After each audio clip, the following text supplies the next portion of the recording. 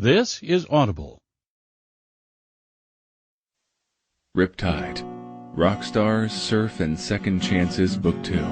Written by Michelle Mankin. Narrated by Wynne Ross. And Kai Kennicott. Chapter 1. Ramon. The surf was coming in big on the Southern California coast.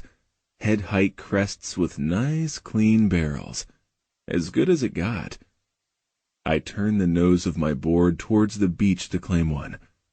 Grabbing the rails on takeoff, I stalled my momentum and pumped the trough hard, glimpsing blue sky through the crystal curtain that curled over my head. I kicked out at the last moment. The barrel exhaled its last breath of cool spray as it collapsed behind me. Exhilarated, at one with the water in my board, I grinned.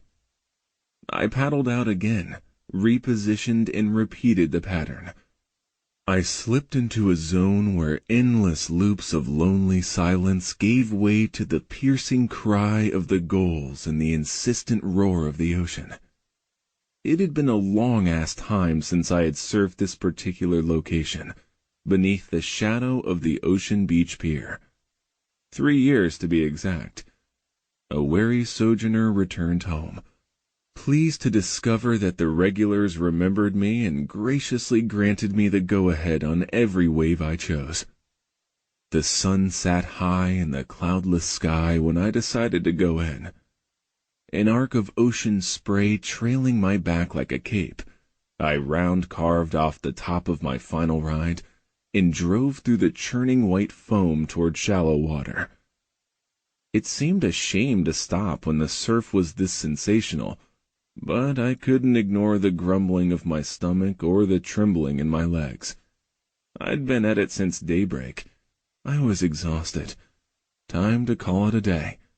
I hopped off my board in waist-deep water and waded the rest of the way in. Dropping the nose of my board to the ground, I bent over at the waist and unfastened my ankle leash. Straightening, I shook out an ocean's worth of salt water from my hair, creating a brief but torrential downpour that the sand readily absorbed. The curls on my head significantly drier, I tucked my board under my arm and headed for the public parking lot above the beach where my explorer awaited. Skirting a turreted multi-level sandcastle crowned by mounds of artfully arranged kelp, I noticed that the sidewalk that had been deserted earlier now bustled with tourists and locals. The beauty of the Pacific, the iconic OB Pier and the spectacle of the surfers drew crowds as eclectic as the tattoo parlors, shops and bars on palm tree-lined Newport Avenue, as it meandered downhill towards the sea. Reality crept in, eroding away my surfer high as I neared the steps and their voices washed over me. I still found it difficult to achieve more than random moments of serenity when the best parts of my life lay in memory. The beloved players swept away on the currents of time. My best friend who had been as close as a brother. The woman who had held my heart in the palm of her sweet hand, though I had never let her know it. Ramon Martinez? I paused in the middle of the sidewalk, blinking my mind free from the dense fog of the past. I angled my head in the direction of the speaker, narrowing my gaze on a petite, vaguely familiar young blonde with purple streaks in her hair. She returned an engaging double-dimpled smile. "Do I know you?" I inquired, moving towards her. She stood behind the lifted tailgate of an old rusted Subaru. My gaze shifted to the guy beside her. Around my height, his feet were sandy and his slicked-back hair was nearly an identical ebony shade as my own, though less curly. Yeah, from backstage? Purple explained. Her half-unzipped wetsuit revealed a curvy figure, and she had pretty features. But she was at least 10 years younger than I was, and the mystery behind her casual regard didn't intrigue me the way it once might have. It only reminded me of another. "Sorry." My lips lifted along with a satirical brow. That doesn't narrow things down much. I get introduced to a lot of chicks after shows. It was a month ago, at your last performance. The guy clarified, his gray eyes narrowing. We're friends of Simone's. Well, that made things a little easier. I remembered her taking me around to meet people backstage at the after-party at Humphrey's.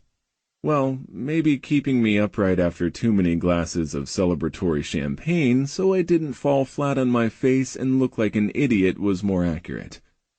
Simone Bianchi was an old friend with a kind heart.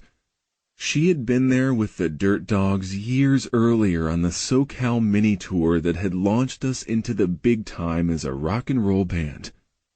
Mostly out of the picture since those heady times, she had recently reunited with our lead singer Lincoln Savage after a long separation that had been wrong for both of them. I'm Tasha Rusak. Purple's name jogged a memory loose.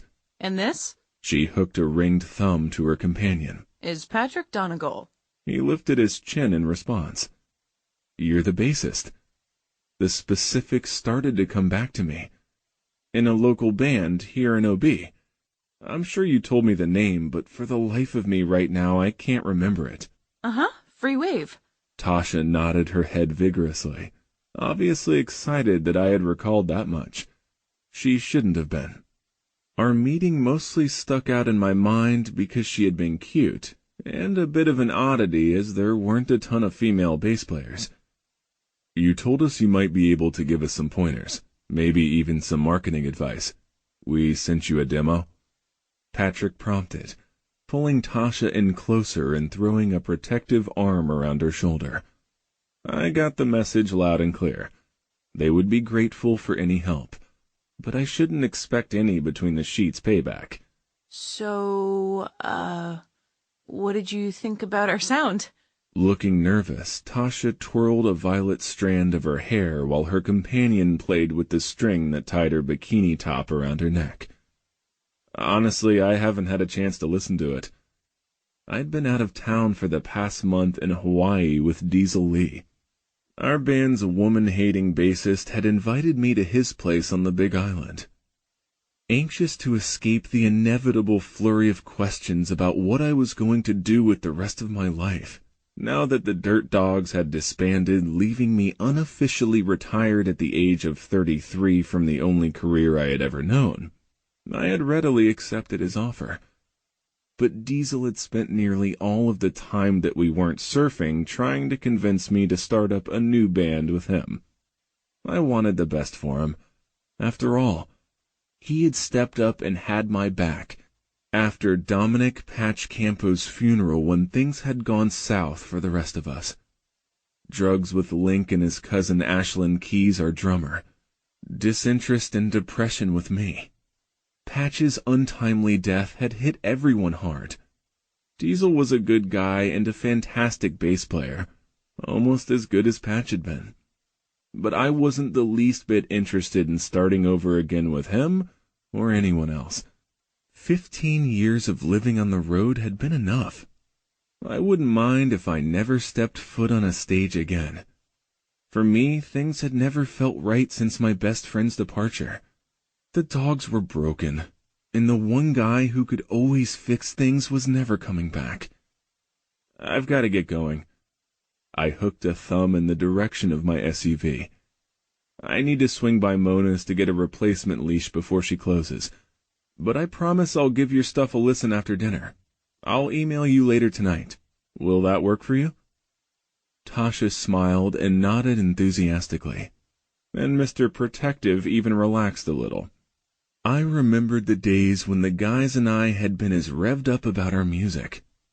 For me, it had once filled the void between hookup after meaningless hookup. But it didn't have that power for me anymore. Nothing did. Chapter 2. Karen. Where are you off to, Sunshine?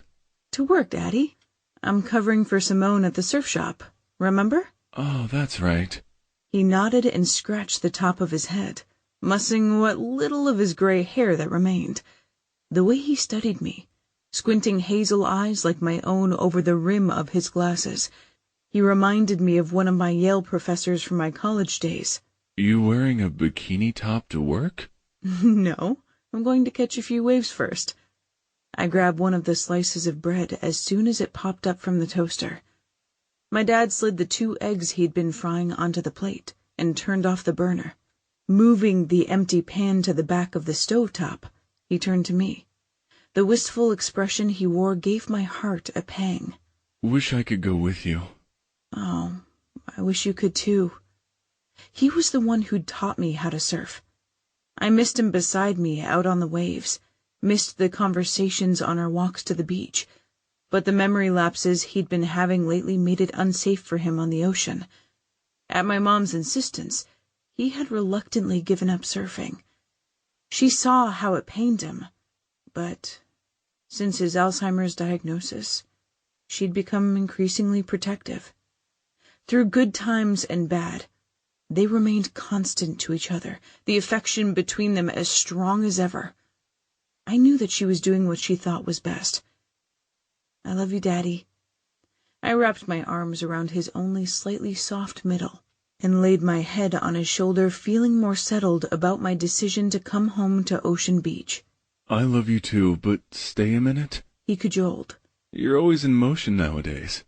Eat one of the eggs I made. You're too thin, and I only want one anyway. Let's just talk the way we used to. My chest squeezed tight with regret and guilt, twin emotions that were my constant companions. I'm sorry, Daddy. I took a step backward. Sure, I'll have one. I love your eggs. I pulled out a chair from the weathered kitchen table that bore the evidence of my childhood, including teeth marks on one end from my terrible twos. As an only child, I had been lavished with love, but I'd always wished I could have shared the affection my parents focused on me with a sibling. But like so many others, that wish never came to pass. Sweeping sorrowful thoughts aside, I took a seat across the table from my dad. We ate and made small talk, yet I savored every word, knowing the man whose love and wise counsel I'd always relied upon was slowly slipping away. After I helped him clean up the kitchen, I hugged him again, braided my hair, and stepped into the garage. Towel around my waist, I shimmied out of my shorts and bikini bottom and slid into my wetsuit. Stowing the clothing and my towel in my black and pink Roxy backpack, I threw it over one shoulder and removed my favorite powder pink and lime green surfboard from the rack on the wall. I used the control panel to close the garage door. Flip-flops snapping with eagerness, they ate up the sidewalk as I headed downhill towards Sunset Cliffs. The residential streets I navigated lay quiet. The craftsman bungalows, the Cape Cod clapboard houses, and the Spanish-style ones with Mediterranean influences still asleep as I passed by them. The fronds of the ponds rustled softly 40 feet overhead in the pre-dawn breeze. The star jasmine clinging to the fences and walls clotted the humid air in its rich floral fragrance. My thoughts inevitably slid backward on the long walk to the water from my house, but too many ghosts haunted the pier for me to contemplate taking the shorter path there. The dramatic bluffs and arches at the cliffs remained indistinct shadows in the low light, rather than colorful like a russet sunset when I reached them. I kept to the designated path, heeding the warning signs about the crumbly footing along the edge. At the staircase down to the water, I grasped the steel handrail, wet with dew in my grip, and cold like lost dreams. I descended the steep stairs, the surfboard awkward in the tight space and the concrete unyieldingly hard beneath the thin soles of my flip-flops. The roar of the ocean chastened me for my caution, tempting me to take the steps 2 or 3 at a time. When I finally made it to the bottom, the sun broke free, turning the sky from grainy gray to a sugary cotton candy pink. The expanse of the Pacific filled my vision as far as my eyes could see, and the boom of the surf soothed me the way nothing else in my life currently could. I filled my lungs with deep draughts of briny air, and scrambled quickly over the slabs of uneven rocks. I set my board down on a flat sandstone outcropping, sliding off my shoes, and dropped my bag. A moment later, I had my ankle leash fastened. I lowered myself into the ocean, wading into deeper water with my board floating amiably beside me. I scanned the horizon, not surprised that only a few other hardcore types had preceded me. Boards pointed towards the deep ocean, legs dangling off the sides. They bobbed on the surface like seals in their dark wetsuits. All guys today as usual. I would have to wait my turn for a decent ride. Still a little wary of the interloper in their all-boys club. Nonetheless, they gave me lifted chins of grudging respect once I started carving up the waves. I might not be as fluid on the water as I once had been, before a move to New York City to take a position with Roxy's East Coast Division 8 long, lonely years ago. But after surfing every single day for over a month, I was getting there. I ducked my head into a large wave as it crested over me. Surfacing on the other side, completely drenched, I blinked the salt from my eyes and worries from my mind. I scrambled into position on my board. If the surf cooperated, I planned to attempt a full air rotation. I was pretty confident I could pull it off. Though there hadn't been any waves in Manhattan, there were plenty of skate parks. I'd taken to skateboarding religiously, needing the physical outlet to cope with the nearly paralyzing anxiety that had plagued me whenever Dominic had been away. Well, he was gone forever now. Nothing remained but my guilt and regret. Since I wasn't allowing myself the option of drowning myself in wine anymore, surfing would be my therapy. It would have to do. Still, I couldn't stop myself from searching for him on the waves. It had been a long day at the surf shop. I puffed the long blonde strand of hair that had escaped my French braid out of my eyes, and squinted at the Billabong East of Eden shoebox. The size of it was difficult to read from where it sat on the wall-mounted shelf a couple of feet above me. Ah, damn it, I huffed, wishing I had my readers with me so I could see the small print better. I knew it. Shit, I muttered under my breath. It's a 9, not an 8. Going up on the tips of my toes on the very top of the ladder, I reshuffled the 2 troublesome boxes, moving the size 8 below the size 9. I cursed Lincoln Savage under my breath. With him and my friend out of town to promote their new song for the Donovan Blaine film, I labored alone on the ladder rearranging inventory all day.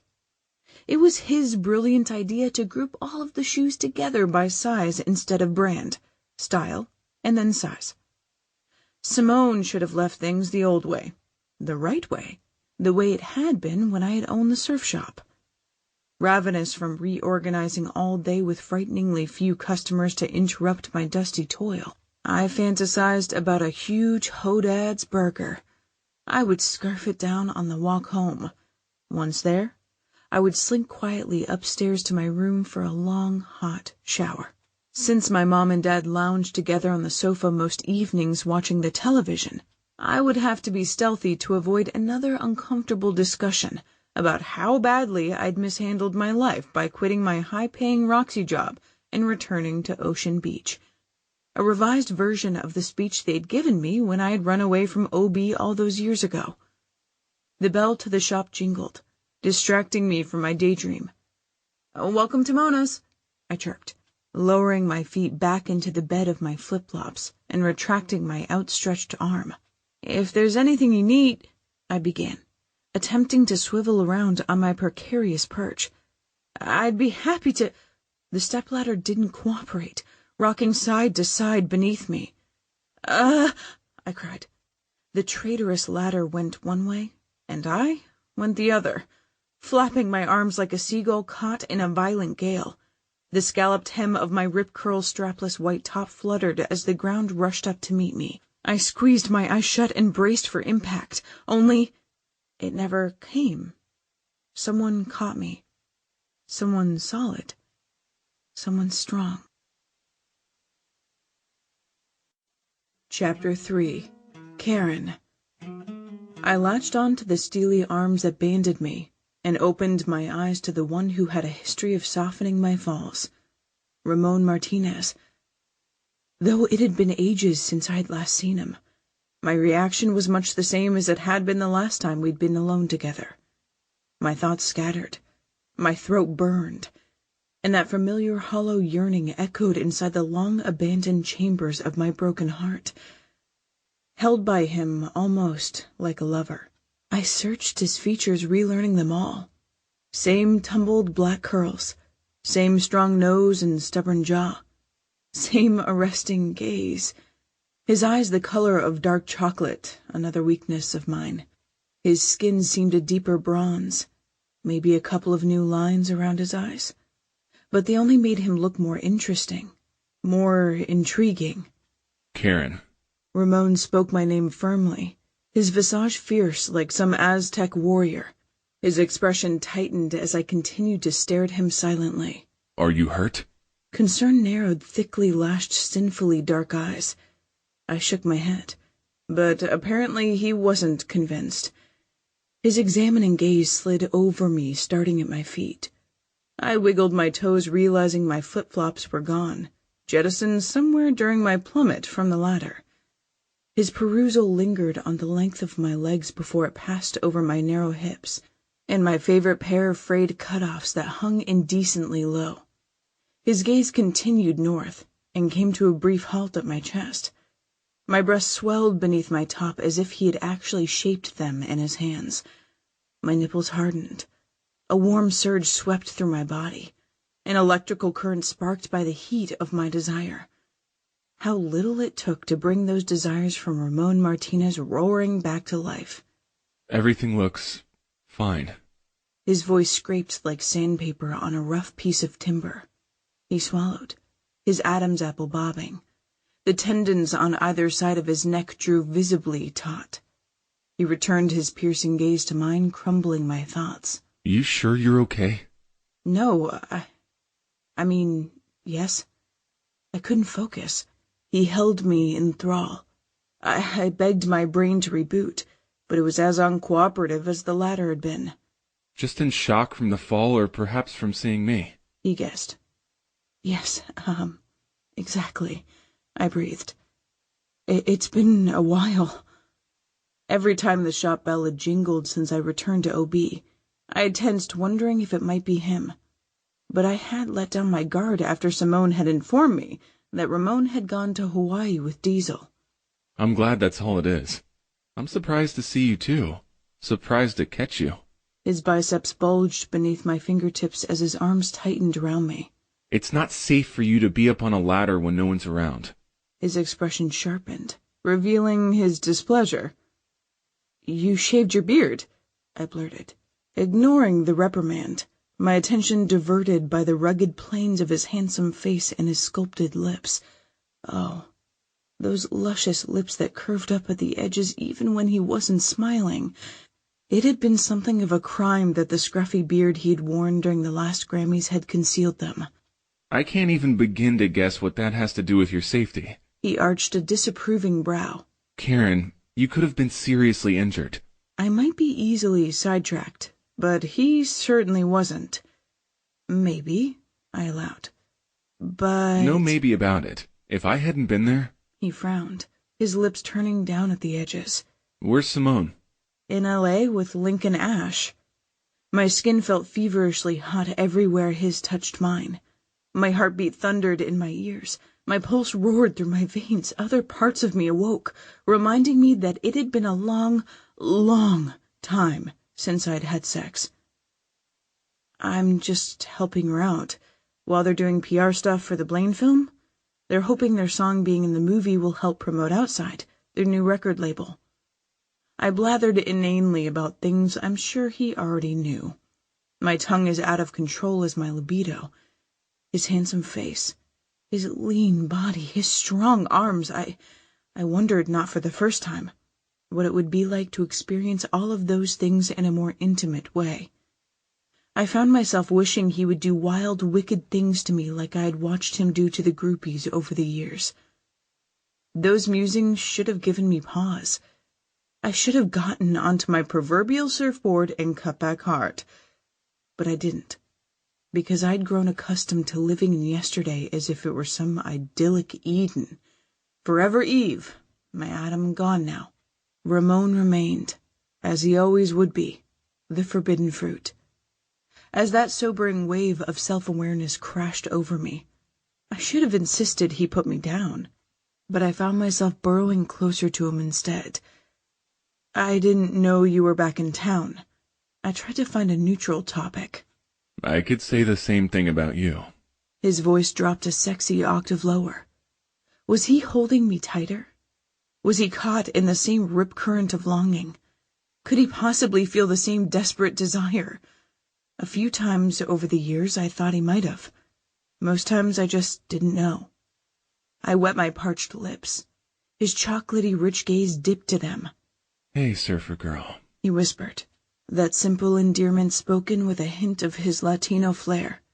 It was all it took to fully awaken the passionate woman I'd once been. How easily he summoned her. How pathetically predictable. Had he lowered his head? His mouth seemed closer. His warm breath bathed my lips. I crushed the front of his shirt in my hands, not to push him away, but to draw him nearer. "Ramon," I sighed. "Please, don't stop," I'd been about to say. But he set me down so fast my head spun. I wobbled on unsteady legs as my bare feet hit the cold floor. He stepped away, giving me his back and putting several feet of distance between us. It would take more than that amount of meager space to keep my heart from seeking his. It would take more than the length of time that we'd been apart. It would take more than I could ever allow him to know. My eyes burned as I stared at the stiff line of his spine and the forbidding width of his muscular shoulders. His hands clenched into fists at his sides, and I knew his jaw would be tense if I could see his face. Humiliation set my cheeks on fire. I realized that even now, even though this was nearly an exact replay of the past, I still wanted to ask. I still wanted to beg. I still wanted him. Unable to resist Ramon Martinez yet again. I had wanted him the first time I'd met him when I'd been only 19. I'd wanted him when I'd been married to his best friend. I wanted him even now, though I knew Dominic Spector would always stand between us to make what I wanted always wrong for me. My lips pressed together, swallowing back the words. If I voiced my deepest desire, I would drive him off again. 3 years of nothing but chance encounters that made my heart shrivel and plunged my soul into a suffocating slumber. I couldn't do it anymore. I'm sorry. I reached my decision as I watched him rake back a handful of unruly curls. His spine seemed to snap even straighter before he let me off the hook. "It's okay." It's not. It's my fault. I could douse the lust. I could. If I tried really hard. It was my heart that would be tricky. I trailed off, finding it difficult to speak. The pressure of tears built behind my eyes as I crammed all of the feelings back inside their customary closet. It won't happen again. I'll promise, if you want me to. Only, don't go. Don't shut me out again. "Ramon." "Karen," I began, keeping my gaze on the storefront window, tracing the etched glass that spelled Mona's with my eyes, when I would have much rather traced every single one of her sexy curves instead. Holding her had been heaven and hell. It had brought back so many memories. If I turned around and looked at her, I would say things I should never say, express feelings I knew she would never accept. I would gather her close without the excuse of rescuing her from a fall. I would kiss those sweet raspberry-flavored lips of hers. I would coax. I would seduce. I would coerce her into more. And that would be a mistake, because she would only end up hating herself and resenting me. "You're better off with me out of your life. I concluded. The barbed words ripped away flesh, bone, and pieces of my heart from the center of my chest.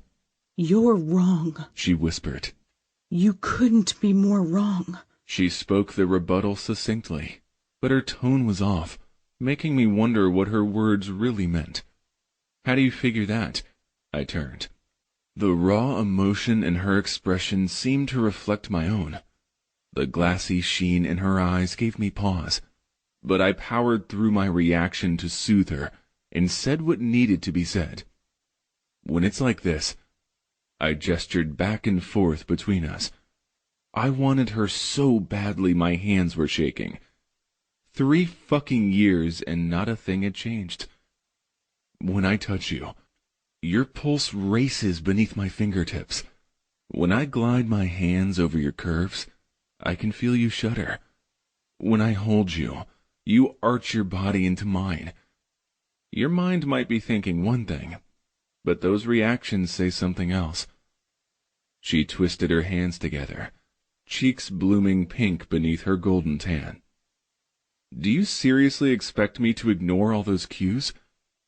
How could I, when she was at the center of every fantasy? You have no clue the number of inappropriate thoughts going through my mind right now. If you did, you wouldn't want me anywhere near you. Her expressive eyes grew large, antique gold in color, several shades darker than her blonde hair. They opened into the soul of a woman I found impossible to resist. "Don't look at me as if you don't know what I'm talking about." I might not have put into words exactly how I had felt back then, but she knew. The attraction between us was undeniable. I had sent her away once because of it, and it had nearly ruined me. "Don't tell me you've forgotten." My tone was sharp. I had never liked the idea that maybe the feelings on her side weren't as strong as mine, when my desire for her was like a summer wildfire. "You know I haven't," she whispered. "I remember it all. I remember every single conversation, every confidence we shared, the support we gave each other. You were my best friend, even more than you were his before the end." Her eyes swam in hurt and confusion, shadows darkening the hue from antique gold to burnished bronze. "But when I needed you most, you abandoned me. How could you do that? After you promised you would always be there for me." "I couldn't stay afterward. You know why." My expression masked the turmoil inside of me. Discovering my absence back then had caused her pain, rather than relief, was an unexpected revelation. "No, I don't know," she fired right back. "Not really. I made up excuses for you mostly to make myself feel better. I was so empty after Dominic died, so devastated when—" She crumpled. The burden of what she didn't say, what she had lost, seemed to break her in two, right down the center of her slender but resilient frame. She lifted her chin, arms stiffened at her sides, fingers curled into her palms. A single tear escaped, sliding down her sun-kissed cheek and disappearing into her braided hair. "You never came to the hospital." Her expression battered me like the turbulent surf I had watched her tirelessly attempt to tame on many a stormy day. "You never came to the apartment like everyone else did after the funeral. I want you to tell me why." Actually, I had been at the hospital. I had arrived in time to overhear Karen's words to Simone. Words I had tried to outrun. Culpability I couldn't escape. Truth that had obliterated the secret hope I had nurtured for us. I didn't see any reason to retrace those steps. They always led to the same dead end. "Do you really want to revisit the past, Karen? Isn't it healthier to let things be? To move forward the best we can? There's no remedy to reverse this. Nothing can change what's already happened." "Would you change it if you could?" she whispered softly. "Hell yes. So many wrongs I would make right." "All of it?" she asked, leveling me with a vulnerable look. "Even the parts between you and me?" I nodded. Why was she insisting on that clarification? Why resurrect everything? Of course I would change what happened between us. If only I had acted differently from the beginning or wised up sooner. But it was too late now. She would never accept me. My admission seemed to make her disintegrate. I moved towards her. Picking her up when she fell to pieces was a habit I couldn't seem to break. Don't. She lifted her hands and waved them in front of her body, as if my comfort were suddenly a danger to be warded off.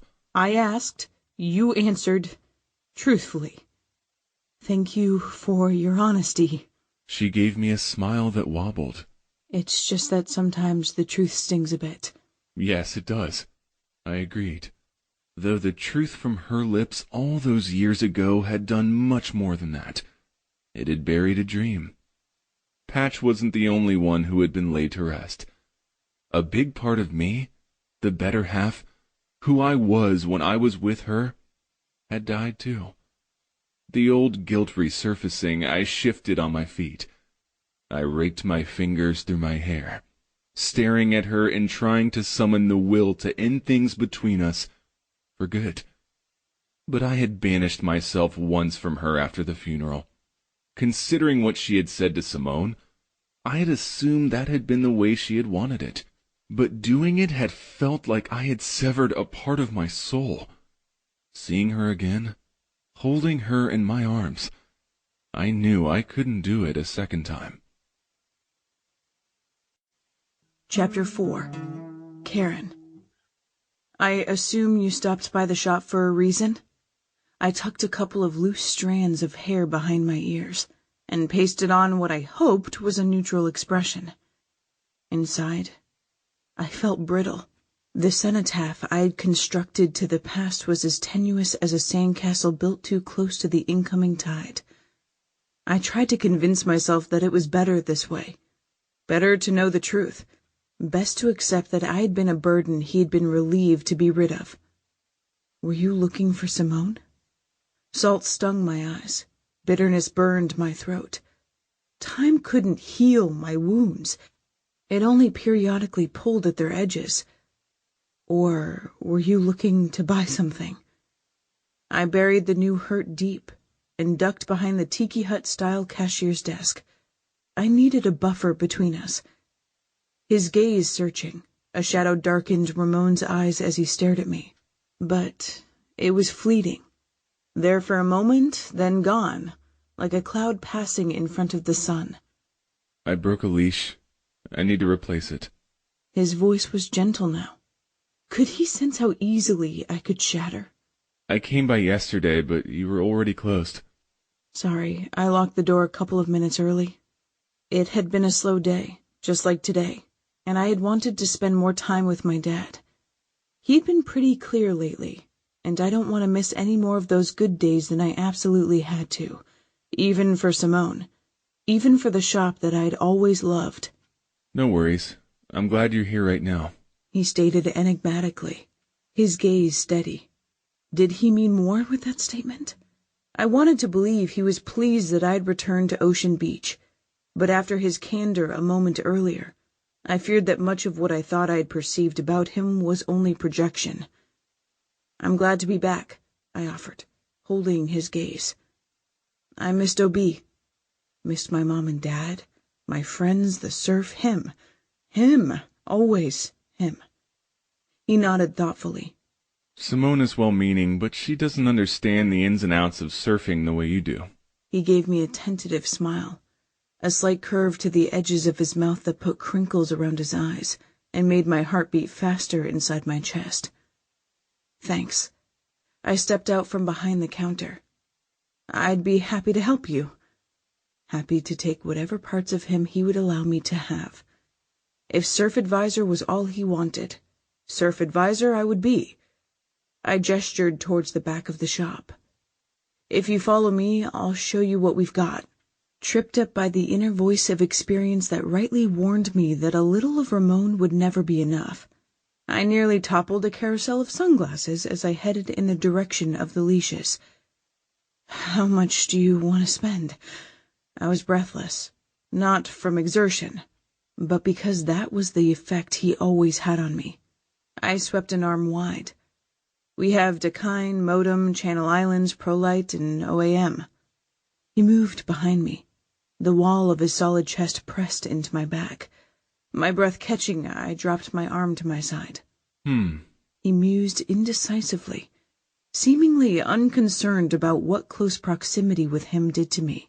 My caught breath began to burn inside my lungs. I could count every beat of my heart as he took his time to consider. Beneath the strapless top, my nipples puckered as if he were circling a whisper-soft touch around them. What would I give to be the type of woman to entice him? He leaned closer. The muscular contours of his chest were appealingly hard against my shoulder blades. I could feel the heat of his skin through the flimsy fabric of my blouse and the cotton of his.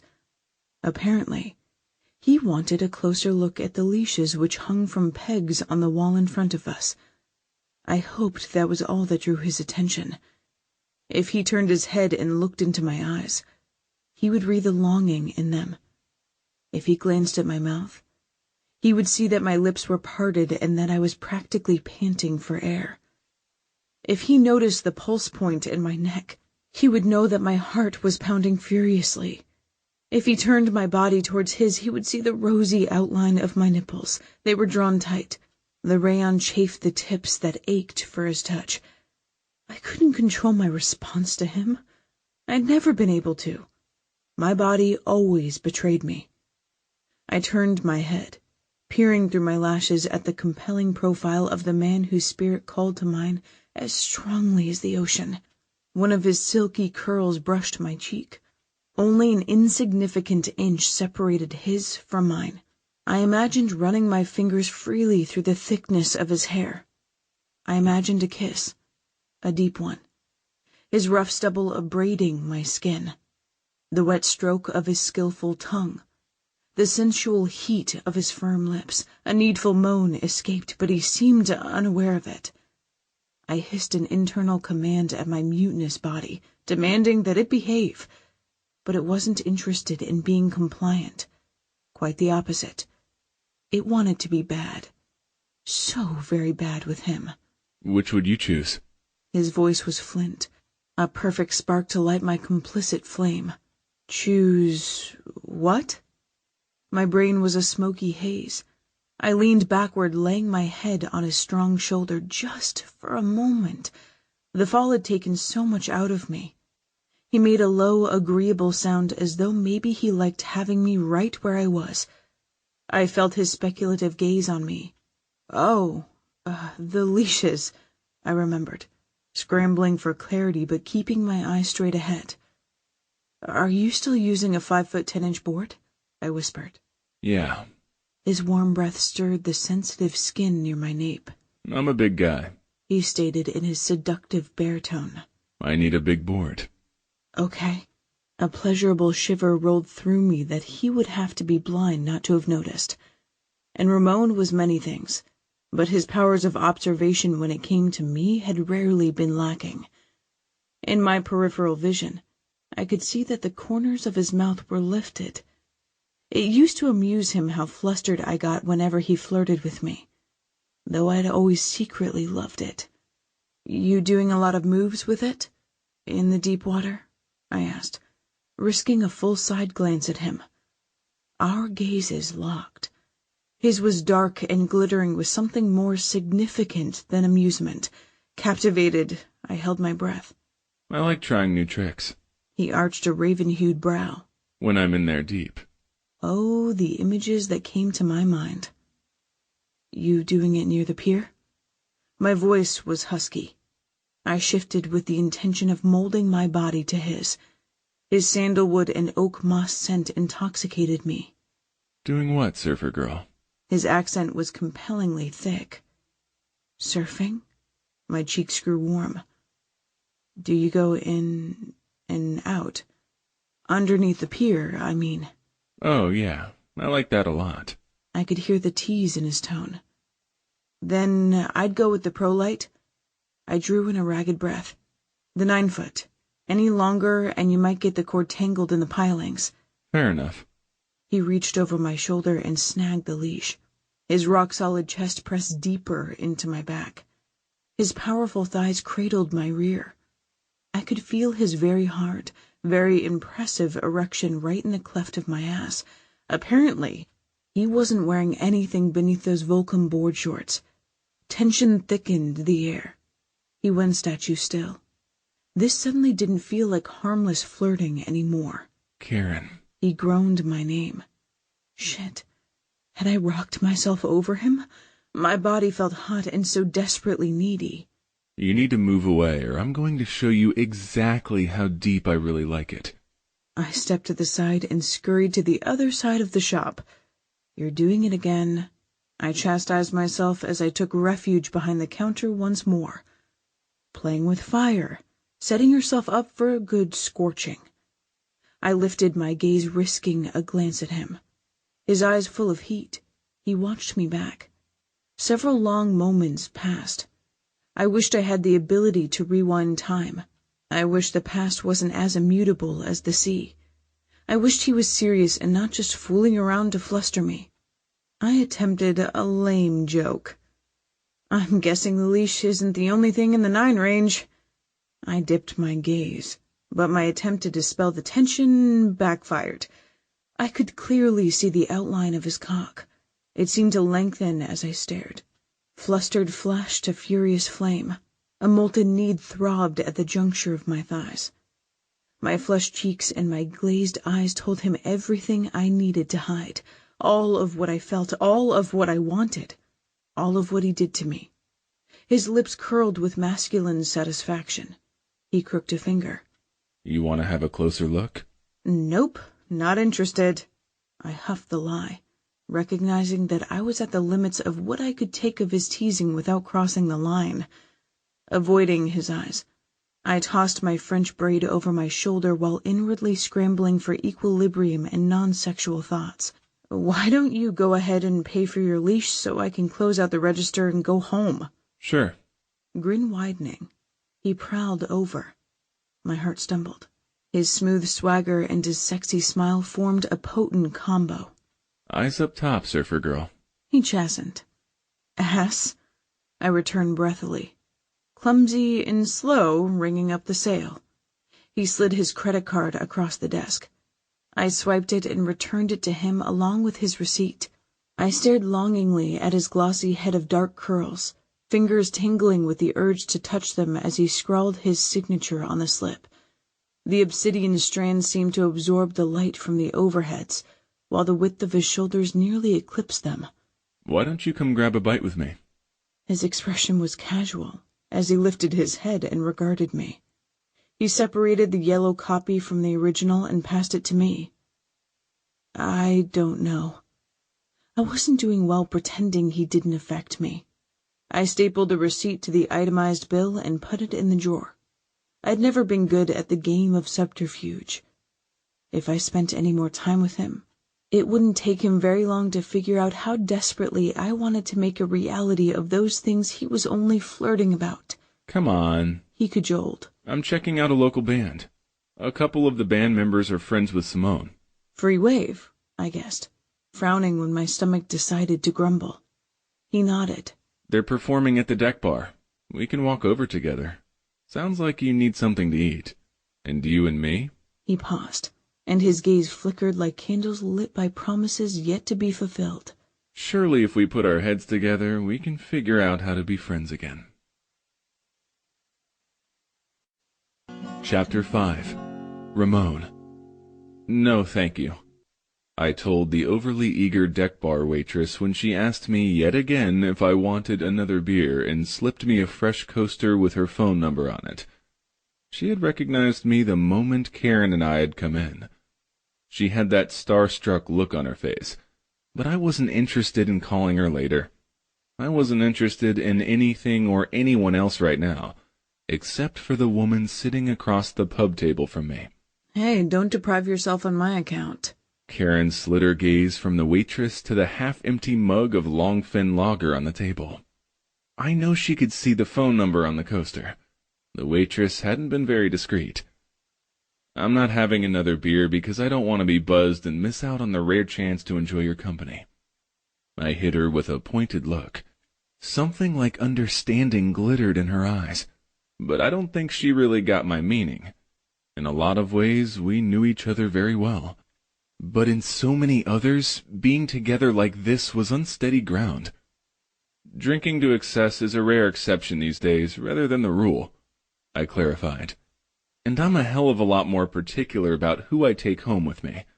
My life's changed a lot. Yours has too, I imagine. Her eyes shimmered in response to my words. I covered her hand where it rested beside her plate. Her fingers felt delicate, her skin cold. Her gaze dropped to where our hands were joined before she lifted it to mine where it held, where I wished it could always be. I could look into those eyes for hours. In fact, I practically had. We were finishing dessert. She had demolished the chocolate lava cake we had ordered to share. I hadn't even bothered picking up my spoon. I knew how she was about chocolate. I didn't feel deprived. I felt fortunate as fuck that she was here with me. I had enjoyed watching her eat. It had turned me on, how she had closed her eyes and moaned at the first bite, and I had remained entranced as she had savored each one that had followed. The only part I hadn't liked so far about our meal together was how evasive she had been about the last 3 years. I tried again. You said you quit your job at Roxy, but you didn't say why. They had me traveling a lot? She paused with a spoon of leftover chocolate glaze halfway to her mouth. She carefully set it down on the plate. It was what I wanted after Dominic, and... She looked away, seeming to lose her train of thought. It was better when I was busy, she whispered. Better when I was away from the apartment. Her voice was distant, and her expression grew troubled as she stared out the window. The deck bar's wooden shutters were open. The ocean breeze made the interior of the place almost chilly, and I knew it wasn't the churning tide, but her own thoughts that troubled Karen. His loss was the one we shared, one that I feared neither of us would ever fully recover from. In the end, it didn't really help. The ghosts were always there waiting for me. At first I told myself it was just 1 glass of wine to help me sleep. Then it became 2. She made a self-deprecating noise. Her eyes refocused on mine, her expression despondent. Drinking for me was the rule. Not being drunk was the exception. Fuck. I had never known she had struggled with substance abuse. Simone couldn't have known either. She was Karen's closest friend. If she had known, she would have told me when I called her each week and requested an update on Karen. If I hadn't quit my job, she admitted, they would have fired me. I'm sorry. I hoped she could see the sincerity in my gaze. She knew my history. There wasn't an ounce of recrimination in my gaze, only empathy. I think we all lost our footing after the funeral. If I had known you were in trouble, I would have... You rescued me enough times over the years, don't you think? Bitterness lacing her tone, she slid her hand out from underneath mine. My eyes narrowed. I didn't like her pulling away from me. I don't regret a single instance. No? Her lips pursed as if she had bitten into something sour. No, I confirmed firmly. Okay, maybe you don't. After all, you were certainly good at it. Today's catch from the ladder was just the latest example. Happy to help you anytime you need it, Surfer Girl. Thank you. Her eyes glistened. I appreciate it. I really do. Her voice became thick. I'm grateful for every single thing you did for me. It was just that the alcohol thing was something I had to work out on my own. I can see that. I had a feeling you would understand. I understand about that in a lot of things. More than I think you realize. I don't doubt it. She cocked her head to the side. Her long braids slid forward over her shoulder. I forgot how easy it is to talk to you. It's been mostly me and Simone lately, but she's all wrapped up in Link. I'm happy for her, but it gets a little lonely. I could use a good friend. That space between her delicate brows creased. I could tell there was more troubling her than she let on. What we were talking about earlier at the shop. Her gaze drifted away.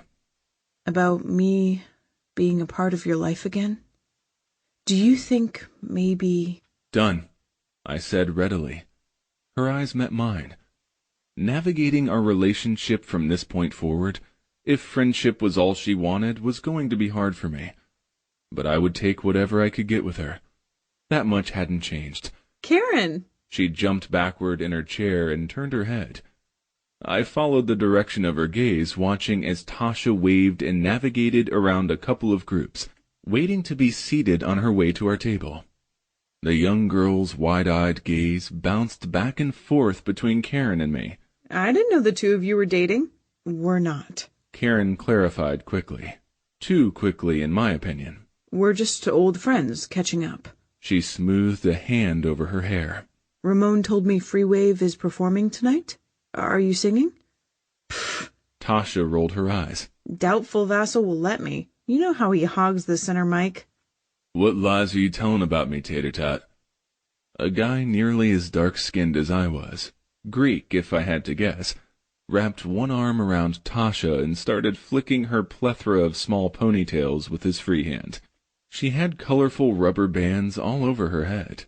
It was a very interesting style. If anyone hogs the limelight, it's you.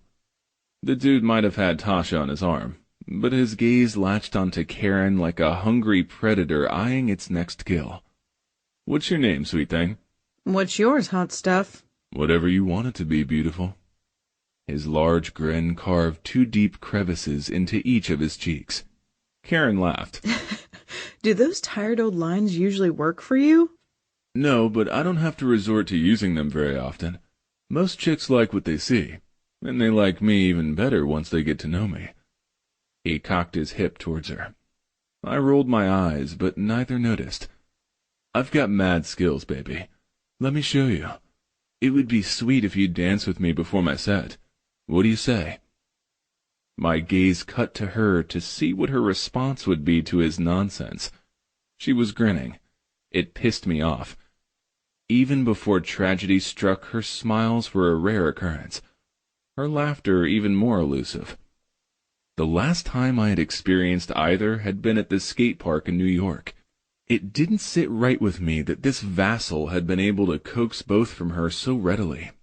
I could practically feel flames shooting off the top of my head. She says no. I barked out an answer before she could. She's already agreed to dance with me. I could feel 3 sets of surprised eyes on me. I ignored them all and grabbed Karen's hand. She gasped as I tugged her off her chair and dragged her through the crowd away from Vassal. Driving straight into the throng on the dance floor, I turned and spun her toward me when I reached the middle. I grabbed both her hands and placed them around my neck. I placed mine on her hips, glided them lower to her rear, and shamelessly palmed her sexy heart-shaped ass as I reeled her closer. Her eyes grew large. I doubt she was thinking about the douche anymore. Her perfect body felt fucking amazing pressed against mine. No one's putting any moves on you, surfer girl, I explained, my voice gruff, unless they get prior approval from me. Chapter 6. Karen. Is that so? I rolled my eyes. Okay, caveman, time to put away the club. I don't need your protection. I can take care of myself. I've been doing it for a while now. I laughed, full and throaty evidence of how having his sexy body pressed to mine affected me. His strong features shadowed in the pulsating dance floor lights. He gazed down at me, and I imagined that the darkness in his eyes represented desire for me. And besides that, take your hands off my ass, Martinez. I was playing a dangerous game dancing with him, out of breath, running on a heady dose of adrenaline as if I'd just caught the perfect wave. I need to get back to my friends. There's something I want to ask Tasha, like when and where she met Ramon, and more significantly, just how friendly were they? I tried to free my hands from around his neck, but found that they seemed somehow tangled up in the curls at his nape, and yes, his hair was as soft as the silky surface of the ocean. Softer. No. You're staying right here. That guy is damn annoying. And anyway, I'm not finished with you yet. And I happen to love this song." His hand stubbornly flexed on the cheeks of my ass. That felt so good. It was all I could do not to send him mixed messages by grinding against him. Then he began to slowly glide his hands higher. I inhaled sharply as he slipped them beneath the hem of my shirt and touched my skin. He brought my body closer, his fingers playing possessively low on my back. The pads of his large palms kissed my hips. Tingles of pleasure shimmered along the surface of my skin. The heat from his body and the brush of his hips as they rocked into mine sent ripples of warm pleasure rolling through me. "You dance like you play guitar," I managed to breathe. "How's that?" "Like you're making love," I replied without thinking, reason abandoned as I succumbed to the dream. "Wouldn't you like to know?" Oh, yeah, I thought, but I wasn't so far gone that I spoke it aloud. "How well do you know Tasha?" My attempt at redirection came out raspy. My mouth had gone dry and my body surrendered to the seductive circles his thumbs traced on my skin. I wanted to purr with pleasure when one of his circles passed inside the waistband of my shorts. "I'm not thinking about her," he replied as I gazed up at him, dazzled by the way the strobes made his ebony curls sparkle as if his black hair was sprinkled with crushed diamonds. "Enough talking." His tone authoritative, his jaw firm. His eyes shimmered enticingly, portals that betrayed his sensitive soul. My favorite part. A side of him most didn't see because he rarely allowed anyone that close. "I'm enjoying this." One hand remained much lower on my back than I should have allowed. He slid the other beneath my braid, bringing my head to his chest and holding it there. His chest hard beneath my cheek. I could feel his steady heartbeat beneath my ear. This close, I could trace the faded outline of the white wings on his favorite vintage Aerosmith t-shirt. I breathed in, filling my lungs with him, like the scent of the ocean breeze. He was a balm to my weary, restless soul, while James Bay crooned poignant lyrics about learning to be incomplete. I sighed softly and burrowed closer. I tried not to think about how empty the last 3 years of my life had been without Ramon in it. I tried not to worry about tomorrow. I tried to not even think about the end of this dance. Though older and presumably wiser, I wanted to pretend with him a little longer. I twined my arms tighter together around his neck. I twirled an errant curl around my finger. I pressed my breasts into his firm pecs, reveling in the warmth and the lean muscles that stretched taut over his strong frame. His swaying movements seduced me.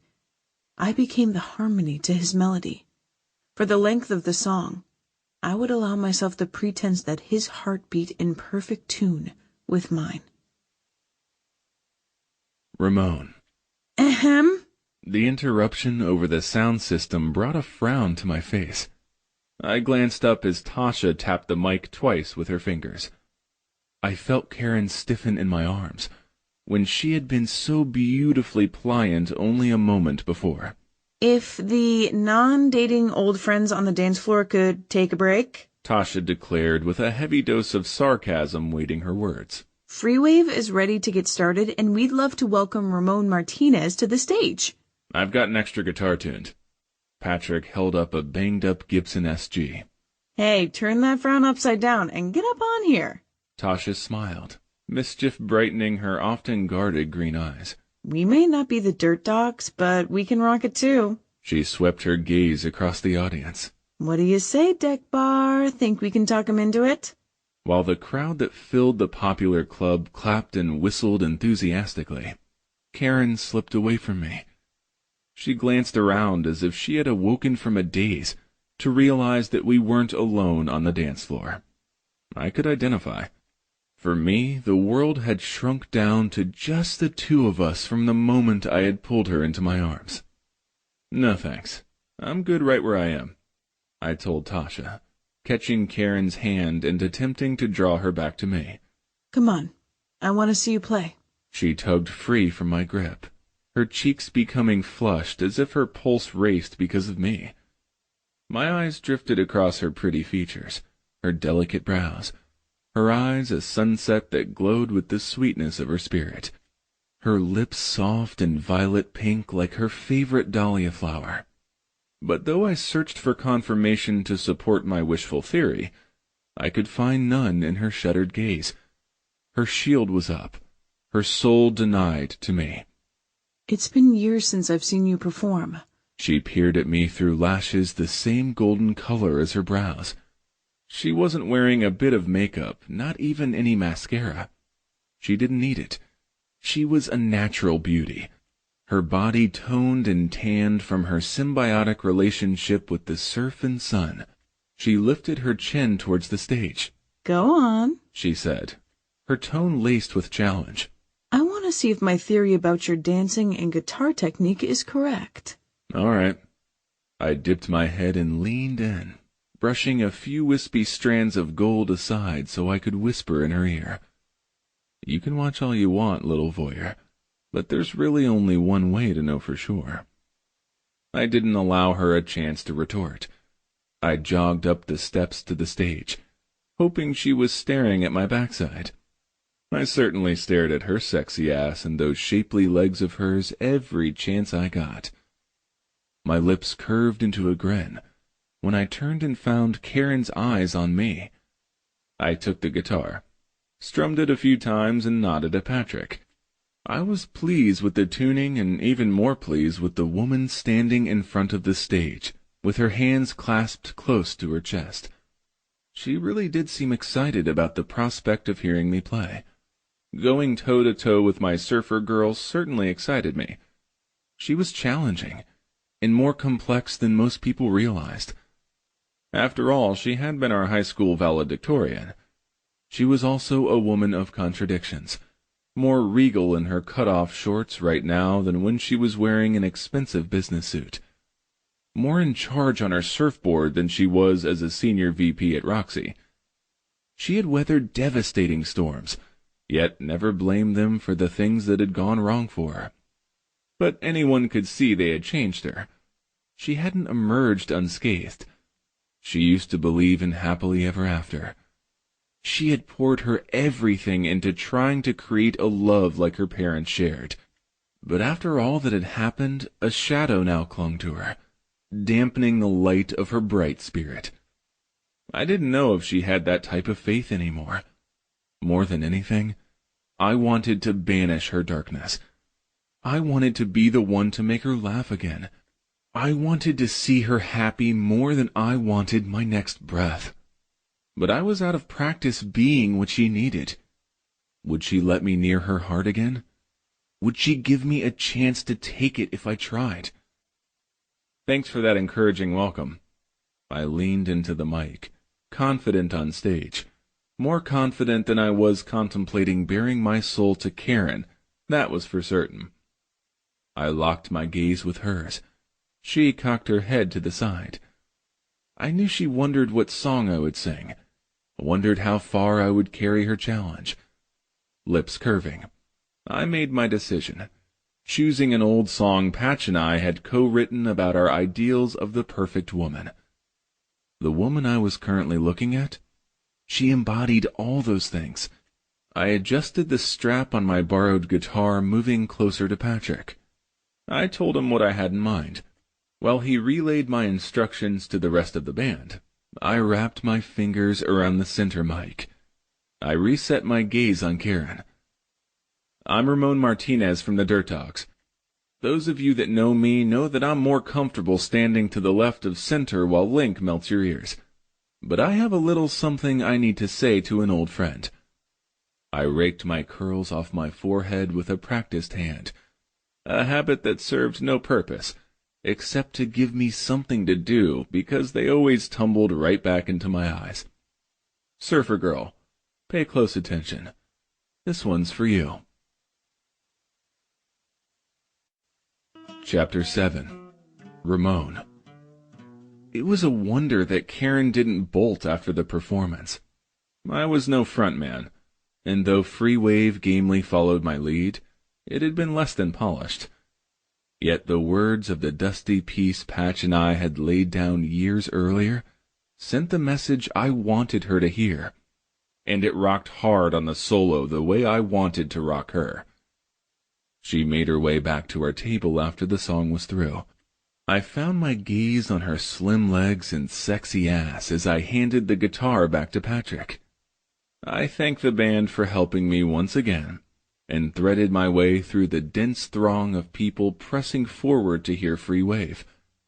I received more than a few appreciative claps on my back, and I had to stop to take a few self-photos with fans. Behind me, I heard the band gearing up for the next number. I had some feedback to share with them later, but for right now, I really only had one thing on my mind: her. The crowd thinned as I approached. Though Karen had been focused solely on me during the song, some guy with blonde hair nearly as long as her own and standing way too close currently engaged her attention. "I'll see you tomorrow, then," I heard him tell her. I had barely been able to catch his words over the jealous roar in my ears. "Yeah, for sure." She nodded at him, only noticing me as he moved away. Her open expression turned guarded when she took in my frown and stiffened stance. "Who is that?" I lifted my chin, hoping I sounded casual. I didn't want to leave an opening for anyone else, but I couldn't press too close, because that might drive her away. I had forgotten how difficult that balance was to achieve. "Just a guy who surfs the cliffs in the morning?" That familiar faint line formed between her brows. I don't remember what his name is." "You two surfing together?"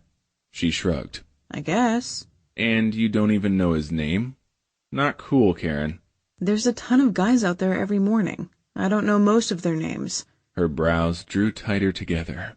Her eyes flashed golden fire beneath them. "When did you become so uptight about what I do?" Since I had forfeited the privilege of looking after her. Since this divide had opened up between us. Since I found out how much she had struggled in my absence. And since I'd held her and realized I didn't want to ever let her go. But I couldn't say those things yet. "Come out with me tomorrow." "To the pier?" I nodded. I can't surf there." Her eyes clouded like the sky before a squall. "That was where I was when when I found out." She trailed off, glancing away. I understand. My gut knotted tighter than the fingers I watched her twist together. "But I thought we agreed to leave the past behind us." I gently reminded her. "Don't you think maybe it's time to make some new memories?" "I can't. Not at the pier. I'm sorry. I just can't." She backed away from me, her agitated movements nearly toppling the pub chair beside her. I grabbed the back of it to keep it from tipping over. "That song was great," she said to fill the awkward sudden silence between us, redirecting to safer topics. "Your voice. I've never heard you sing falsetto. It gave me chills. You should do it more often." She was being kind when I should be comforting her. "Only—" She trailed off and swallowed. I could tell that whatever she was going to say next would hurt us both. "Dominic played that song for me before he went away that last time. I think maybe it was his way to try and mend things between us." Shit. "Anyway." Her grief dulled the rich patina of her gaze. "Thanks for dinner. It's been good seeing you again, but I should really get going." She reached in her front pocket and withdrew a wad of cash that she tossed on the table. "Don't do that. I'm paying. I invited you." I retrieved her money and tried to give it back to her. She shook her head, her gaze as furtive as her movements. I hated that my attempt to impress her from the stage had backfired so horribly. I grabbed her arm. "Stay a while. I want to talk some more." "It's late, Ramon." "Tomorrow, then?" Her expression darkened. "I have plans." "Break them." "I can't. It's Sunday. I teach a surf class for grommets. Then I visit Dominic's dad in the afternoon." "All right." My gaze slipped from hers. I hoped she couldn't see how much it hurt, knowing she kept close ties to Patch's father. Not that I didn't like his old man. He was a great guy, tough, wise, and caring. One of the best. I felt guilty for not trying harder to maintain lines of communication with him myself. But I wondered about her motivation for doing so. Was it her way of keeping her husband's memory alive rather than laying it to rest? If so, that left no place for me. Some of my panic must have shown in my face. How about Monday? Her expression softening, she touched my arm. That simple act breathed hope back into my chest. Meet me at the bottom of the stairs below the cliffs. Chapter 8. Karen. Good job, sweetie. I ruffled the 5-year-old boy's platinum blonde hair and smiled approvingly. That was a perfect pop-up. Arms outstretched for balance atop his foam board on the sand. He turned his head and grinned at me, showing me the big gap left by his 2 missing front teeth. Give me 10 more just like that on the sand, and then we'll go out in the surf and try it for real? Yes, Mrs. Campbell, he replied with a lisp. I moved quickly along to encourage the 2 other kindergarten students that were my responsibility in the class of 5. Simone, bright-faced and beautiful in a short-sleeved, short-length wetsuit, her long cinnamon sun-streaked hair pulled back in a ponytail, managed the other 2 with her usual aplomb. Just back into town late last night, after an exhausting schedule of radio and television appearances, she seemed unruffled and effortlessly stunning. I had been awake much of the night, tossing back and forth restlessly, replaying every word and response between Ramon and myself. My braid was as frayed as my mind. I felt like a rumpled reject compared to Simone. Still, I wore a soft smile as I glanced over at her, watching her patiently demonstrate the same techniques I was teaching to my students. She and I have been best friends since high school. No one was more proud of her newfound success in the music business than I was, except for maybe Link. But I did envy the second chance she'd been given with the man she'd been in love with since the summer after her freshman year at college, the same summer I'd met Dominic and Ramon. There wouldn't be a second chance for me. Not that I deserved one. Hey, I'll stay here on shore if you're ready to take Logan out. Simone's words and her touch on my arm broke me free from my introspection. Grateful for the interruption, I nodded. Come on, Surf King, I told Logan, the only boy in our class, as I dragged the oversized blue and white striped foam practice board towards the water. Grinning, he jogged alongside me to keep up with my longer strides. Let's show the girls how we do this. We had to work in a shallow surf. The waves slammed us into the sand, beating us both up pretty good, but the little guy soldiered on, holding his position several seconds longer on each attempt. Hey, you rock, kiddo. You're a natural. Heart glittering in his baby blue eyes, Logan threw his arms around me. I didn't hesitate to crouch down in the sand to return the hug, but deep inside, I felt the stretching of the scar tissue left by a wound that would never heal. Run up and tell Miss Bianchi to send Christine into the water. My voice revealed the tightness in my chest.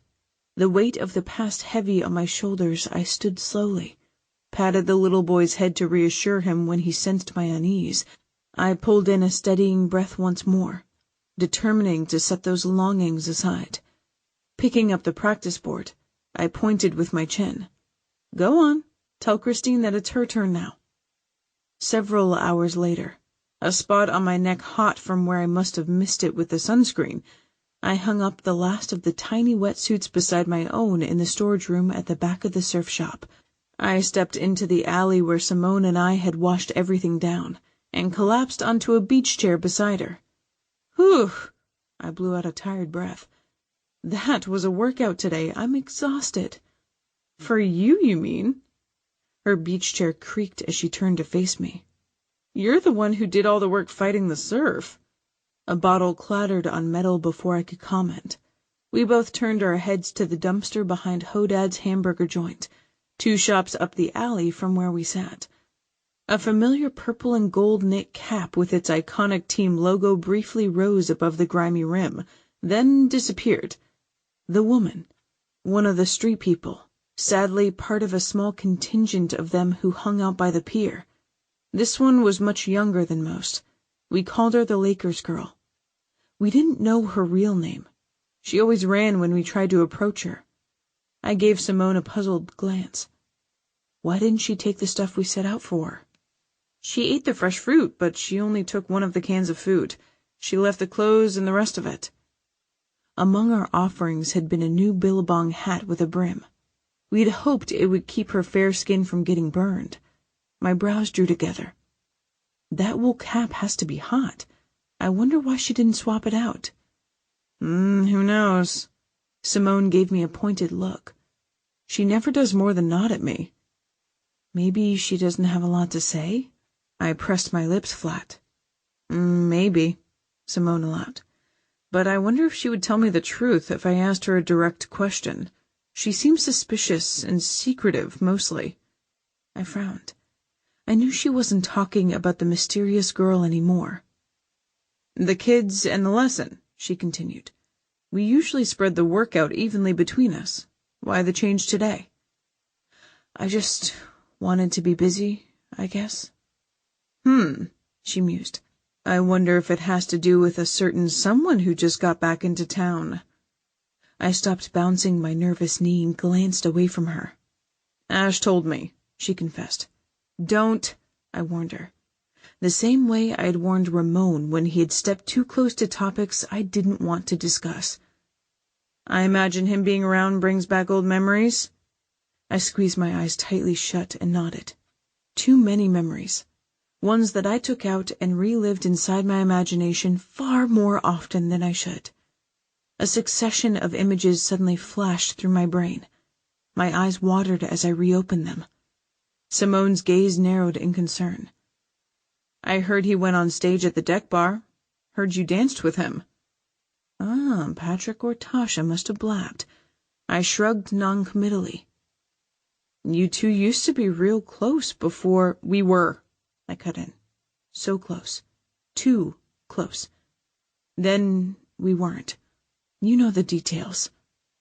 I hadn't held much back from her, except for the incident at the OB Hotel and what had happened the last time Ramon and I had been alone together. Well, he's back now. Her brows drew together. You're here to stay. What if... Do we really need to get into this? My tone was sharp. I stood abruptly, folding my chair.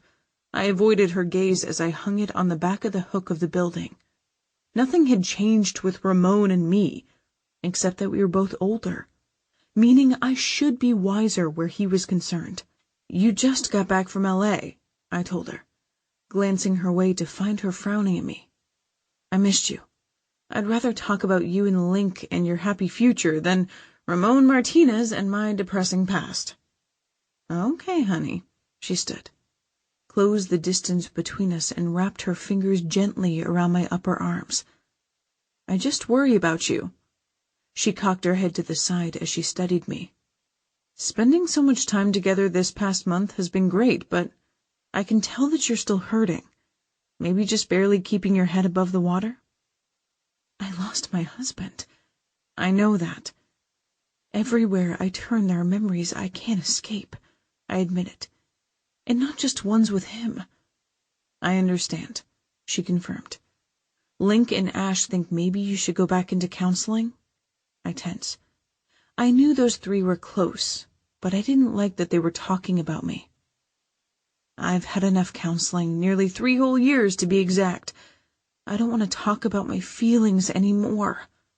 So you say, but maybe you need to if you're not moving forward, right? I am moving forward, but I can only take it day by day. I held her gaze. She released my arms, but only to capture my hands in hers instead. You once gave me some advice when my life had stalled out after Link. You told me to get a dog or get a man. My situation is different. True, but in a lot of ways it's similar. You're holding on to your grief like I was, and that's unhealthy. I tugged my hands free of hers, but I nodded. She was right. I got that. I wasn't clueless, just in carefully structured denial. I had done some good things. I had stopped using drinking as a crutch. I was working on getting back to myself the best that I could. It was a big step to come back to OB, I declared, my tone probably a little too defensive. I agree. She smiled at me, but it wobbled. Don't be mad. I don't want us to be at odds. I love you. We all do. I think you forget how important you are to all of us. We all want what's best for you. I want what's best for you. And sometimes that means confronting you when I think that you're hurting yourself. As I turned to take the walkway that led to Dominic's father's home, my stomach still churned on the things Simone had said. I knew she was right. It was easier to hide behind my grief than to get past it. Feeling sluggish, I climbed up the steps and stopped on the front stoop. The small bungalow before me was much the same as it always had been.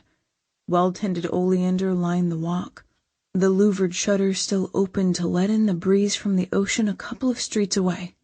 But inside of the house, time and circumstances had taken their toll, mostly on Dominic's father, his heart like mine in a state of chronic disrepair. The loss of his only son and also the woman he had remained devoted to long after her death had shrugged Franklin Campo's strong shoulders and stamped sadness within his once steely gaze. Sure, his body was still fit for duty, his hair cut high and tight, but it was his eyes that betrayed the ruin. They misted readily when he opened the door. Mine did the same, though I blinked through it. Hey, pretty Karen. His assessing gaze swept over me as he motioned me inside. How's your father today? He's good. More good days this week than bad. I'm glad to hear that. Tom is so happy to have you back home. Every time I run into him at the market, he tells me. But you look tired. Are you still having trouble sleeping? He took the sack of individual meals my mom had packed for him and gestured to the sofa. Perceptive as always. My circular thoughts last night had kept me awake and led me nowhere. Have a seat. Franklin had a way of looking at me that made it seem as though he could see right inside of me. I'll put these in the fridge and be right back. I took a seat on one end of the sofa and stared blankly out the window, but not really seeing anything but the worn thoughts inside my head until he returned. He sat on the opposite end, straightened his faded Semper Fi t-shirt, put his hands on his knees and swiveled to face me. Tell Lynette thank you for me. I will. I love her peach pie. Your mother spoils me. You do too. Coming to visit me every week as often as you called from New York when you lived there. I enjoy talking with you, sir. I smiled softly. I always have. In a lot of ways, he and my father were similar souls, each loyally committed to one woman, each fond of dispensing advice that I tried my best over the years to follow. Just call me Dad. I thought we agreed on that. I glanced away. As my own father's illness progressed, I would lose the wisdom of his counsel. It terrified me to imagine life without him. I wasn't ready for that foundation to be shaken at a time when I felt like everything else had fallen apart. You've earned the right to be respected, sir. I have. That's true, but the older I get, the more I realize that I prefer relationships over respectful titles. Love is what matters most. It endures even after those we loved are gone. I think you understand that. I nodded. Okay, Dad. I loved him no matter what title I used, but I still found it uncomfortable to call him that, for many reasons. Maybe because I was losing my own. Maybe because as a retired staff sergeant in the Marines, it seemed overly familiar. But mostly I felt like I shouldn't have that privilege because of how I failed his son. How's the planting going? I needed to find less emotionally charged topics to discuss. Are your roses budding yet? Almost. It won't be long now. His wise eyes narrowed. I think he knew I was redirecting him. How about you? How are the little ones doing in the surf class? Logan stood on the board several times today. You should have seen his face. That's wonderful. Are the girls in the class still giving him a hard time? I nodded. But he does all right. We have a system for handling their teasing. Really? What's that? He queried. He smiles at them to disarm them, then figures out a way to turn the teasing into a compliment, and I add a green Jolly Rancher to his jar every time he does. You think he knows they're just trying to get his attention? He's too young to realize that yet. I shook my head. But he'll learn. That's for sure. But how about you, pretty Karen? What do you mean? I squinted my eyes at him. Not because I couldn't see him clearly. I only wore glasses for reading. When are you going to realize how much good is stored up in your heart, and what a tragedy it is to waste it year after year blaming yourself for what happened with my boy? I froze like a solid block of ice. We never talked about that. His day, mine. Surf, flowers, safe and approved subjects. Never Dominic's death or the way I felt about it. You're mistaken. I shook my head, tears pricking my eyes. Dominic was the good one. Strong, kind, pure-hearted, not me. He was all those things, I agree. I couldn't have asked for a better son. But give yourself some credit. He chose you. I know my boy. He would want to see you happy again, living your life. You'll reach the age when you realize that there is no greater joy in this world than seeing the ones you love happy. Dominic loved you. So do I. Honor us both by allowing yourself to love again. I don't think it's in the cards for me anymore. I had my chance at it. That's gone now. I have a life that's fulfilling. You're in it, my parents, Simone and Link, Ash. What about Ramon? I stiffened. What about him? I suspect he hurts nearly as much as you do. He and my son were best friends for many years. Everyone you mentioned has someone to lean on. Link has Ash. You have Simone. Who does Ramon have? He has his dad, his brother, his niece. Yes, but not a friend. Someone who sees the real person behind all of the fame. Someone who shares a history. I'm glad he's returned to OB. Glad you two are spending time together again. I think you could be good for each other. Who told you we were spending time together? I used to work at the deck bar, remember? A buddy of mine still does.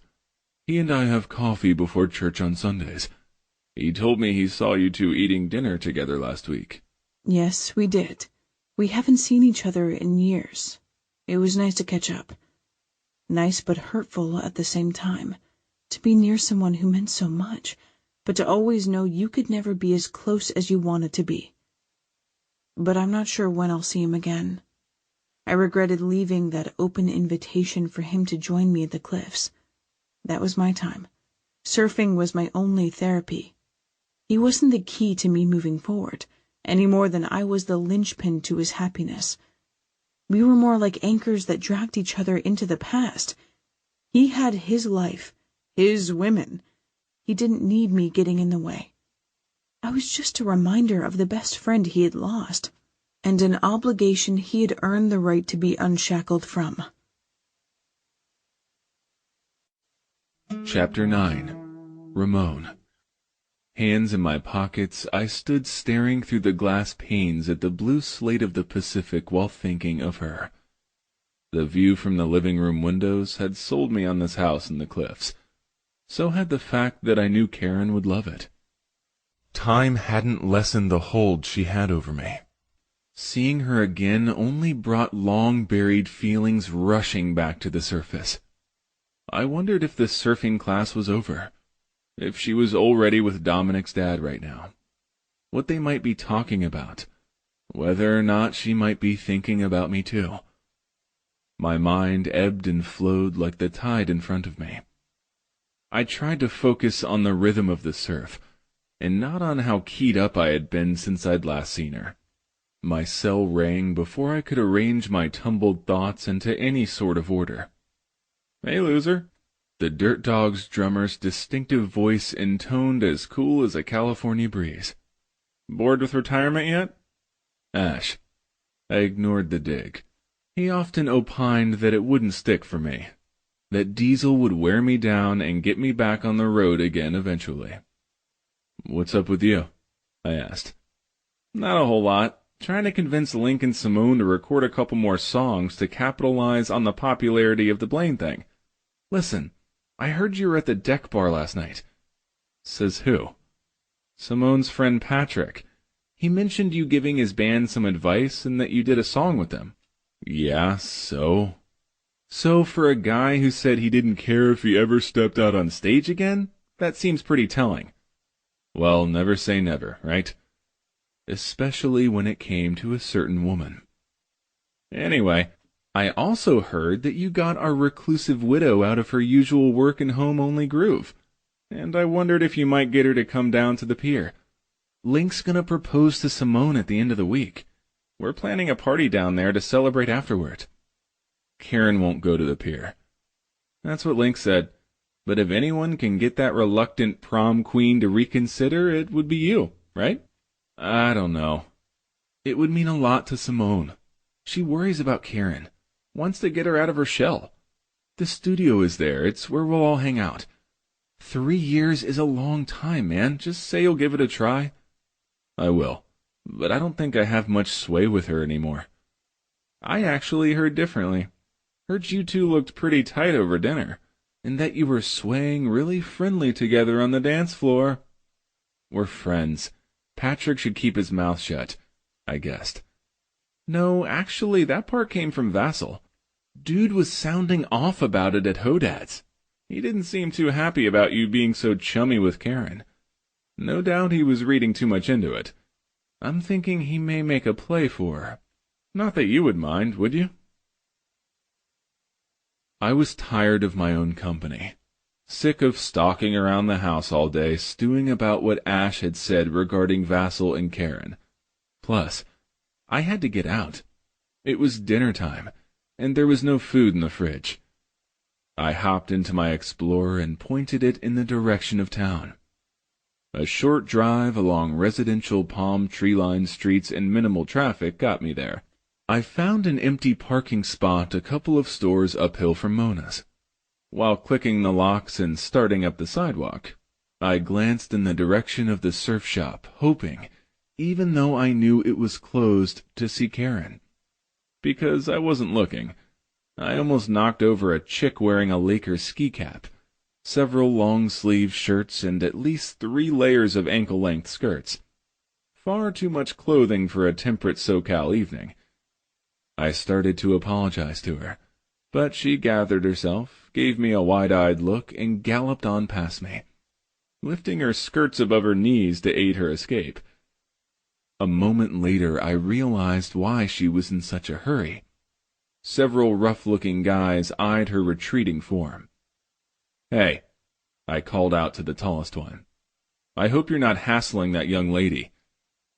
All 3 stopped, and the tall one stepped towards me. "Stay out of it, Beaner," he warned, flashing a pierced mouth full of rotting teeth. "It's none of your concern." Well now, I have to disagree, especially since you just made it personal. I spread my arms wide as if I didn't mean for this to turn ugly, but it did. I had no tolerance for bullies or racists.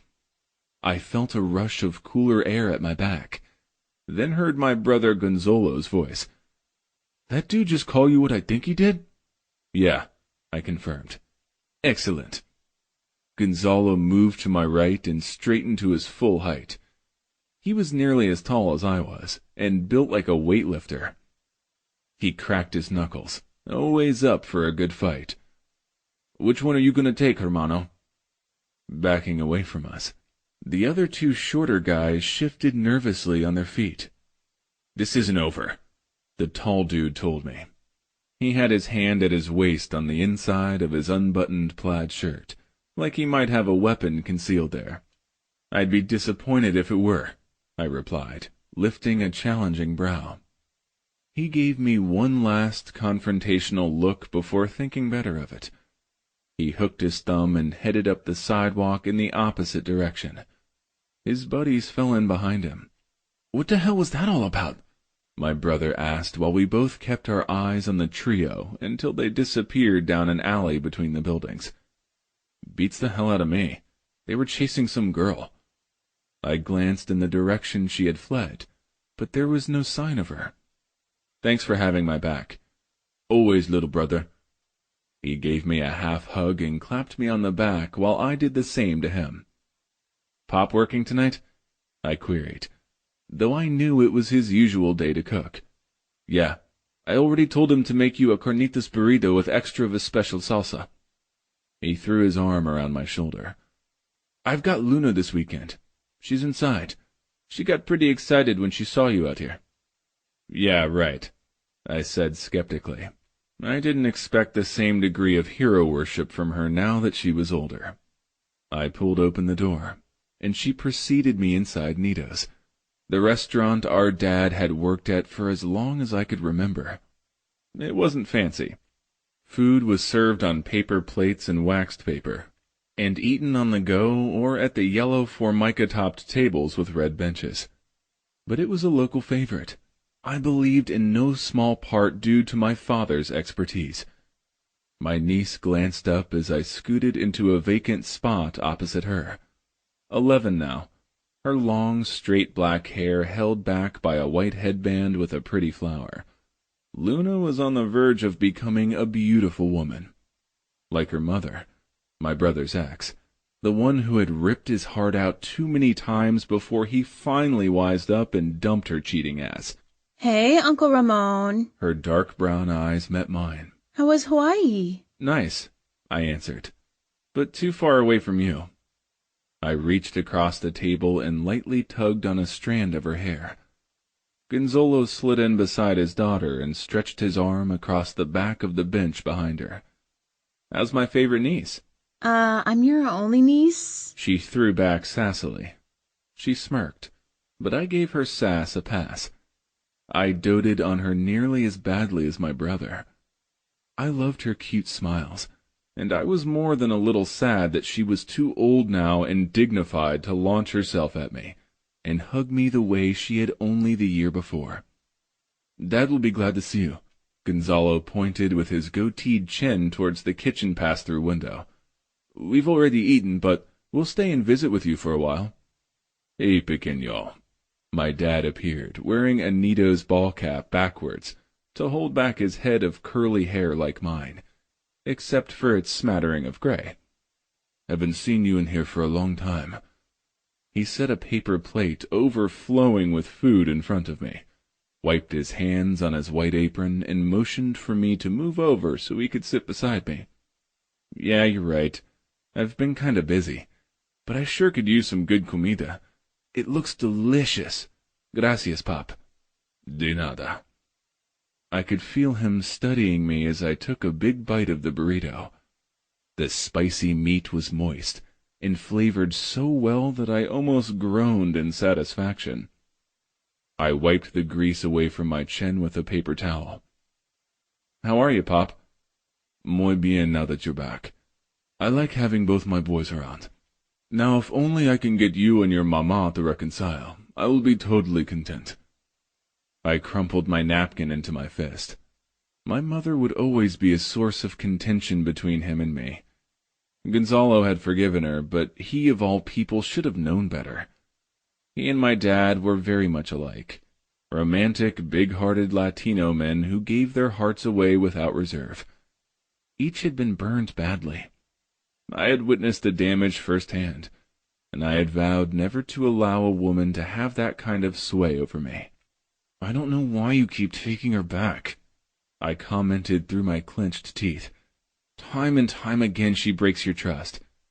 "See," he admitted after a beat.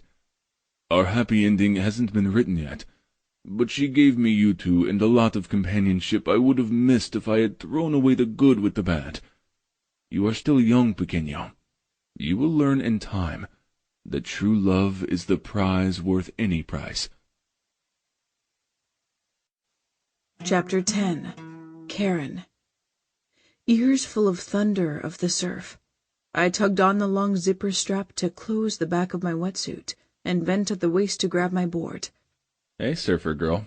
I straightened, turning to catch a widening smile from Ramon that made me feel like I did when I hit the crest of a wave just right and went airborne. His long strides quickly ate up the distance between us. "You look a little surprised to see me." I was at that. I had made my invitation half-heartedly. I had a list of reasons why I didn't expect him to show up. It's easier to surf at the pier. Yeah. His gaze sharpened to a fine point. But you're not there, are you? So here I am, even if it's more difficult. I glanced away, telling my fanciful heart that liked to read things into Ramon's words to stop talking to my eyes. Those stairs aren't so bad going down with a board. He glanced over his shoulder, then out at the sea, analyzing my new surfing spot. But I imagine it's a real bitch going back up when you're tired. I shrugged. It's all right. Maybe, he allowed, his gaze settling on me. I spied him in my peripheral vision as I pretended to stare out at the water. He stood tall like a captain surveying his ship, every lean muscle sculpted by the wetsuit he wore. The offshore breeze blew his curls back from his face, a more compelling man I had never known, save one other. It seems like a lot of work just to avoid something. I stumbled as I took a step towards the water, his quiet observation hitting the mark he intended. I felt his grip on my upper arm. And there she goes, avoiding again. I turned and frowned at him, his expression gentle. He took my board from me. Let me help you. He tucked it under his arm along with his. I can manage on my own. I know you can. I've watched you do it time and time again over the years. But you don't have to. Not when I'm around. My jaw opened to form a retort, but I closed it, knowing anything I said would sound churlish. So I followed him, distracted by the way his backside looked in his wetsuit. Did he have on anything underneath? I wondered, almost running into him when he stopped. You first. His barely there smile turned into a knowing grin. I was pretty sure he'd caught me checking out his ass, but he didn't comment. I guess he figured my warm cheeks said enough. Come on, surfer girl, he called before leaping over the rocks and lowering himself into the waist-deep water. He looked up at me as he put my board beside his, floating both on the surface of the water like old times. He arched a brow when I hesitated. You gonna stand there all day and try to fool everyone else out here into thinking you're the real deal just because you look hot as sin in that wetsuit? Or are you gonna come on out here with me and prove it? Fucking A, Karen, wait up. Grinning widely, I glanced over at my shoulder at Ramon, knowing I had proved my surfing prowess and then some. As my current wave, the last one I had time for, flattened beneath me, I dropped my head back into the water and dipped my hair into it to soak the snarled strands from my eyes.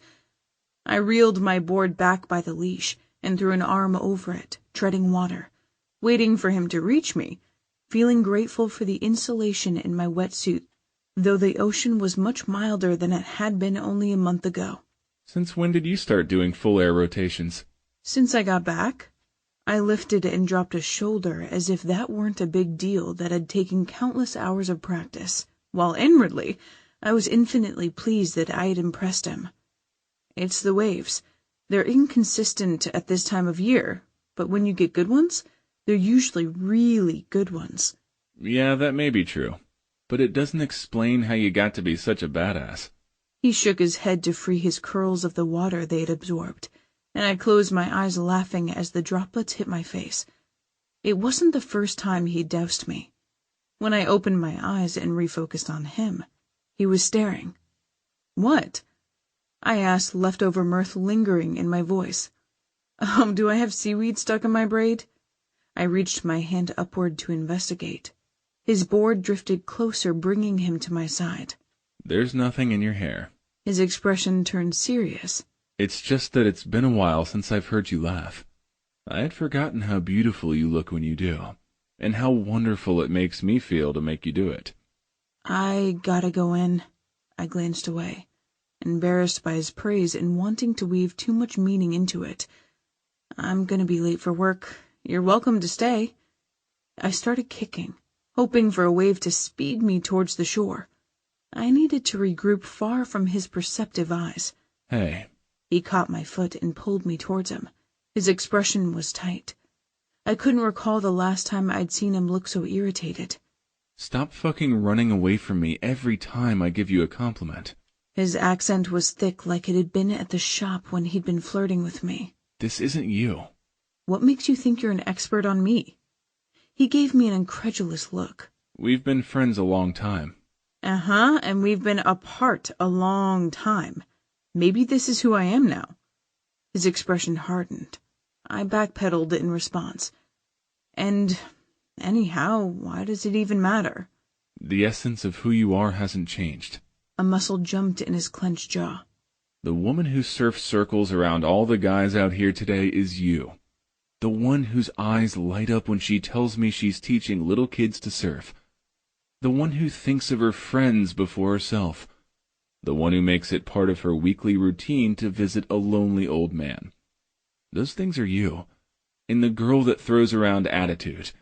Not the one who runs from a few harmless compliments. Not the one who cowers, instead of confronting the things that scare her. That's not you either. Stop pretending that it is. A swell swept underneath us and separated us, sending him towards the shore. Left behind, I reeled from his words. His admonitions held a lot of truth. I stalled out in the water to consider them. He was quiet and wary when I eventually joined him at the shore.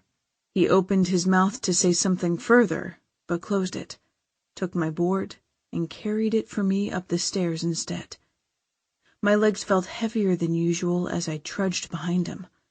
I wanted to be all those things again, to be the woman I had once been. The problem was that I'd been in limbo for so long while the rest of the world passed me by that I didn't know how to find my way to that person. Karen.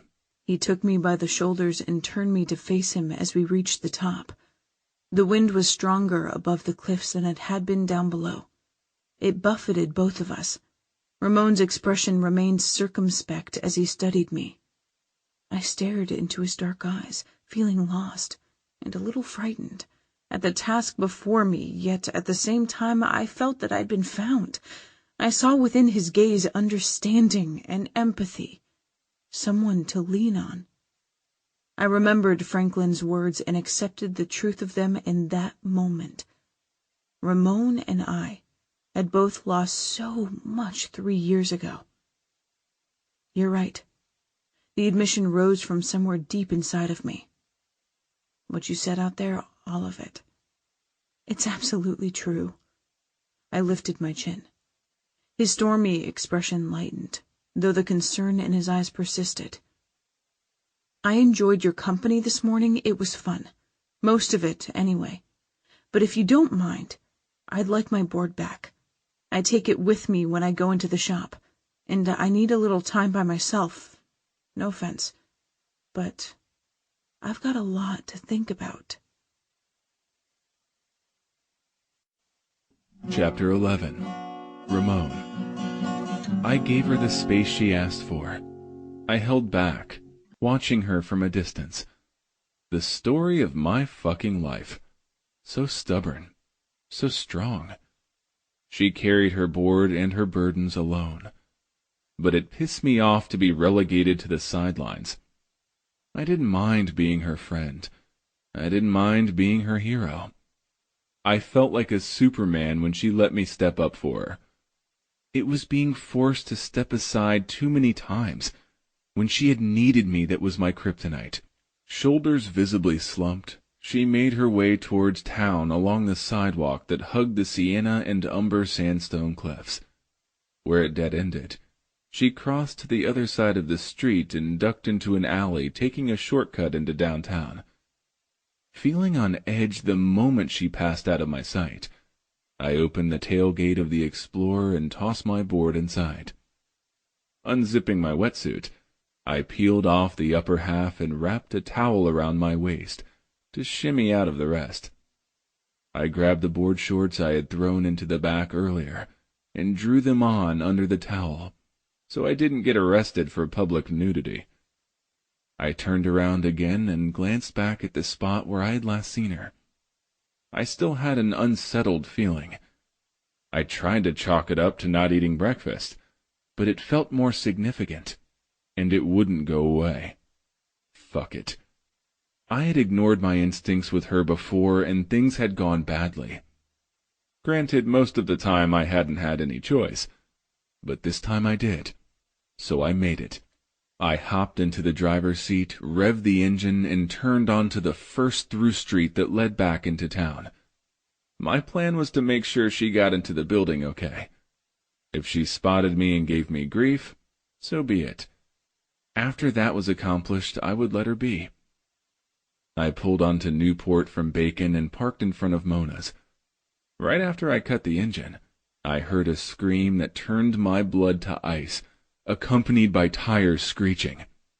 Heart vaulting to my throat, I launched myself from the vehicle and sprinted in the direction of the sound.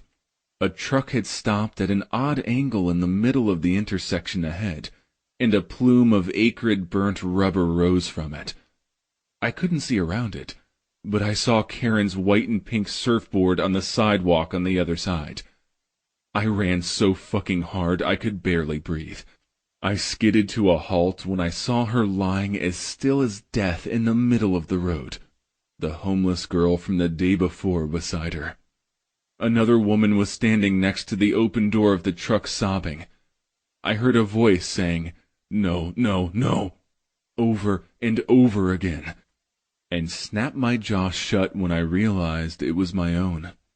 I barked for someone to call an ambulance. "Already on its way," a male voice replied. I didn't pause to acknowledge. My feet ate up the remaining distance separating me from her. Space I should have never granted.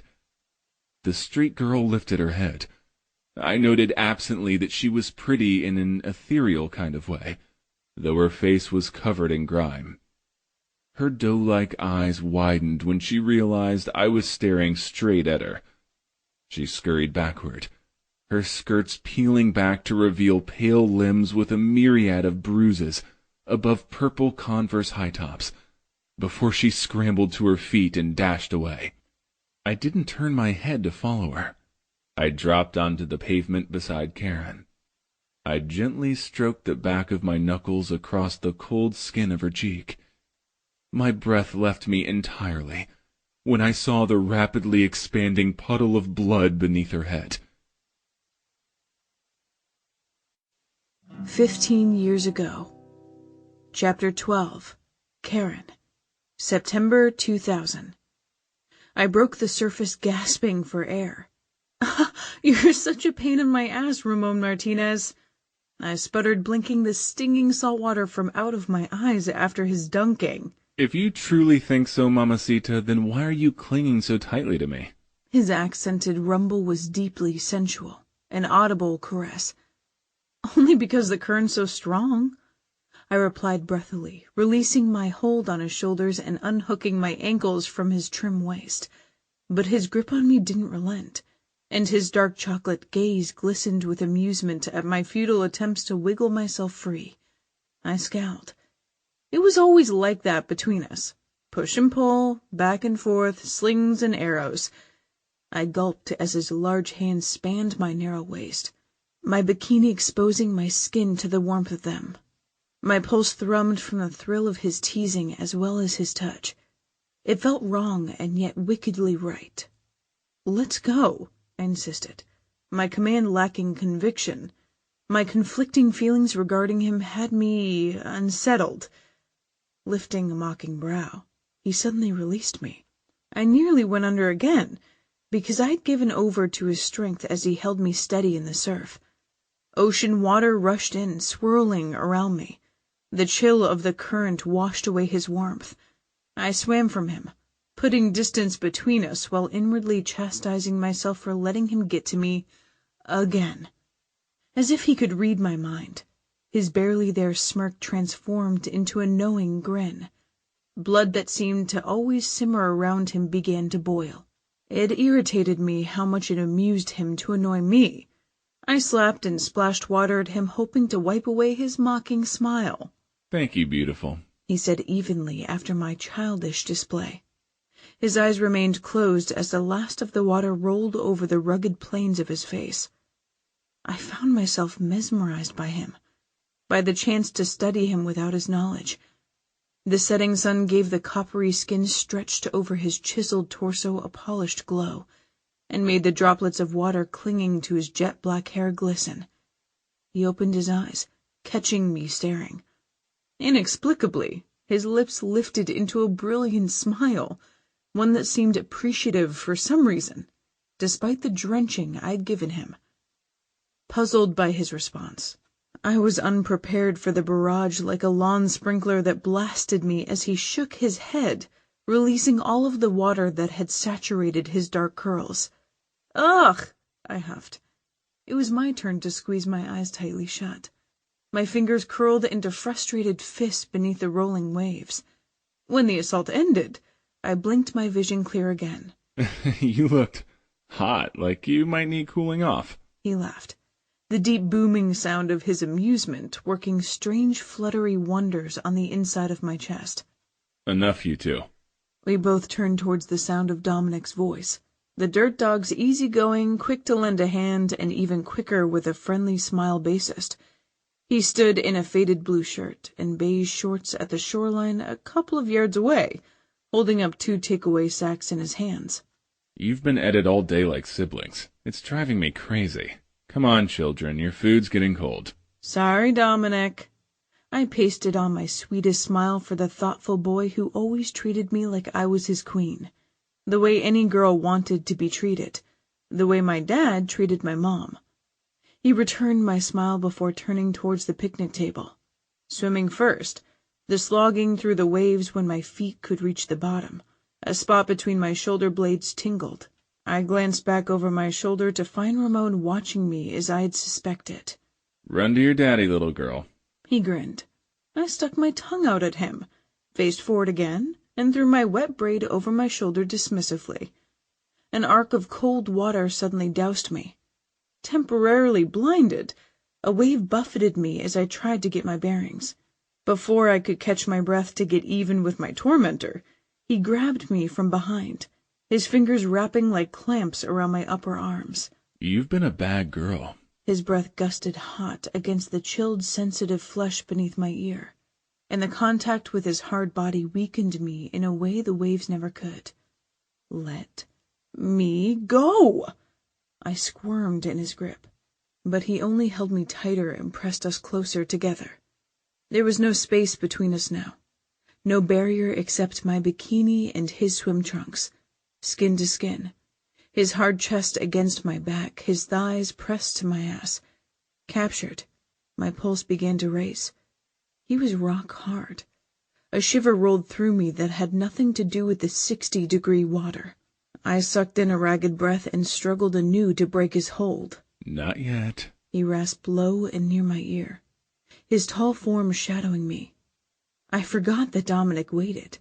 As I glanced down at Ramon's hands on my arms, their bronze skin several shades darker than my summer tan. An incoming swell rocked us. My breathing came as choppy as the churning surf. I hated that Ramon made me feel things I shouldn't feel, considering that he was such an ass to me most of the time. I advise you to keep that forked tongue in your mouth, Maleficent. His warm lips brushed against the shell of my ear, and his knuckles grazed the sides of my breasts. I barely registered his warning over the roaring of the surf and the thundering of my pulse. Unless you're inviting me to suck on it. I gasped.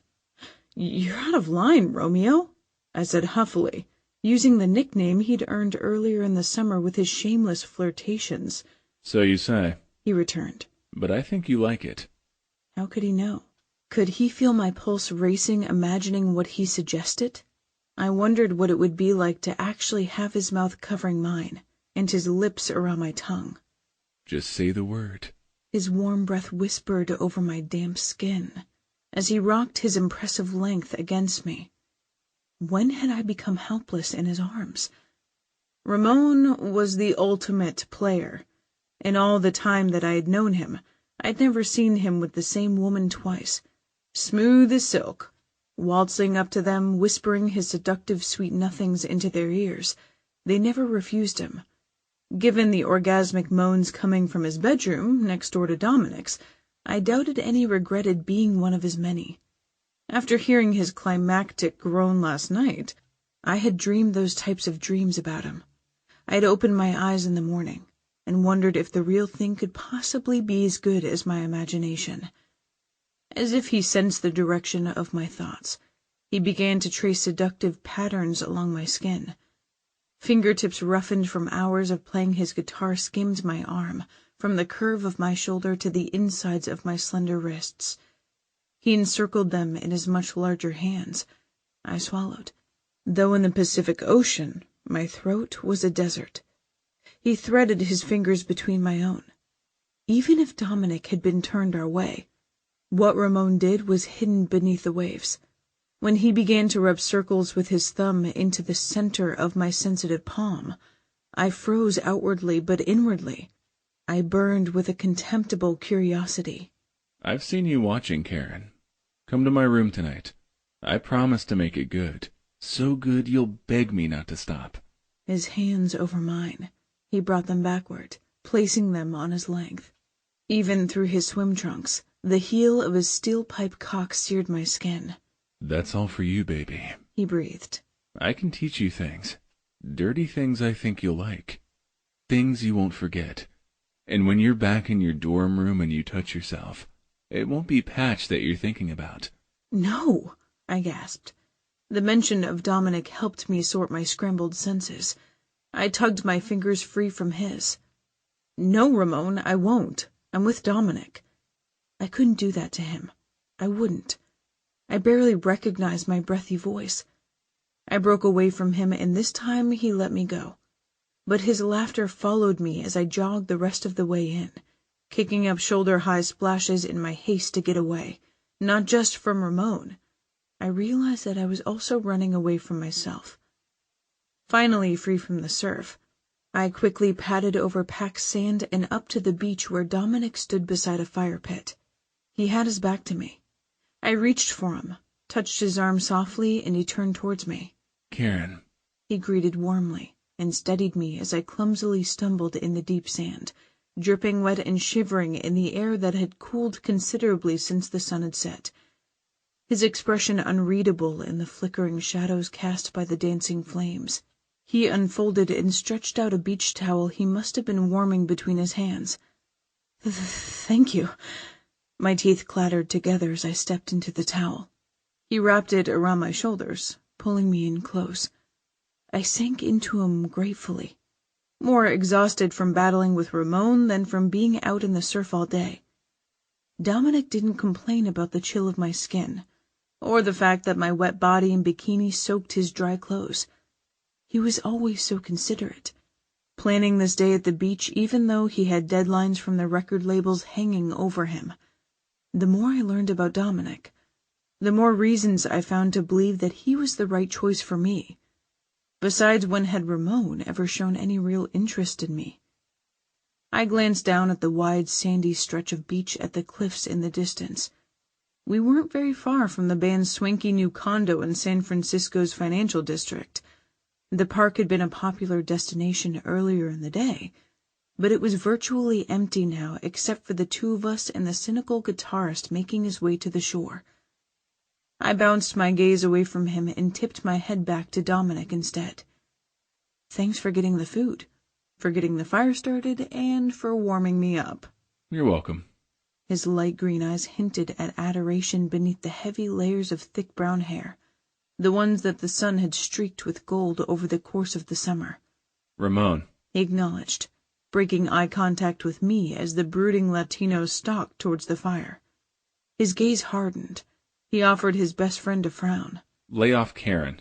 There was an edge to his voice that made me wonder how much he had seen. She's not one of the groupies. You know that. I know no such thing. Ramon flicked me a look through his inky ocean-darkened lashes, while I tried to pretend that cold condemnation in his eyes didn't hurt. It's you who's decided she's different. He returned his gaze to his friend. Do whatever you want. I'm not your keeper. And you're certainly not mine. You know as well as I do that one pussy's the same as another once the lights go out, amigo. Inhaling sharply, my cheeks flaming bright from his harsh words, I ducked my head into the soft cotton that covered Dominic's muscular chest. Oh, grow up, Karen. You're not in high school anymore. Ramon's voice was sharp, cutting right through the comfort the soothing motion of Dominic's hand on my back provided. And toughen up. You're dating a guy in a rock band after all. You're gonna hear and see a lot worse if you plan to stick around. Dominic's stroking hand on my spine stilled. I could feel the tension building in his body. Enough, Ramon. Dominic stated softly. You're being an asshole. Yeah, tell me something I don't know already. Sometimes a guy has to look out for his compadre. I just think you might be making a mistake, that's all. And I think there might be more to it. Dominic said. I think maybe you're a little jealous. Surprised, I lifted my head. Dominic's jaw was hard, and his gaze was locked with Ramon's. Maybe if you'd tone down the rhetoric and take a chance on a nice girl for a change, you'd find one of your own. I'm not interested in nice girls. Ramon's honed gaze sliced my way. Even if there were such a thing. I much prefer the ones who are honest about their needs. Ones who take what I give them and hit the highway. No hard feelings. No expectations. No one's leading me around by my dick. The last statement was definitely aimed at me. Ramon's gaze dipped to me briefly. That was when I saw it. Something soft, like yearning in his eyes that I'd never seen there before. Something that for a moment made me almost believe that maybe Dominic might be onto something. But the wood in the fire cracked, releasing sparks. Ramon's features shimmered in a wavy wall of heat, and then nothing remained but his usual disdain. Chapter 13. Karen. Oh, how I loathe him, I told myself, as Ramon dismissively waved me through the line at the condo door. He'd given me a pass on removing my top, as if the idea of me unveiling myself like the other women bored him. I hated him, I decided. I hated him as much as I loved Dominic. Dominic and his sweet smiles, his soft touches, his constant praise. Ignore him, Q2, Dominic said, invoking the nickname that referenced my dual beauty queen titles from high school. He tucked a curled finger underneath my chin and gently turned my head to face him. His eyes searched mine. He often says things and does things just to be shocking. He doesn't mean most of it. Besides, he gets testy when he's between women. He'll mellow out after he finds a new one. Dominic threw his arm around my shoulders, and I snuggled closer to his warmth. He drew me further into the living room filled with people and noise. Confident and poised, he introduced me to a couple of Zenith employees. He might be a year younger than me, but he was much more mature than the guys I had dated before him. I closed my eyes as he turned me into him and pressed his lips to mine. I forgot about Ramon's slight. I forgot everything and everyone else when Dominic kissed me, his tongue slipping between my lips and dancing with mine. I was breathing hard and a little disoriented when he lifted his head and tapped my nose. Yet, when he shifted to take a beer someone offered him, my gaze found Ramon. The fire Dominic had kindled was doused in ice as Ramon gave me another disapproving glance and crooked his finger at a redhead with enormous breasts. His reactions confused me. It seemed to piss him off whenever I was openly affectionate with Dominic, yet it amused him when I rebuffed his advances. Was he only playing the part of the protective friend and testing my intentions? Was I continually failing when he flirted with me and I faltered? Thoughts troubled. I had no idea what was wrong with me or why Ramon's opinion of me should even matter. I shifted my weight from one sandal to the other, following the pattern of the rug beneath the large sectional as Dominic excused himself to get me a soda. Guys drive me crazy. I lifted my head and glanced around the room. Ramon had his arm around the redhead now, but he was staring back at me as she twirled on the black curls that framed his handsome face. With those dark eyes and proud features, he wasn't the safe boy next door kind of handsome. No, Ramon was dangerously good-looking. When Dominic returned with my soda, we took a seat together side by side. I feigned nonchalance at the scene around me, trying to pretend like I'd seen it all before, but my eyes must have been bugging out of my head. Simone had told me about the party she'd interrupted a few weeks earlier, when she had discovered Link in a compromising position with other women that had ended any chance of them mending the relationship that had already started unraveling after Link's accident. but she hadn't mentioned the public sex or lines of coke on the bar. Maybe the guys had gotten more out of hand since Charles Morris, the CEO of Zenith Productions, started throwing cash advances at them. Liquor bottles littered every available surface. When one was emptied, another seemed to magically replace it, even though the guys were underage. There was no shortage of half-clothed pretty women either. All of them were required to shed their tops at the door, Ramon apparently being the enforcer of said rule. "You okay?" Dominic asked as he sifted through my hair.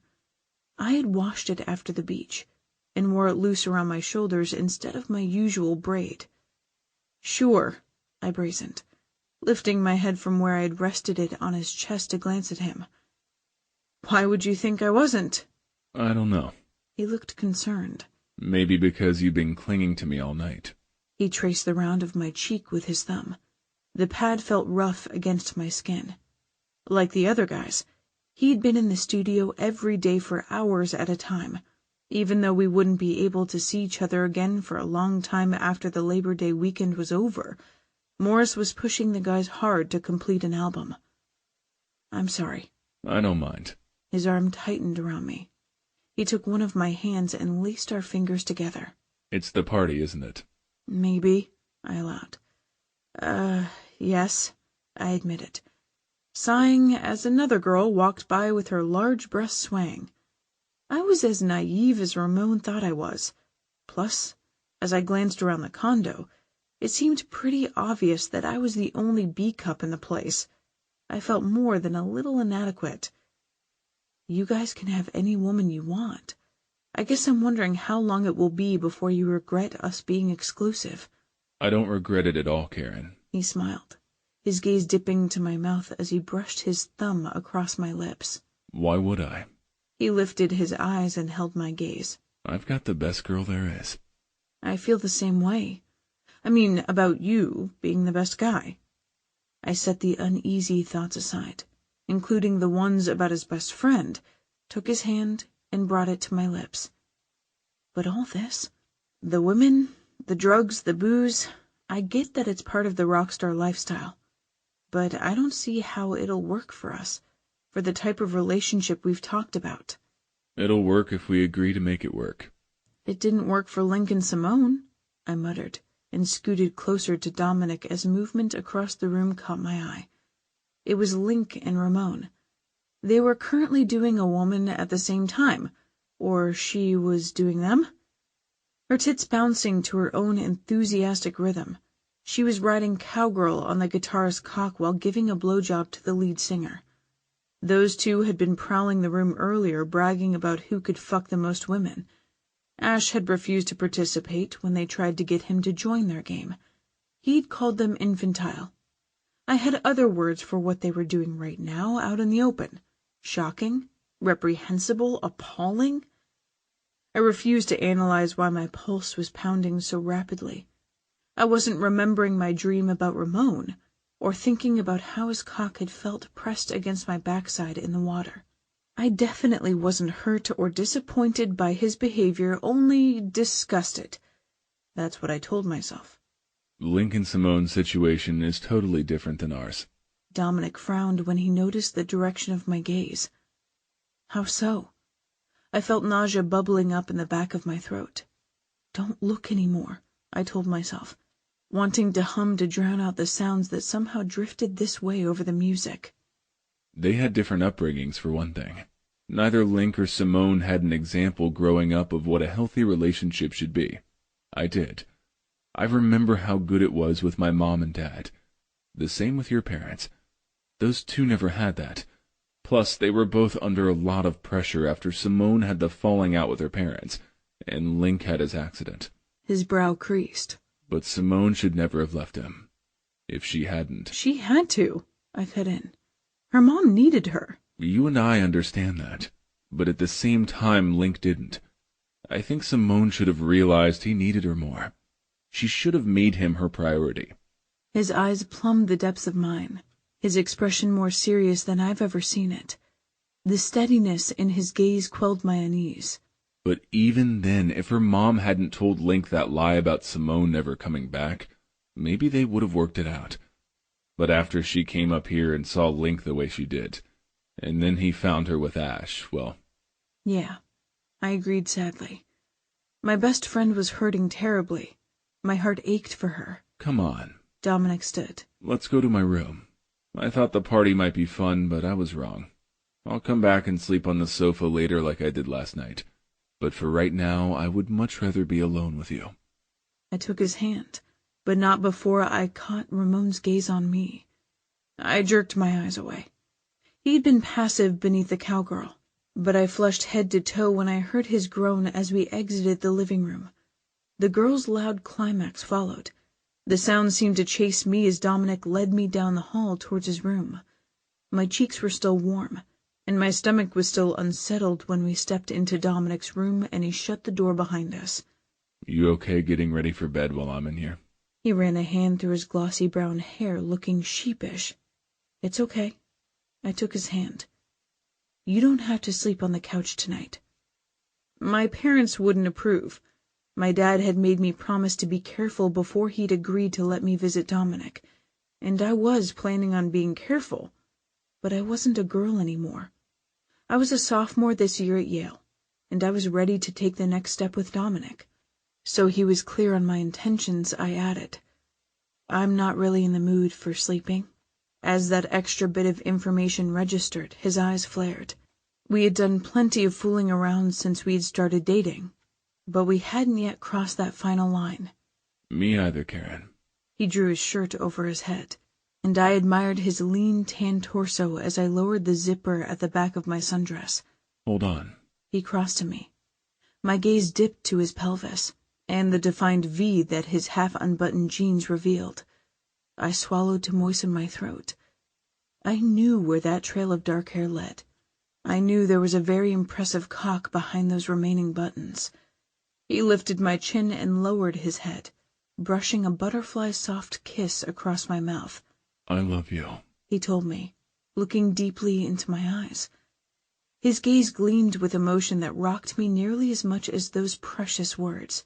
And you don't have to do this if you're not ready. I'll wait. I would wait a lifetime for you. You're the one, the only one for me. I've known it since I first saw you. My eyes burned as tears filled them. He pressed a finger over my lips. You don't have to say the words just because I did. I want you to believe them when you say them. I want you to be as certain as I am. He removed his finger, hooked it under the straps of my sundress, and slid them slowly back up my arms to my shoulders. Come to bed. He pressed another soft kiss to my lips. I want to hold you. I'm going to miss you while you're away. He turned and moved to the bed while I stood holding the front of my dress to my chest. He was so sexy, so confident. He unbuttoned the remaining buttons on his jeans, drew back the covers and climbed in, but not before I saw how significantly his erection strained the front of his boxers. You coming? He queried, rising up on one elbow, the sheet around his waist, his gaze dark, his expression enigmatic. No, I'm not coming yet. I let the dress fall to the floor and stepped over it on my way towards him, wearing nothing now except for my white lace thong.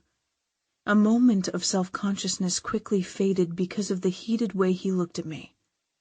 But I'd like to. I'd like for you to be my first, Dominic. I'd like that too. His gaze slowly traveled the length of me. I intend to be your first and only and last. He threw back the covers, and I climbed in beside him. I sucked in a sharp breath when his warm hands clasped my hips firmly and dragged me across the sheets, repositioning my body so that I was underneath him. You are so fucking beautiful. He watched his hand as he slowly ran the back of it down the column of my neck and across my breasts. My nipples tightened to points that ached for his touch. He framed my breasts with his hands, lifting his gaze back to mine. The love shining in his eyes removed the last of my lingering reservations.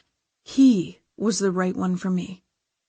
Dominic, I said, lifting my back off the cool cotton sheets and arching more fully into his skillful touch. I love you, and I want, he soothed. I know what you want. We want the same thing. Let me take care of you. He flicked his thumb across my nipples, and my breath hitched. His lips formed a sensual smile. He lowered his head and fastened his mouth around one, swirling his tongue around it and then the other. He drove me crazy with his tongue and his mouth. That was nothing new. But being in bed together without fear of interruption was. That spot between my legs grew wet and began to pulse with need. My legs shifted restlessly. My inner thighs were slick. Dominic. I reached down between our bodies, seeking his cock. Yeah, baby. I'm right here with you. He shifted, tugged his boxers down, kicked them aside, and rolled on a condom. He moved over me, braced on his flexed arms. His eyes were nearly black, and his possessive gaze made me feel more desperate. I started to reach for him again, but he grabbed my wrists and brought them over my head, pinning them to the mattress in his grip. It will happen too fast if you touch me, he explained before he lowered his head and kissed me long, deep, and wet. My lips felt bruised in a good way when he lifted his head. He released my hands, ripped the soaked scrap of lace down my legs, spread my knees wide, and settled between my quivering thighs. You ready for me? Yes, I managed. He swiped a thumb back and forth lightly over my center. I shuddered. Yeah, I think you are. He stroked a hand down his length while I watched. Eyes up to me, baby, he commanded. I want to see you looking at me when I make you mine forever. The moment my gaze met his, he slid his cock inside me. There was a little stinging discomfort because of his size, but not much, because of all the pleasurable things he'd already done to me leading up to this moment. You feel so incredible, so tight around my cock, so hot. I brought in a shaky breath. His words turned me on. He turned me on, his body and the way he felt inside me. The remaining tension draining from my limbs, I reached for him, sliding my fingers along the muscular planes of his back down to the curve of his ass. I squeezed it, letting him know without words that I was ready, that I wanted him to move. He began to stroke in and out of me, telling me how beautiful I was and how much he loved me. He showed me with each and every measured thrust that there was a world of difference between what Lincoln and Ramon were doing to that woman in the other room and what we were doing. This was what I wanted, what we wanted. This was making love. Chapter 14. Ramon. I caught the scent of her sweet coconut fragrance the moment the stairwell door opened. I cleared my expression of the web of tangled emotions that had driven me to the isolated rooftop after the redhead. I watched Karen pause in the doorway. The light behind her made the white sundress translucent and revealed a great deal more of her attributes than she would perhaps have wanted me to see. The door clicked closed behind her, plunging the roof into darkness again. The San Francisco skyline provided the only glow now for the terrace and its potted plants and vacant seating groups. Thinking she was alone, Karen tiptoed over to the half wall, leaned over it, and stared out at the breathtaking view of the moon over the bay. From my dark corner, I took in one of my own. Her stiff posture betrayed that she was pensive. So was I, for lots of reasons. Big changes lay ahead for the dogs, if we could hold things together, which was no sure thing with Link and Ash at each other's throats lately over Simone. I brought the joint back to my lips, took another drag, and stepped closer to Karen. There wasn't a question of me remaining hidden. I gravitated to her like the tide to the moon. I exhaled a breath of smoke at her. Ramon, she coughed, waved her hand in front of her face to dissipate the cloud, and turned toward me. Those cute twin creases marred her delicate brow. Why are you always trying to get on my nerves? Good question. Because it's easy and fun. I told her the truth. Most of it. She opened her mouth, seeming on the verge of a retort, but then she clamped it shut. She hugged her arms around herself, and turned back to the bay. Dominic was right, though I would never let him know it. She was different than the others. There was something about her, something that drew us both, though deep down I knew he was the better one for her. I didn't do sugary, I didn't do sweet, and I certainly didn't do relationships. Good luck to him with her and all that. I wasn't letting any chick have the upper hand on me. I took another drag, dropped the reefer, and stomped out what was left. She waved her hand again at the lingering skunky smoke, but she didn't favor me with another glance. I didn't like that. I enjoyed getting her riled. I enjoyed pushing her buttons. And I enjoyed, not for the first time, imagining what it would be like to have her in my bed. "What are you doing up here?" I asked. "With all that moaning and shit you were doing in Patch's room, I didn't figure you'd be leaving any time soon." He's asleep, or I wouldn't have. She lifted her chin, but I could tell I had embarrassed her. You probably had your ear pressed to the wall. Didn't have to. You were so loud anyone on the same floor could hear you. That sparked her. She turned fiery daggers on me. At least we had the decency to be behind closed doors. If what I was doing bothered you so much, then why did you keep staring? I didn't. I wasn't. She sputtered. Don't lie. She glanced away, her hair a loose curtain that hid her reaction. Something was different about her tonight. I wasn't sure what it was, but then it dawned on me. Ah, I see. Did you let him have a real taste tonight? I always figured you wouldn't give it up until he put a ring on your finger. I meant the words to be a dig. It bothered me more than I would ever admit that things had gone to that level with him. Sure, she wasn't for me, not that way. But if I thought I could have gone there with her without worrying about her getting the wrong idea, I would have done it in a heartbeat. Why do you hate me so much? She whispered, giving me a wounded look that hurt almost as much as knowing that the final line had been crossed between them. If I'd ever wanted a chance with her, it was gone now. They had a bond now that I would never betray. I don't hate you. Fucking hell. Could she hear the weakness in my voice? Could she guess how jealous I was? How badly I had wished it had been me, and not Patch who had made her moan. If you don't, then why do you always treat me the way you do? Do you love him?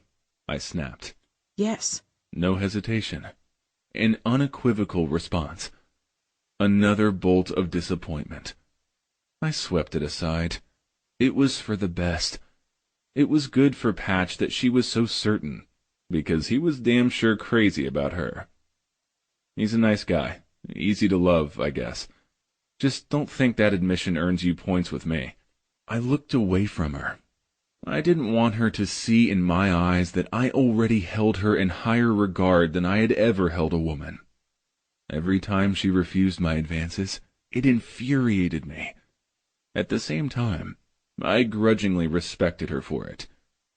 And don't rip his heart out, I warned.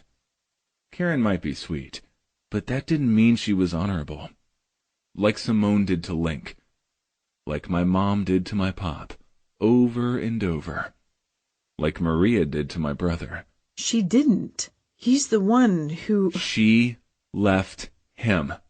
You chicks are all alike, once you've got us by the balls. Karen cocked her head to the side, as if searching for hidden meaning in the vehemence in my tone. I crossed my arms over my chest. You get an idea you're moving on, you tell Patch straight out. Don't string him along. Like that will ever happen. She dropped her chin. More likely the other way around, with you guys opening for Perry on his next tour. I know the score. I'm not as clueless as you think I am. I saw the way the girls threw themselves at you tonight. She turned to look at me. The girlfriend who stays behind while the band is on the road has to pretend her guy isn't fooling around, or that it doesn't matter. Patch isn't like that. I found myself defending him, while at the same time wanting to erase that stricken look in her eyes. You picked the right guy. Maybe, she whispered, hugging her arms tighter around herself, almost as if she were already imagining being alone. You cold?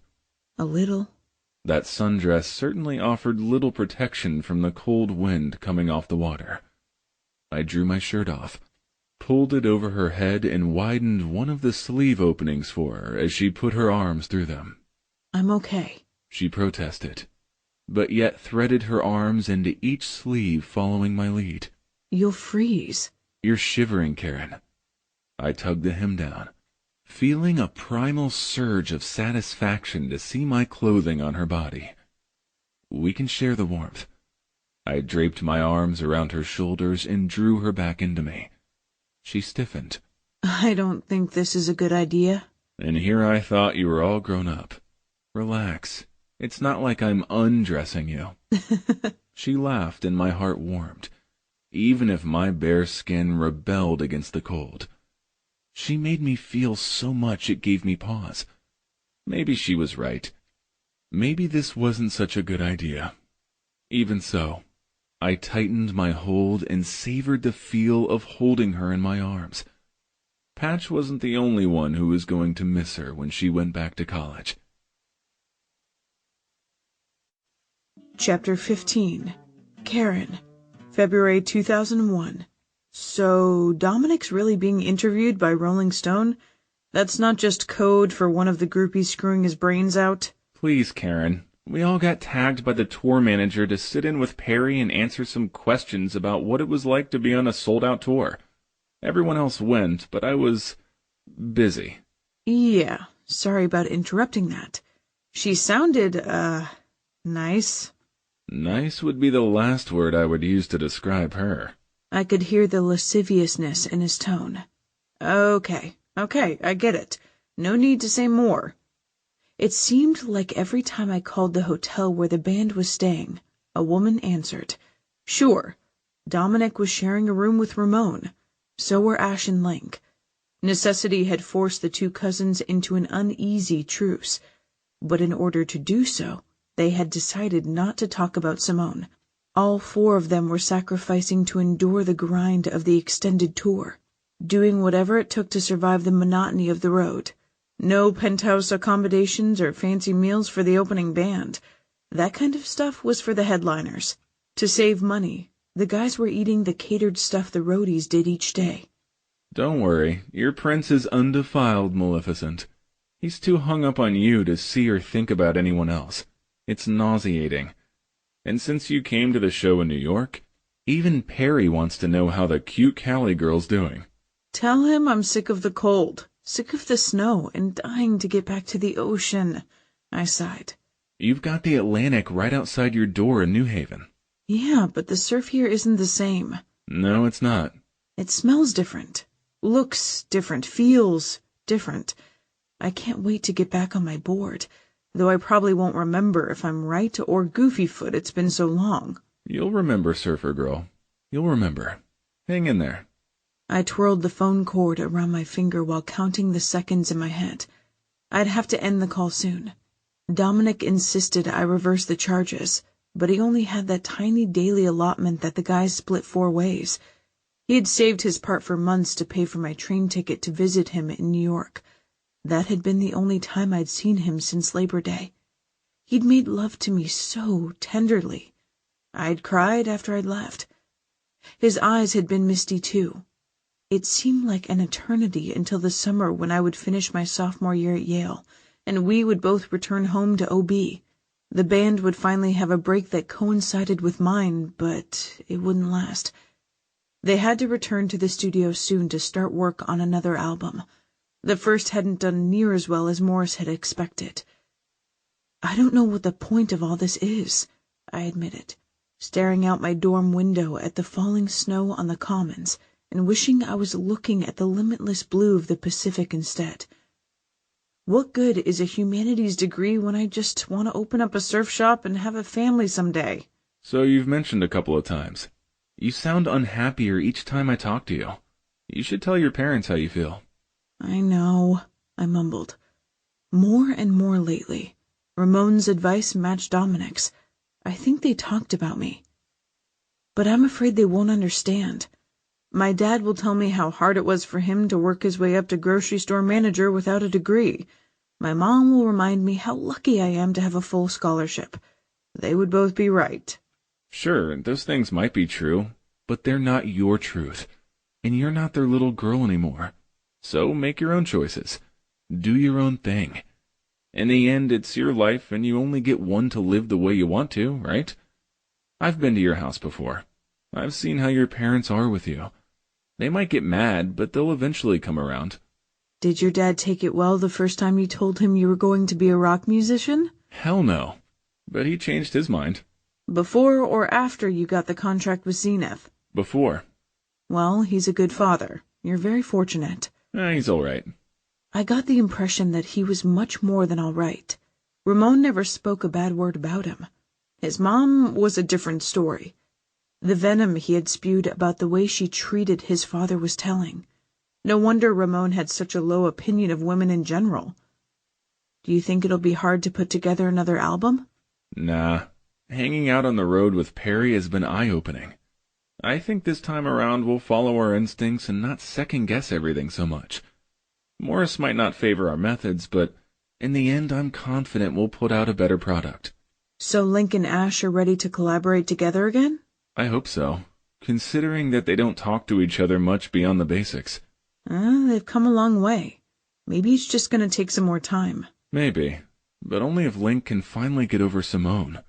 Right now I'm pretty sure every time he looks at Ash, all he sees is the guy who came between him and the girl he really wanted. That's a pretty tall order. Simone's one of a kind. Yeah, I guess somehow you just have to move on, He said somberly, as if he empathized deeply with the cousin's conundrum. Well, I better let you go. If Dominic... Hold on, Karen. Patch just walked in. Ramon must have covered the receiver on the hotel room line. He'd been much kinder to me lately. I think he appreciated that I loved his friend and was starting to realize that I wasn't going to screw him over. Sure, he flirted. Sure, he teased. But things felt different between us now. Our roles seemed specified, settled, safer. Chapter 16. Ramon. May 2001. Stop pacing, asshole, I told Patch. You're driving me nuts. You know she's with her parents celebrating her dad selling the grocery store to the Levans chain. She should be here any minute. What if she changed her mind about us? Patch tore his hands through his hair. He had no problem being on stage in front of thousands of people. Yet, the thought of seeing Karen again after so many months on the road had him wound tighter than an E-string. Her parents aren't that thrilled about us. Why should that matter? It matters to her. Sure, but only to a point. She's way into you, man. Has she given you any reason to think she's changed her mind? My gut tensed. I searched his features looking for uncertainty, wondering if he had been holding something back. No. He stared up the street again, willing her to appear.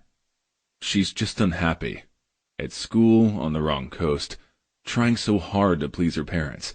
It's suffocating her. He turned his head towards me. I hear it in her voice, even though she won't say as much.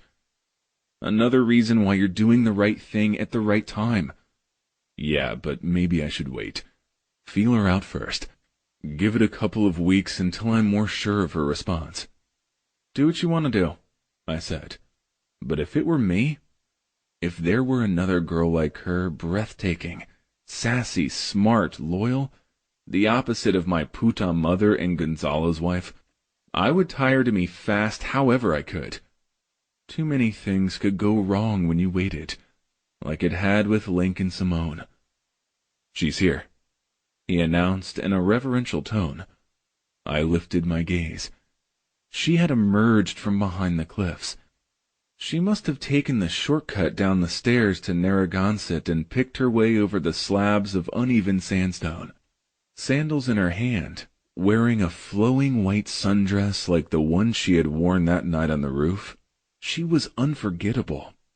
Her blonde hair blew loose around her face, as if it were as animated as she obviously was. Her high-wattage smile could have lit the entire San Diego power grid. She shielded her gaze with her hand against the glare of the sun. For a moment, I allowed myself the belief that she was scanning the beach for me.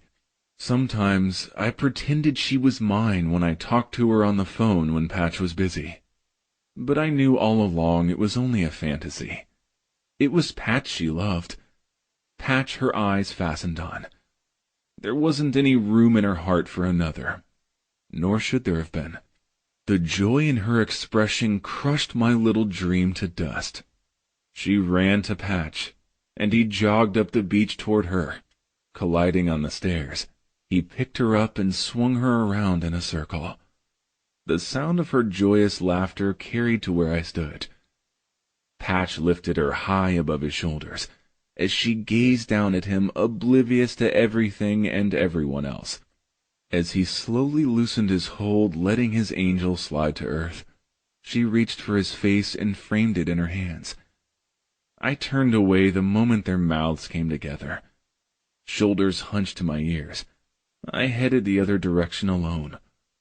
I knew she would say yes when he went down on one knee, offering her the ring he had picked up in a Vegas pawnshop, when the tour had stopped there.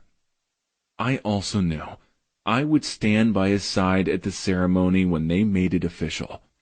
For the moment, I had a vague plan about getting drunk off my ass and picking up the first chick that took notice of me at the deck bar. Maybe I could find a passable one with blonde hair and sun-kissed skin.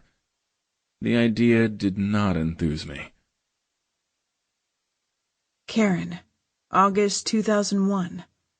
"They'll show up, honey," Simone said as I peered out the camper wagon window again. "I don't think so." My throat was so tight I could barely swallow. I had been holding my tears at bay for the past hour while she had arranged my hair. "Don't cry."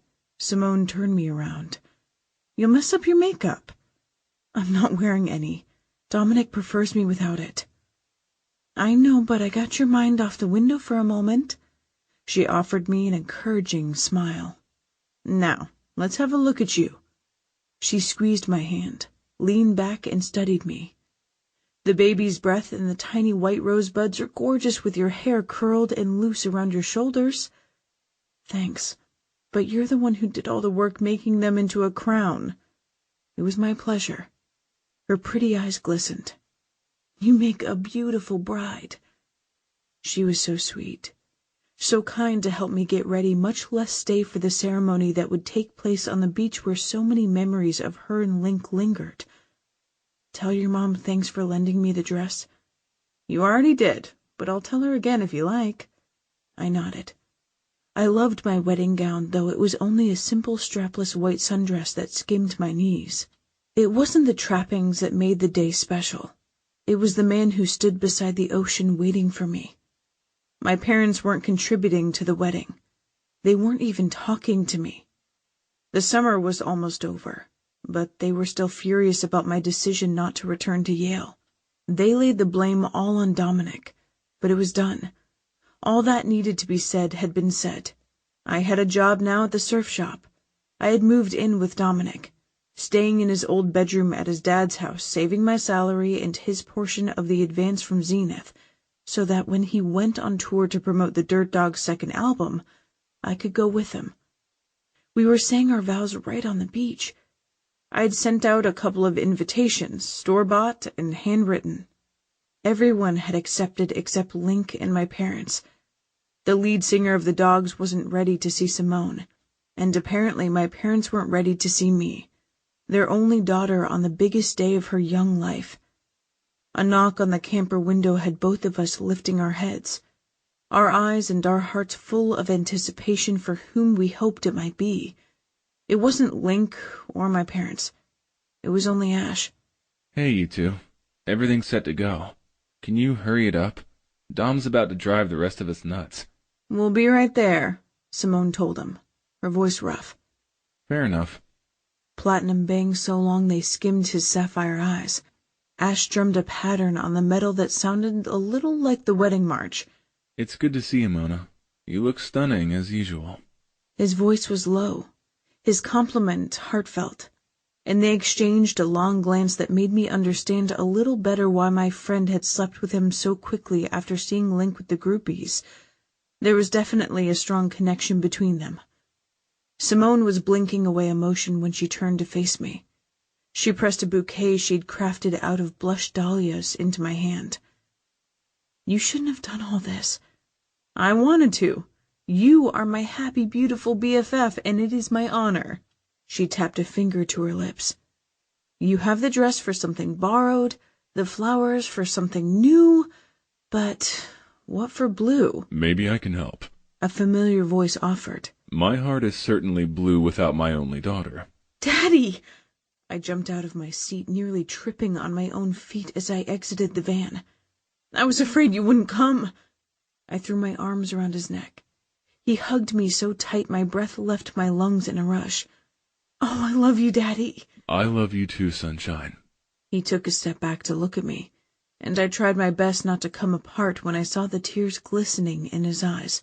"You look as pretty as your mother did when I married her." "Thank you." "She's waiting at the beach with the others. But I wondered if I could have a moment with you while you're still my little girl." "I'll always be your little girl, Daddy," I whispered. "That's sweet, but it's not true. And I shouldn't wish that for you. I was wrong to get so angry, to be so prideful, to try to bend you to my will by withholding my affection. I missed 2 whole months with you that I can never get back." His brow creased, his expression becoming even more serious. "It's just that since the day I first held you in my arms, I wanted you to be happy. Everything I do, all the long hours working at the grocery store, being so tough on you about studying, it was always because I had that goal in mind. If I had the power to make every single one of your days blissful, I would do it. But I can't. I see now that loving you best means setting you free, while making you understand that I will always be there if you should ever need me." His voice was so deep, his words so sincere and beautiful that my lips trembled. "So there's only one thing I need to know. Does he make you happy?" I bobbed my head. "Good. He held out his hand. Then if you will allow me, I would like to have the honor of walking you down to him. I've already told him that he has my blessing." "Thank you, Daddy." "You're welcome, sunshine." He touched my nose, tucked my hand into the bend of his arm, and led me down the seashell path to the heart drawn in the sand by my friends. Dominic became my husband there as the sun set, draping the sky in celebratory orange and pink streamers that complemented the bouquet I clasped in my hand. Chapter 17. Ramon. September 2001. I didn't know which godforsaken town the band was in tonight, because I had gone straight from the tour bus to the motel room, where I fucked the first 2 girls who followed me into it. It hadn't made me feel better. In fact, I felt a shit ton worse when I opened the door to kick them out afterward, and found a wide-eyed Karen standing right outside in the hall with a forgotten bucket of ice in her hands. She might as well have dumped it on me. It seemed like she was everywhere all the damn time.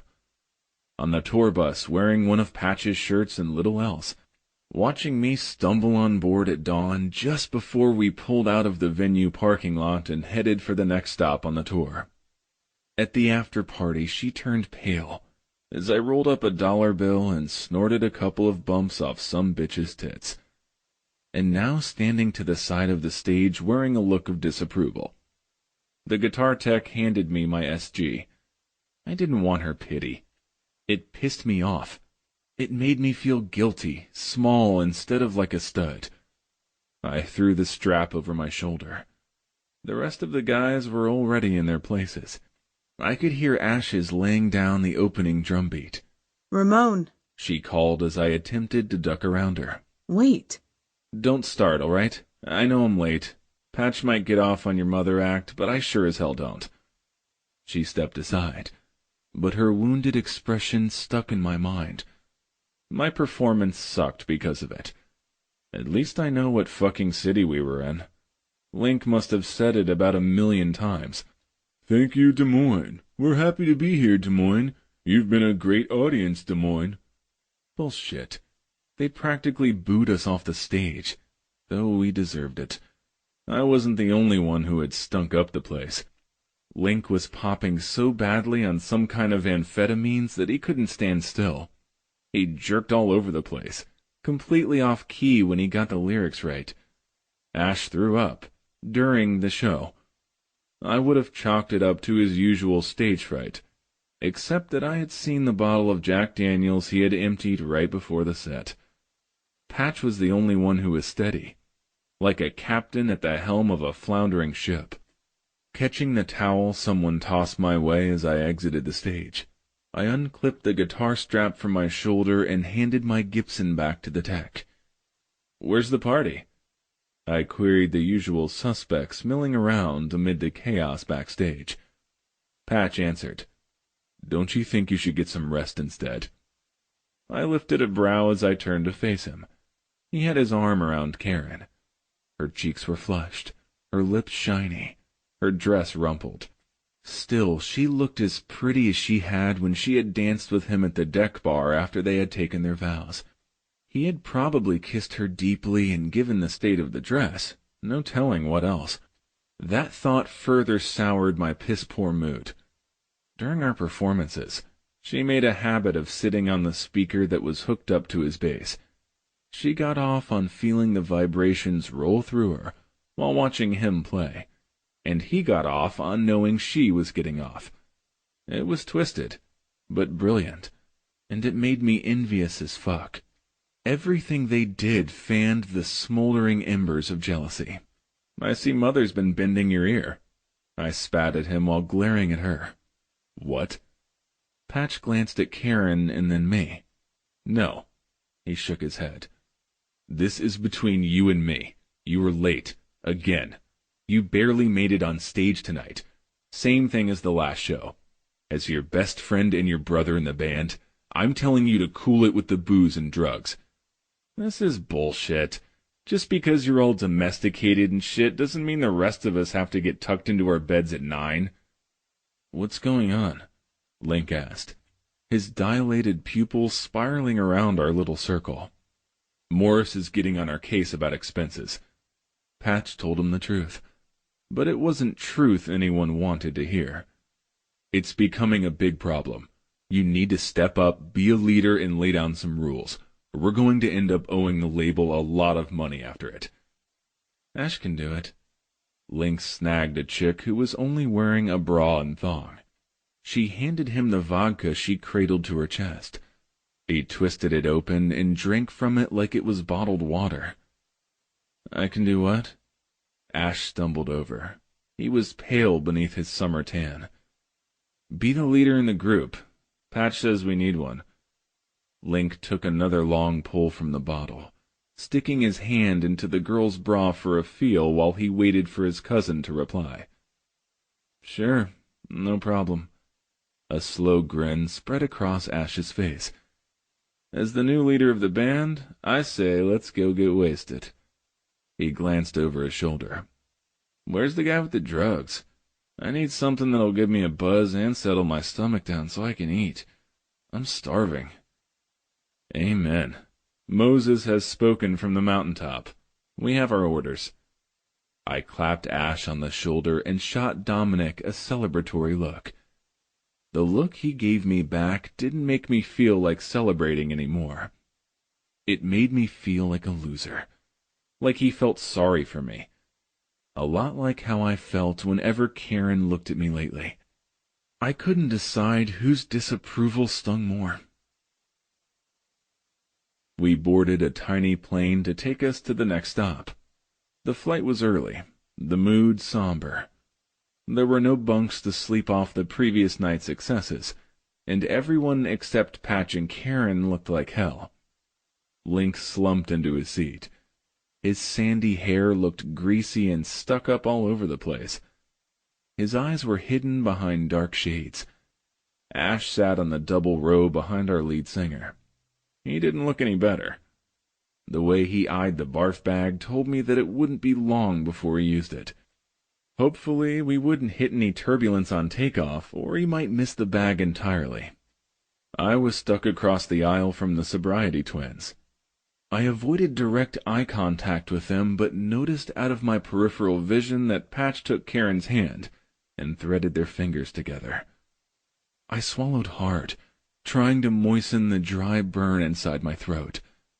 They were a snapshot of marital bliss, one that made the emptiness in my own life more difficult to assuage. The flight attendants did their thing, and we took off without any of them calling us out for being inebriated. I felt pretty fortunate, because I was pretty sure being shit-faced violated the rules of commercial air travel. There was a reason so many record labels flew their headliners around on private jets. I leaned my seat back when I was able and closed my eyes. I tried not to remember how much better things had been a little over a year ago, but it was hard not to take note of our rapid descent. With that first album and tour, there had been a sense of optimism, a feeling that we were going someplace, that we had goals that were worth achieving. We had a better album this time around, but we were self-destructing in spite of ourselves. The road that led to ruin was a wide one. Someone needed to find an exit ramp fast. For all the grief I had given Patch, he was the natural candidate to take charge. If someone didn't, I doubted we would make another tour. An announcement mid-flight that I didn't quite catch bumped me out of my restless slumber. I clawed my way towards consciousness, then started to drift back into oblivion, until the murmurings around me rose to such a high level that I couldn't ignore them. I cracked open my eyes. "What's going on?" I asked, turning my head to look at Patch. "There's been a plane crash." "Shit. That certainly was disturbing with us up in the air." "Where?" I glanced at Karen. She was pale. Her grip on Patch's hand was so tight his skin had blanched. "New York. It crashed right into the World Trade Center." Our destination had been Seattle. Instead, we found ourselves rerouted to Jackson Hole, Wyoming. The winter playground for the rich and famous had one of the tiniest airports I had ever been in. The tarmac ended up packed with grounded planes, the terminal packed with stranded passengers. In shock, we shuffled like zombies gathering around television monitors. Tall enough to see over the other passengers, I stood near the back of our group between Ash and Link. The cousins were pale, their expressions blank. I scanned for Karen. She was near the front, wrapped up in Patch's arms. His jaw was set. Even from a couple of feet away, I could tell she was still crying. I stuffed futile fists into the front pockets of my jeans. Patch turned, his hard gaze meeting mine. Guiding his wife in my direction, he met me halfway. Even Ash and Link drifted towards each other. Our differences forgotten, we were united in our grief. We remained at those monitors for hours, watching the appalling events unfold. The towers fell. The citizens of New York spilled into the streets, disappearing into clouds of soot and debris, and re-emerging with expressions as devastated as the rubble around them. Air traffic came to a standstill for days. Our concert was canceled. Eventually, Zenith moved us into a 3-bedroom condo near the slopes, and footed the bill. If we hadn't been so despondent, we might have enjoyed the view. But no one could find much hope in those early days. Our lives as they had been before, the lives of everyone across the country and around the globe, had been changed forever. "Ramon," Patch called, and I ripped my gaze away from the television coverage to glance at him. He looked as rough as we all did. We were strung out not by drugs, but by the horror of what we had seen and heard. "Can I talk to you for a minute?" "Sure." I gestured to the empty spot on the sectional beside me. Link was in a chair, Ash on the opposite end of the seating group. Both had their elbows on their knees. I don't think they registered anything beyond the depressing replays and the ticker tape details at the bottom of the screen. Nah, not here. In private, he clarified. In your room. Karen is asleep in ours. Okay. I stood, wondering what was up. His tone sounded ominous. I followed him into my room and shut the door. When I turned around to face him, his expression was more serious than I had ever seen. I'm enlisting, he said. You're what? My voice was incredulous. I've been talking to my dad about what's happened, about what I want to do, what I need to do. I'm taking Karen to OB first, then I'm going straight to boot camp. I'll be gone 6 weeks. He shook his head. This is bullshit. What the 4 of us have been doing. We used to be a band of brothers. Now we're just a bunch of guys going nowhere. I want to be a part of something important. I want to make a difference. I want to be a Marine and serve my country like my dad. Fuck. My jaw dropped. What did Karen say when you told her? I haven't yet. Are you crazy? She's your wife. She would have tried to talk me out of it. I would too if I thought it would do any good. I raked my hair back and gave him a baleful look. I'm sorry I've been such an asshole lately. I don't know what's come over me. But yet I did. Regrets and recriminations crashed into me. I'll straighten my shit out. Only don't make any rash decisions. Take some time to think it over, man. The tour's nearly over. If you still feel the same way after it ends, then... I already spoke with a recruiter. My mind's made up, Ramon. Say you're happy for me. I wasn't. I respected the hell out of our military. I just didn't want him in harm's way. All the years of our friendship flashed before my eyes. Suddenly, everything in the world felt too close and inescapable. Shit, man. I didn't expect the wall of silence from you. He glanced away. I watched his fingers curl into fists. You know how my dad's always wanted me to follow in his footsteps, though he never pressured me. I thought you would understand, but maybe things are worse between us than I imagined. I do understand, Patch. I get it. Totally. It's an honorable thing you're doing. I swallowed, and manned up following his example. I'm proud of you. Happy for you if a career in the military is what you really want. I looked him straight in the eyes and saw his determination. Only don't get hurt, okay? I wasn't bullshitting. He gave me a tight nod, so I lightened things up. Good, because I don't have time to be breaking in a new friend. I'm going to be too busy trying to find a decent bassist, and it'll be a full-time gig trying to deal with this bunch of assholes without you around anymore. Yeah, I get that. Listen, I need a favor from you. Name it. I want you to keep an eye out on Karen. I've got a tour to finish. It wasn't that I didn't want to help with her. It was that he didn't know what he was asking. I could never tell him. I could barely admit to myself the way I felt about her. I realize that. I'm not asking for close supervision. She'll have her parents and my dad, but if they send me overseas, which my recruiter warned is likely, I just want you to make it clear to her that you're available for her to talk to when you're in OB and I'm not around. I think you care about her. I know she cares about you. That was news to me. But then I had been an ass to her and him a lot lately. She opens up to you.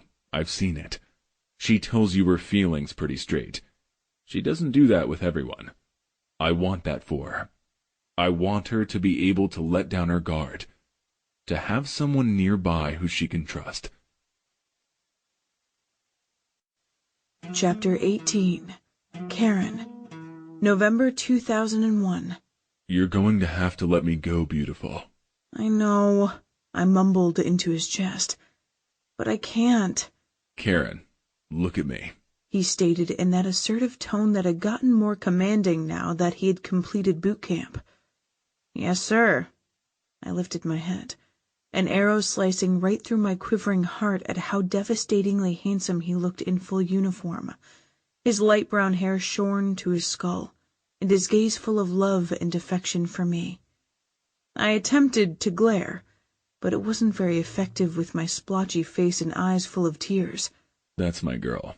He hooked his thumb under my chin and brought my mouth to his for a soft kiss. I love you, he declared afterward. My lips trembled. I love you too, I whispered. It'll be okay. He executed a precise military turn and marched towards his brothers. I watched him line up and board the bus. I followed his form as he made his way down the aisle and took a seat near the back. As I watched the bus pull out of the parking lot, I stood like a tree rooted to the asphalt in the same spot where he'd kissed me, amid a blur of other wives with their own breaking hearts. I'd never felt so alone. I spent the first week of Dominic's deployment in a daze. I went through the daily motions. I held my shit together until the night came. Then I brought his pillow to my chest and cried into it, muffling my sobs so my parents wouldn't worry. That first month, I sat by the phone every week an hour ahead of his scheduled call, anxiously awaiting to hear his voice. After we had used up our allotted 20 minutes, I would cry so hard I usually threw up. I returned to work at the surf shop. I surfed to the point of exhaustion. I rarely slept. I dreaded the nightmares that awaited me whenever I did manage to close my eyes. After 6 months, he came home for a week of leave. We barely left my bedroom. I was envious of every minute he spent out of my arms. When the time came to say goodbye again, I hoped and prayed I would get pregnant. I wanted a baby to fill that growing emptiness inside of me. I felt so incredibly hollow, like a fragile shell on the verge of cracking from the constant pressure of concern. May 2002. Karen, come quick! I leapt from my chair in the living room where I'd been folding laundry and lunged into the kitchen. Who is it, Mom? My heart pounded with dread when I saw the phone in her hand. What's wrong? I squeaked, bracing while at the same time trying not to shake. Nothing, honey. It's Ramon Martinez. My panic receded. I hadn't heard from him or any of the other guys in the band since Dominic had completed boot camp, though Ramon had attended the hour-long ceremony. Selfishly, I hadn't said more than 2 words to him. The clock had been ticking down. My sole focus had been on my soon-to-be leaving husband. You scared the shit out of me, I hissed at my mom, covering the receiver. Say who it is right away next time. She frowned. I touched her arm to soften my rebuke. She kissed my cheek in silent forgiveness. Blonde hair near the same color as my own brushed my nose as she hugged me tightly for an additional moment. She was a wife. She understood. Hello? I said into the phone when she released me. Hey, how are you? Ramon's deep voice rumbled into my ear as my mom left the room. I'm okay, I lied. Surviving was more like it, though my husband was the one in the war zone. I really had no right to complain. Yeah? Well, good. I'm in town, so I was wondering if you'd like to come hang with me. Maybe catch a few waves in the morning and grab something to eat after that. I work in the morning. At the surf shop, right? But that doesn't open until later. I surf with my dad. So, I don't think he'd mind if you skipped a day to see an old friend. Since when did we become old friends? Man, you're prickly today. He blew out a breath into the phone. Since the day you decided you were in love with my best friend, I guess. Though you're giving me such grief right now, I'm beginning to reassess that status. Why now?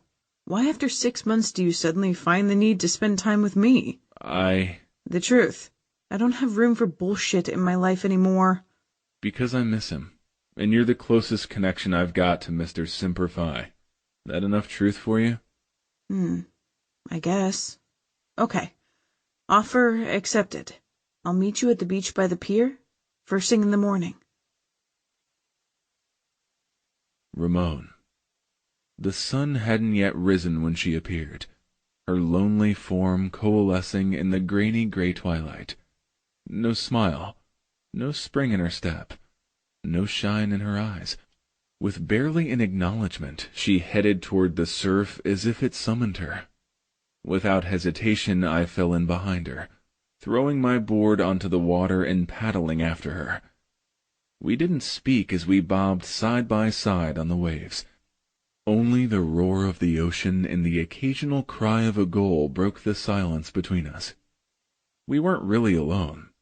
The spot next to the pier was rarely unoccupied.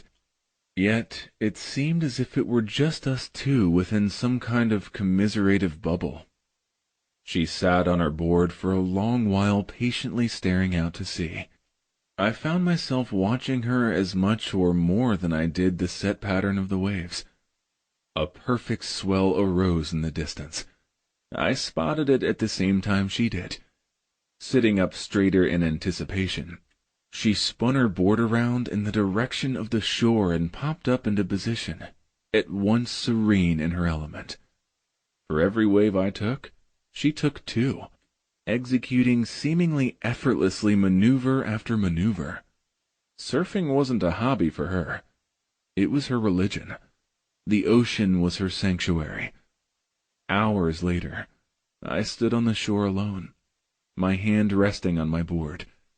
She remained on the water. Her stamina was incredible. She had schooled me. I was too out of shape to keep up with her after the indulgences of the last tour. I shifted my weight from one foot to the other, my toes sinking deep in the sand as I tried to keep my overstretched muscles from cramping. I didn't even consider leaving. I couldn't look away from her. Dropping down on her board, she exited a decent curl. Strands of blonde snarled around her face as she used the remnants of the wave to propel herself all the way to the shallows. "Sweet ride on that last one," I observed when she joined me. "Thanks." Only a little out of breath, she shifted her board into a better position under her arm, bent at the waist, undid her leash, and straightened while I tried to discreetly check out her ass. "You're not so bad yourself."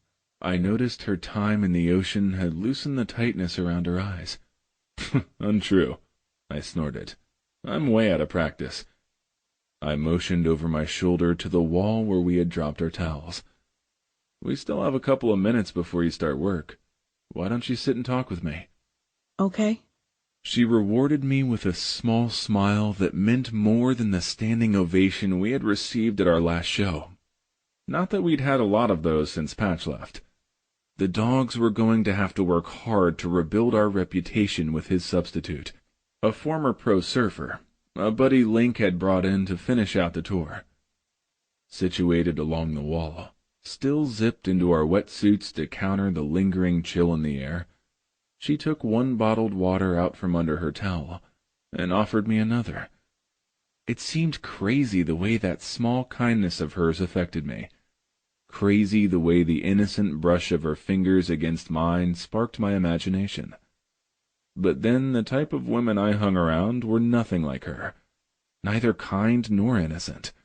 "What are you thinking about?" she asked, her gaze on the water, her shapely legs dangling off the wall above the sand.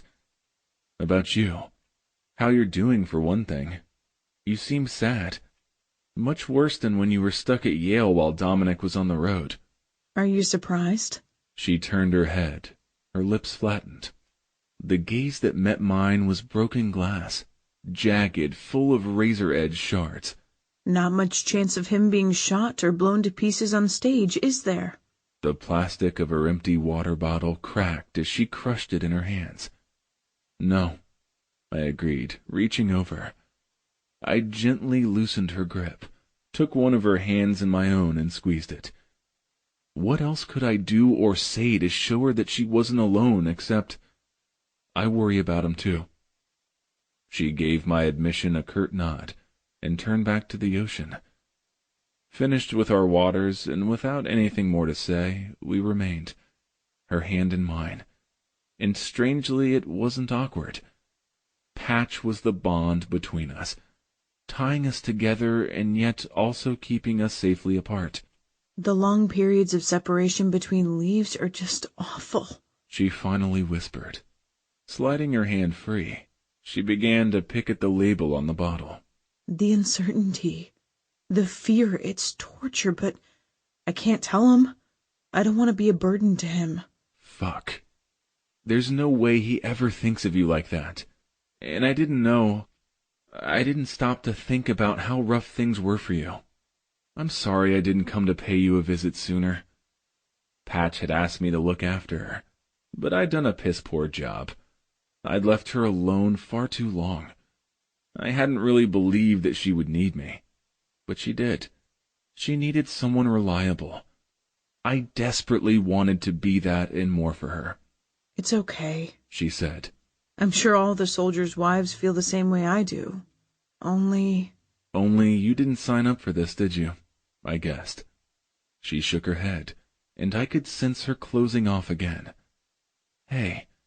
I scooted closer, threw my arm around her shoulders and pulled her into my side, not allowing myself to dwell on how good she felt there. It's all right. One day at a time, right? Patch is smart. The Marines might run to the sound of their guns, but that's because they're ready to kick some ass. He's a badass, Karen. There's no chance he's not coming home to you. I felt some of the stiffness in her frame loosening. I hope you're right, she whispered. I know I am, I assured her. Chapter 19. Karen. Oh, Ramon, I gasped, my hand clasped to my chest where my heart hammered. I didn't see you there. Is everything okay? The ever-present paranoia had me quickly calculating his expression, rather than rechecking to make sure that I had locked the surf shop door. He didn't appear to be upset, but he didn't usually come to the shop either, and there was something in his gaze that seemed different as he regarded me. Since we'd been spending so much time together in the mornings, I was starting to notice subtle things about him, like how he often ran a hand through his hair when he doubted himself, or how his accent became more pronounced when his emotions ran high. Everything's fine. He raked a handful of jet-black curls off his brow. Since you're through with work, I just wondered if you might want to come over to my pop's place for dinner tonight. I'd love to. Everyone in OB knew about his dad's culinary skills. My brows pulled together. I wasn't dressed for the occasion. My customary halter top and cutoffs over a swimsuit were acceptable attire for the surf shop, but I didn't think they quite cut it for a dinner engagement. Do I have time to shower and change? I don't think so. He's making mole. It's a time-sensitive dish. His eyes on mine. He reached out and tucked a strand of my hair behind my ear. Besides, you look great just the way you are. Thanks. My stomach fluttered from his touch and his praise. Can I borrow your cell to call my parents to let them know where I'll be? Just in case, well, so anyone can reach me, if they needed to. You don't have a cell? I made a face. Too expensive. Here. He passed me his phone. I spoke briefly with my mom before handing the cell back to him. You never let go worrying about him, do you? No, I admitted softly. It was pointless to pretend that I was strong, and a relief to share my true feelings with someone. That worry is wearing you down, surfer girl. His dark chocolate eyes glittered intently. He didn't seem to miss much when it came to me. We're going to have to come up with a strategy to build you back up. Oh, I already have a strategy, I said, with as much bravado as I could muster, though admittedly I liked the we part of his plan. Spending time with him, even if we just sat on the wall and watched the other surfers, made me feel less isolated.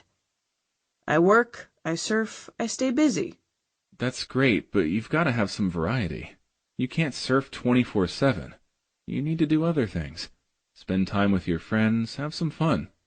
It doesn't seem right to have fun with Dominic being where he is. Nonsense. His contract is an 8-year commitment, right?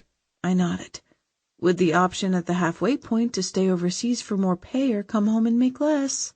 That's a long time to deprive yourself. Don't you think he's finding ways to pass the time where he is? Sure, I guess. He plays video games, watches movies, and he has his bass. He started a band with some of the other musicians in his unit. He had missed an allotted phone time with me just this past week because of a performance. I bet those things help his morale a ton. So, do you concede my point? Yeah, sure, I grumbled. Is that why you asked me to dinner? That's part of it. My dad's anxious to meet you. I think you'll like him. And my brother Gonzalo, who you remember from high school. But my sister-in-law I'll have to apologize for in advance. She's a first-class bitch. Ramon. My family took to Karen like I had known they would. She was flattered that my dad had offered a dish that featured chocolate, knowing it was her favorite. He preened at her praise, and she peppered him with questions about how he had prepared the mole.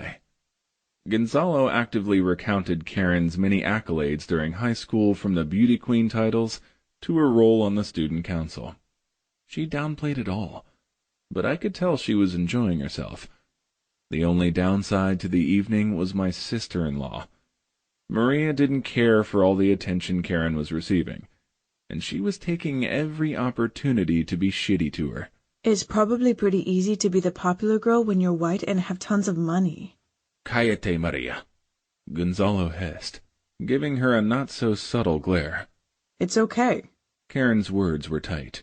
Yes, I'm white, but that's only the color of my skin. It doesn't define who I am inside. You're wrong about the money. We did have to worry about finances most of my life. Things are certainly better now for my parents since my dad sold the grocery store to the big chain, but that's his money. I work. My husband's a mechanic in the Marines. We're saving to have a family and a house of our own one day. I'm sure my hopes and dreams aren't really much different than your own. All I'm saying, chica, is... I think you've said enough already. Gonzalo wadded up napkins and tossed it onto his plate.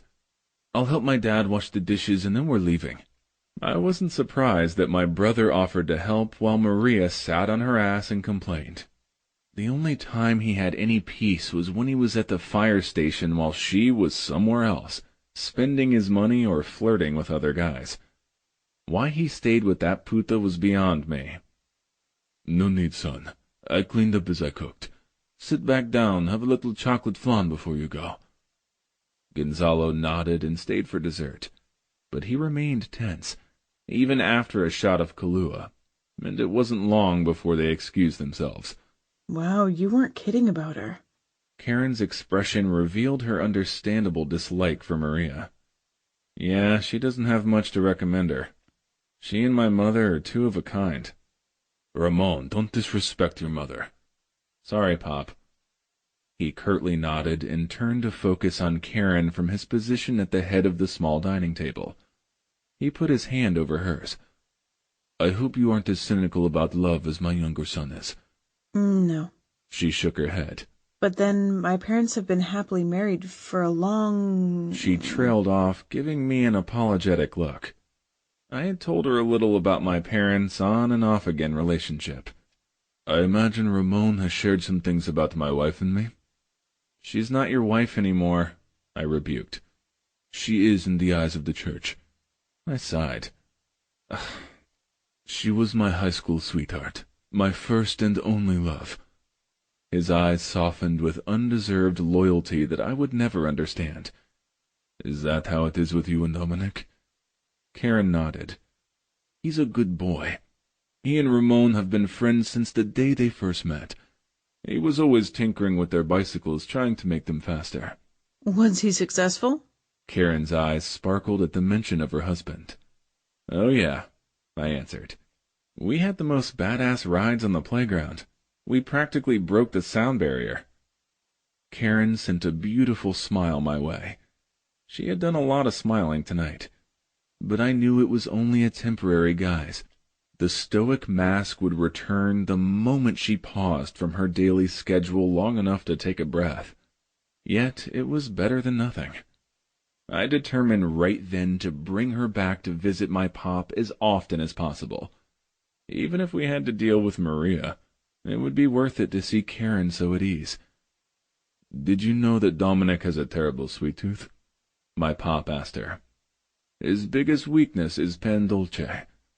She shook her head, then folded her hands and rested her chin on them. relaxing as my dad continued sharing more information about her husband that she apparently didn't know. Silly childhood stuff. The shaving cream incident, the trouble we had courted for the hell of it as we had gotten older. When he started to tell her how I had talked Patch into signing up for music lessons together after his mom had gotten sick, the hour was late. But an idea had formed in my head. I broached it with her as I walked her home. You had a good time tonight. The best. Your dad is awesome. Thank you for inviting me. It was Pop's idea, but you're welcome. I glanced at her as she strolled beside me. The hedges along the sidewalk cast shadows on her face that I was afraid might be the gloom that normally cloaked her returning. I forged ahead, with the idea that I had formulated earlier. You're not so tense when you're focused on something that makes you happy. I guess. Her brows scrunched together. I placed my hand on the small of her back as we stepped off the curb and crossed the street together.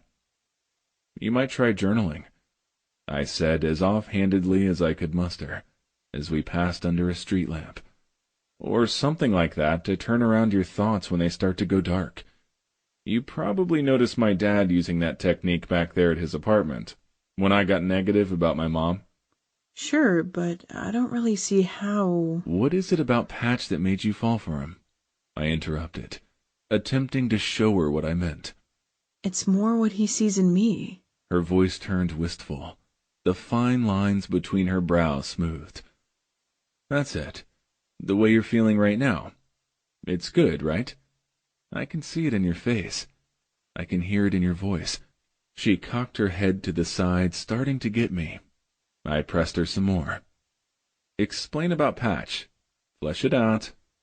I love how he has this way of focusing on me like there's no one else around worthy of his time. I nodded encouragingly for her to continue, though I believed any man would be interested in unraveling her secrets. It's like he never gets tired of my company. He's always asking questions. Why I'm the way I am. Why I do things a certain way. She sighed. He's very analytical, about everything. My dad wasn't kidding about the bikes. His dad has probably told you plenty of stories, too.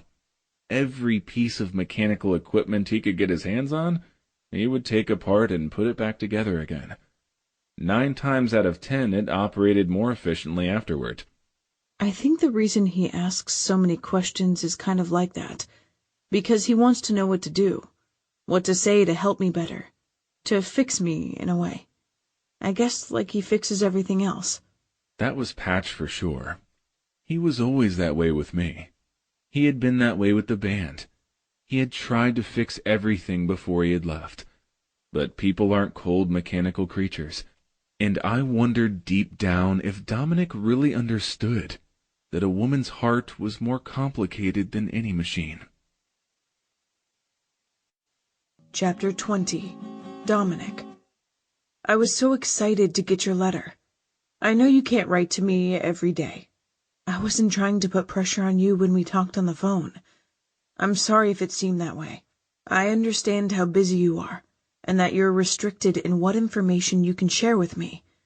I know that you aren't being purposefully vague to shut me out or hurt my feelings. It just that sometimes it feels that way. Scratch that. I was so pleased to hear that you have close friends in your unit that you can trust. John and Nick sound like great guys. Ramon is being a great friend to me back here in OB. We talk about you a lot, but I confess that I still miss you terribly. I treasure every phone call and any correspondence that you have time to send me. I replay our conversations in my mind when I'm alone in our room at night. I savor and reread each and every word you have written. I love you. Q2, otherwise known as the woman who's crazy about you. Karen. Hey, I said in greeting, as I stepped onto the small apartment patio where Ramon sat with his acoustic guitar. My chest was clenched. The look on his face made me feel like maybe I was intruding. Your dad told me you were back here? I explained, as Ramon continued to stare at me blankly. Lost in the music, his fingers absently strummed the strings. The wistful tune resonated with my current mood. I'd been close to tears all day. I knew it had a lot to do with the fact that Dominic hadn't responded to my last couple of letters. I probably shouldn't have accepted his dad's dinner invitation this week. "What song is that?" I asked, twisting my hands together. "It's beautiful, but I don't recognize it." "Not a song," he replied, his voice deeper than usual. He shrugged. "I was just messing around." His focused gaze swept over me, and his expression tightened. "What's wrong?" "Nothing," I lied, managing to unravel my fingers. He gave me a disbelieving look and raised one brow. "Dominic," I blew out a breath. I trailed off. My throat closed. I squeezed my burning eyes shut and dropped down beside Ramon into an empty chair. "It doesn't matter," I concluded. "It does matter if it upsets you." His soft voice soothed me like the surf when it gently kissed the shore. "Talk to me. Come on, surfer girl." I thought I knew him so well. What was most important to him? Lately, I wonder if I got it wrong. "I don't think you did." I managed a wan smile to the statement that I knew was meant to be reassuring. It only earned me a frown from him. I tried harder to unwind the emotions inside of me, so that I could separate and make sense of them. What happened to the sensitive artist that I married? The one that loved playing his bass as much as anything?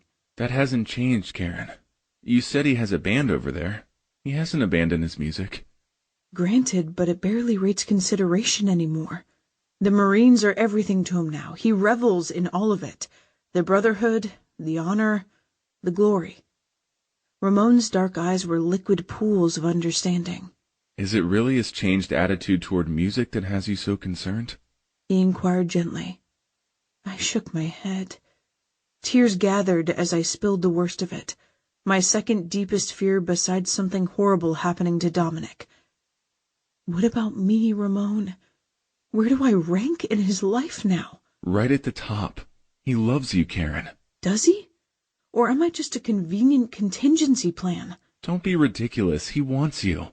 He's wanted you from the first time he ever laid eyes on you." Really?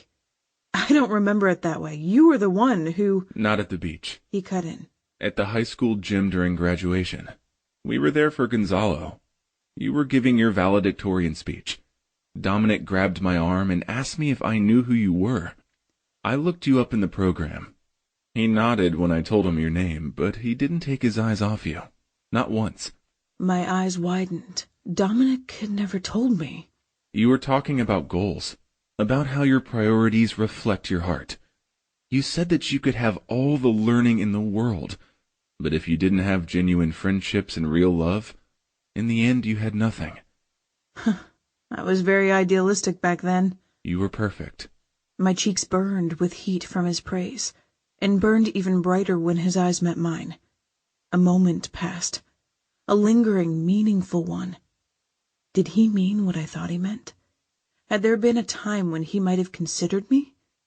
A dog barked in the distance. Someone's car locks chirped. I opened my mouth about to ask, but Ramon spoke, dispelling the weighted silence between us. "Dominic wasn't ever interested in being serious with anyone after his mother passed. I think he was afraid. I think he didn't want to risk ending up with his heart shattered like his dad. But for you, he conquered that fear. For you, he took that risk. You're perfect for him." The Dirt Dogs guitarist resumed playing, and I sank deeper into my chair, letting what he had revealed settle. I closed my eyes. They burned, but I didn't cry. Instead, I repeated his words and tried to return my emotions to their proper place as wave after wave of the sympathetic chords of Ramon's song washed over me. When he stopped playing, I opened my eyes to find him staring at me. His chair creaked as he leaned forward. He brushed a loose wisp of hair behind my ear. My heart raced as I stared into his eyes. I spoke to fill the hush, to cover the longings that I shouldn't feel. "Is music still a priority to you?" "I'm passionate about it, if that's what you're asking. It makes me happy to play. It's a lot like you and the surfing. It fulfills something inside of me.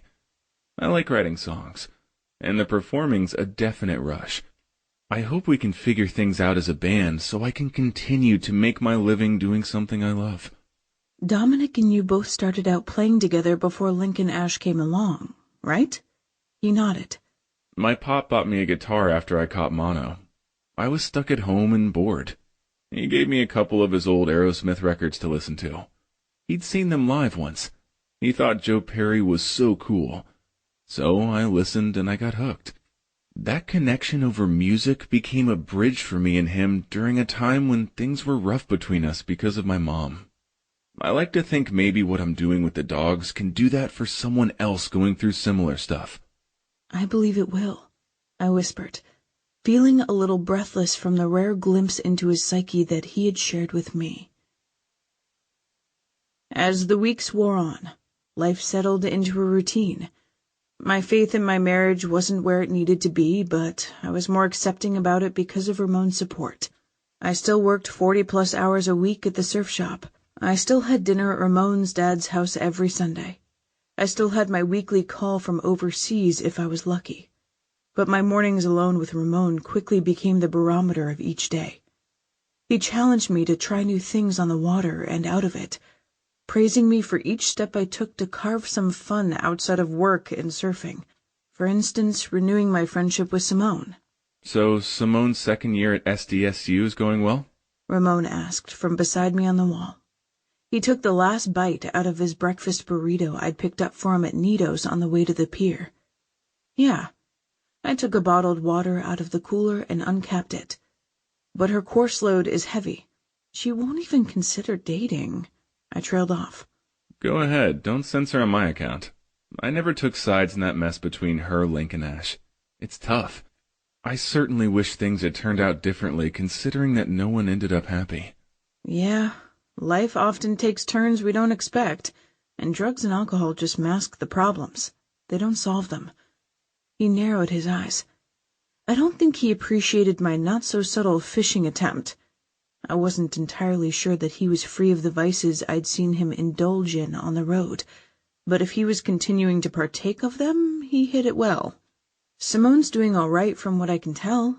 She didn't get the lead in the upcoming musical, but she got a part. With theater practice and her studies, she stays busy, which is good for her. I bet you talking to her helps a lot, too. I'm glad you reached out to her. Only because you encouraged me to. Friendships are meant to help you keep your head above the waves when life gets rough, right? But you gotta keep those lines of communication open, so they can be there for you when you need them. I know. I let a distance come between her and me when I went out on the road with the band. It was easier with all of the tension around Lincoln Ash, but not better. She's a good friend. So are you. Thanks for spending so much time with me. I know you have better things to do. I glanced away. I didn't want him to see the stupid tears that came into my eyes. The strain of my long-distance marriage coupled with all of the long, lonely nights in an empty bed had me entirely too emotional lately. You're wrong. I've got nothing better to do. The best part of my day is spending time with you. His voice was low, yet it carried over the wind that was currently chopping up the Pacific in front of us. The waves were so tall they were crashing over the pier.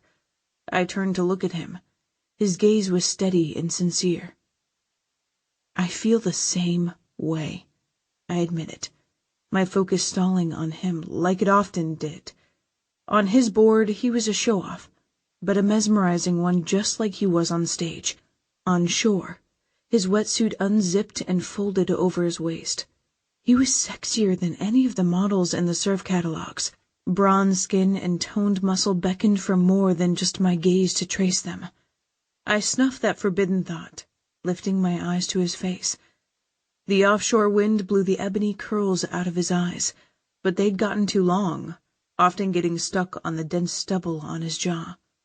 He needed a trim and a shave, but the kindness and caring evident in his eyes made me notice things I shouldn't notice, and imagine things that I shouldn't about him. I reached for an errant curl that had drifted towards his mouth. I wish... Karen. The way he intoned my name silenced my voice at the same time that it seemed to validate my secret longings. He lowered his head closer to mine. I wet my lips, spellbound by the intense smolder in his eyes. He dipped his gaze to them, then jerked backward abruptly, groaning as if he were in physical pain. What are you doing? He captured my hand by the wrist. Nothing. I wasn't doing anything. I just, your hair was stuck and I, mortified. I tried to tug my hand free, but his grip only tightened. Settle, surfer girl. It's all right. I wanted. His voice was a deep rasp. My unfurled hopes faltered, the wind behind them flagging. What I mean is, feel free to straighten my hair any time it gets in the way. His eyes lifted, meeting mine again. All right? Okay, I nodded. Same for me. My chest was tight. I felt like the breath had been knocked out of me. Good, 'cause you've got a rat's nest thing going on with yours right now. His tone lightened. It's driving me crazy. He released my wrist and attempted to tuck a couple of loose strands back into my braid. I'm sorry. He apologized as they only slid back out. I think I'm only making matters worse. The whole thing seems to be beyond my capability to repair. His eyes were a darker, more imploring shade of brown than usual, and I knew that we weren't just talking about my hair anymore. It's okay. I can take care of it. I've got some detangler and a comb at the shop. In other words, nothing almost happened, and even if it did, we never ought to speak of it again. Good. I admire your self-sufficiency. I always have. He leaned back, returning his darkened gaze to the ocean. I'm gonna miss this. Miss what? He swept his arm wide. Surfing. The ocean. OB. He turned back to me. You. I brought in a quick breath. You're leaving? I rasped. When? Today. He replied somberly, and my heart sank. Why didn't you tell me earlier? The stupid tears reappeared. I didn't want my leaving to be hanging over us today. He stroked the back of his hand on my cheek. I resisted leaning into the gentle caress. I'm sorry. The guys have been hounding me for weeks to get my ass up to San Francisco. Oh, I understand. His face was so close I could see the darker pixels of brown in his eyes, and I knew he could see the sheen of fresh tears in mine. Don't cry, Karen. Not for me. I'm not. I pulled in an unsteady breath. These are, they're happy tears. I'm relieved. You've been a pain in my ass. I'm glad to know I can finally have the whole damn ocean to myself again. I'm glad to be rid of you. Little liar. He caught the first tear that spilled down my cheek. I'll call you every day, he said softly. You won't. And you really don't need to. I'll be fine. I won't be. You know all the band drama will drive me batshit crazy. And Morris isn't helping with the ridiculous deadlines he's setting. It's a lot to ask. It'll be a lot of work to keep the lines of communication open between us. But I know you. You're solid, steady, and a true friend. You would never let someone down if they really needed you. Chapter 21. Ramon. January 2004. I'm not paying for this. I let the room service guy in. My bleary eyes narrowed when I turned back and scanned the interior of the lavishly decorated penthouse. The Dogs had finally hit it with our third album. Each song Zenith released from it had vaulted up the charts. Headliners on our own tour, we stayed in the fanciest hotels and flew to each new city on the company jet. We had VIPs offering us all kinds of expensive shit for free at the meet and greets. We had our pick of the women. 1, 2, 3, hell, however many we wanted. And whatever we wanted them to do, they did it. Eagerly. Who ordered all the extra food and champagne? I complained, holding my half-buttoned jeans up with one hand, while draping my arm around the naked blonde with the huge rack that I had just come all over earlier. Not me, Ash replied. He laid on the leather sectional, toying with the tits of the brunette on his lap. She was totally out of it, her eyes glazed and bleary. She didn't seem to notice that though the Dirt Dogs drummer was fondling her, His focus was actually elsewhere. Link didn't answer when I shot an investigative glance his way. He was higher than Ash and me put together. His attention divided between the two girls putting on a show by the piano, and another one he was fucking up against the wall. Diesel had gone to his own room hours ago. The guy was a decent bassist, but the perks of stardom seemed to be totally lost on him. I slapped the blonde I was already bored with on her ass, sending her away. I grabbed a couple of the flutes the wide-eyed delivery guy had somehow managed to fill with champagne and stumbled over to the sectional. Dropping down beside Ash, I offered him one of the glasses. It was only half full now. I'd spilled the rest. "Thanks, dude." He took a sip and dipped his gaze toward the brunette. "You want her?" He arched a platinum brow. "Nah." I shook my head, drank some champagne, and surveyed the room again, spent and disaffected. The more women I fucked, the more irritated I became. I didn't like this feeling, but I didn't dare delve too far into the reasons for my dissatisfaction. I slid out my cell, checked my text log, and frowned. Karen was taking forever to reply. What was she doing? It was late, and Dominic was still overseas. "You all right?" Ash asked me, noting my frown after he shooed his own chick away. "Fantastic," I lied. "Who do you think sent the champagne?" "Probably Zenith. Morris wants us happy. I think he'd rather we drink the champagne than do the other shit." "Yeah, you're probably right. He give you the same warning he gave me?" "Yeah." He nodded. He also mentioned something about bringing in a new manager to keep us in line.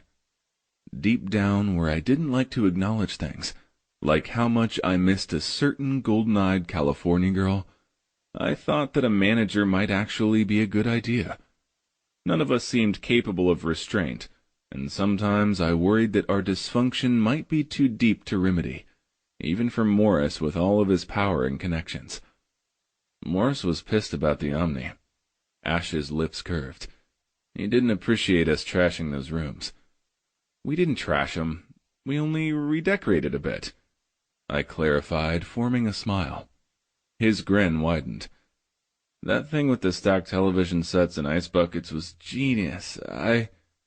He trailed off as the woman with Link started chanting his name, in the throes apparently. Sometimes I got the idea a lot of women just faked it. After all, most of them didn't really give a shit about us either.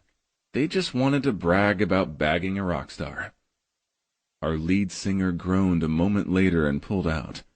I glanced away. I really wasn't into watching, but I wasn't surprised to discover that Ash was still staring in his cousin's direction. We were together 9 months out of the year. There weren't many secrets between us. We all knew Ash was a voyeur and that he swung both ways depending on his mood. "You ever gonna say anything to him?" I said low, watching Ash follow Link with his gaze. "What?" He turned back to me, his eyes focused, and I realized he was a lot less out of it than I had assumed. "You ever gonna say anything to Karen?" He rephrased pointedly. I froze solid, shook my head, and put my cell away. Was it really that obvious? "She's off limits," I managed. "So is he. Life ain't fucking fair." Ash drained his champagne, slammed the empty on the marble coffee table top, and hit me with a knowing look. "So we both settle for what's available, right?" Karen. I was out of breath when I arrived at the pier. "Ramon!" I yelled, spotting him. He stopped in the surf, bored under his arm like mine was as he turned to the sound of my voice. "Wait for me!" I splashed through the shallows and caught up to him where he stood in waist-deep water. "I wasn't expecting you. With Patchhome, I mean." He smiled, but it didn't quite reach his eyes. It seemed the same here in real life as it did in the photos and videos that had to suffice while he was away on the road. "He's not interested in surfing anymore," I explained. "Not much interested in me either." The changes Dominic had undergone in the war were etched into his psyche now. His sense of duty and honor I admired, but not his growing cynicism and emotional distance. He went to the gym with his dad. He wasn't interested in sitting around and talking to me. He didn't see the point in it. Is it okay that I'm here? Is someone else joining you? That girl from the deck bar? One of many I saw linked to him in the entertainment magazines. No one's joining me. He frowned at me as if incredulous that I would think such a thing. Did he consider the spot ours the way I did?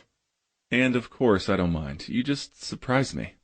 His gaze intently focused on mine. He reached for a strand of loose hair that the wind blew across my lips. A familiar gesture. He withdrew his hand at the last moment and glanced away. How's Patch doing? He's okay, but why ask me? I thought you talked to him at the bar last night. Not really. We don't seem to have much in common anymore. He hardly said more than 2 words to me, Surfer Girl. He hardly says more than that to me either, I thought. I felt like I was a disappointment to him. The more I tried to show him how much I cared, the more I tried to tell him how much I missed him, the more he seemed to withdraw from me. I'm sorry, I said. I could tell that the distance between them bothered Ramon. It bothered me too. It seemed to be a symptom of a much deeper problem with Dominic, but I didn't share. Since that day on the beach, since that misunderstanding on my part, I was more careful with Ramon. It's not your fault. He just seems changed. He is. I mean, how can he not be, right? He doesn't talk a lot about it. There was his life in the military and his life in OB. He seemed to want to keep them completely separate. But then it's all there, all the awful stuff in the news. I could read between the lines of his infrequent emails, what he left unsaid. But when he came home, he brought the conflicts with him. He wore them like a uniform, like armor I couldn't penetrate. It comforted him to have regimentation. Even as it pertained to our relationship, things had to be strictly spelled out. What we could talk about, what we didn't. He made the decisions. He had all the authority. But what put him at ease built a wall between us. He felt further away even when he was home. A couple of suicide bombers had gotten pretty close to his base. It was my turn to look away. I glanced at the turbulent surface of the Pacific. I told him the extra pay isn't worth the risk, but I don't think he cares. I'm sorry. Ramon did touch me this time. A strand was tucked. His fingertips skimmed the shell of my ear. His gaze was now as tempestuous as my own. It's not your fault, I whispered, giving him the same absolution he'd granted me a moment before. He glided his knuckles down my cheek. His thumb grazed the outer corner of my lips. My heart sped up. But I had buried that particular longing so deep, I didn't even think that Ramon, with his talent for observation, could ever see it. My happiness isn't your responsibility, and I don't want you to worry about him either. We'll be okay. You have enough things going on right now. You say that a lot, that you're always okay. I'm not sure if that's the truth. He turned the nose of his board to the ground and came closer, reaching for and cradling the back of my head with his hand. If you ever need me, you know I'll come. All you have to do is call me. You know this, right? Ramon, I breathed. You don't have to say things like that. I say them because I mean them. A wave slammed into his back. Shielding me, he took the brunt of it, though it rocked his sturdy form. The surf's calling. He searched my features. You ready? I nodded, my eyes bright from Ramon's magnanimous offer as much or more so than my eagerness to test the surf. My hip brushed his as I headed out. Just that innocuous contact made my breath shorten. I took some major waves down in South America, Surfer Girl. I might just school you today. You're welcome to try, I told him, jumping on my board. You want me to get you another one? Dominic asked me. Huh? I tore my gaze from Ramon. He had brought a woman who looked like a Victoria's Secret swimsuit model to the backyard barbecue at Dominic's dad's house. Ignoring the unsettling churn in my stomach from seeing his lips on her neck more often than his beer, I refocused on my husband.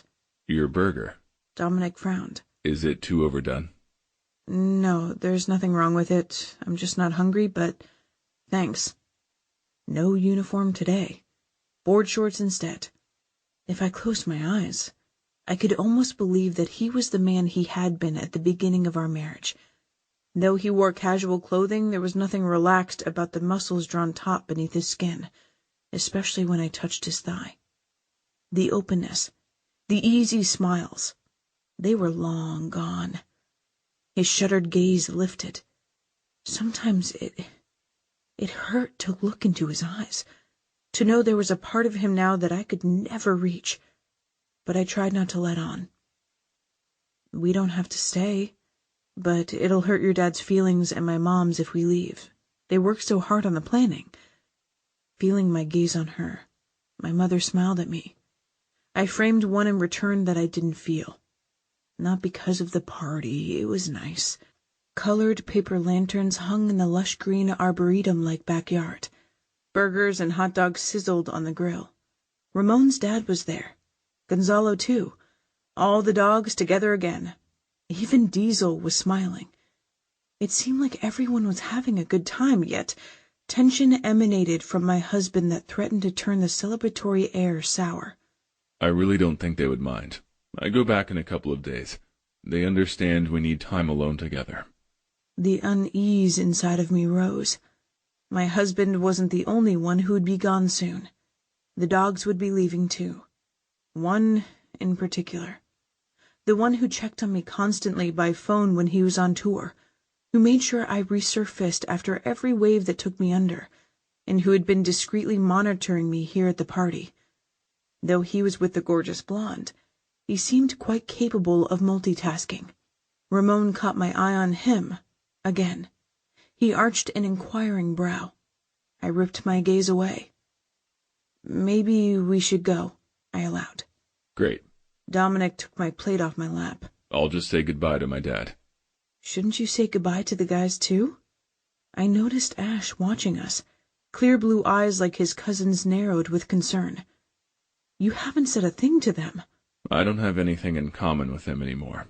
The crease between his brows deepened. You sure seem chummy with them, though. I can't believe they're running their new material by you. We're friends. I cocked my head to the side. Was he jealous? Did he envy them their success? Did he ever regret walking away from the music? If he did, he never let on. Hey, I only made a couple of suggestions that turned out well on their third album. I'm just a listener. I'm certainly no expert.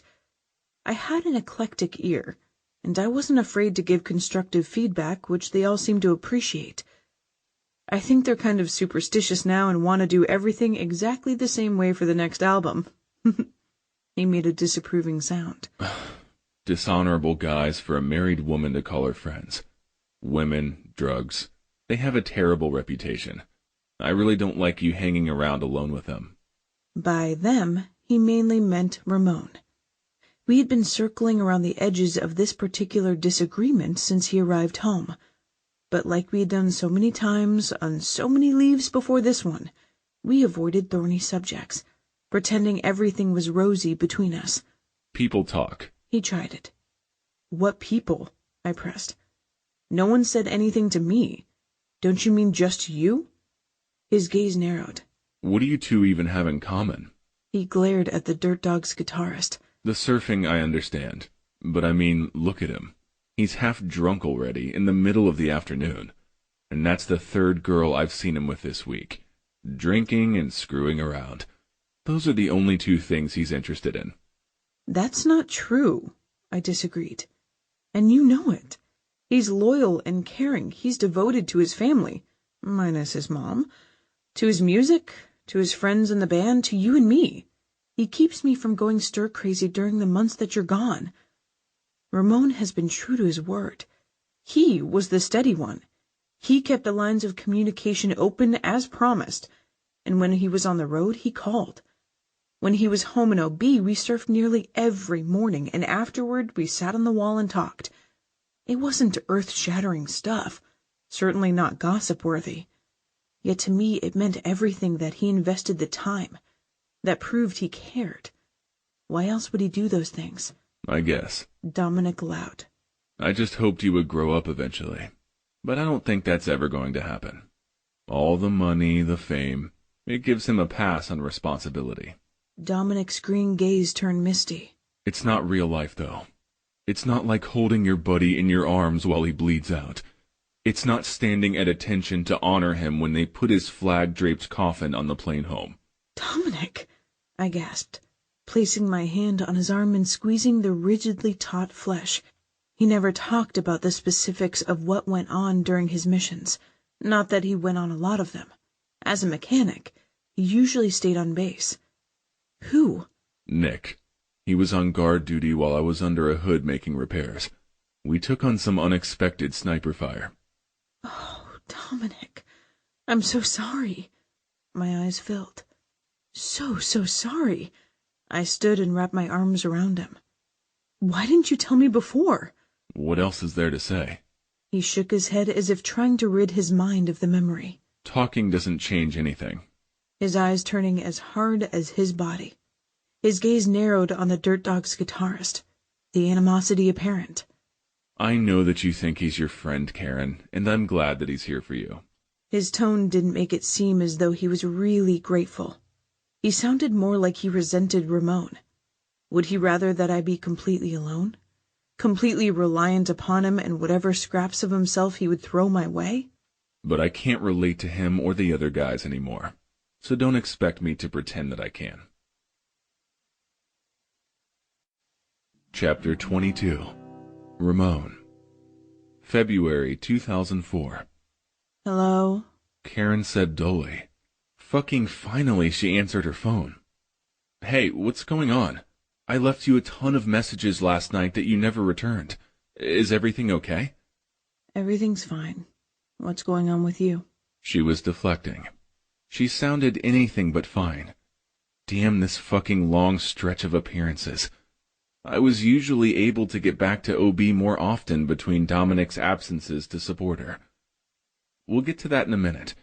Right now, I want you to tell me what the fuck's going on with you. For real. No bullshit. My temper flared. I crushed my cell in a tight grip. Nothing you need to worry about. I'd be the judge of that. How long have we been friends? I asked her. A long time. She whispered. Lately, she just seemed to get quiet instead of throwing her sass at me whenever I got mad. 3 years. Almost 4 this summer. I clarified, wanting to make my point. Did you brush me off when my dad had chest pain? No. Right. It was only heartburn, but he didn't know that, and wouldn't have if you hadn't taken him to the ER to get it checked out. And how about when Link got that wild hair and wanted to take the band in an experimental direction after our last album? Who listened to me blow off steam about it for a couple of hours? I did. Right. And how about the time Dominic's plane was delayed in Munich because of that winter storm, and you thought he wouldn't get home to see you? Who sat with you all night watching Jane Austen movies until he wanted to gouge his eyes out? You. You stayed with me, though you couldn't resist editorializing. I'm a guy surfer girl. You know I'd have my man card revoked if I acted interested in that kind of shit. I sighed. So now that I've wasted precious time reestablishing that we're good friends, tell me what the hell's going on. Dominic was home a month ago. I know. I was there. I reminded her, gentling my voice and feeling like an ass. He had looked good, though as was usual lately, I hadn't spent much time with him. He was different. Karen and I had talked a little about it, though I was careful not to criticize. There was little left of the easygoing guy I remembered growing up. Being over there had made him hard. He was a warrior now. He rarely laughed. He watched the rest of us, including her, with an analytical eye and a detached attitude, which made it seem as though we were all in a battle he planned to win. You're missing him, I guessed. It didn't seem to be getting any easier for her, even though Patch would soon be finished with the mandatory portion of his overseas commitment. I was relieved that he would soon have the opportunity to come home. I feared Karen was near the end of her frayed rope. Yes, but, Her voice hitched. She sniffed softly, but I heard her. She was crying. I couldn't bear it when she cried. 5 minutes, Martinez? The harried-looking backstage manager urged. She backed away when I whipped my frustrated gaze on her. Where are you? Karen asked. I ignored her question in lieu of one of my own. You've got 5 minutes to tell me what's going on, or so help me when I'm done here I will walk off this stage and come straight to OB, and I'll extract the truth from you myself. I started my period today. I was late, and I'd been hoping, but I'm not pregnant. Again. And Dominic doesn't want to try anymore. Not until he's back stateside. Simone's graduating soon. She's moving away to New York. She'll be a famous star on Broadway. You're a successful musician who travels all over the world. Dominic's working on his degree at night so he can qualify to be an officer. I'm the only one who's still here. The one everyone feels sorry for. The girl who had the full scholarship to Yale but who went nowhere in her life. Who still lives with her parents and works in a surf shop. Karen, I breathed. These were thoughts she had only hinted at before. It was obvious to me that it was her disappointment about not being pregnant that was the catalyst for this downward spiral. Calm down. Take a breath. It's okay. It is. I know that logically. And that's the worst part because I know that I don't have any right to feel this way. You have every right. Your feelings are valid. They're what makes you who you are. A kind, thoughtful, caring woman who is loyal to her friends and has helped each of them get to where they are today. You are the common denominator for all of us. You're the one we all love. We need you on stage, Mr. Martinez, right away. I gotta go. Turn on your television. Put it on the Oscars and record it. The dogs are performing tonight. We're doing Like a Soldier, a tribute to Johnny Cash. Link is dedicating the song to Patch and all the troops currently away from home. Your cell's ringing, Diesel informed me. Hair as dark as mine askew, but not from participating in the Oscar after-party fray. He had made his token appearance with the rest of the band, as required by the label, but the whole time he stood in the back of the room, arms folded over his chest, looking down his nose at everyone else, disdainful of the excess and debauchery. The parties resembled the ones backstage when we were on tour. Only here, there were more dollar signs involved. Billionaires mixed and mingled with top-tier celebrities, while super-thin supermodels instead of strung-out groupies circulated the room offering fucks for free. So let it ring, I told him, sliding my hand under the sequined dress of my second indulgence of the night. It was difficult for me to lose myself in a chick anymore. With the first one of the evening, I had been able to envision the one I wanted her to be. With the second, I was having more difficulty detaching from reality. My self-prescribed tonic of pills and champagne was petering out too quickly. I would, man, for sure. Only you made me promise before the first party that I would monitor your phone and let you know if she called. Everyone understood where Karen stood with me. They rode me about it constantly. Everyone except Diesel. He seemed to understand my dedication, though he didn't know Karen all that well. I set the blonde aside so fast she nearly fell over. Stumbling, she glared. But even before I reached for my phone, I noticed she was already scanning the room with calculating eyes, looking for her next celebrity mark. I clicked the call log. I saw 2 missed calls from an unlisted number. Given Karen's distress earlier, I scrolled down to call her number when my phone rang again. Martinez speaking. Ramon. The connection was horrible. I recognized his voice regardless. Patch? My heart started to race. Panic burning through the remaining alcohol and drug-induced haze. He never called me.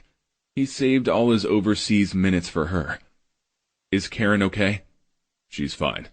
Are you okay? I'm fine too.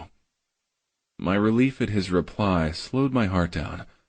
I collapsed into a nearby chair. You shouldn't have done it. I can't take the credit. This dedication was Link's idea. I wasn't referring to the dedication at the Oscars, although everyone in my unit over here is talking about it. I'm talking about you buying the surf shop for Karen. Shit. I didn't anticipate the paperwork going through that quickly, though Karen's boss hadn't been hard to convince. She had been ready to retire. She loved Karen and had been happy to facilitate the ruse that she was bequeathing it to Karen while working behind the scenes with the real estate company that was representing me. However, no one was supposed to blab about the details. I had wanted my part in it to remain anonymous. It's not a big deal. Bullshit, it's a huge one. The location on Newport Avenue alone is worth hundreds of thousands of dollars. $1.5 million to be exact. But I thought it wise not to correct him. Look, I know I asked you to look after her, and I'm grateful for all you do for her. She is too. But dude, it makes me look like a loser. Like I can't take care of Karen and give her the things she really wants. You know we can't afford shit like that. I knew. That was why I had done it. I saw her count her savings yet continually come up short. I saw the longing. Saw her increasing despair that everyone else seemed to be moving forward in pursuit of their own dreams. Knew she felt like a failure, and that she hid those feelings so deep I feared for her. And I also knew that the problems with him were at the center of everything with her. Now that I thought about it, maybe my motivation hadn't been that benevolent. Had I subconsciously wanted Patch to look bad? You weren't meant to find out, I admitted. Neither was she. No one was. It was a gift. Way too fucking extravagant, secret or not. If I figured out, others will too. You've been around those rich nuts in Hollywood too long if you think something like this was the right thing to do. Now, wait a minute, Patch. No, you wait a minute. Step the fuck back. Get your face out of your latest piece and your brain clear of whatever shit you're high on, and get some perspective. The rest of us have real lives with real concerns. It's serious as fuck every day over here. We've got an enemy that has no fucking respect for human life. They strap bombs on children and pregnant women and send them into the compound to blow us all to hell. I closed my eyes. He rarely talked to her about things that were over there. I wasn't sure if he was required to keep the details private, or if he had to in order to cope. But I knew it cut her deeply that he didn't share. Listen, Ramon, I know I'm jumping your case, man, but you had to know I would be pissed when I found out. You cock-blocked me in a major way with my own wife. No way can I ever afford to give her things you can without even blinking an eye, or feeling the pinch of it in your bank account. Oh, I had felt it all right. I had depleted my reserves and borrowed heavily with the label against my future. It would be a long while before I could replenish funds. A long time before I could afford a place of my own, where I was set on living someday in OB. You chose to leave the band, I reminded him. If you had stayed, you could have... That life wasn't for me. And though Karen might not see it now with things being such a challenge for us, it wasn't right for her either. The road, the moving from town to town every single day, the craziness of it all. That's not a good environment for a new marriage. In the beginning, sure, it was fun. Surfing together and making music. But I grew up. I ground my teeth together. He was starting to piss me off. I didn't think what he was putting her through now was much better. You're not the only one who's matured, Patch. Yeah, if you're so mature, what are you doing right now? He didn't give me a chance to answer. I'll tell you. The same stupid shit you were doing when I left the group. I would bet the full signing bonus I got for re-upping early on it. My anger over his dig went by the wayside, concern for her superseding all else. You're staying in Afghanistan for another tour? Yeah, man, for another 3 years. The way I figure it after the shit you pulled, I've got no choice. How's that? This was going to kill Karen. She had all her hopes riding on him returning stateside. Did he not see what was going on with her? How strange she was? How the worry gnawed at her constantly? How she flared like a flame on high when he was home but dimmed whenever he was away? Was she that good at hiding her true feelings from him? Or did he only see what he wanted to see? If you read her email tonight, you'd get it. She went to the shop to do inventory. In the middle of the fucking night for who knows what. She found the deed of sale made out in her name on the counter. She was fucking ecstatic. She bought all the bullshit. She's already making plans, going on and on about the changes she's going to make so the place will be more successful. He let out an agonized sigh that cut me to the bone. All that fucking money. I hope you choke on it, man. I truly do. The way I feel right now. But I can't make her give it back. Because more than I want my next breath, I want to give her the thing she wants to be happy. But it kills me, man. It positively kills that you gave her that dream instead of me. Chapter 23. Karen. September 2004. Put the rash guards over there? I showed Simone. I want the boards to all be in one place, lowest price to highest.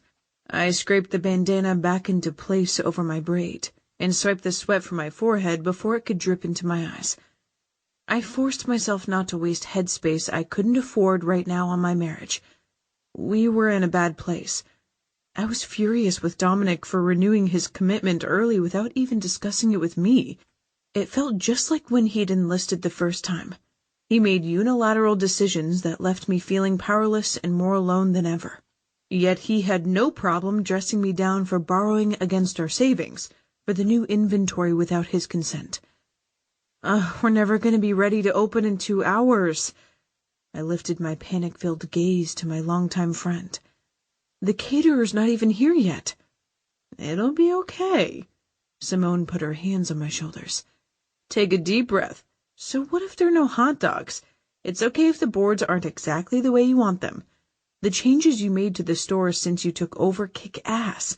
And this grand opening party is a great idea. Everyone in town's talking about it. Only because the dirt dogs are doing a free show at the pier and meet and greet over here afterward. A slash of pain cut through Simone's gaze. I'm sorry. I thought you and John were dating and that you would be okay with Link being here. John and I are over. We were over before it even started. He told me there wasn't enough room in my bed for 3. Oh, Simone, I'm sorry. It's okay. And you flew all the way out here to help me, even knowing Link would be around? Hey, I would do anything for you, honey. When is that going to sink into your head? I'd do anything for you, too. I gathered her hands and pressed my forehead to hers. I love you. Right back at you times infinity, she whispered. You can take off if you need to. I'll be okay. So will I. I'm not going anywhere. Not until the meet and greet. I'll let your parents take over then, just in case. This is your big dream. I want to be here. You've been out to New York to see all my sucky shows so far. Hey, you sent me plane and show tickets. And they weren't sucky. They were. I don't think any of them were in longer than 2 weeks. You were brilliant in each role. Spoken like the true friend of an artist. She pulled back and straightened her offshore shop t-shirt. I'll rearrange the boards. You call the caterer.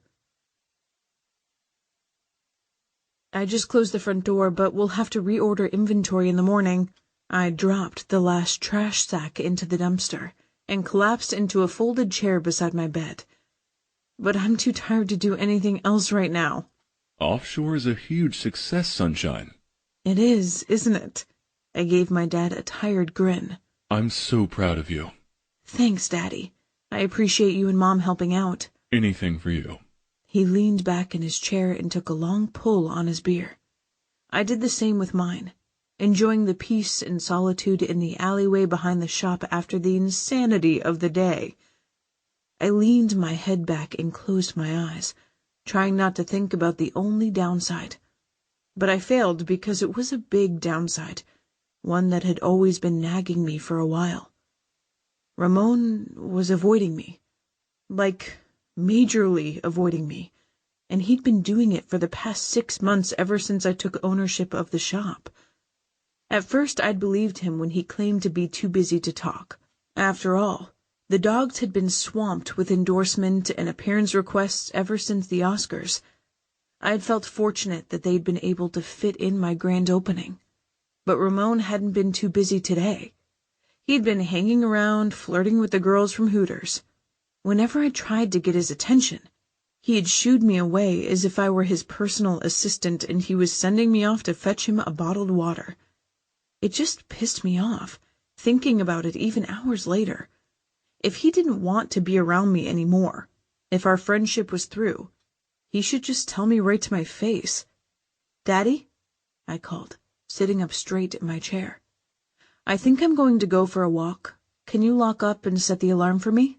Absolutely. I could feel his speculative gaze on me as I took the bandana off my head and slid it into the back pocket of my cutoffs. You heading to any place in particular? He queried in an odd tone. "Yeah." I turned to look at him. Do you think that's wise, honey? He gave me a long, pointed look. I think Ramon made it pretty clear more than a couple of times today that he wants you to leave him be. And you know, since... He trailed off, his leading statement making the fine hairs at the back of my neck stand on end. "No, I don't know. Why don't you tell me what you're thinking?" A little dose of Ramon's no-bullshit practicality seemed to be what was called for at the moment. Well, no one knows about the shop except for us and Dominic, but folks have been speculating about it and about you and Ramon and the nature of your friendship. "Oh, they have they?" My cheeks flamed. I put my hands on my hips. He nodded somberly. Don't you think it would be best if you spent a little less time with him? My stomach nodded on that thought. "He's my friend, Daddy," I whispered. "Nothing like what you've suggested has ever happened between us." I believe you. He gave me a long, searching look in the encroaching darkness. But you two are very close, and the way he looks at you sometimes, I wonder if maybe it's only a matter of time before what's between you harms your marriage. Tears filled my eyes. Deep down in my heart, I wondered if he might be right. "I love you," I stood, leaned over and kissed my father's cheek, absolving him from speaking the unvarnished truth. But I need to do this. Needed to know what was going on. Needed to confront Ramon, to get everything out in the open. "Thanks for being the best dad in the world, and thanks for locking up for me." I wasn't sure what was going to happen as I turned my feet in the direction of the OB Hotel, where I knew Ramon and the rest of the guys were staying. But I was more determined than ever to figure things out. I heard the loud music as soon as I ducked beneath the portico. The bass thumped against my chest as I climbed the stairs in the inner courtyard. I dodged women on the staircase I recognized from town, but I doubted they wanted me to acknowledge them since they were all naked from the waist up. It seemed the Dirt Dog's topless party policy lived on. When I reached his room, I rapped on the door. A brunette with a red Solo cup in her hand, her large boobs swinging unrestrained, answered it. She gave me the head-to-toe once-over. You'll do. He digs blondes, but ditch the top and bra, sweetie. If your tits pass inspection, he might let you stay." "I don't," I huffed. "I'm not." I glanced over her shoulder, trying to locate Ramon through the thick haze that had that unpleasant though readily identifiable skunk odor. The Dirt Dog's guitarist lay sprawled on a small couch, his lips curved into a lazy grin, his heavy-lidded gaze focused on the 2 girls from Hooters that he'd had his arms around earlier in the day. They didn't appear interested in him. They were completely nude and going after each other. Their orgasmic moaning had the attention of most of the other partiers packed inside the room. At any other time I might have turned around and left. But not tonight. Tonight, he and I had some unfinished business. "Hey, Romeo!" I called, catching the attention of the sardonic king lounging on his ganja-clouded throne. I snapped off my top and waved it in the air. Your bouncer tells me you're looking for blondes?" He came up and off the couch with impressive speed, though he weaved as he stumbled towards me. Put your shirt back on, Karen. The wave of his dismissive hand made the defined muscles on his naked chest ripple. Or what? It hurt that he'd seemed to be rejecting me again like he had all those years ago at the first Dirt Dogs party.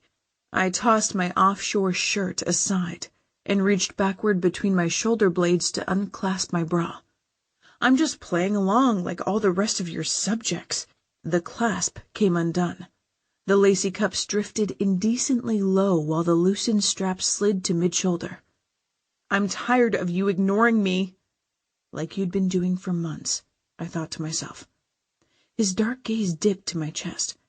I held the unfastened bra over my breasts, but it barely covered them. The nipples hardened to points beneath his rapt attention. "Everyone out," he shouted abruptly, throwing one of his sculpted arms wide. His half-unbuttoned jeans slid lower on his narrow hips, revealing an enticing arrow of dark hair. My mouth went dry. My pulse began to throb. I shifted from one restless leg to the other, but my eyes remained locked on his as people streamed by me on either side. More than a few glanced back and forth between Ramon and me before leaving. "Close the door," he ordered gruffly after the last party-goer passed me. Holding my bra in place, I clicked it closed. When I turned around, he had his back turned to me. It was as chiseled as his chest, and I couldn't help but appreciate the way his jeans hugged his ass. "Put your clothes back on, Karen. You have my attention. What's so important that you had to come here and disrobe in front of a room full of people?" I don't respond well to being ordered around, but I think you know that, or maybe you don't anymore since you haven't said more than a few words to me in months. "We're not having this conversation until you have your shirt completely back on." His long, thick curls skimmed the top of his rigid spine. He turned his head slightly, but didn't make direct eye contact with me over his shoulder. "All right."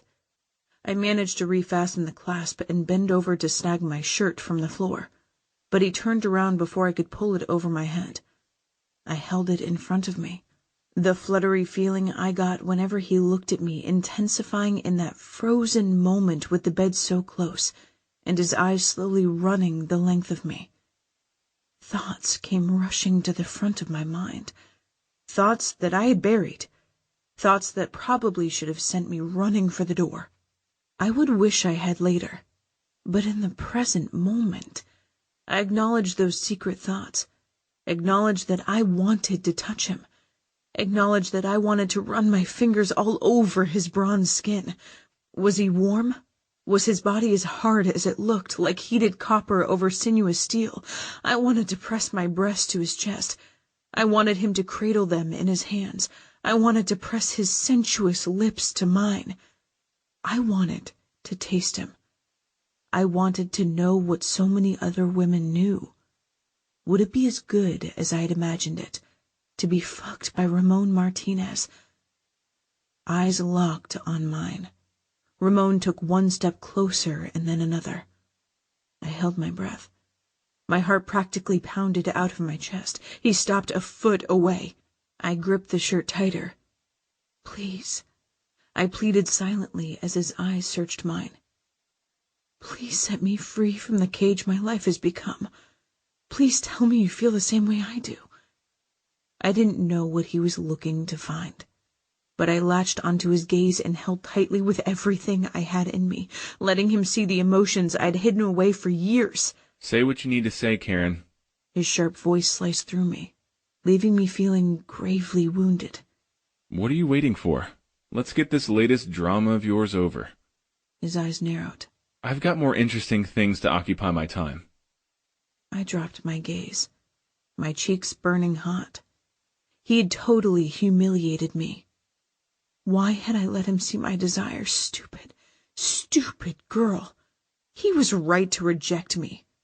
Remember, I told myself, never forget this.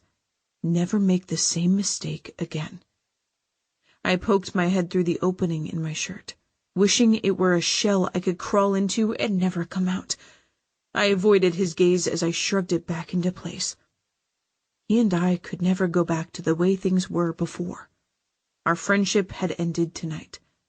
I knew it with a certainty that chilled my blood. I just wanted to get things in the open. I straightened my shoulders. To let you know how grateful I am for everything you've done for me.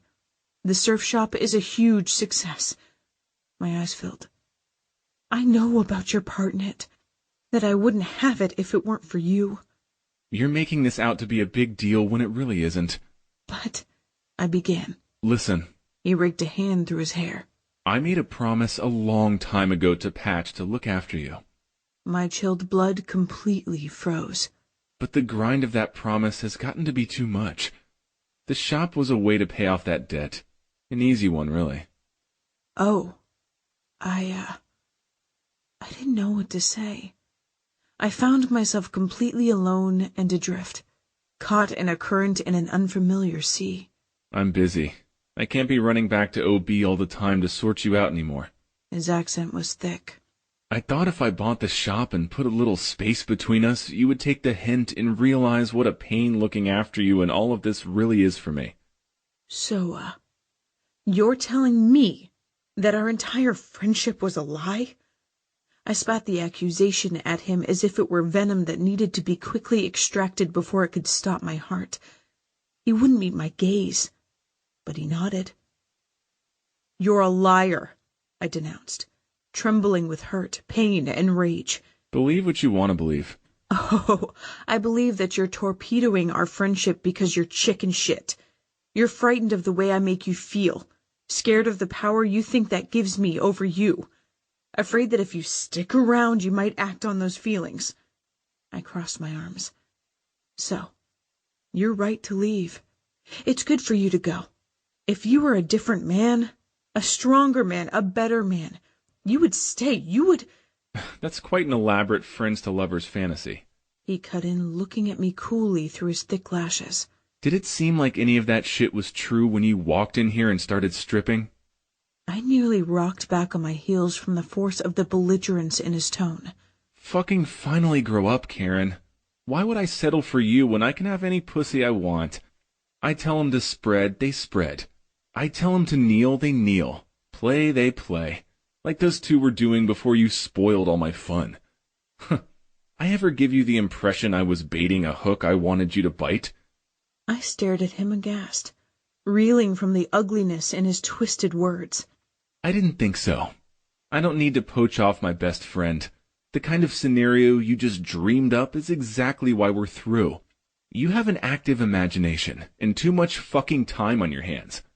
Tears flooding my eyes. I turned away, my movement so awkward that I nearly tripped over my own feet. I got myself in motion, though my footsteps fell heavily like lead. I had a mountain of worry and hurt weighing me down. In the past, he'd helped me shoulder those burdens. From now on, I was going to have to find the strength to do it on my own. I yanked the handle on the door. He said something that I assumed was a final dismissal, but my pulse thundered too loudly inside my ears for me to hear the words. Out on the landing, the party was carrying on as enthusiastically as ever. The brunette that had let me in snickered as the door snapped open behind me. I didn't have to look back to know he was beckoning her and the others back in. I straightened my spine and lifted my chin, pulling myself together the best I could, while gathering in the train of my tattered pride so that his legions didn't trample it in their rush to return to him. Chapter 24. Ramon. September 2007. Leave me alone, man, I groaned. Let me fucking die in peace. No way, asshole. Come on, get up. I cracked open my eyes to a blurry world that I didn't want to face. Not since I had cut my own heart out trying to do the right thing. A dismal world that I had to confront every time I had a single moment of clarity. Fuck, how much did he take? I don't know. The syringe and the bowl he used are empty. Keep those in case he loses consciousness again. If he does, we're gonna have to take him in. It'll go on his record. He'll have to do rehab. Maybe he needs to do rehab. Maybe we can get a group rate. Get his legs over the rim. Shit, I shouted as the cold water hit me. I sputtered as they forced my face under the spray. Their faces came into focus. Link, Ash, and Diesel. What the fuck? I managed, trying to sound belligerent. Ash shut off the water and tossed me a towel. What the fuck is right? Link said it like an avowal of my own stupidity. You trying to kill yourself, dude? Diesel asked point blank. I shook my head. Good, but if you change your mind, let me know. There are easier ways. I gave Diesel a squinty-eyed look. The guy had an odd sense of humor. Do you remember anything? Link queried. I love these guys. After being together and putting up with each other's shit for as long as we had, it was that or hate 'em. I chose the easier route, but I wasn't going to talk about it. There was only one person on the entire face of the planet that might understand, and she hadn't spoke a single word to me since the night I had crushed her. 3 fucking years ago. How are you feeling? Link squinted at me. Is this a trick question? I shot back. He's good, Diesel decided. He'll live. We probably shouldn't have called her. Called who? My sluggishly beating heart stumbled on the next beat. Karen, Diesel replied. Fuck, I swore. Why the hell would she do that? We thought you were about to check out. You were choking on your own vomit. We had to turn your head to the side to open up your airway. In another time and place, I might have found it disturbing how well-versed we all were on the management of drug overdoses. Right now, I was just grateful. Except about Karen. Call her back and tell her you were mistaken. Mistaken about what, Romeo? I would never want her seeing me like I was right then. Soaking wet and standing in the tub in my boxers with my bandmates around me like we were having a fucking intervention in the master bathroom of my Malibu rental. I would have squeezed my eyes shut in mortification, but I was too busy filling my parched soul with the vision of her. Mistaken about whatever they told you that brought you all the way up here from OB, I managed to say. Don't read too much into it. I was in LA meeting with a rep from Roxy. Diesel mentioned that you were dying. I can see that he was exaggerating, though you do look like hell. Thanks. I grinned like a deranged person. She was giving me the business and good, like the old days, and I missed it. Missed everything about her. My life sucked without her in it. Well, you gentlemen seem busy. I'll leave you to your kumbaya moment. She swept a cool gaze around the room, stopping on Diesel. Lose my number, baseman. His lips lifted into a slow smile. I think he liked her attitude, too. Don't leave. My voice broke, adding to the pathetic nature of my current condition. But in my defense, my throat was on fire, and I didn't want to let her go.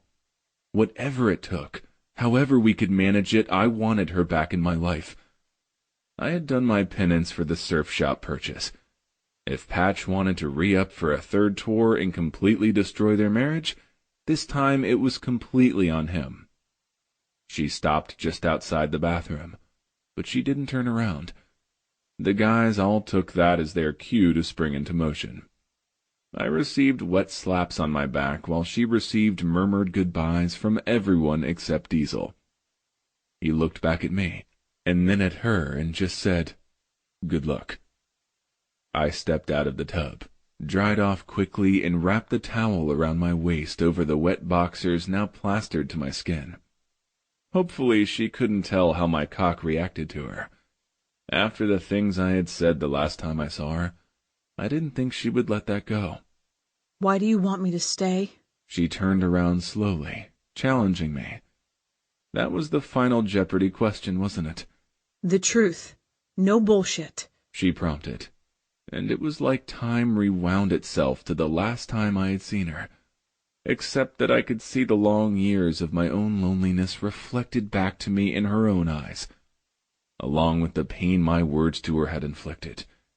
Distrust lingered in her guarded gaze. Because you're my closest friend, and I missed you. She inhaled sharply. She obviously wasn't expecting me to be quite that candid. If that's true, then why did you treat me the way you did? This part would be tricky. I didn't know the state of her marriage, and that had always been sacrosanct. Your husband called me about the surf shop thing. Let's just say we had a pointed discussion. He wasn't real keen on me doing that for you. Yeah, well, I can see why. It has certainly remained a source of contention between us, so much so that I finally conceded it. How do you mean? Her gaze shuddered. The years that couldn't be erased suddenly came crashing down on her shoulders. She looked suddenly wan and tired, almost strung out like I was. What really happened here tonight, Ramon? I've never seen you so gaunt. Was this really an accidental overdose, or something more? It's a dose I've done before, but from a new supplier. I shrugged dismissively. Heroin? She peered at my arms, looking for needle tracks. I was more discreet than that. She'd have to look between my toes. You never used to do hard stuff like that. She mused, and she was right. That was before I pushed you away. I wish... She swallowed. I wish you hadn't. But you did, and here we are, and... She sighed. I don't want to worry about you, but I'm going to have to now, aren't I? Not if we can be friends again. I'm not your crutch, Ramon. If you want to get sober, then get sober. Do it for yourself. Don't drag me into it. Fair enough. You're being extremely accommodating, but you'll have to pardon me if I'm a little slow to start down this road again. I just want us to start over. Too much has happened for us to ever do that. Can we at least start talking to each other again? We'll see. She cocked her head to the side, and that's when I realized she had no braid. She had cut her hair severely short. It barely covered her ears. I didn't like the way it matched the rigidness of her expression. She seemed almost as detached as Patch had been the last time I had seen him. Her lips were pressed flat. Did she smile at all anymore? You have my number, she decided. Call if you want to, only not between 9 and 5. I'm starting a new job next week, and I don't want to be taking a lot of personal calls. I want them to know I take my position seriously. What about offshore? It's Simone's now. I sold it to her. I'm taking a job with Roxy in their East Coast branch in New York. You're moving to the city? She nodded. You hate the East Coast. I'm going to try harder to like it. She glanced away. Dominic doesn't like me being an OB anymore. He's an idiot. Her lips tipped up at my vehemence. I wondered what had happened with him that he would do this to her. OB was home to her. If a person had a compass, then OB was her true north. It's for his career. He has an opportunity to go up a pay grade and serve stateside. It's a desk job which he doesn't like very much, helping the manufacturer redesign an important piece of equipment. But we're making compromises. Both of us. She was putting on a brave face. I had seen her do it plenty. But this was all wrong. The sacrifice on her part too huge. You might take the surfer girl away from her ocean, but you couldn't get the salt water out of her veins. I'm sorry. She nodded once, and then she was gone, her practical work heels clacking away on my wood floors. It made me sad to see her shoehorned into a role that didn't suit her, nor did it suit me to watch her walk out of my life again. On that thought, I started rifling through the rumpled sheets on my bed, found my jeans, and fished into the front pocket. Phone in hand, I punched in the number I knew by heart. Hello? Hey, surfer girl. You said for me to call if I want to. Well, I want to now, if that's okay. All right, she said after an extended breath. I would go first, catch her up on some things, hopefully then maybe she would open up her heart to me again. Eventually. Gonzalo's divorcing Maria. The Martinez men suck at relationships, but I think you probably figured that out by now. I raked a hand through my hair, wishing she were actually in the room with me and not just on the other end of the phone. Not that the divorce itself wasn't the right thing to do. It's only that it's going to be hell for my 3-year-old niece. I'm an uncle now. I didn't know if you had heard. Luna is the one right thing in my messed up family." I took baby clothes over to your dad's when she was born. She said softly. And I don't agree with your statement. I think there are a lot of good things about your family. Yeah, well, anyway. I proceeded to tell her about my niece, about how much I love that little girl and everything else that had happened in the last 3 years, making sure not to leave out any of the painful details about me. She probably thought she had seen me at my lowest point. I wanted her to understand that the reality of my life without her had been so much worse. Chapter 25. Karen. April 2008. "Hey," I said into my cell, balancing it between my shoulder and ear while I unlocked the door to my apartment on the 20th floor. It was Ramon. I knew before I even looked because I'd programmed one of his guitar solos in as his ringtone. "How are you?" I'm good, but what's going on with you? You sound out of breath.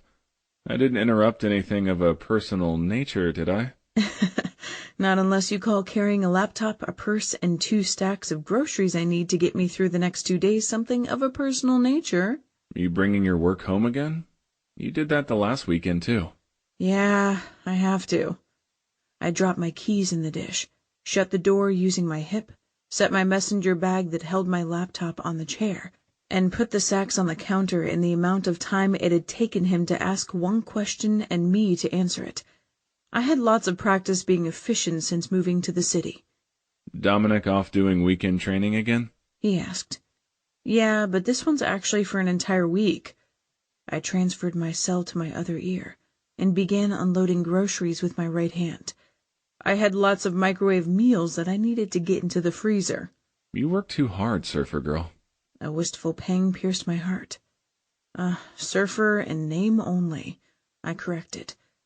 I was a land-bound city girl now surrounded by claustrophobic concrete and buildings that blocked out the sun. I longed to fill my eyes with the wide-open view of the ocean, and my ears with the soothing roar of the surf. Not much else to do but work, I groused, frowning at the stack of lean cuisine boxes before closing the freezer door.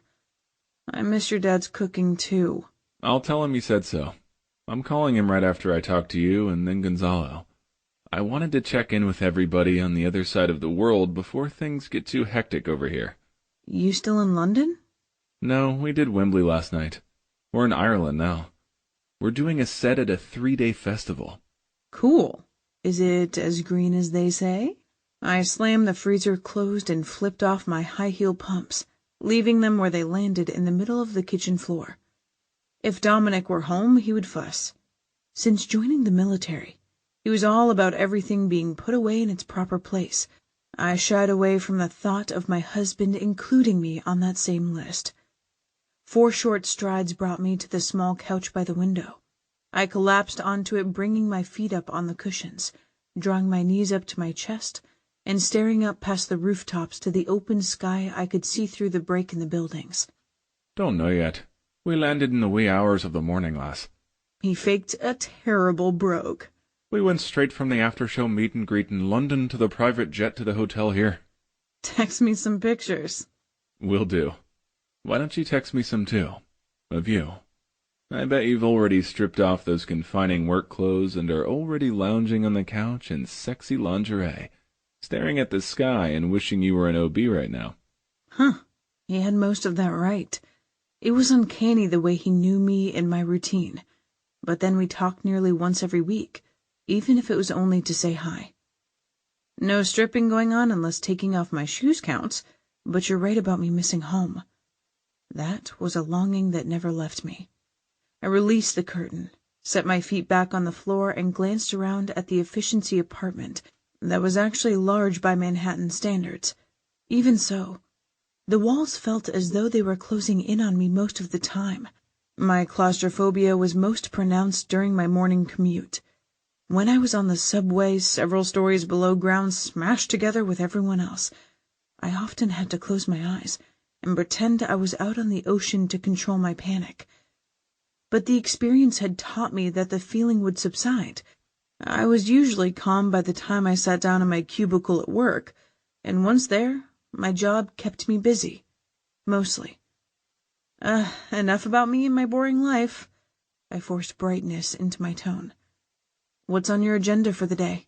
Not much till noon. You know how it is. Diesel and I will have to try to get Link and Ash up and functional for the day.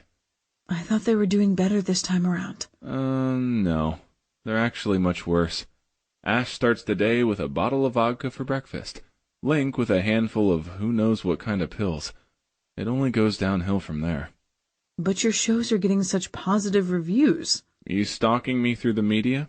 A little, I guess. My cheeks heated. I was part of all that chaos once way back in the day. The dogs are forever an OB band to me. It makes me proud when you do well. When you're right in the middle of all this craziness, it doesn't feel like there's anything to be proud of. It's more like just survive day to day and cross your fingers as you move from one crisis to the next. I'm sorry. That sounded like my life only without the excitement. Not your fault. In fact, it was much better when you were on tour with us. Yeah. No one plays bass like Dominic. I'm not talking about him. You're trying to sweet-talk me, Romeo? I seem to remember you calling me a mother hen and a pain in your ass on more than one occasion. Nothing motherly about you. I just said that to get you angry. You're pretty all the time. But when you get worked up, you're fucking sexy as hell. That was an eye-opening bit of information that I wished he really believed was true. But maybe you're right. Maybe I am trying to butter you up. We have a couple of days after the festival before we have to head to Scotland. Since you're all alone and just said you've got nothing to do, I was thinking maybe you could join us for a couple of days. The flight from JFK to Dublin's only 5 hours. The guys would all love to see you. It would be like old times. Dominic would never go for that. But I didn't tell him how my husband felt about Ramon and me being friends again. I gave him a partial truth instead. That's an expensive flight. I made a good salary, but living expenses were high in Manhattan. I didn't mean for you to pay your way. I invited you. I'll have our manager call the airlines and book you first class. There's even surfing on the west coast of Ireland around Donegal. I'm dying to check it out.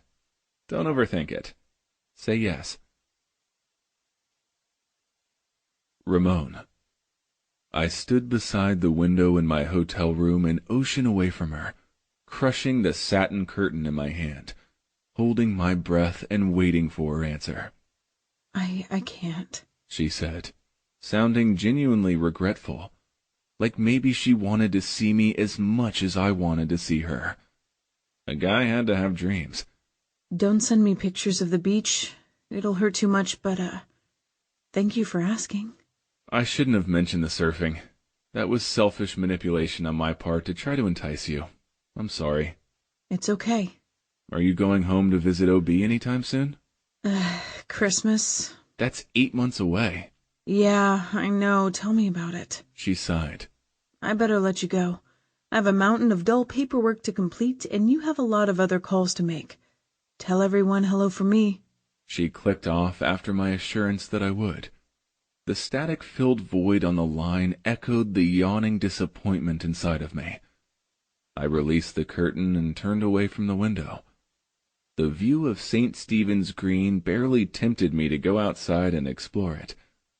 I had come to realize too late that the pleasures my life afforded me were only half of what they could be without someone to share them, without her.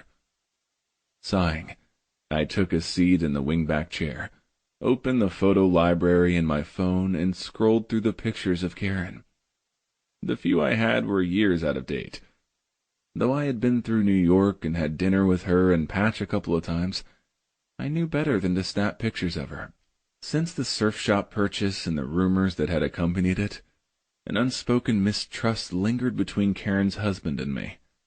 Besides, the three of us together in a photo wasn't the way I wanted to think of her, especially not with Patch's proprietary arm around her. Once I had believed that he deserved her. No more. I closed my eyes and leaned my head back in the chair. It wasn't fun anymore. The tour, the travel, the non-stop stress with Link and Ash being so out of control. And the women, well, they were never who I wanted them to be. Chapter 26. Karen, September 2009. Why, Dominic? I put my hands on my hips. Why didn't you tell me what you were thinking before now?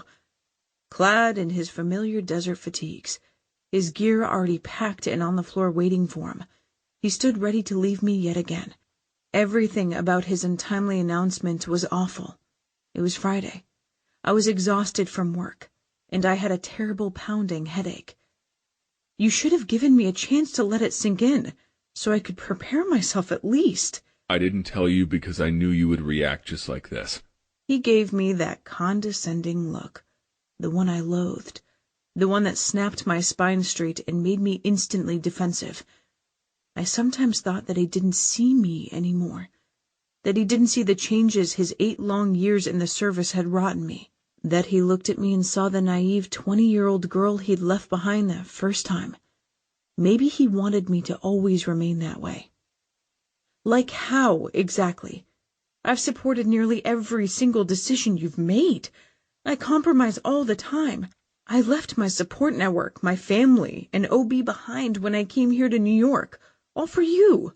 Not just for me. You're a star at Roxy. You love the traveling and marketing and all the attention. No one has moved up the corporate ladder faster than you have. I've sat at the expensive dinners and watched those execs fawning over you. They're going to make you a senior VP soon. He seemed to resent my successful career. Why couldn't he take pride in my accomplishments instead? Seeing him only on weekends, sometimes not even then when he was working on some special side project at Fort Drum, or when I was traveling for Roxy, I had little else to occupy my time besides my job. Hey, work is good, challenging, it keeps me busy, but, Dominic, what about us? Did you consider me at all when you made the decision to re-enlist and sign on for another extended overseas tour? Of course I did. You're the sole reason I took the commission. You know we have to make sacrifices to advance in the military. I knew. But sometimes it felt like, to me, he expected me to rubber stamp every unilateral decision he made, like our marriage should operate the way things did within his unit. Clear chain of command. Don't question orders. Appreciation and love felt like an afterthought. I don't know how to cross the growing rift between us, one that would be impossible to traverse now that he would be away for 6-month cycles again. I tried to appeal to his analytical side. You know I want you to succeed. You know you are my priority. Do I? His eyes narrowed. You seem awfully focused on yourself lately. That's when you aren't on the phone talking to Ramon. I could care less about the VP position for myself. I want the higher income for us. One of your primary motivations for signing up for these tours seems to be the extra pay. From the expression on his face, I knew that my guess was true. As for Ramon, he is a friend. That's where it stops. We've had this conversation about him many times before. You know I'm not the type of woman who would interest him. The spread 'em, kneel and play for 'em type. Maybe. But how do you think I feel when I see all the gossip about my wife and the mega-rich rock star played out in the media? I had hoped the speculation would end when you sold the shop and we moved out here, but it hasn't. That's not because any of it's true. It's only because he's such a big celebrity now. I don't hide anything from you. My friendship with him is totally transparent. Most of the time when he calls or I call him, you're sitting on the couch right beside me. The lines of communication had been reopened between me and the Dog's guitarist since that day in his Malibu home. He'd proven himself a supportive friend. He'd cleaned up his act with the drugs, too, from what I could tell. He was never impaired when I talked to him, or on the rare occasion when the band had a show in the city and the 3 of us met up for dinner. But he was by no means reformed. He had simply exchanged one vice for another, women. He seemed to always be with a new one, but never long enough for me to learn their names, or ask, or care. You are the basis for our friendship, I reminded my husband. Our families and OB are practically all we talk about. I know. His gaze softened. Finally. I'm sorry. I trust you, baby. I couldn't leave you alone like I do if I didn't. I wouldn't have been able to accomplish half the things I have if it weren't for your support. I love you, Karen. I love you, I replied automatically, and I meant it. But I would have been lying if I said I loved him the same way I had at the beginning of our marriage. It seemed that, in a lot of ways, a sense of duty was paramount for both of us. Yet he had all of me, all that was left anyway, minus the dreams, family, and Southern California shores, the ones I'd left behind for him. But now, I wondered how much of him I had anymore. Chapter 27. Ramon. Chica, we are done here. I slapped the fake blonde on her scrawny naked ass, an ass I had thought was passable before I had fucked her. But I want to meet Link. Her bright red lips formed a pout. Not a single smudge. I never kissed them anymore. I fucked them, sure, but I had to have them turn away from me. Talk to my manager, he'll take care of it. Now beat it. I had to be a ruthless asshole, or they started mentally measuring us for wedding bands. I gave her the imperious lifted brow and watched her scurry to retrieve her scattered clothes. All I had to do was refasten my jeans. I hadn't really been interested to begin with. Less so when she pulled out a pen and paper and tried to hand them both back to me during the act, reminding me that she wasn't who I had been pretending she was with my eyes closed.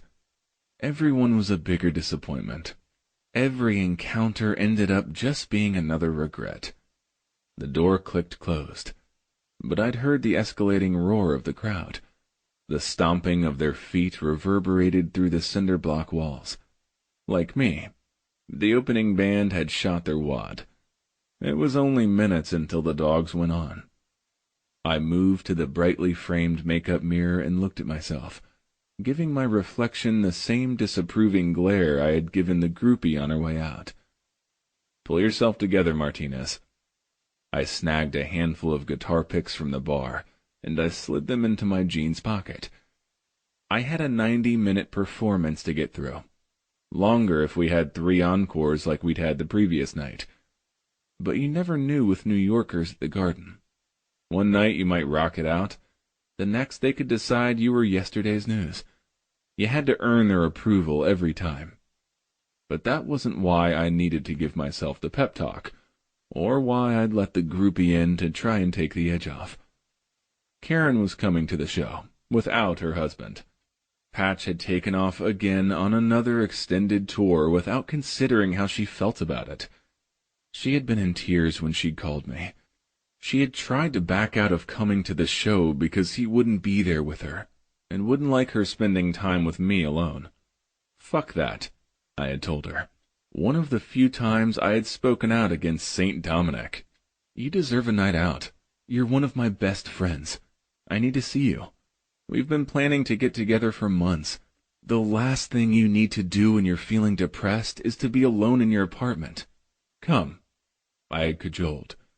We can hang out with Ash and Link the whole time if that'll make you feel better. I hadn't mentioned that they would also be so wasted they wouldn't really be effective chaperones. She had eventually given in.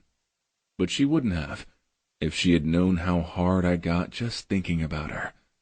The quickie hadn't helped matters at all. Karen. Front row seats, just behind the pit packed with rabid Dirt Dog fans. The band had sold out both their back-to-back shows at the Garden within hours of the tickets going on sale 11 months ago. I was thrilled for Ramon. I didn't begrudge the guys their success.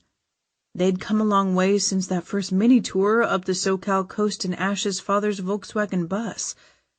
But as I stared at the dark stage, and the spot to the left of the center mic where I knew Ramon would stand, I noted the fever pitch of anticipation in the crowd growing. But I didn't feel right about being a part of it. The empty seat beside me added to my guilt. It wasn't so much that I'd come knowing that Dominic wouldn't approve. It was because of my own thoughts regarding Ramon. He tempted me. Not because he was a rock star that millions of women around the globe coveted. Not because of his sexy body that made him the #1 score for the groupies. Not because of how sinfully handsome he was, with those dark glossy curls, that piercing gaze, and that half-mocking smile. It was because he was my best friend. The person who understood me better than anyone else, more than the man I had married, who didn't seem to realize, or didn't care anymore, how much it hurt me every time he left me. Isolated, lonely, heartsick. Most of my married life I'd been like that, a widow's existence, though my husband was very much alive. Suddenly a scintillating guitar riff split my thoughts and nearly ripped the roof off the venue. The fans went nuts. I rose from my seat like everyone else around me. Purple and blue beams came together, illuminating the side of the stage where the Dirt Dogs' guitarist appeared. Cocksure confident, his shoulders back, his shirt unbuttoned to the waist, his jeans hanging low. He strode across the stage, commanding the sold-out crowd's attention. When he reached for his mic, he leaned backward in a lazy repose, his fingers flying effortlessly across the fretboard of his Les Paul. Inwardly I swooned, acknowledging that the rock god thing factored prominently in my more elaborate private fantasies. What'd you think of the show? Ramon swaggered off the stage amid thunderous applause. I thought you were fantastic. I smiled euphorically, a rush buzzing along my skin from the energy the dogs had conjured from notes, lyrics, and a monumental dose of attitude. He liked my answer. Grinning, he shook out his sweat-drenched hair the same way he did whenever he emerged from the ocean. "Oh, Ramon," I complained, letting out an affronted squeak and jumping backward too late to avoid the spray. Glad you made it, surfer girl. He lifted his chin as someone stepped behind me. A glance over my shoulder revealed not the security guard who had escorted me backstage, but a guitar tech wearing a black t-shirt that said "Staff" in white block letters. Ramon handed him the well-used Les Paul he'd played most of the night, trading it out for a light blue hollow body. Hurry up, guys. He shouted the abrupt order to his bandmates. Link, Ash, and Diesel were a couple of feet away from us, drying off their sweat-drenched hair and faces with towels that they hastily tossed aside. We still have to do an encore, Ramon explained to me, shifting closer. His heat and his oak moss and sandalwood scent swirled around us. The intensity in his blue gaze held me spellbound as he leaned in and pressed a soft butterfly kiss to the round of my cheek. Stay right here, he stated firmly, while I swayed as if I had downed a double dose of straight tequila. Don't you dare go anywhere. I'll be right back. Legs shaky, I planted them into the black boards beneath me and lifted a hand to hold the kiss that married to another couldn't mean anything to my flushed skin. I stared at him, and only him, as he reclaimed the stage with the others. I watched the lights pulse lovingly on his form, transfixed by the glow that seemed to transform him into something more than a mere mortal. But as the backstage personnel carried out their assigned tasks, I summoned the will to back away. Ramon wasn't for me. I had made that mistake of thinking he might have been once before. I didn't have the reserves to relearn that lesson. Reason prevailing over fantasy, I left the man I wanted to return to the one I had, that I didn't care to have anymore, but the one I had chosen, the one I was committed to walk it out with, even if I had to do it mostly alone. Chapter 28. Ramon. June 2012. Where the hell's your helmet, skateboard girl? Karen whirled around, executing a tight little circle on her board. Eyes that had been dull and lacking her usual passion a moment before lit up brilliantly at the sight of me. "Ramon!" she exclaimed. "How did you know where to find me?" She dismounted, stomped on the back of her board, popped it into her waiting hand, and ran to the spectator section to meet me. Your secretary told me you took off early to try out some new wheels. I knew this was your favorite park. I guessed you would be here. And I rarely announced my intention to visit her in advance anymore. Far too often she would make excuses. Far too many times she would say yes, then leave me hanging like she had all those years ago at the garden.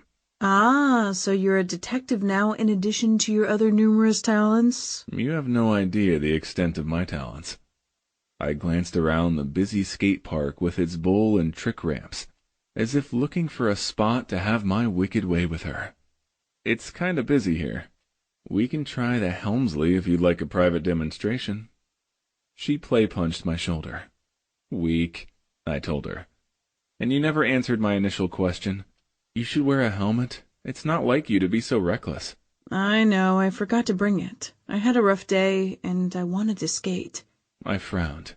Sometimes I think she courted disaster a little too cavalierly. She had lost a lot more weight since the last time I had seen her months ago. She worked unceasingly, exercised constantly, and skated like her sanity depended on her mastering each increasingly risky maneuver. She reminded me of myself, how things had been when I tried to live my life without her in it, filling the emptiness with non-stop activity, so I didn't have to focus on what couldn't be. I reached for her, trailing the back of my knuckles down her cheek. I had to touch her, even if the platonic contact she allowed me was always less than I really wanted. I nearly groaned with satisfaction at the softness of her skin beneath my own. For a too brief moment she leaned into the simple caress, as if she were as starved for my touch as I was for hers, before she straightened and glanced around. I knew she was looking for photographers. She had mentioned how much the gossip upset Dominic. There aren't any. I angled my head towards the still-as-a-statue but alert 6'1" shadow underneath the tree. Roland is my new bodyguard. He did a quick sweep of the area before we moved in. There are no paparazzi in the immediate vicinity, but there's no telling how long that'll last. I slowly swept my gaze over her. It's been forever since I saw you. Can we go somewhere quiet and private so we can talk? Her brow scrunched together as she considered my proposition. Sure, she decided, tossing her braid over her shoulder. I was glad she had grown her hair out. The shorter style hadn't suited her any better than living in the city the past 5 years had. But where did you have in mind? I'm not really dressed for hanging out at the Four Seasons bar. She gestured at herself. She wore elbow and knee guards, black pants, and a graphic tee tied tightly at her waist, so it wouldn't fly into her field of vision when she went airborne for tricks. I found her outfit adorable. The clothes skimmed her alluring curves, but she did have a point. No, I guess not. The Seasons was where I was staying. It would be swamped with paparazzi looking to catch someone rich or famous up to something that they could spin into the next news cycle. Why don't we go to my apartment? She suggested. I'm tired. I don't have the energy to go out. I'd like to catch up, but I'd prefer to do it after a hot shower and after I pull on some comfortable clothes. We can get something delivered. She didn't intend for any of what she had said to be sexy, but my body didn't get the message. The thought of her being naked and wet and soapy, it made me hard. Hell, just about any thought with her in it turned me on. Luckily, she couldn't read my mind. Sounds great, I agreed, shifting to relieve the pressure inside my pants. But you'll have to lead the way. I had never been to her apartment and hadn't been alone with her in a long while. This would be interesting in more ways than one. I wondered if her place would tell me more about what was going on inside that sweet head of hers lately. Our friendship remained strong. Her name was at the top of my text messages and my recent call log. But the boundaries of our relationship had changed because she had changed. She seemed less and less herself, her slim shoulders and subtle curves too fragile, her vibrant life force sputtering. Karen. I dropped my keys in the dish by the door and danced backward, trying to put distance between myself and Ramon. Being smashed into his rock-solid form on the crowded subway had been almost more than I could resist. His cologne, his warmth, his strong arm around me, his long, searching, caring glances. I wanted to succumb to him. I wanted to be the woman I saw reflected in his eyes. There's bottled waters, wine, beer, the usual things in the fridge. Help yourself to whatever you want." His gaze flared in response to my words, but he didn't make a suggestive comeback even though I'd given him the perfect setup. "I'm fine, Karen, thanks." As he moved towards the sofa, his frame, his confident rock star persona, and everything about him seeming to dwarf the tiny space. "Okay." I backed away and entered my bedroom, closing the door behind me and trying to catch my breath. My heart pounded while my mind raced with all kinds of thoughts I shouldn't have. It felt illicit, him being here in my home, in my private space. I glanced at the bed, remembering far too many occasions when Ramon had played a starring role in my imagination.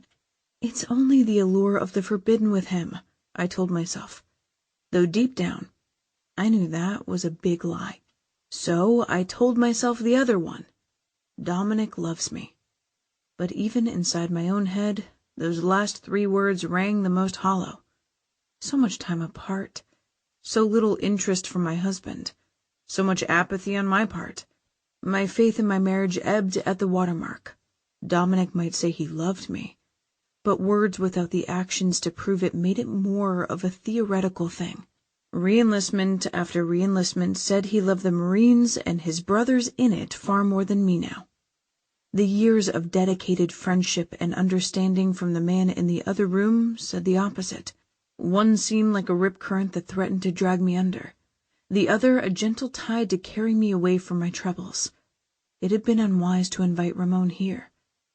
I stripped, took a shower, washing my body and my hair with practiced efficiency, ignoring how much my body ached to be touched. I was by myself too much. My heart brimmed with longing to be held, to be desired, to be appreciated as a woman. My mind didn't have to strain to conjure up a sexy scene with the bad boy guitarist on the other side of my wall. Those talented fingers of his were probably even now at this very moment sifting through my personal things. That particular thought got me moving much faster. "Hey," I announced breezily, a little out of breath when I emerged from my bedroom, my hair wet and pulled back into a ponytail, and wearing an off-the-shoulder top and stretchy yoga pants. "I'm really tired." I talked myself into doing the right thing. "Would you mind too much if I took a rain check for now? I could come see you tomorrow. There's a new coffee place near your hotel." I trailed off when he turned towards me, raking his gaze slowly over me in an appraising way that made my nipples harden and other parts throb. But it was what he held in his hands that made my rapidly beating heart falter. Of all the things in the apartment, he discovered what revealed the most. The worn notebook I'd been journaling in for years, ever since that long-ago conversation when he'd suggested I use it, as a way to turn my negative thoughts around. Well, I had followed his advice, but the way I usually turned my thoughts positive lately was by thinking about him, the man who paid careful attention to me, versus the one who treated me as if I were only an afterthought. Any hope that he hadn't seen the last entry summarizing that sentiment was dashed when he set the journal down and stalked towards me. "Why didn't you tell me how you felt?" I just shook my head and started to back away from him. He reached me in only a few short strides, his strong fingers relentlessly firm around my upper arms as he yanked me to him. Dazed by the intensity of his reaction, I tipped my head back and blinked up at him. The lines of his handsome face were drawn and his eyes smoldered. Mesmerized, I didn't dare move as he repositioned, his palms grazing my cheeks as he plunged his fingers into my hair and gently cradled my skull. "So beautiful," he praised. His voice was like crushed velvet, and so were his thumbs as he stroked my cheeks with them approvingly. My heart began to race when his gaze dipped to my mouth. I had to part my lips to accommodate my shortened breaths. He lowered his head, but too slowly for me. I lifted mine to meet him, wetting my dry lips for the kiss that it seemed I'd been anticipating a lifetime. I moaned the moment our mouths connected, his lips soft as satin, yet firm. Perfect. I thought, as he softly brushed the warmth of them teasingly light across the surface of my own. My eyes fluttered open when he lifted his head a fraction. His lips hovered over mine. "Please," I whimpered, feeling lightheaded. My pulse skittered beneath my skin as I stared into his sinfully dark eyes. Hey, surfer girl. His voice was an audible caress. Open your mouth. His warm breath dampened my lips. I want to taste you. He returned his mouth to mine. His lips moved persuasively, coaxing mine to part, but coaxing wasn't necessary. I opened for him, feeling it deep within my core, within my very soul, when his tongue penetrated my mouth and swept inside. A rush of wet heat soaked my panties as his tongue touched mine, igniting something primal inside of me. Passive before, my hands only resting on his forearms for balance, I leapt into the fire. He set me ablaze, and I wanted to burn higher and hotter. I grabbed his waist. He was all tensed muscle, and I arched my hips into his, urgently seeking and finding his cock thick and hard between us.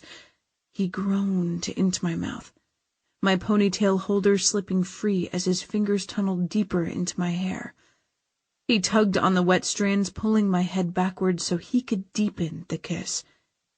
Waves of pleasure rolled through me as he ravaged my mouth, with unrestrained hunger thrusting his tongue in masterfully deep, once, twice, then 3 times. I moaned. I melted. I trembled with molten desire. I heard ringing in my ears as I bunched up the tail of his shirt to rip it over his head. I wanted him naked. I desperately needed to feel his skin against mine. I needed him inside of me. The kiss was a prelude. I wanted it all. I wanted him to take me without holding anything back. I wanted him to make me his own. He ripped his mouth from mine, breaking the seal between our lips. Our breaths gusted hot between us, framing my face, his fingertips touching my hair. He stared down at me, a possessive glint within his gaze, and beyond that, passion, a suppressed longing that seemed to rival my own. I'm going to fuck you, Karen. Right here, right now. Fast and hard. That's for starters. Then we're moving to the bedroom, and I'm going to have you again and again and again, until we're both exhausted, and your throat is raw from chanting my name. But you've got to switch off your cell first. That ringing is driving me insane. Ringing? Shit. As the noise of the buzzer pierced my haze, the heat in my blood drained away and my body went cold. That's not my cell. I stumbled away from him, tongue swiping across my bottom lip, savoring the wild taste of him even as my heart flooded with icy panic. He reached for my arm. I shrugged away, freezing solid as Dominic's voice blasted into the room from the intercom. Q2. Surprise, honey. I got buzzed in with our next-door neighbor. I saw Ramon's bodyguard in the lobby. He said you guys just went up and were planning to order takeout. Hope you've got enough for 3. Chapter 29. Karen. I know this wasn't the life you signed up for when you married me, but if you love me... Dominic let that supposition hang. We were standing in the middle of our living room. Still wearing his fatigues, he'd come straight from the transport plane. I remained in the comfortable clothes I'd put on earlier, but I wished I'd worn body armor instead. His angry barbs had been piercing me since the moment Ramon had walked out the door. I do love you. I do support you, but becoming a Marine was your decision. I was young and naive. I had no idea what I was getting into. I didn't realize that military life would be so different from the one we'd been living before you enlisted. It's worlds different. I know that now. Believe me. But I wonder if you really have any idea what it has cost me. How little sleep I get when you're gone. How much I worry. How much my heart races when I get a phone call from a number I don't recognize, or whenever someone unexpectedly knocks at our door. Q2. He breathed. No, I didn't. You never told me. You never ask. You just tell me how it's going to be, then sign up for deployment after deployment, and I accept. I adapt. I sigh. running a hand shakily over my mouth. I felt sick with guilt. I had kissed another man right here in this room, and it had been beyond anything I had imagined. Sometimes I don't even think I know you anymore, I continued, laying out truths that had been buried too long. Each time you return, you seem more unreachable, less the compassionate artist I married and more the taciturn warrior. I'm a soldier. There's no room for compassion on the battlefield. I'm trained to be decisive and to make split-second decisions. I have to be dispassionate. People die if I'm not. A shadow crossed his face. I wondered if he was thinking about Nick. He called out his buddy's name in his sleep sometimes, but he never mentioned the exact circumstances surrounding his death. Did he blame himself? But this is our home, Dominic. There are no enemy combatants here. A home needs love and understanding. I need those things. When we were first married, you used to lavish me with your love. Things are different now. His eyes changed, like a switch being thrown. Gone was the gentle spirit of the man I'd fallen in love with all those years ago. Even his posture was confrontational. Instinctively, I started to back away. But then I remembered the story Ramon had shared about the first time Dominic had seen me. How brave he thought my husband was to risk his heart again after his mother's passing. Had he been hurt too many times? Were the risks not worth the reward any more? Was he so fearful of loss that he had detached himself from me as a defense measure? I pulled in a tight breath and asked the question I feared the most. Do you still love me? Karen. He shook his head, and a little light broke through his mask, softening his features. Why would you even ask me that? Because I don't even know the answer.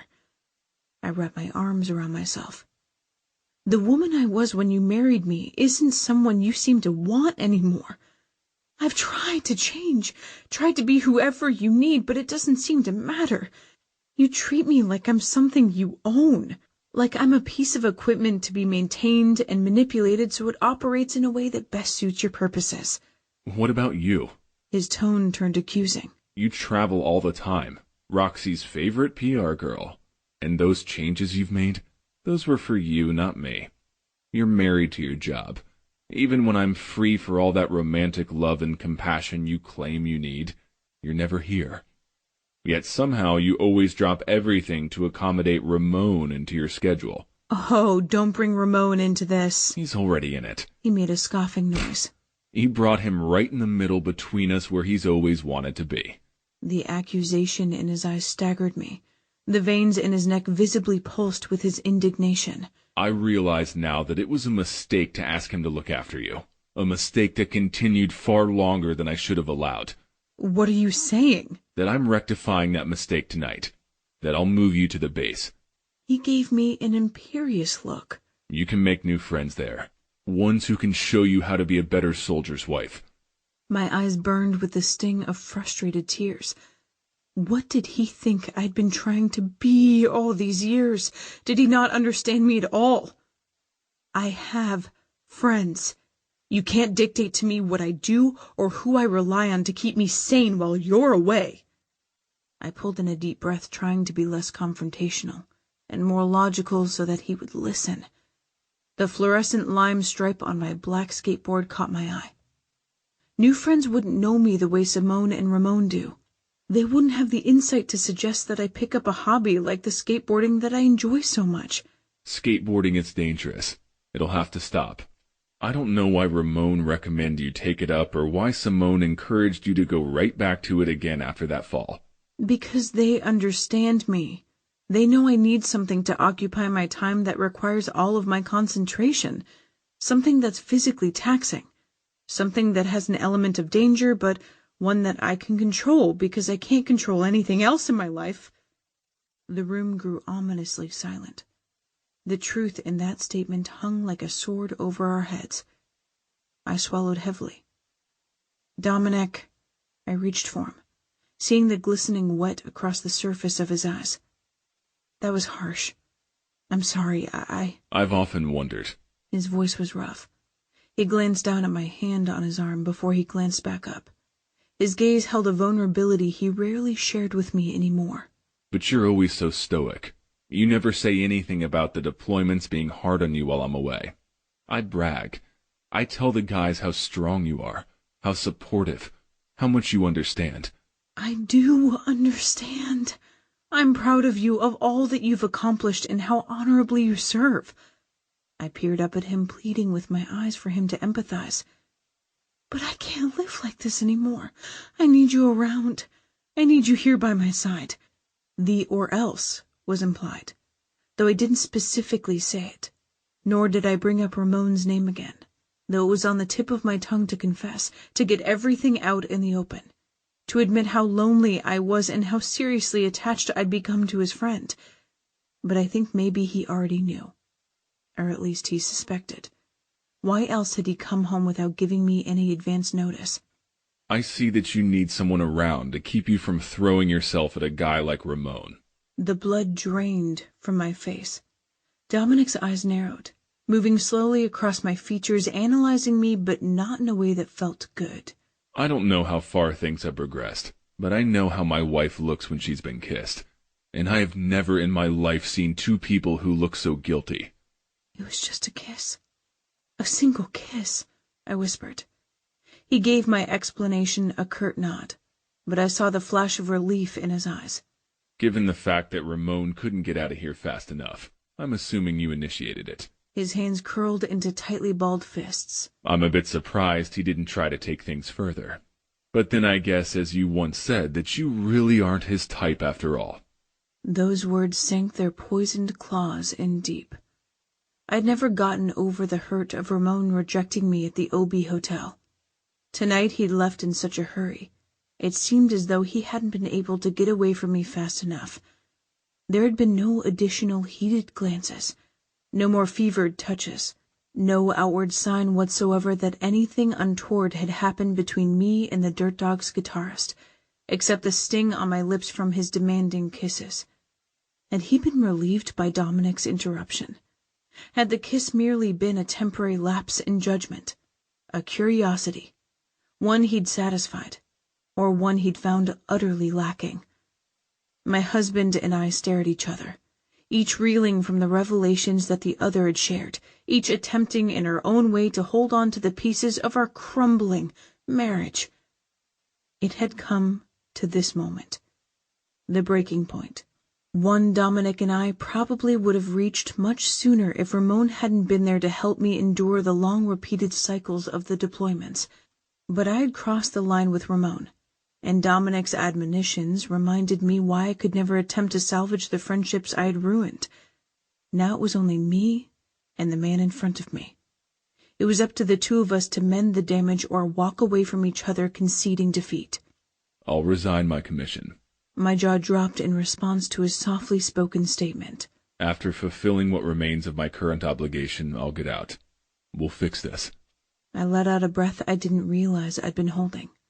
My eyes were wide.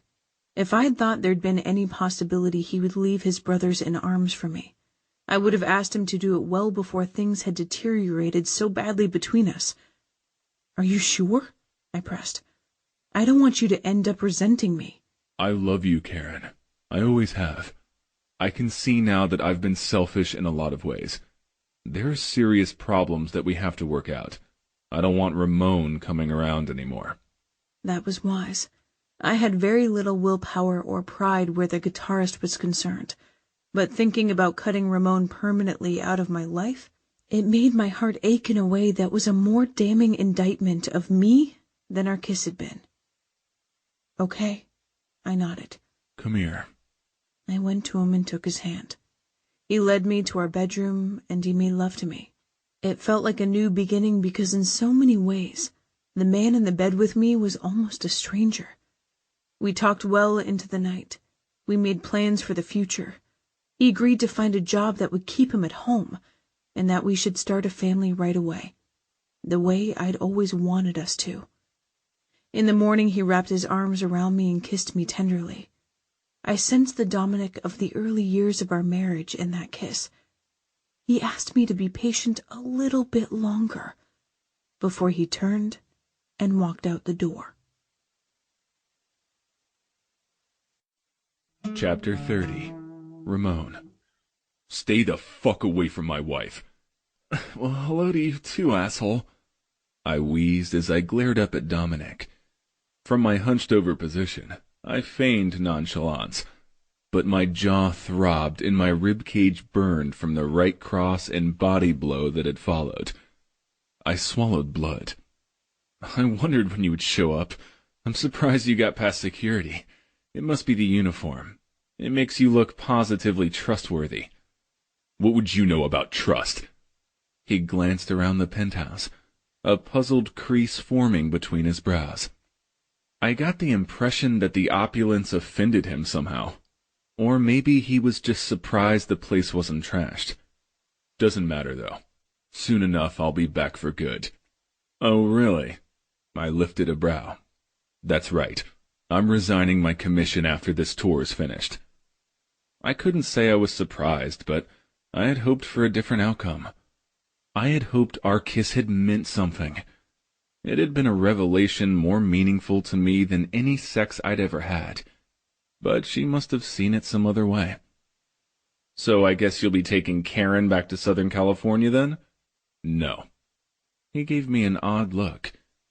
I'll find a decent-paying job with one of the marine subcontractors in D.C. or Maryland. It might not be rock star living, but I can give her a nice house and all of the finer things life has to offer. Do you really think that's what she needs? You don't need to concern yourself with that anymore.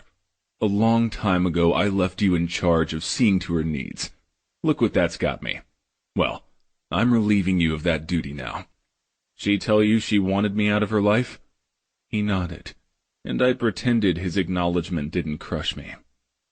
The competition between you and me has gone on long enough. He glared at me. It's over now.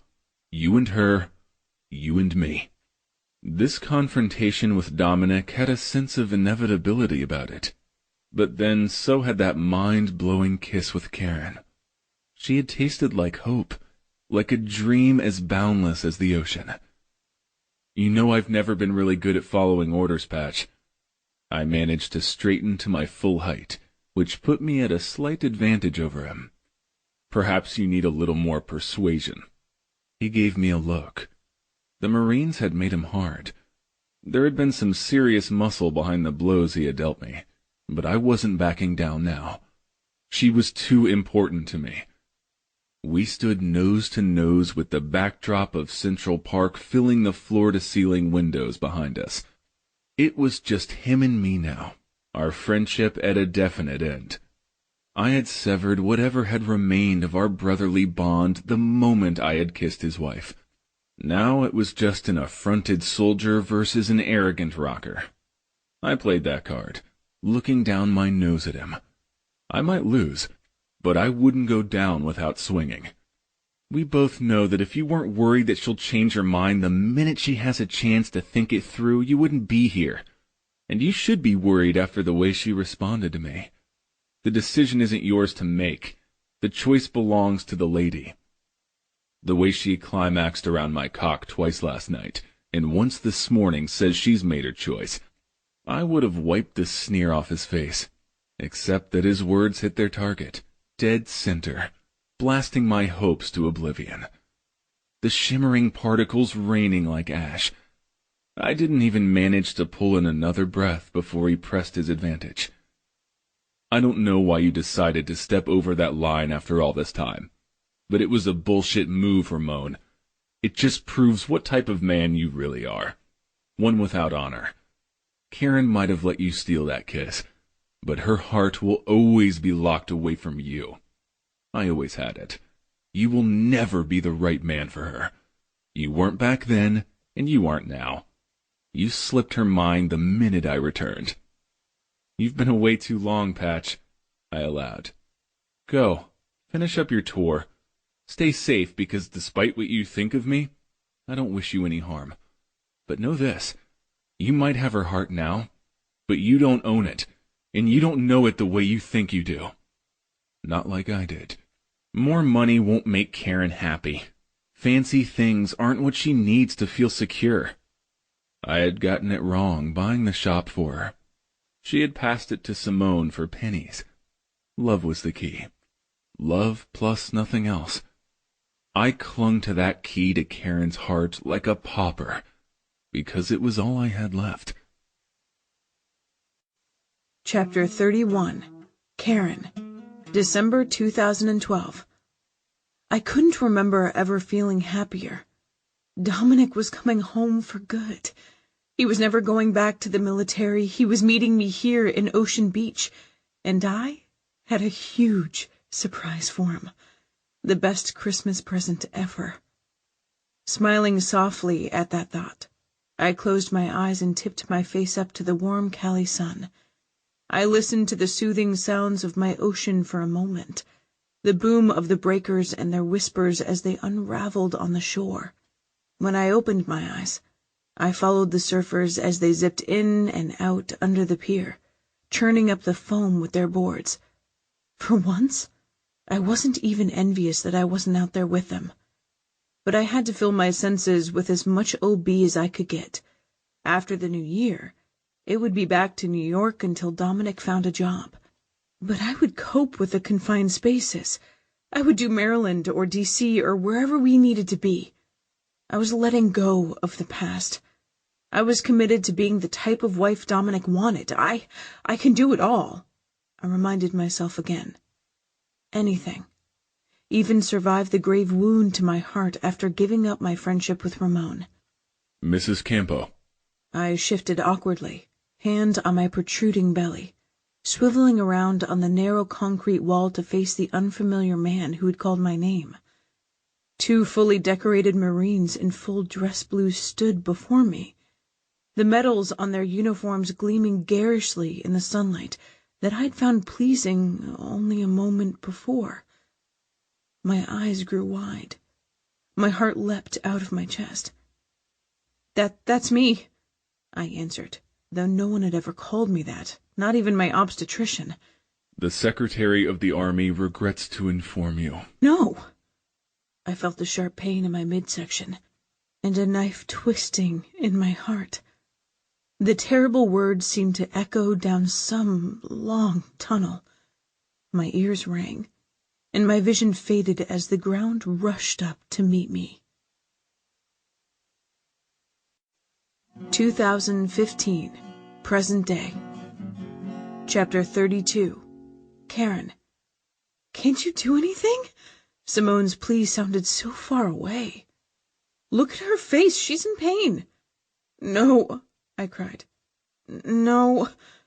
I watched myself from a distance, relieving the devastation in my mind, the terrible pain in my abdomen, the gush of blood that had followed and the trip to the hospital, the panicked look on my father's face, the agony in my heart, the exponential loss, the crippling guilt. No, I chanted the denial as if it had the power to change anything. No, no, no. Please, doctor, there must be something you can give her. A sedative would only prolong her unconsciousness. We need her to wake up in order to assess her properly. Simone?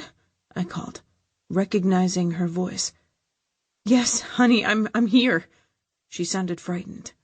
I was scared too. I cracked open my heavy eyelids and peered up at her. She hovered over my bed, her expression tight with concern. The baby, where's my baby? Oh, honey. She closed her eyes briefly, and in that short time, I found my bearings. I rushed headlong from the past into the present. I turned my head to the side. A body-racking sob stole my voice for a long moment. She's gone. My statement pried loose from my lips, picking at the edges of the permanent wound. I remember. You don't have to say the words. Please don't say the words. My heart cried. Simone's eyes filled. She squeezed my hand. She'd been at the hospital the day I lost my baby. The trauma of losing Dominic had caused a placenta abruption. She'd stuck by me for the 3 difficult years as I had tried every way I could think of to come to terms with the grief and the guilt. Can I have a moment alone? I whispered. Sure, honey, but... Mrs. Campo. The doctor with the detached demeanor stepped closer. I hated for anyone to call me that anymore. Nausea churned my stomach round and round like flotsam in the surf. It's Karen? Just Karen Grayson now? Yes, Miss Grayson. Do you remember anything that happened? How you ended up here? I had my board. I was going to work. Ramon said... I trailed off. His advice for me to stop running and to get back to being myself again. That was private. Then the car almost hit me.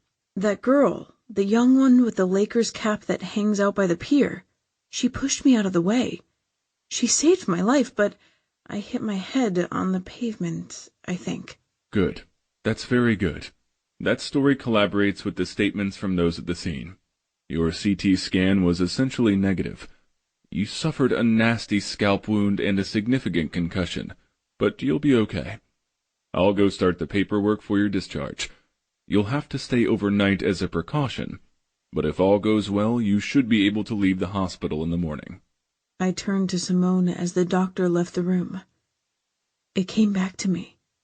The memories, when I lost consciousness, I told her. The residue of enduring regrets lingered in my eyes as I looked at her. I'm so sorry. I nodded slowly and swallowed with difficulty.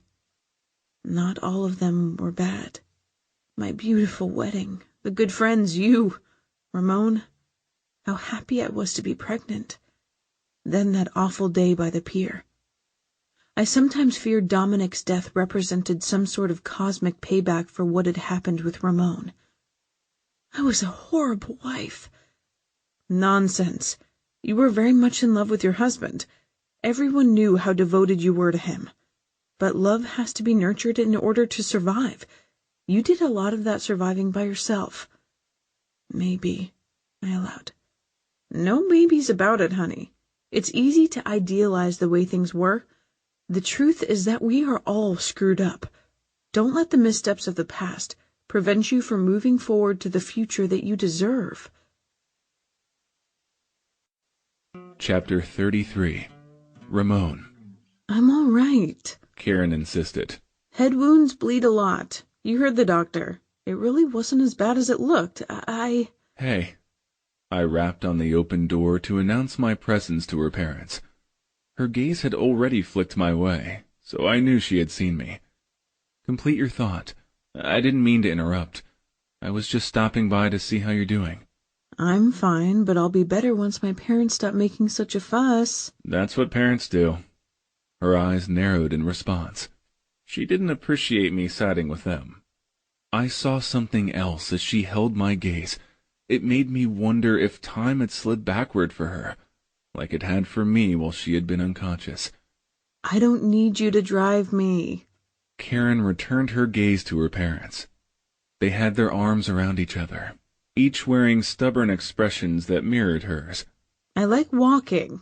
Her voice rose and the crease between her brows deepened. The accident could have happened regardless. Karen. Her dad used that authoritative fatherly tone, the same one my pop invoked whenever he was getting ready to lay down the law with me. You're not a child anymore. I can't make you do anything. She rubbed her forehead as he spoke. I could tell she had a headache brewing and that the arguing wasn't helping. I understand you want your independence, but I hope that you'll make the wise choice when it comes to your health. Yes, Daddy. All right. She squeezed her eyes shut and sagged into the hospital bed, looking and sounding as if she were 19 again. I can shuttle her back and forth to work, I offered. Karen's eyes opened, brimming with unexpected relief. Could you? That would be a real help. Mom has enough to manage with my dad and his memory problems. I glanced his way speculatively. He didn't seem impaired to me. Are you sure it won't be too much trouble? No trouble at all, I emphasized. I didn't tell her how much the thought of spending time with her every day appealed to me. I felt her mother's assessing gaze on me. Tom, it's getting late. She stepped closer to Karen, kissed her on the cheek, and murmured to her about getting some rest. We'll pick you up first thing in the morning. Waiting for my turn to be alone with Karen, I tucked my hands into the pockets of my board shorts as her dad said his goodnight. "See you in the morning, sunshine." He leaned down and kissed the top of her head. His adoring daughter reached for his hand and squeezed his fingers before he withdrew. "Ramon, thank you." Tom nodded his approval as he escorted his wife toward the door. "It's really no problem, sir." He stopped to study me for a long moment. "I believe you," he decided. "Don't stay too long. The doctor said she'll probably have a bad headache, but you know she'll play it down. See if you can get her to take the Tylenol they prescribed." "Will do," I confirmed, moving toward my stubborn patient as her parents made their exit. "Hey, surfer girl," I said, stroking my hand down her arm. "You gave us all quite a scare today." I know. She turned her head away. I'm sorry. I should have been more careful. "There's nothing to be sorry about. It was an accident." I know. You're right. I just hate that everybody's lives got turned upside down with my drama. She had been turning my life upside down from the day I had met her, but I didn't get into that. "Karen, look at me." I gently grasped her chin and turned her pretty face toward me. She focused her soft as the seashore eyes on me. I could see the shadows of the past concealed within them. "Your perspective is all skewed on this. Yeah, everyone dropped whatever the hell they were doing when they found out you had been hurt, but not a one of the shit ton of your friends out in the waiting room was thinking about it being an inconvenience. I've never seen a room full of people more visibly relieved than when the doctor came out and told us all you were going to be okay." But if I had been more careful... "That's not the real issue, is it? I can see it in your eyes." I held her gaze. "I know what being here in this hospital is doing to you. Don't withdraw into the past. The present is where you belong. Stay with us. Stay with me," I pleaded silently. "Let me back into your life where I belong." That's difficult to do. The best parts of my life are back there. I used to think that way too. But I did a lot of reflecting while you were unconscious. A lot of soul-searching. I think if we keep our feet in the past, we become mired in the unchangeable. We miss the opportunity to find the best path in the here and now. No more walking backward. I could have lost her today. Maybe there was nothing I could do to absolve myself of the blame I knew I would always bear for Patch's death. It had been in this very hospital, right after she had lost the baby, when I had overheard her telling Simone that Dominic would never have taken that last tour, if it hadn't been for me. I couldn't change that fact. I knew she could never feel the way I wanted her to feel about me because of that, but I would be a fool not to take what I could get. Patch isn't coming back. Stop acting like you died with him. You owe it to yourself not to mention your family and friends, to live your life. This accident was a wake-up call for all of us. Life is precious. Don't turn your back on it anymore. Take a moment to look around, to get a feel for the set pattern of the waves. Then get back on your board, surfer girl, and grab the best-looking wave you can find. Chapter 34. Karen. I closed the door of my room behind me, assessing as I glanced around at the bookshelves that celebrated times gone by. High school mementos, my prom and homecoming crowns, pictures of Dominic and me, one of our wedding on the beach, one someone had taken when we'd been on the road with the dogs, him in his uniform. There weren't many of our final years together. Those times we'd shared during his days in the service time we hadn't bothered with pictures. We, or mainly I, had been so desperate to live a lifetime in those fleeting moments that I hadn't even thought about preserving them on film. But there was no future here. Ramon was right. He might be a year younger than me, but he always seemed wiser, certainly more experienced. As much as I thought I'd grown in the years I'd been married to Dominic, I was beginning to see that I had really been stuck in limbo, and I had lingered there even after his death. My flip-flops sunk into the area rug as I crossed the room, and sat on the little double bed still covered by the same white ruffled comforter from my childhood. My life had become as much a monument to the past as this room. Getting sober had been a major step to getting my life back in order. Coming home and coming to terms with what had happened, so I could move forward, was an even bigger one. I hugged my arms around my body and dropped my chin to my chest. Reluctance was a tightly wound, hard to unravel tangle with it, because letting go of the past meant letting go of her too. "Baby girl," I whispered, pulling in a shaky breath. Tears filled my eyes, blurring my vision as I imagined her the way I always did, with blonde hair and a smile like her father's. "I wish I could have held you, fed you, tucked you in at night, watched you grow, taught you how to surf." My breath hitched. "I wish I hadn't failed you." All that maternal joy, once so gentle and beautiful, suddenly ripped away in a hurricane of grief. I swallowed. The walls began to close in on me the way they did so often in New York. Never had I felt that way here in OB. I dug my fingers into my upper arms, nails marking my skin, refocusing myself. This was here. This was now. This was about me getting better. I couldn't go back there anymore. The doorbell rang. I turned my head towards the sound and heard the front door downstairs open, then muffled, distant, deep voices. "Karen?" My dad called. I swiped the tears from my cheeks and cleared the knot of pain from my throat. "Yeah, Dad?" I managed. "Ramon's here to take you to work." I squeezed my eyes shut. Ramon being here gave me the last bit of courage I needed. I might be a little lost. I might be a little daunted by the task before me. I might not know exactly how I was going to get back to the person I was before, but the key to rediscovery had arrived and was waiting downstairs. It was time for me to make that next step, the one I had avoided for too long.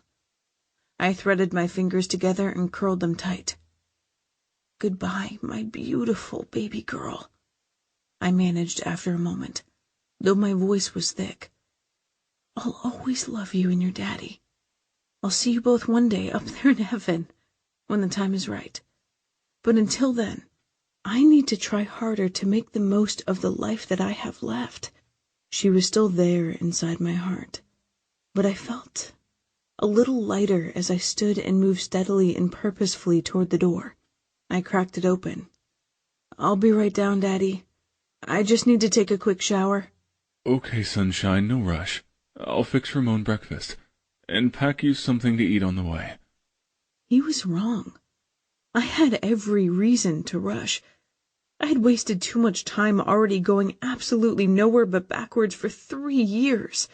Now that I had decided to make peace with my past as best I could, I was anxious to take another step, getting on with the business of relearning how to live. As one day followed the next, I slowly emerged from the insulation of my cocoon. Ramon was always there. Ramon made all the difference. Like clockwork, he arrived each morning well before the dawn. Since I hadn't been cleared to surf yet, I would watch from the bench at the top of the cliff stairs while he caught the waves in my stead. Afterward, we would share coffee from a thermos, and maybe half a fried egg sandwich my dad put together. Then Ramon would drive me into work and bring me straight home when my shift was through. We didn't talk about the past. We talked about surfing, music, our families, things we both loved, safe topics. Ramon seemed to understand that I was still sifting through the memories, dreaming with my eyes wide open, dipping one cautious foot into each day while prying the other free from yesterday. But on the 3rd morning since the accident, though he remained quiet and patient as ever, I could feel the tension in him. His eyes continually shifted to me as he drove me into work. "You don't have to walk on eggshells with me," I announced preemptively, once he made the turn onto Newport Avenue. He pressed his lips flat and pulled into a parking space. I shifted to face him, knowing he had something to say. He cut the engine and turned towards me. I can tell you've been crying, Karen. I keep hoping I won't find your eyes red-rimmed every time I come up from the surf. He raked a handful of curls back from his furrowed brow.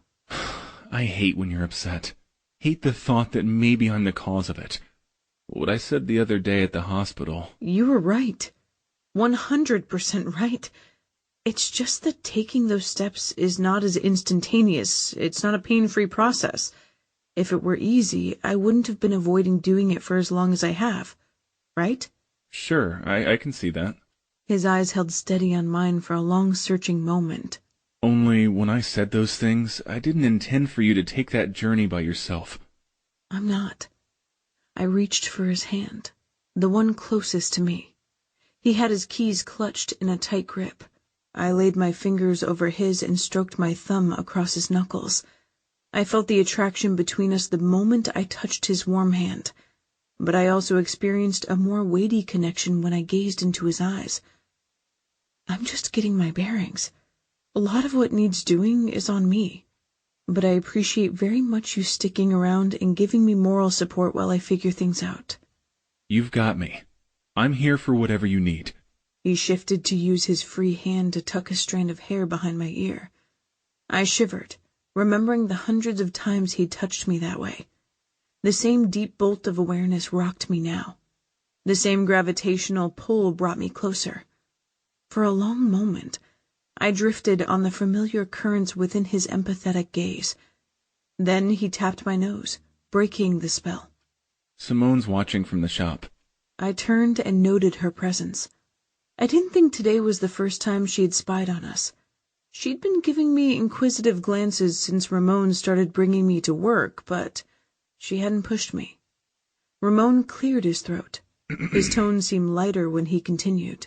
I think we're a little late today, but I'm sure she'll cut you some slack. I nodded. I didn't trust my voice or the wild feelings careening around inside of me. I'll pick you up at closing time, same as usual.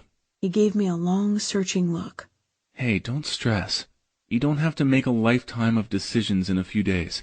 He swiveled away, popped open his door, rounded the hood of the Explorer with that confident swagger of his, and opened my door.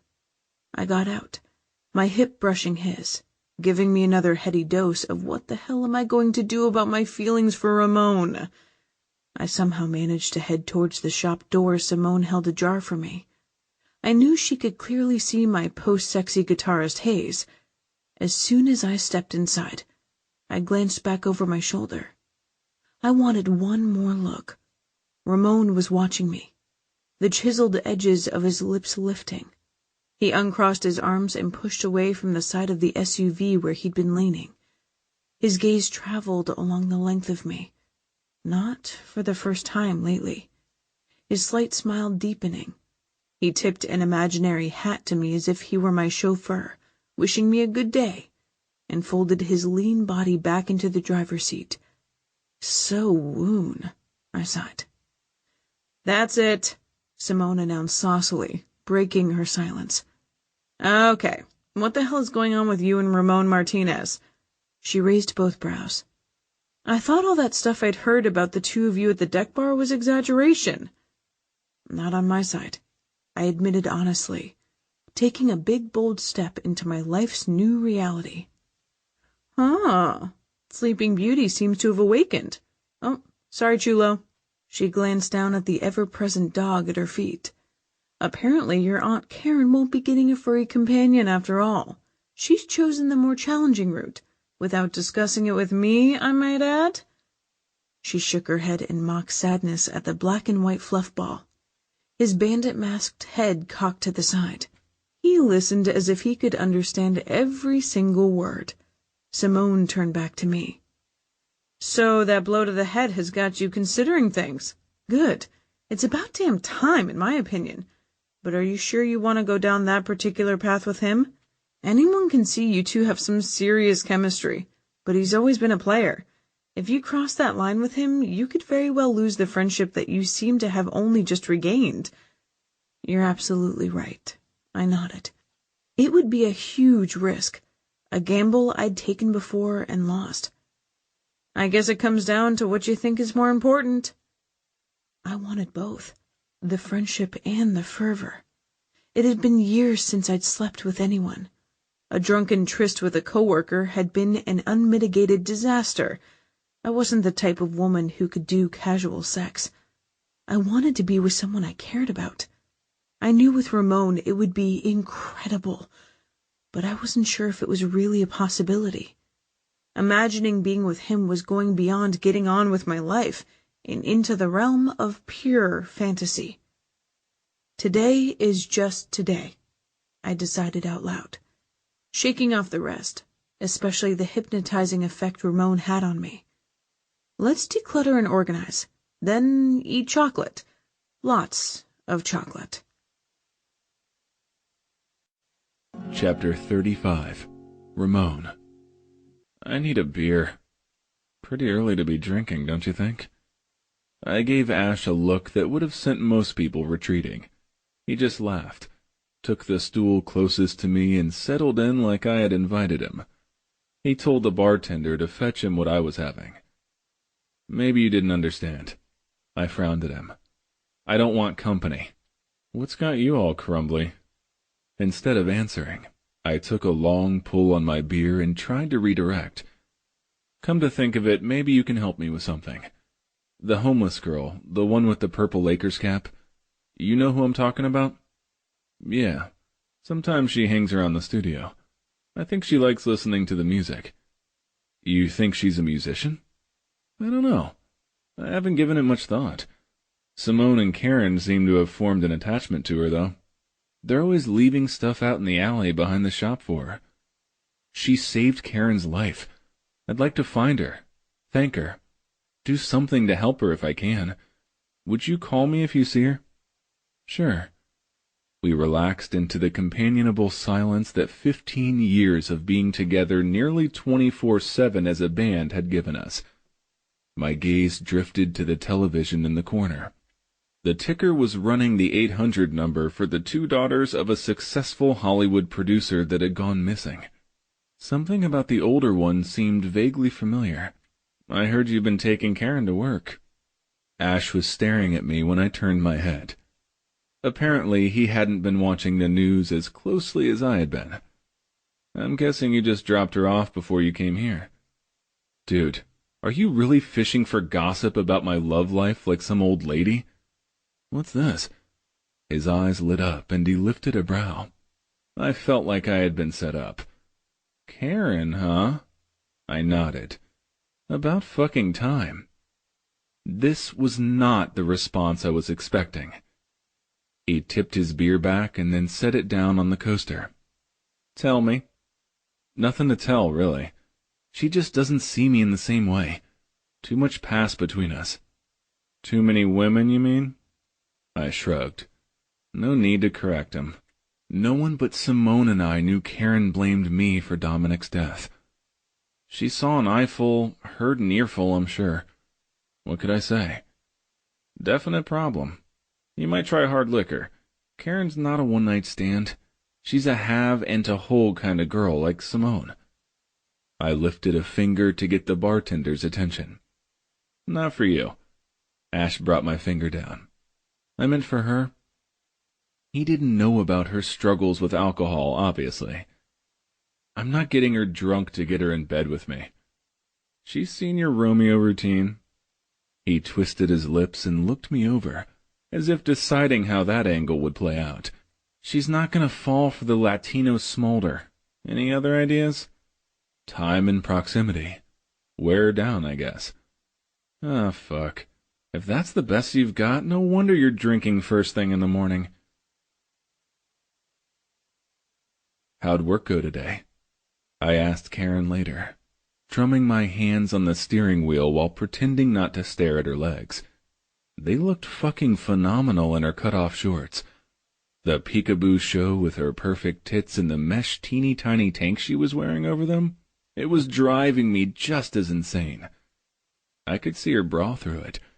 It had me imagining 100 different scenarios, most of them starting with me pulling us over into the closest parking lot. I could get her clothing off in about 2 minutes.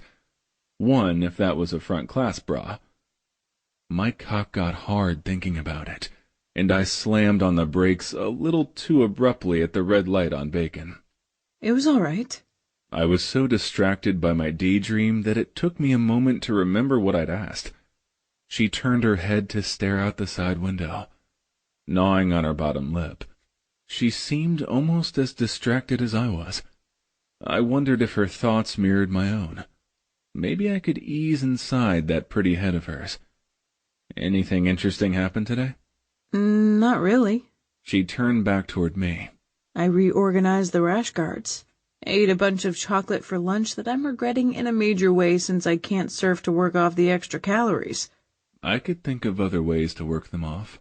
Oh, and Vassal stopped by, if you call that interesting. He bought some surf wax and asked if I wanted to go with him to the engagement party for Link and Simone. Fucking weasel. My grip tightened around the steering wheel, and I nearly T-boned the car that turned across traffic in front of me. I told him I couldn't go, but now I'm wondering if I should have said yes. Simone's going to be disappointed if I don't go. And if you remember what you said about making new memories... You're going with me. I cut her off. I didn't want Vassal anywhere near her. I knew what he wanted. I knew his type because I'd been just like him. I couldn't believe he thought he could slink in and get the jump on her. I'd pulled him aside after Karen had left that night at the deck bar. Apparently I hadn't made it clear enough that she was off limits. I parked the Explorer at the curb in front of her house. She gave me a wide-eyed look. I could tell she was uncertain about my proposal. Ash's disbelief about the chances of my slow burn working on her echoing in my ears. I decided not to leave her any wiggle room. I'll pick you up at 6, I informed her. Chapter 36. Karen. Ramon Martinez just brought me home from work and I told him about Vassal and he looked really pissed and then he told me I should go with him and he'll pick me up at 6. Is that a date or a friend thing? Holy shit, Simone said when I paused to take a breath.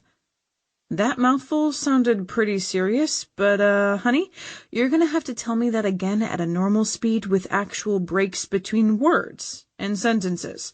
I slowed it down enough to convey what had happened on the drive home minus my fixation with the way Ramon's ass had looked in his board shorts. I'll be right over, she said when I was finished. Give me 5 minutes. She made it in 4.5, though she didn't park Link's Jeep straight. Unfortunately, she took long enough that my self-doubt had crept in. I think I'm reading into it too much. He knows that the pier is a hard place for me. He's just being a good friend. I'd agree with you, except for the part about Vassal. Her brows drew together. And because of the way he watches you when you walk into the building? Like how? I rolled my eyes. Like I can't believe I got stuck being your escort? She shook her head. Like this. She leaned against my wall, the one with the overhead bookshelves that were now completely bare.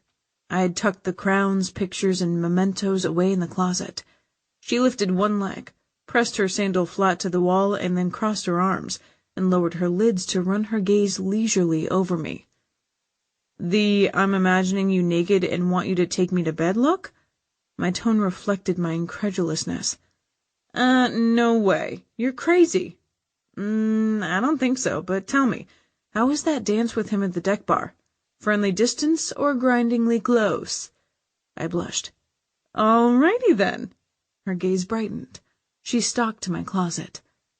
It's a definite date? Let's see what you got to wear. She ran a hand through the things hanging in my closet. Okay, never mind. We're going shopping at lunch tomorrow. She turned back to me. I was still rooted to the rug, stomach churning. We'll do pedicures, waxing, the works, just in case. Best to be prepared. I gulped.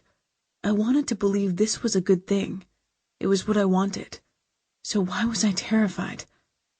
I know what you're thinking. This is good. Simone threw her arms around me and kissed the top of my head. It's Ramon. You've been friends forever. Do not stress. I know you've been out of circulation for a while. So had I before Link came back. If you want anything to happen, then let it happen. If you don't, then don't. It's as simple as that. I blinked at her in disbelief. Ramon and I were anything but simple. But I nodded. I could put one foot in front of the other. I'd done that for years. And if I got scared, I could run. I'd done that before, too. I was more afraid that I would come on too strong, and he'd have to shut me down. That had happened before, too. Both times ended in years of separation between us. That I couldn't bear. And that was the thing I perseverated on. Long after Simone left. Long after midnight rolled around. And when the morning broke and Ramon came to pick me up, he was unusually reserved. He didn't mention the upcoming date/non-date, and neither did I, because I still didn't know what to do about it. Ramon. Too soon. I shouldn't have pushed her so soon. She hadn't said more than a murmured hello and a thank you by the time I dropped her off at work. And she'd called me later to tell me not to worry about taking her home, because she and Simone were going to hang out and do girl stuff. She hadn't mentioned the party once. I had no idea what was going through her head, but my jaw was set as I pulled into a parking spot next to the nondescript multi-storied building, nestled into the hill beside the pier. The bottom floor was the newly remodeled office and recording space for outside, Link and Ash's new recording venture. The top 2 floors contained rental units, and I was on my way to one of those. It took several knocks before anyone answered. Undeniably cute, her purple and blonde streaked hair sticking up all over the place like a punk rocker, Tasha blinked at me, her expression registering her surprise. What? Where's Vassal? I cut to the chase. He's asleep? Well, wake him up, or I will. All right. She scrunched her face in displeasure before shuffling off in a pair of men's slippers that were as big as the Saltwater Soul t-shirt that nearly swallowed her. I glanced around her apartment. No furniture. 80s-era brassy fixtures. Popcorn ceiling. Earth-toned shag carpet. Vertical blinds. Efficiency-style kitchen and living room combo. Cardboard boxes flattened and spread out beneath all the band's equipment. They were apparently using the main living space as a studio. What the hell? Vassal emerged from the bedroom. 4 people in one bedroom, one of them a girl. I wondered briefly at the bizarre living arrangement, but set speculation aside to get right to the point. Stay away from Karen. His lazy-lidded eyes widened. He scratched the center of his bare chest. One of his nipples was pierced. He shifted his weight from one leg to the other, studying me intently for a long moment. My arms were stiff. My jaw was locked tight. I was spoiling for a fight. And what if I don't? He decided unwisely. Who are you to her anyway? It doesn't matter who I am to her. It's what I'm going to do to you if you don't stay away from her that you need to worry about. I took a purposeful step toward him. I might have made a threatening sound low in my throat. I thought I made this clear to you already. I guess I'm a slow learner. He lifted his chin. I wanted to plow my fist through the defiant look on his face. Duly noted. I realized before he said anything else that he and I were headed towards a confrontation that I was going to be forced to finish definitively sooner rather than later. Chapter 37. Karen. Stop fidgeting, I told myself. Pressing my sweaty palms tightly together, I managed not to tug on the short hem of the strapless sundress that barely covered my ass. Simone had talked me into wearing it, telling me that she had noticed Ramon had a thing for my legs. I didn't have the same impression. He'd never given me the idea that he had a fondness for any particular part of me. And he was late.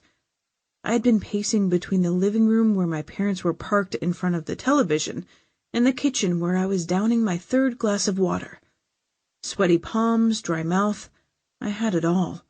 I was a regular wreck, because of Ramon. I paced the length of the house again, frowning at my strappy but flat sandals. The white complemented my tan skin, but maybe heels would have been sexier? Stomach sloshing with trepidation and 24 ounces of liquid, I detoured to the downstairs half-bath, used the facilities, washed my hands, and was drying them on the towel when I heard the doorbell ring. My heart started knocking faster against my ribs. I felt a little lightheaded as I emerged from the bathroom. My dad beat me to the front door. I was regretting not eating anything all day until I got my first glimpse of Ramon. I froze, swayed. My heart stopped, then restarted, beating insanely fast. The crisp white t-shirt he wore clung to the contours of his chest. Black Volcom and blazoned board shorts revealed his toned legs, and if he turned around, I knew they would accentuate his fine ass. He hadn't dressed up, not that he needed to. He was gorgeous whatever he wore. But that he hadn't done anything different than usual gave me pause, because I had gone all out. I had waxed. My skin gleamed with gallons of coconut-scented lotion. The dress and sandals were brand new. My hair was loose and curled. Hopefully, if he noticed the care I had taken with my appearance, he would presume I'd done so because of the party.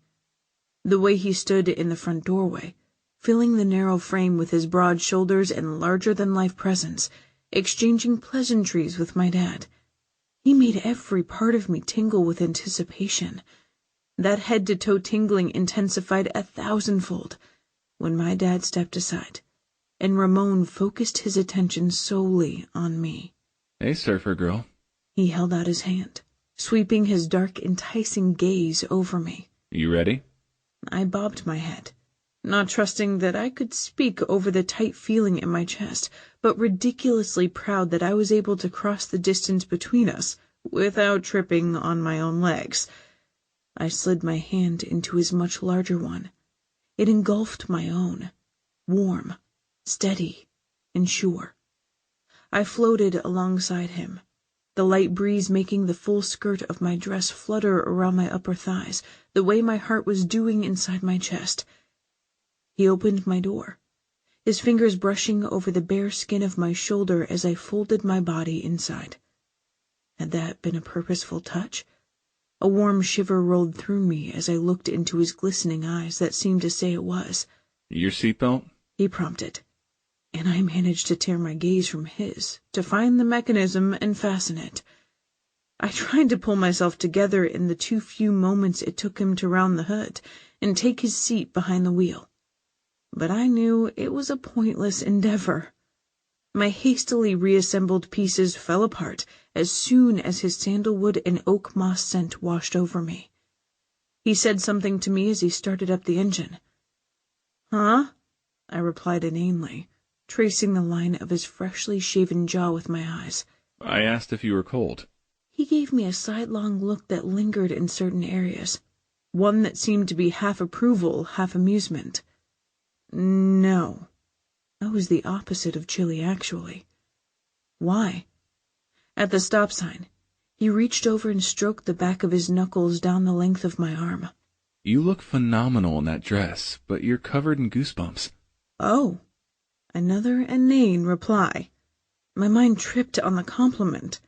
Before I could manage a more lengthy response, he stretched his arm across the back of my seat rest. Too late to go back for a sweater. We'll miss Link's proposal if I can't get us there in the next 10 minutes. His brow lifted. I guess it'll be up to me to keep you warm. Ramon. I had been worried she would back out. But she hadn't backed out. She had gone all out. She looked incredibly sexy in a dress that hugged her curves and showcased her tan. Every inch of her skin shone, and her hair framed her breathtakingly beautiful face. But the biggest enticement wasn't her outfit. It was the way she responded to me, the hope that shimmered in her eyes, the way the pulse point in her neck speeded up when I leaned in, the way she shivered when I touched her. This was real. This was happening. Our first date if I didn't count the dinner and dancing at the deck bar. Fucking finally. Hey, surfer girl. We're here." I cut the engine and she stopped gnawing her plump bottom lip, turning her head to focus on me. The ends of her hair kissed her shoulders, the way I hoped to do with my lips later, if I got lucky.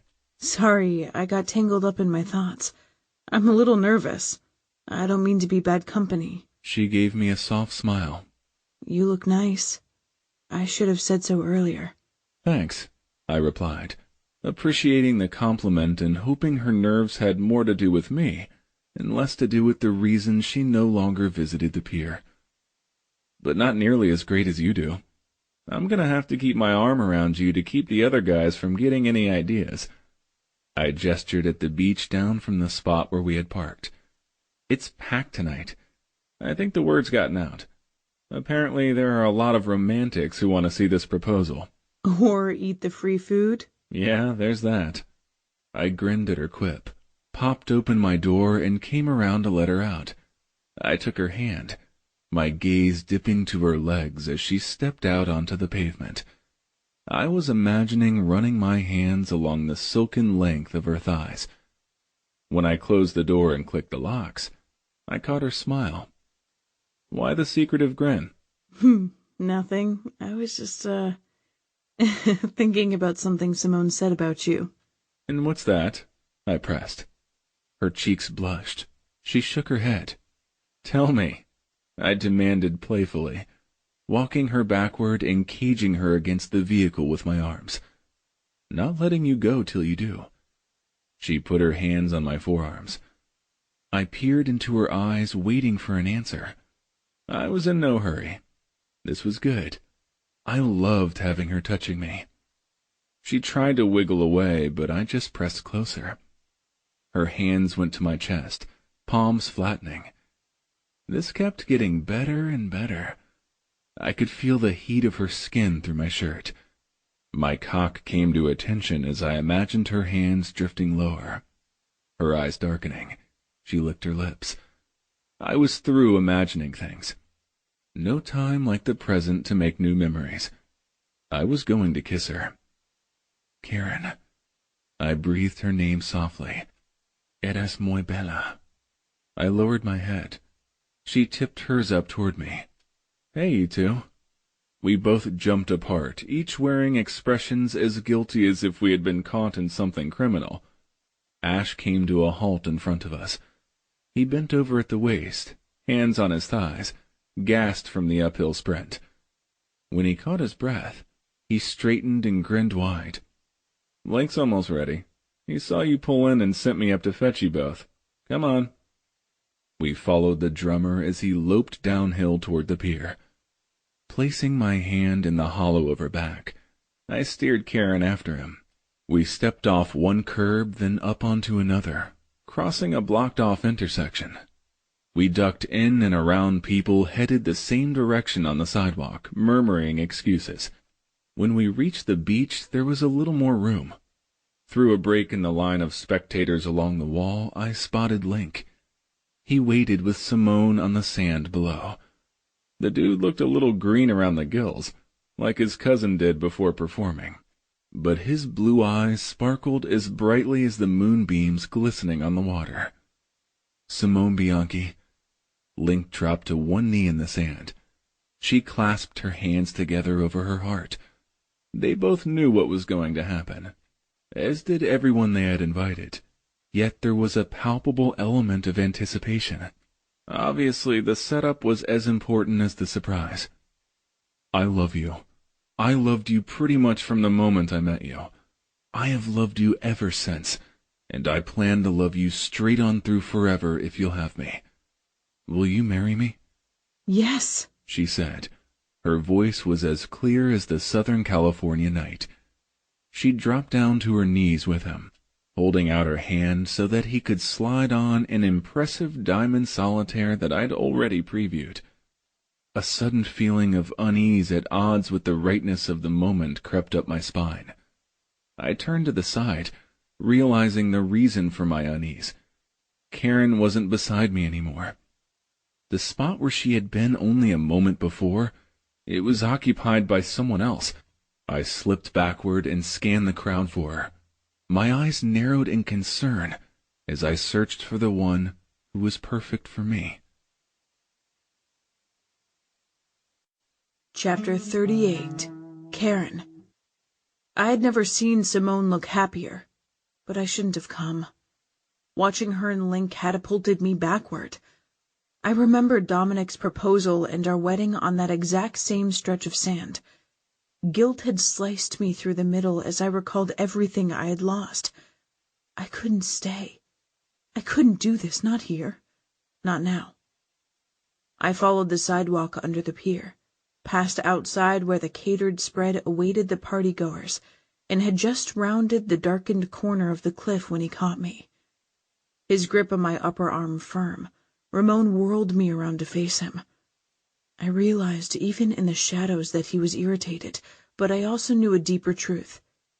He didn't have to catch me. He'd had me for a long time now, in all the ways that mattered. What's going on? Where the hell are you going? Home. I dropped my gaze. I'm sorry I left without saying anything. It was just too much. Tears drowned my voice and flooded my eyes. I suddenly found myself crushed inside his comforting embrace. My wet face smashed to his solid chest. I clung to his strong arms, and I wept. I let it all go because he was there to hold me. I wept for my husband, my baby, and my marriage like I had never wept before. He stroked my hair while my shoulders shook, and I soaked his shirt with my tears. The angle of the towering cliff provided a private shelter.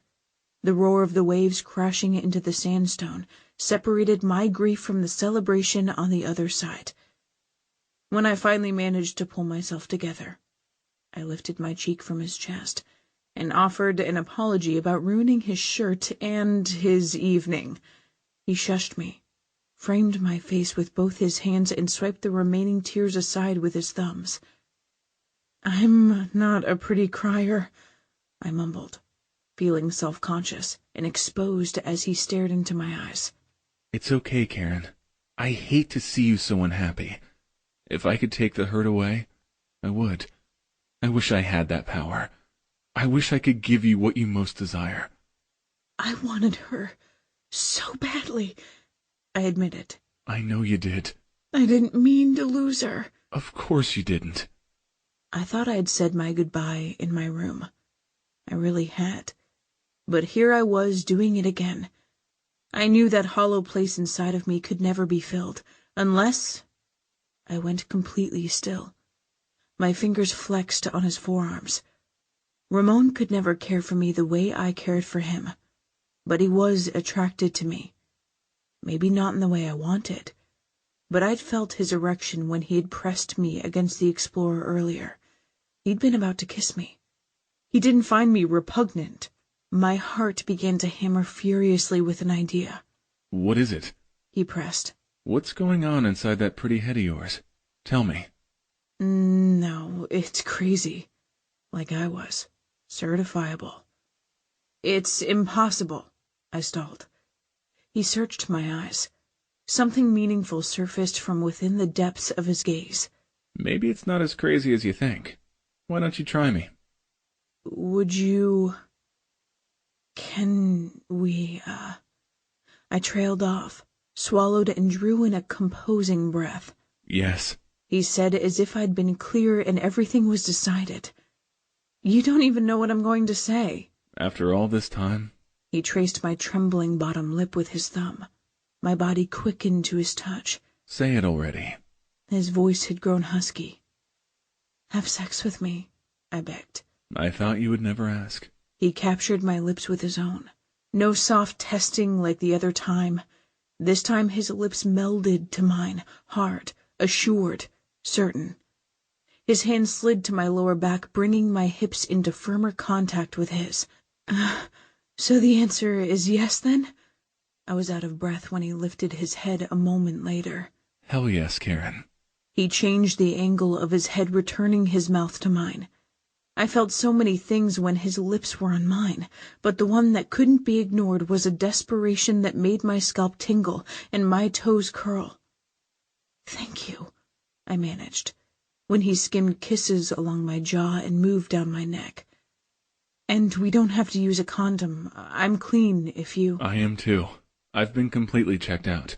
His lips suctioned the sensitive spot between my neck and shoulder. I shuddered.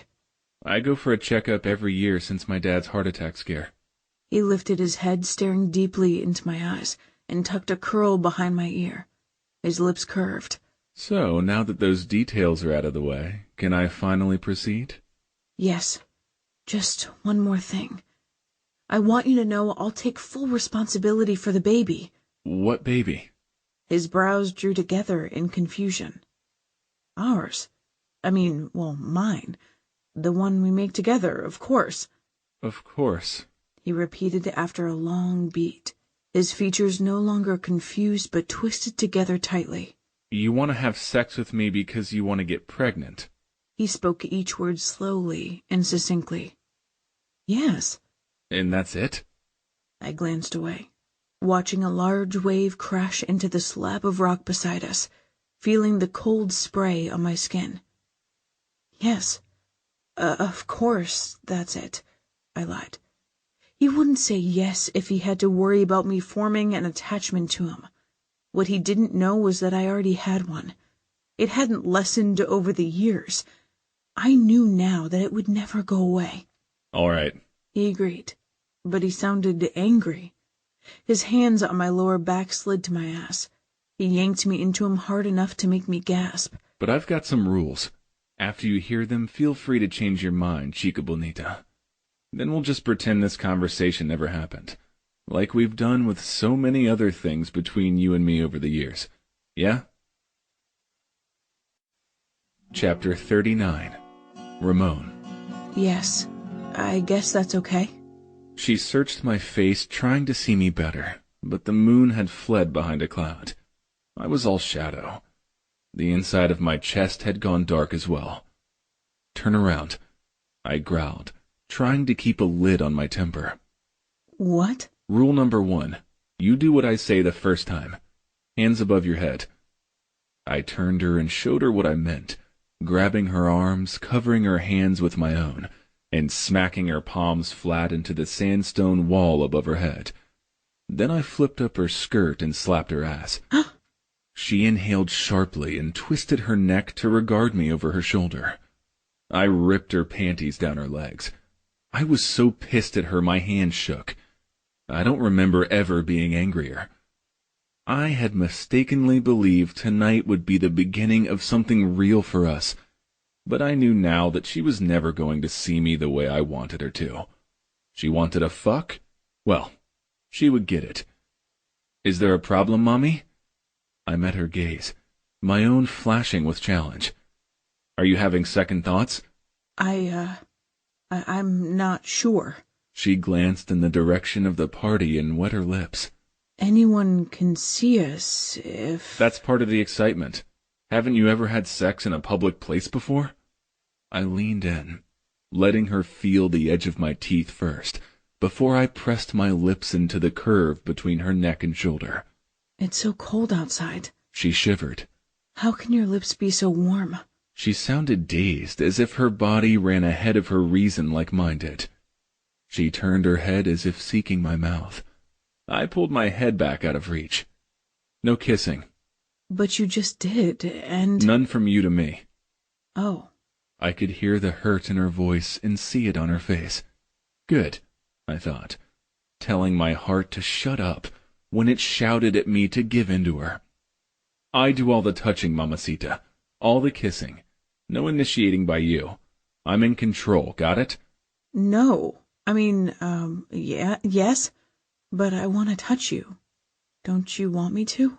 The clouds cleared from the moon, giving me an unimpeded view of the glassy sheen in her eyes. Fuck. I couldn't look into them. Not this time. Turn back around. I lifted her skirt higher and ran my palms all over her perfectly shaped ass, grabbing and squeezing it before running my hand between her legs, and just skimming along the heat of her. You're wet. You want this. You want me. Then we do it my way. You do what I say. If I say spread, I shoved my knee between her legs to demonstrate. You spread. If I say kneel, you drop to your knees and we do it doggy style. I could hear her heavy breathing. Or maybe it was my own. I wanted her. I always wanted her. No other woman smelled the way she did. No other woman had skin so creamy soft. And knowing she was aroused by me drove me to the edge of insanity. Yes or no, Karen? Tell me right now. Yes, she whispered. Okay, I said, letting out a breath. I quickly quieted the noble part of my brain and did as I pleased. Things I had imagined doing since the first time I had seen her on this beach in that tiny red bikini. I covered her with my body, reaching around her, yanking the strapless part of her dress down, and feeling her firm tits. They were glorious, a perfect shape just right for my hands. My cock agreed. It wanted to be inside her right that moment while I twisted her tight nipples between my fingers and thumbs. I licked the lobe of her ear with my tongue, plunged it inside, and told her what I wanted to do and how much she pleased me. Ramon. She shuddered. I felt it shake her body as it ran through her. She liked that, liked the talking, and liked my tongue swirling around the rim of her ear. So I did it again, scoring the tender flesh with my teeth and tugging on the lobe, telling her in Spanish the softer things in my heart that she didn't care to know. You're a dream, my every fantasy. I bit down on the fleshy part again. She didn't shiver this time, but she wiggled her sexy rear over my cock as if desperate to have it inside of her. I groaned. Bueno, mami. Show me what you want, how desperate you are for it. I rocked my erection against her. Her hand slid down the wall, her nails scoring it. Please, Ramon. Donde, mi cielo? I queried. What do you need, my heaven? Please. It's been so long since I can't. She bit back the rest of her words. Tell me. Don't be ashamed to tell me what pleases you. It doesn't have to mean anything, this dance between us. But why shouldn't it be pleasurable? You like this? I nipped her shoulder again and tugged on her nipples. Yes. She agreed. Oh, it feels so good. And this. I traced the outline of her ear with my tongue and twisted a little more on her tit so she could feel the burn. Yes. She moaned, rolling over me. I swore she was so wet she was soaking my shorts. I imagined sliding inside of her easily. But I'd waited so long, so fucking long to be with her like this. I wanted to see what else she liked. I cradled one perfect breast in my hand and dove the other one south, nearly spilling when my fingers spread wide over her mound and I felt how wet she was. Oh, yes. She glided her pussy along my fingers, and I grinned into the side of her neck, kissing her and licking the saltiness of the ocean spray from her skin. I squeezed her tit, sucked on the side of her neck, and stroked her in a rhythm that had her slippery and purring for me. Please. Her breath caught as I circled her tight clit. I want you. She breathed. What exactly do you want? Your cock inside me. I bit down hard to show my approval of her request. She shivered prettily when I stepped back. I quickly unknotted and let my board shorts slide down my legs. I moved back to her, grabbed her hips, and pulled her bottom half back from the wall. Tilt your ass more, I demanded, and she complied. Digging my fingers into her pliant skin, I rewarded her, positioning and sliding inside her in one deep, perfect thrust. I bit back a satisfied groan and squelched the flood of possessive feelings. We are a perfect fit, I told her instead in Spanish, tamping down this driving need to fuck her hard and claim her in every way a man can possess a woman. I started to move, and those feelings I tried to suppress got even stronger. I couldn't hold back. I could feel her tightening around my cock. I gave it to her harder, deeper, faster.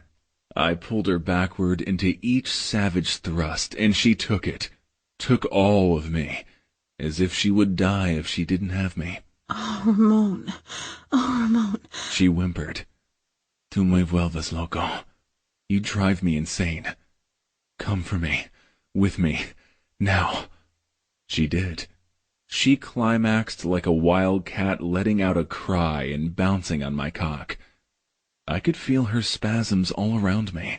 Her response ignited more than just my own release. It unwound something inside of me. I knew in that moment she owned me. She always had. She always would. But if I let her know, she would ruin me. Chapter 40. Karen. The sexy Spanish murmurs ceased the moment he pulled out. He didn't even look at me at all as he yanked up his shorts. I straightened the bodice of my dress and did the best I could to wipe away the evidence of what had only moments before transpired between us, using a couple of Kleenexes from my pocket. I wouldn't call it love-making.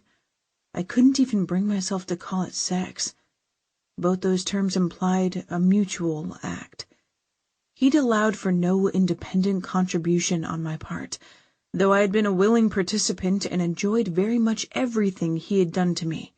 Dominic had never encouraged me to be so uninhibited in private, let alone in a public place. But I didn't kid myself that what we had done had meant anything to Ramon. The way he stalked off so quickly afterward told me that it had been no more important to him than that kiss all those years ago.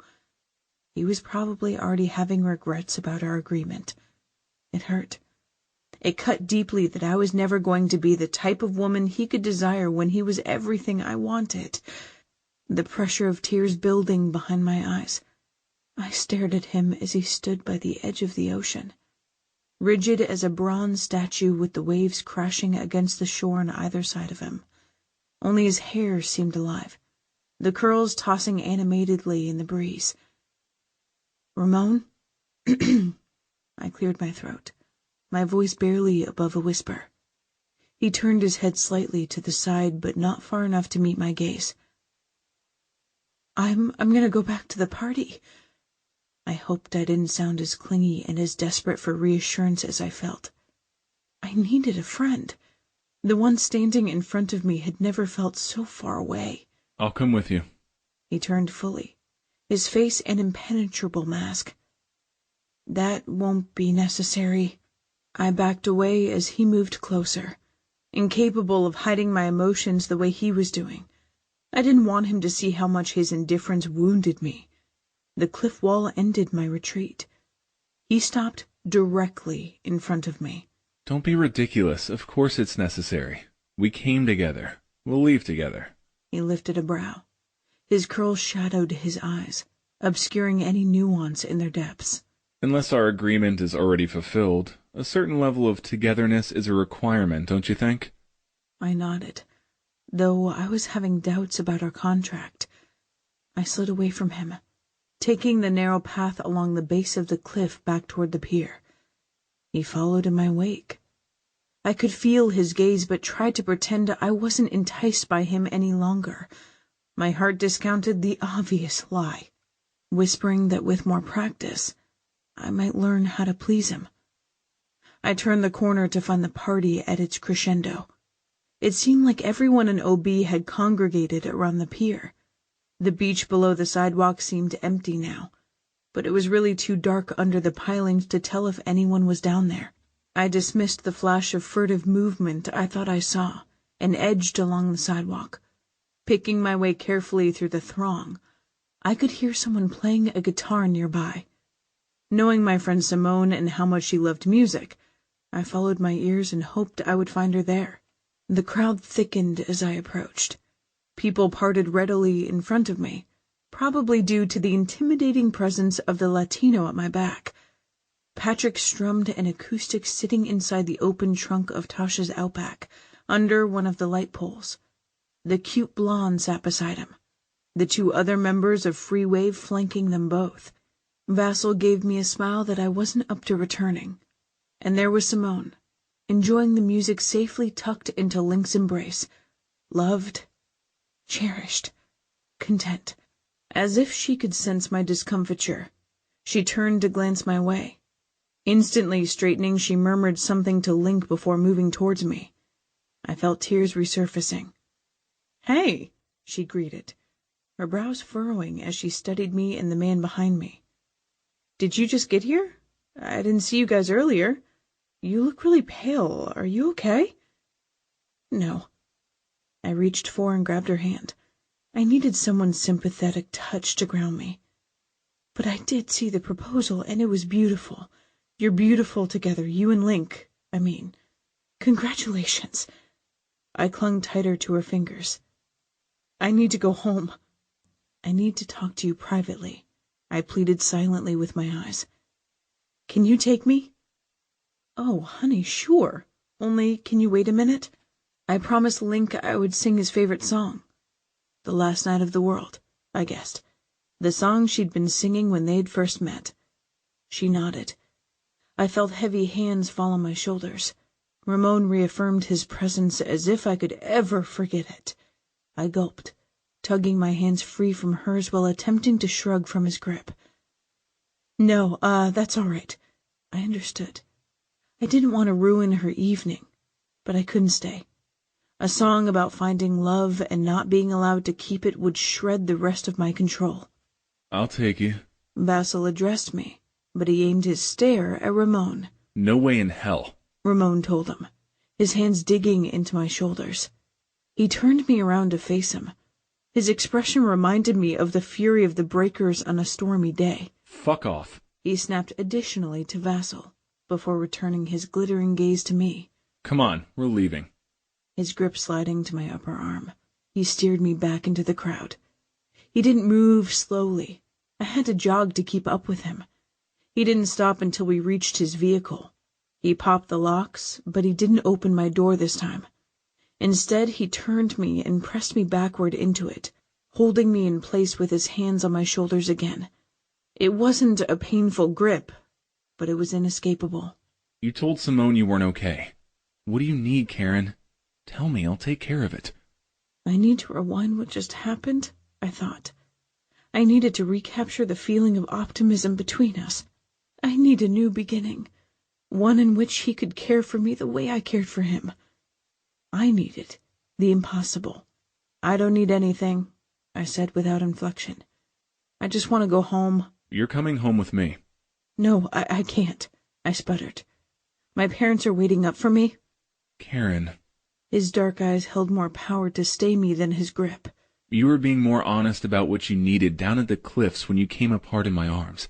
I agreed to your proposition, but I'm not doing all the back-and-forth drama." "You're not doing a lot of things," I grumbled. "The list just keeps getting longer and longer." His lips curved, and the clouds in his expression disappeared. The pressure in my chest eased. "Call your parents. Explain however you like, but you're spending the rest of the night with me." Chapter 41. Ramon. I listened to Karen talk to her parents as I drove. It didn't seem like she had to do much explaining. I think they knew better than she did the way I felt about her. "Where are you staying?"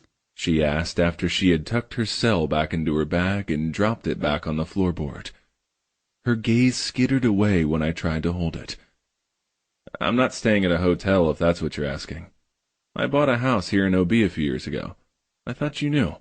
She shook her head, her beautiful wind-blown hair skimming her shoulders. I couldn't wait to sink my fingers into it while I was deep inside her again. I couldn't wait to have her again, period, no matter the stipulations. I had been so lost in imagining it that I'd almost let her get away from me earlier. Not taking her right to my house after fucking her had been a mistake. No way in hell was I going to give any opening to some other guy to give her what she wanted, especially a pendejo like Vassal. She stared out the window, twisting her hands in her lap while I stole glimpses of her. "You live in the Sunset Cliffs?" she asked, shifting to look at me as I turned onto the boulevard with that name. "Yeah." Thankfully, she had broken the silence that had grown somber between us. "The houses are so pretty," she commented wistfully. "I used to dream about owning a home here." I remembered, but that wasn't something I would admit. Not anymore. Not when I'd allowed myself to believe we meant something more to each other than just a fertilizing fuck. "They're so expensive." All of California real estate is pricey, I reminded her. "I know, but..." She gasped when I put on the blinker. "Holy shit, you live right on the water." Across the street, but yeah. "You paid more for this than offshore." It's a good investment. I nodded. There's only so much coastline, right? She didn't respond to the rhetorical question. She stared at the house as I opened the gate and twisted her head to keep it in view as I parked around the back. "I've noticed this house before. It's been completely remodeled recently." Yeah, I killed the engine. I'm not patient enough to do something like that myself, so after they finished, I paid them the asking price. I got out and came around to open her door. She looked down at our joined hands as I helped her out. I pretended that the connection didn't mean anything to me, like I would pretend that I hadn't purchased this particular place with her in mind. I led her from the entryway through the downstairs room I used for recording music, and up the straight staircase to the main living space. The view wouldn't be as spectacular with the sun already down, but as I tugged her toward it, I knew she could envision how it would look as morning broke. She let go of my hand when she saw the wall of floor-to-ceiling windows. Cutting straight through the living room, she had her hand on the pocket doors outside before she turned back to seek permission. "May I?" Why not? Comes with the deal. I raked a hand through my hair. Thank you. I'll keep that in mind." She seemed a little less enthusiastic to experience the view after my stumbled reminder, but I knew she loved it when she stepped out onto the deck that ran the entire length of the house. "Incredible," she said, tipping her face into the offshore breeze that lifted her hair, and tiptoeing quickly across the stamped concrete. She stopped at the clear glass half-wall, resting her elbows on it. Eyes on the ocean, she took a deep breath. I moved beside her.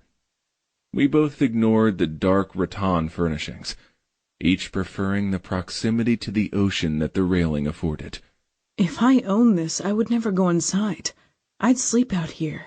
The thought had crossed my mind a time or two. Too many bugs. "Yes, but the ocean's so close you can almost feel the spray." She sighed.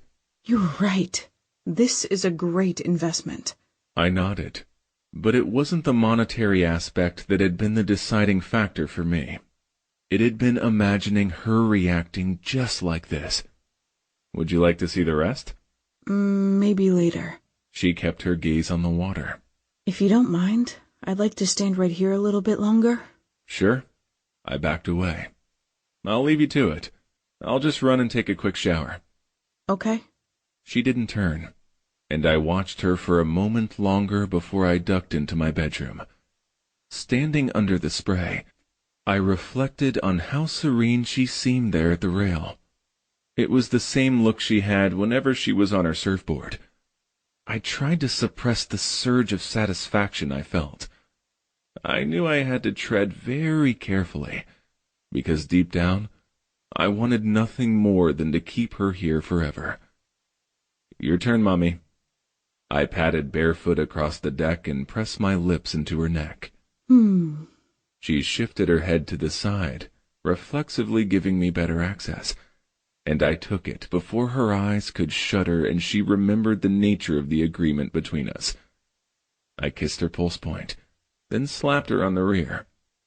Hurry along, Mamacita. She might not acknowledge it, but I could never allow myself to forget that this was play acting between us. I want you naked and in my bed before midnight. She blinked, ducked her chin to her chest, and scurried back inside the house. I moved to take the place she had vacated at the rail. I placed my hands on the glass where hers had rested only a moment before, forcing my misgivings to settle. seeking the answers to them from the unfathomable seas. Chapter 42. Karen. The peace of the sublime sea evaporated when my own personal Poseidon materialized, shirtless, jeans half-buttoned on his narrow hips. The words "in my bed" and "naked" echoed in the marble coupled-size shower. Shutting off the water, I stepped from the cloud of steam, dried off, and wrapped myself in a plush bath towel. Nervous again, pulse pounding hard, I padded hesitantly across the blonde hardwoods that ran throughout the entire house. Not a single rug. No knickknacks softened the masculine interior. No woman's touch anywhere. I got the impression that it was rare for anyone but him to be in this house. Was Dominic's father right? Did Ramon's fame completely isolate him? Hola, mamacita.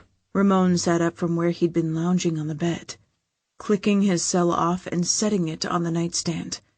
His eyes flared as they ran the dewy towel-wrapped length of me. My cheeks heated. I thought I said naked. I nodded, but felt awkward about shedding the towel with no shadows to conceal me. I concocted a quick plan. I would do it after I climbed beneath the sheets. What are you doing? He asked, thwarting my effort before I'd made it halfway to the bed. He moved unexpectedly fast, untwisting the towel and snapping it away. I gasped as cool air rushed across my skin. It took conscious effort not to try to cover myself. One moment passed and then another without a word from him. I glanced over my shoulder to discover his heated gaze practically burning me through like a laser beam. Yeah, Mommy. That's what I was waiting for. He took a step closer. You looking at me through those pretty eyelashes. Provocative as hell, and you probably aren't even trying. He came around in front and reached for me, his hand brushing my cheek on its way into my hair. His contoured chest came into contact with my breasts as he reeled me to him, his fingers curling possessively around my nape. His skin was warm, and he was hard everywhere I was soft. I succumbed to the spell of the erotic tableau. Staring directly into his eyes, I knew I wanted more. I wanted to feel the scrape of his stubble. I wanted to trace his sculpted lips with the tips of my fingers. I wanted to familiarize myself with the features that I had known so well over the years as a friend, but never touched as a lover. I lifted my hands. No, mi cielo. He stopped me, his long fingers completely enclosing my wrists. I dropped my gaze, feeling the sting of rejection burning my cheeks. You know the rules. Yes, but honestly, I don't understand why I can't touch you, I muttered. So we don't forget what this is. His words pricked my heart like sharp little barbs. I lifted my eyes to look at him. His gaze, as unyielding as the fingers latched around my wrist, offered no clue to his true feelings. Okay. Fine, I whispered, deciding that he must have more than an inkling how easily I could get the wrong idea, especially being here with him in his own home. Why hadn't he taken me to a hotel? That would have gone a long way towards making this feel impersonal. Maybe he just didn't want to be seen in public with me? Unable to deny the unwelcome crawl of mortification, I yanked free and took a step backward. I didn't want to be naked while he reminded me yet again that I didn't rank with him. I crossed my arms over my breasts and turned my gaze to the huge California king bed, wondering where I would find the courage to go through with this. You've already done it once. Maybe you're already pregnant. Besides, this is Ramon. He's being an ass with his rules. Why should I put up with it anyway? Hey. Ramon took my chin and turned me towards him. Where'd you go all of a sudden? His voice was gentle. His eyes had grown soft. He almost seemed like he really cared. Nowhere. I mean, thank you for the reminder. I'm sorry, I forgot. So fucking soft. He stroked the back of his hand across my cheek. Like silk, but warmer, as if you'd just come in from the sun. He studied me a long moment. His approving words momentarily stemmed the tide of my unease. Could you turn off some of the lights? No. Why not? Because I want to look at you. But it makes me self-conscious, Karen, he said as if exasperated. don't pretend that you don't know how hot you are. You weren't prom and homecoming queen for nothing. That doesn't mean anything, especially when it came to him. What do you mean? Of course it does. So just because the fan magazines say you're the sexiest rock god alive, does that make it so? I see your point. Then will you turn off the light? Hell no. He moved closer, stopping only when his body was near enough to mine that I could feel his heat, smell his scent, and appreciate the striations of darker and lighter chocolate in his eyes. Besides, I want you to see how much it turns me on to look at you. He reached for a lock of my hair, rubbing it between his finger and thumb. Silky. Such a pretty color. I'm imagining right now how it will feel wrapped in my grip as I pound my cock into you. My nostrils flared as the image he described appeared in my mind. He released the strand. It swished soft as a whisper over the skin of my clavicle. He traced my brows with his thumbs while staring deeply into my eyes. When I see your face, He said low, his warm breath ghosting over me. and I think how delicate you are, how feminine, yet with a subtle strength, it makes me want to bend you to my will, and maybe He pressed the pad of his thumb into the seam between my lips. make you beg for it a little. My eyes flared. He had me longing for him, and he knew it, too. I saw it in his darkened gaze. I flicked my tongue out, licking the edge of his thumb. Yes, He hissed, and then grinned slowly. I believe I will make you beg. In fact, that's a promise. He brought the thumb I licked to his mouth. He sucked on it while I stared. Then he painted my nipple with it. It was my turn to pull in a quick breath. He repeated the procedure on the other breast. Both my nipples drew achingly tight, the air drying the wet and making them even harder. Desire made my pulse pound between my legs. I shifted, feeling the slick glide between my inner thighs, thoroughly turned on even though he'd barely touched me. How wet are you? A grin spread across his face as if he could read my mind. Why don't you find out for yourself? I licked my lips, wishing he would kiss me. Do you still want me to turn the light off? I shook my head, the ends of my hair brushing my skin just above the swell of my breast, practically making me moan, fully aware of how badly I wanted his mouth on them. I was already close to pleading. He traced my curves. I shivered.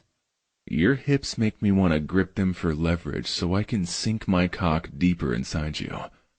And I want those legs wrapped tightly around me while I give it to you again and again. He grabbed my ass in a grip hard enough to sting, then soothed the mark with his hand away with a soft caress. Ramon. My fingers curled into fists. No more teasing. Yes, more. He lowered himself so he could fasten his mouth around the tip of one breast, sucking it deep and then switching to the other. I began to tremble with the effort it took to stand still and keep my hands off of him. The insistence between my legs was a constant throb now. He straightened, giving me a view of his face, stark with hunger of his own. Eyes on mine, he began to unbutton his jeans.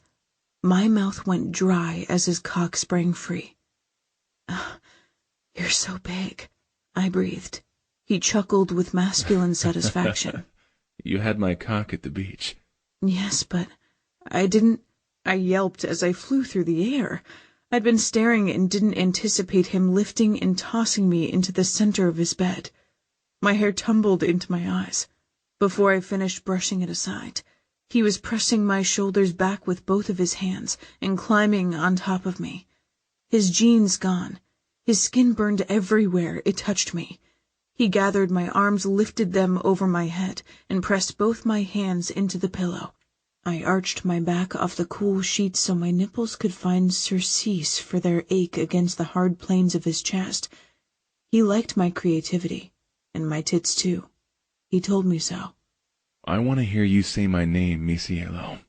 With a pointed glance, he left my hands where he wanted them to stay above my head. spread my knees apart with his thigh, and moved between them.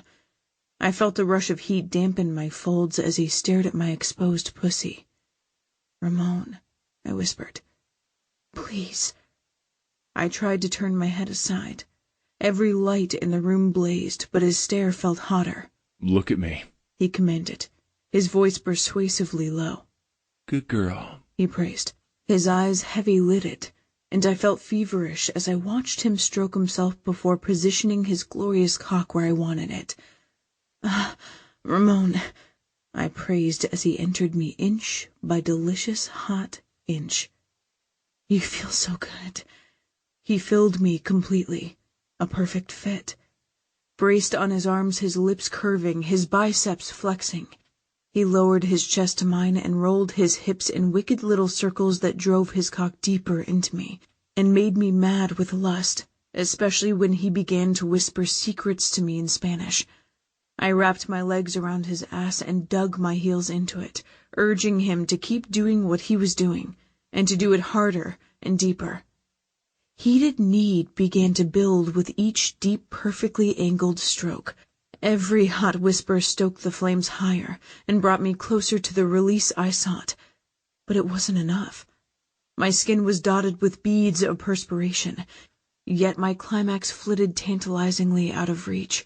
Though every part of my being strained for it, my desperate gaze met his. He seemed to know exactly what I needed. Curls falling into his dark eyes. He lowered his head, his mouth brushing across mine. His kiss was the stamp of approval I sought. Feathery soft at first, it became harder, deeper, and wetter, making me all of those things too as his thrust became stronger and wilder. "Ramon!"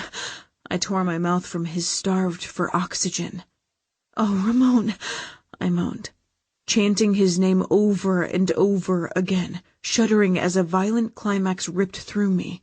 He began to jackhammer his cock into me, his hips bucking unevenly, the hot jets of his release prolonging my ecstasy. "Mi cielo." He groaned into my neck a moment afterward and collapsed his spent weight on top of me. His voice, it was the beacon I followed as I floated back to earth. Chapter 43. Ramon.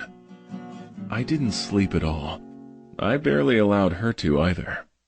I took her again after tracing every warm, soapy inch of her in the shower with my sudsy hands. This is not smart, Martinez, I told myself. Bringing her to your home, letting her sleep in your bed. I had never brought a chick into my house, though I'd had it for several years. My hookups were always elsewhere. I knew why. In the recesses of my fucked-up mind, I had only thought one woman worthy to ever come here. Yet, even as the dawn approached, I couldn't summon the willpower to wake her and send her away. I stroked a hand over her hair, sifting my fingers through the silken layers. She sighed softly through the part in her lips, but slept on. She seemed so relaxed, her defenses down, the crease that so often appeared between her brows from the burden she carried smoothed away. I stared at her greedily. A sharp emotion pierced my chest as I recalled how brave she had been to return to the pier last night, and how loyal she was to do it for Simone, even though she knew what ghosts awaited her there. Was it only the baby she mourned?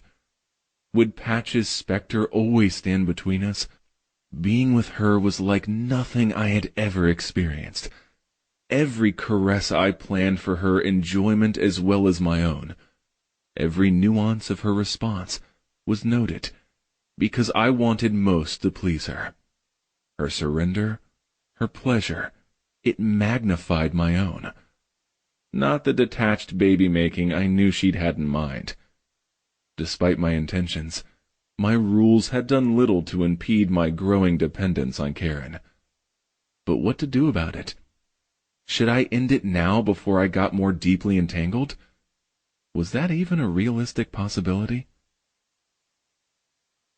Karen. I was dreaming. A decadent fantasy. My legs spread wide and draped over strong shoulders, talented fingers stroking my pussy, lips skimming my pulsing center. I popped my eyes open. I couldn't have imagined that suction on my clit. A familiar head lifted from between my legs, glossy curls tumbling into his dark eyes. His lips glistened from me, from his mouth being on me. "Ramon, what are you doing?" He arched a brow. His sardonic lips curled. "Tasting you." I shivered. His accent was thick. "But this isn't... It won't..." "I know, but I want to." He put his hand on the center of my chest between my breasts and pressed me backward. "And you'll let me." "Okay." I cast my arms wide when he lowered his head again. I crushed the sheet between my fingers when I felt his probing tongue. I moaned when he kissed me. "Ramon, that feels so..." I shuddered as he licked me. Short, light flicks, then longer, deeper, wetter strokes. My eyes rolled back in my head when he did the suction again. I can't stop. I'm gonna..." He groaned, and I felt the vibration deep inside of me. He did like doing this, and he was good at it. The best I'd ever had. I surrendered to him, closing my eyes so I could savor each wet kiss, the gentle pulsating suction, the dangerous edge of his teeth, his deep growls, then the wild frenzy of his tongue as I started to come undone, my head thrashing back and forth on the pillow. Sun streaming in the windows, the surface of the ocean glistening like fine crystal. I stared down at the man at my side, my eyes blurred on his form, almost too handsome to be real. Those dark curls, those sooty lashes on his cheeks, the shadow of stubble on his stubborn jaw, those chiseled muscles of deep bronze stark against the white sheets. He had given me so much pleasure. After years and years of deprivation, my body felt deliciously sore but hardly sated, but an emptiness gnawed in the pit of my stomach. It had grown as the sun rose, and the reality of my situation was exposed to the light of day. "You are a fool," I told myself, even as I set the note beside him where he would find it when he woke. "You are going to get your heart smashed to smithereens," I thought, as I tiptoed from the house with my shoes in my hand, wearing my rumpled dress from the night before. But I had made my decision as I had watched him sleep. Maybe it seemed more possible because of the way he'd given me pleasure without taking any of his own. Maybe when he'd kissed me deeply afterward, and I had tasted the saltiness of my essence on his lips, I had seen in his eyes a sliver of something beautiful. I'd begun to believe that maybe, just maybe, in time, I could make him feel for me the way I felt about him. And if not, then at least I would have the knowledge that I had tried. I had loved before and lost.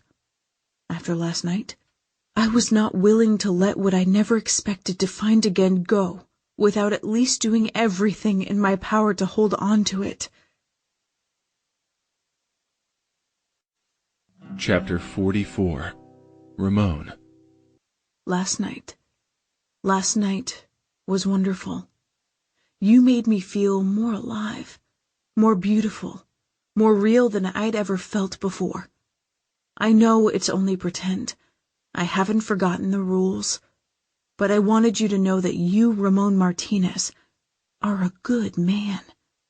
You think the men in your family are destined to fail at relationships, but you're wrong. There's a depth of kindness in you. I've experienced it too many times to count over the years we've been friends. Last night, you gave me a glimpse of how it could be for you someday. Don't give up on finding love. When you see your chance, take it. Your grateful friend, Karen. "New rule," I told her, crossing my arms over my chest and stepping away from the secluded spot along the wall, where I had been leaning and watching her while she served. You don't ever leave without saying goodbye." I took her board. "And you need to tell me where you're going." "All right." She smiled, even though I was doing my best impression of an authoritative ass. I considered whether she had a couple of screws loose in that sweet head of hers. The things she had written about me in her notes certainly made me wonder. "I'm parked right next to the stairs." She didn't reply. I turned to look back at her. She was a few steps below me. "Huh?" Her gaze lifted, her eyes slightly unfocused. She'd been staring at my ass. I wondered if she was as turned on by my body as I was by hers. I didn't think it was likely, but I hoped she had been recalling last night and planning for the next. I certainly was. I opened the tailgate of the Explorer and slid her board inside the trunk.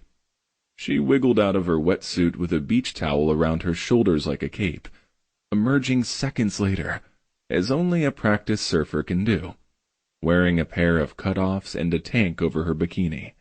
"You really don't have to drive me to work. It's silly. I can walk.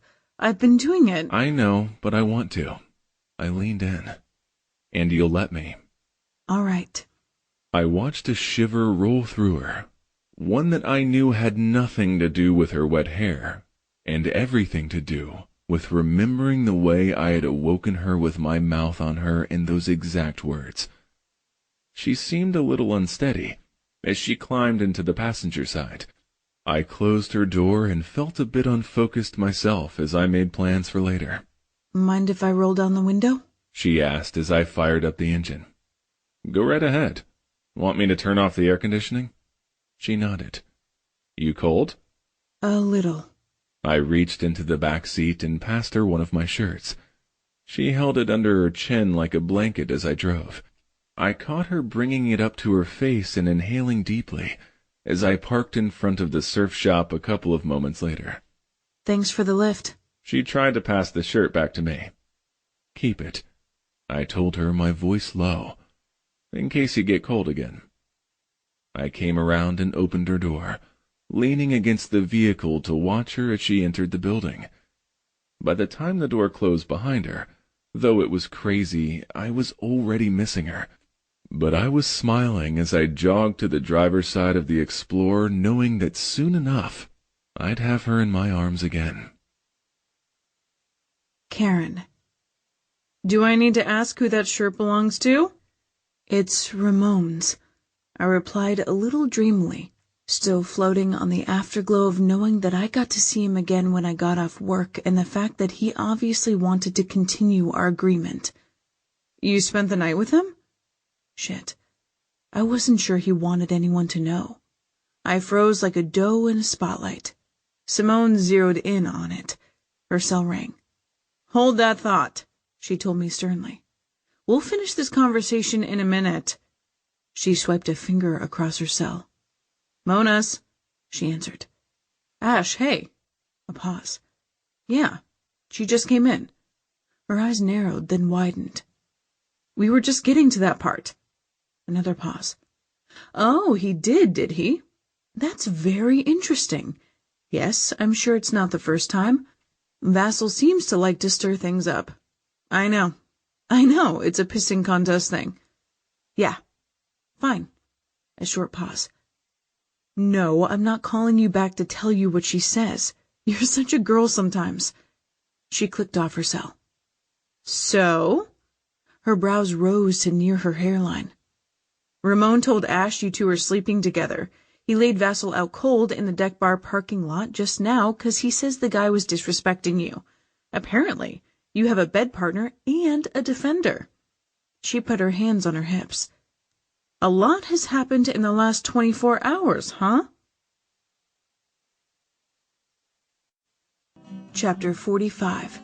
Karen. Simone flipped the shop sign to closed. "Ugh, about damn time. This is an event we're celebrating. Let's go get a drink. I'm buying, and you're telling me everything," she stressed, and she drew out the first syllable of the word. Linking arms, we took the sidewalk towards the waterfront and turned right at the OB Hotel. While our flip-flops snapped on the pavement, I tried to decide how much to reveal to her. Should I pretend? Or should I tell her the truth the way I wanted to? I craved her counsel. I had that fluttery, uncertain, yet hopeful feeling like way back in high school when we would sit together in the cafeteria and try to figure out if a boy I liked felt the same about me. I had little recent basis of comparison. Dominic had been very straightforward and upfront about his interest in me from the beginning. With Ramon and our complicated arrangement, it was anything but certain how he truly felt about me. But if I told Simone the true nature of the relationship between us, could she keep my secret? I didn't want just anyone to know what was going on. Besides, the thought of divulging those details seemed like a betrayal of Ramon's trust somehow. "Hey, isn't that our Lakers girl?" Simone queried, bumping me out of my thoughts. I turned my head in the direction my friend pointed. It was her for sure, sorting through the trash can in front of the deck bar. I took a couple of steps towards her. Everyone had told me what she had done. Who knows what would have happened if she hadn't pushed me out of the way of that car? I'd been wanting to thank her, but I hadn't seen her since the accident. "Hey!" Ash yelled suddenly. Our Lakers girl's head snapped up. As he jogged toward her, she dropped the aluminum can she had fished out. They clattered as they hit the concrete. Picking up her long skirts, she took off in the opposite direction from him. I had to jump out of the way to keep from being plowed over as she ran past me. Having never been that close to her, I found it odd that her face seemed to be covered in a thick layer of grime, yet she didn't smell bad. I even caught a whiff of designer fragrance of some sort. My brows scrunched as I turned to watch her retreating form. She disappeared down a side street that led away from the waterfront, the Dirt Dog's drummer in hot pursuit. "What's going on?" I asked Simone. "Why is Ash chasing her?" "Same reason you've been looking for, to thank her. Ramon wants to give her a reward, but she keeps running away like that whenever anybody gets near her." "Huh, that's weird. Does she think she did something wrong? That maybe we blame her?" "Who knows? We'd have to get closer than we've been able to in order to find out. We're all intrigued by her, but Ash is obsessed. The more she runs, the more determined he is to catch her. He doesn't have it in him to back down from a challenge. Ling said he's been going into the studio earlier and earlier each morning because that's where she's been spotted most often." Puzzled by the mystery the Lakers girl represented, I moved my feet in sync with my friend as she steered me up the steps to the main level of the deck bar. We stopped side by side at the top of the stairs. The hostess on duty grumbled but grabbed some menus and took us to one of the pub high tops that looked like it had recently been cleaned. She took our orders, and I realized she'd put us at the same table Ramon and I had sat at the night he caught me. But my thoughts didn't have a chance to linger there as my blood turned ice cold. I was a fool, a gullible one who believed having sex with someone meant something, one who believed one night could change everything. I wanted to crawl under the table and hide. Ramon sat at the bar. He wasn't alone. A smoking hot blonde leaned against the bar beside him. He had his hand beside her manicured one, and from their body language it was obvious they weren't strangers. My stomach churned. Simone hadn't seen them yet. She was too focused on me. "So, what happened?" Simone asked. "With Ramon last night?" I barely registered the question. I couldn't help but stare at sexy Dirt Dog's guitarist. He leaned closer to the blonde, whispering something in her ear that seemed to amuse her.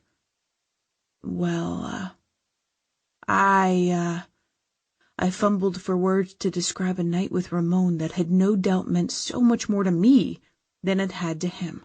Staring down at my white-knuckled grip on the table tight, I told her.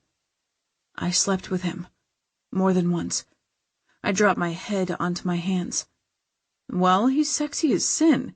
You guys have a history and some serious chemistry." She knocked on my head with her knuckles. "Why are you acting like this is such a bad thing?" "Because," I lifted my head and inclined it toward the bar, "I don't know how to be just to hook up.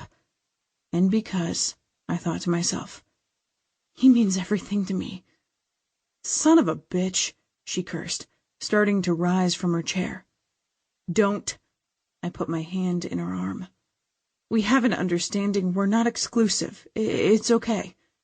"Your face doesn't say it's okay to me, Karen." "That's my own fault, not his. He didn't mislead me. Seeing him with another woman only hours after I'd left his bed had me reeling. The waitress arrived with our drinks. Simone peered thoughtfully at my club soda. I decided to redirect our conversation into another subject other than my pathetic obsession with Ramon. "I don't drink anymore. It got to be a habit instead of a choice." "Oh, honey, why didn't you tell me before now?" I was ashamed. A bright sheen glassed my eyes.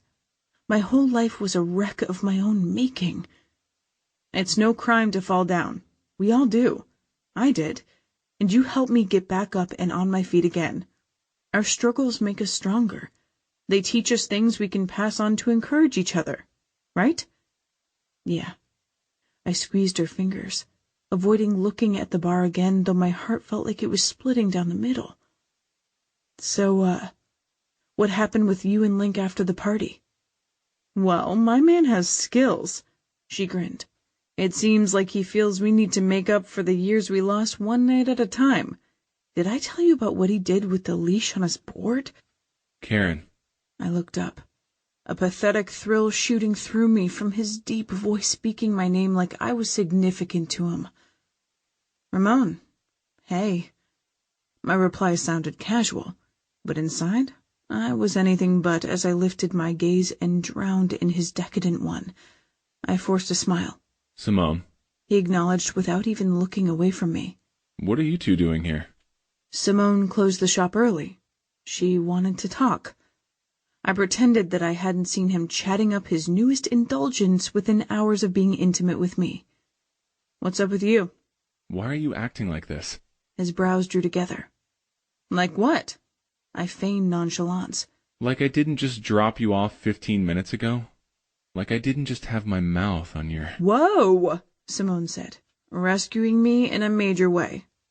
"Look at the time. I just remembered. I'm expecting a very important phone call from, Link." She gave me a pointed look. "Take the rest of the day off. I can handle the shop. We'll talk later. Got it?" "Yeah," I nodded. Ramon slid into the seat she vacated. I stared at him as he tipped the beer he'd brought along to his mouth, pretending that I wasn't recalling how good his lips had felt on the most secret part of me. I suppressed a shiver. He set the bottle on the table and leveled me with a look. I'm guessing you heard about Vassal and think I'm being a caveman. I shook my head. Did he not realize that I'd seen him with the blonde? Yeah, sure, I heard about it. I don't know what he said to you, but... He said you're a cock tease who just needs to get laid. Is that so? Well, in that case, I picked up the beer bottle and glanced around. Maybe I should take a crack at him myself. I clocked him pretty hard. He's gonna have trouble seeing clearly out of that one eye for a while. Okay. Well, good. I think. I frowned. I wasn't big on revenge, but I didn't much care for Vassal talking smack about me. He didn't even really know me. Ramon covered my hand with his own, encouraging me to set the bottle back down on the table. He squeezed my fingers after I did. Remind me not to get on your bad side. Remember that, I warned him, looking him straight in the eye. He grinned as if he found my sternness amusing. So you don't have to go back to work, right? Apparently not. Excellent. Let's get something to eat and go surfing. I missed out this morning since you abandoned me. So where will it be? Your beach or mine? Ramon. I watched her pushing her food around on her plate, wondering what was on her mind. She had seemed a lot more settled before I had dropped her off at work. I was just getting ready to interrogate her when my phone rang. "Hey, Pop. ¿Dónde estás?" "Bueno," he replied. "I'm at the Mercado getting stocked up for dinner tonight, and I was thinking you and Karen should join us. Like old times." Hey, that's a great idea. She's actually sitting across from me right now. Let me ask her. I'd love to. The storm clouds rolled away from Karen's eyes when I relayed his invitation. "She's in. I told him. Fabuloso. I'll make mole. Can you do the rice? Maybe some guacamole. The avocados are always better over at Levon's. See? No problem. What can I bring? Karen asked. Tell her to bring herself. My dad heard her question. That because she makes you smile, she makes me smile. I have to tell you, I'm glad to know you two are spending time together again. You're too old to keep chasing those empty-headed mamacitas. Karen is such a nice girl. Pop, you don't have to sell me on her finer points. I was all too aware of them. Sitting across the table from her, I remembered how good she felt around my cock, how sweet she tasted on my tongue, and the sexy sounds she made when she came. Cock hard and ready for another round. I stared at her as she sipped her club soda, wondering if her lips would be cold right now if I kissed them. Could I touch her like a lover whenever I wanted? I didn't know what privileges she would allow me outside of our contract. Not that it mattered, I decided. I was pretty confident I could persuade her, in the bedroom and outside of it. Chapter 46. Karen. I pushed the cart down the aisle of the small grocery store that my dad had once owned, but sold to the Levon's chain. Ramon tossed the ingredients he selected for his contribution to the evening meal into the basket. I was trying to reconcile the way this domestic chore and the rest of the day with him fit in with reality. I wasn't having much luck. Stay here, he told me, brushing my damp braid aside to press his warm lips to the back of my neck. My stomach went aerial in response. I forgot the garlic. I'll be right back. I nodded, lusting after him as he walked away.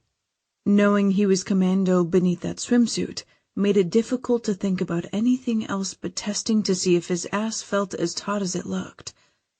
His no-touching rule was making me crazy, especially since he didn't place the same restriction on himself. At lunch he had scooted over to my side of the table, pressing his leg against mine.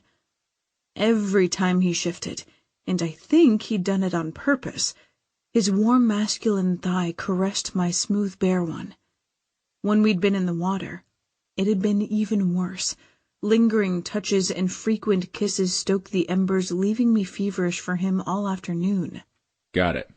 Curls seemed synchronized to his jaunty strides.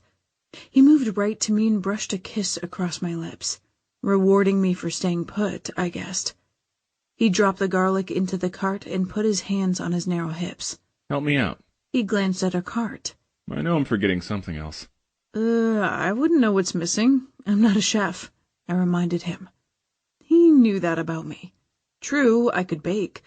I'd inherited that gift from my mother. But cooking had always been my dad's domain. I found it interesting that Ramon had taken it up. Apparently, all he lacked to show off that particular ability was a remodeled kitchen to work in. You have other talents, so I'll let your lack of culinary abilities slide. He stroked a finger over my skin, leaving chill bumps on my arm where he had touched me. I remember now. He frowned at me. You were going to get bath gel and some shampoo to keep at my place. No, it's all right. You can just drop me at my house before dinner. It's on the way. My clothes and everything I need are there. Not everything you need. He came closer, his eyes darkening with intent as he moved me steadily backward. My rear hit the shelves behind me, jostling the bath products. I don't plan on showering alone. Hey, sunshine. Ramon and I both turned our heads as my parents approached. Their cart overflowed with groceries. They glanced back and forth between me and the sexy but pushy Dirt Dogs guitarist. I noticed them scoping out the contents of our basket. A box of my favorite chocolate-flavored breakfast cereal lay conspicuously at the top of the pile. Hey! I slid away from Ramon, hugged my dad, and kissed my mom's cheek. You doing a little grocery shopping together? My dad's eyes widened subtly as he began to draw conclusions. Yeah, I nodded, positioning my body in front of Ramon's cart. His dad invited me over for dinner? Ramon's cooking. I'm just helping out. My dad's brow scrunched. And you're staying over at his place again tonight? His eyes narrowed on Ramon, who had moved in behind me. I could feel the heat from his body. smell the salt of the ocean on his skin. My heart started pounding hard. I might be having memory problems, daughter, but my mind still works well enough, and I can see just fine. Seems to me that you two are moving things ahead pretty fast. I swallowed, trying to think of what to say, wrestling with the same conundrum I'd had with Simone. Maybe I would feel that way if Karen were my daughter, but she and I have known each other for 15 years, sir. We've been friends nearly all that time. It doesn't feel fast to me at all. It feels exactly right. Close out, slammed flat by words instead of a wave. Though I was sure he didn't really mean them. Those words made me feel like when I'd wrote a big one and it unexpectedly collapsed on top of me.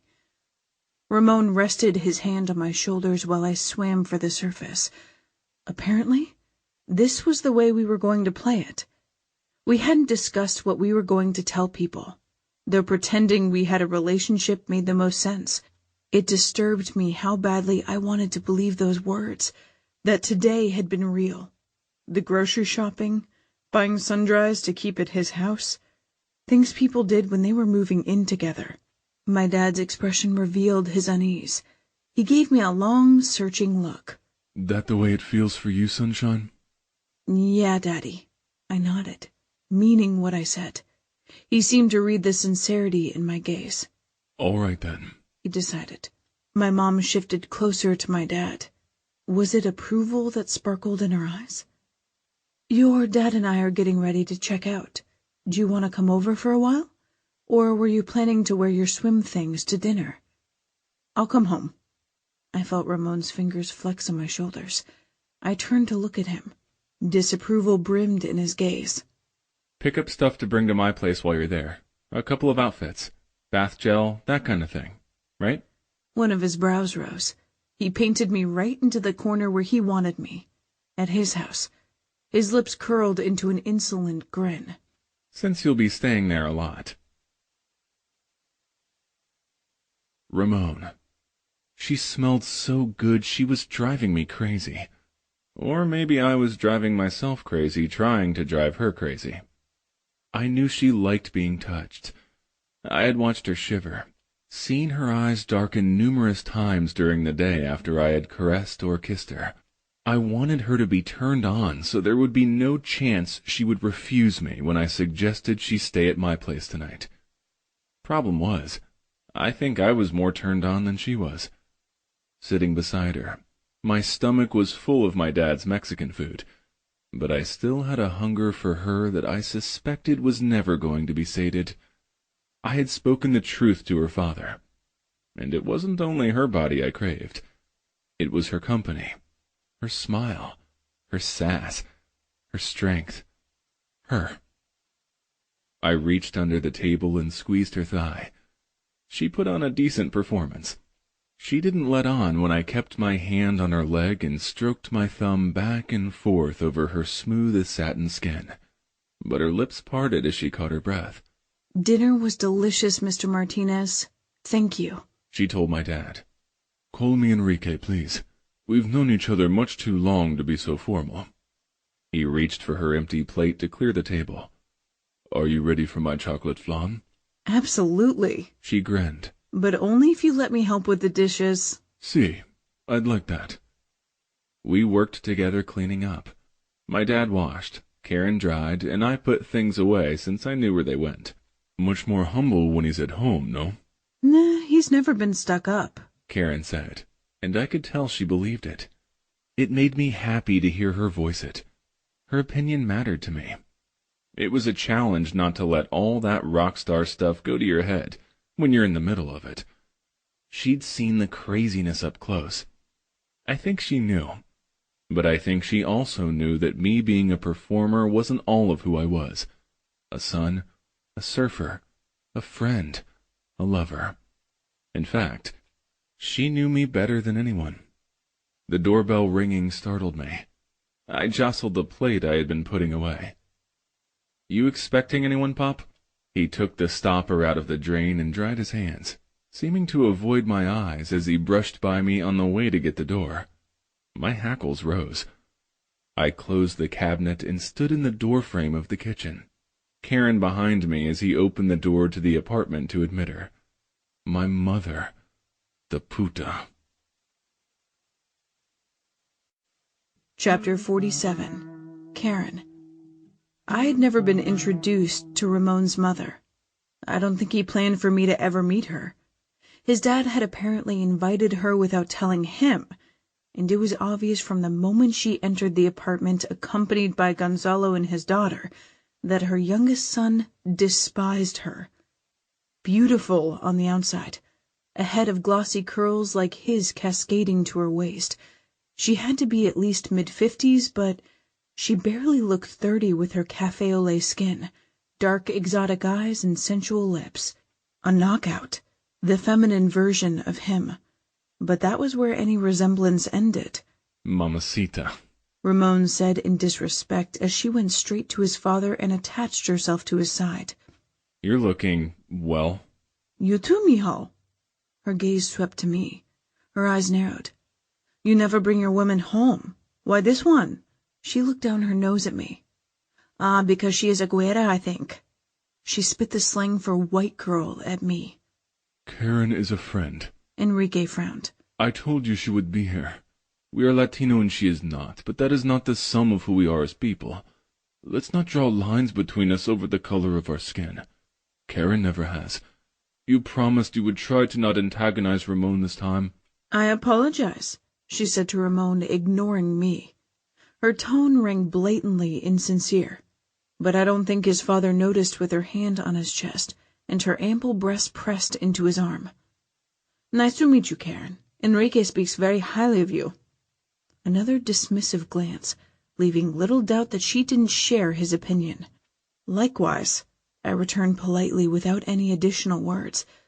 We all stood uncomfortably in the small living room for a long moment of tense silence.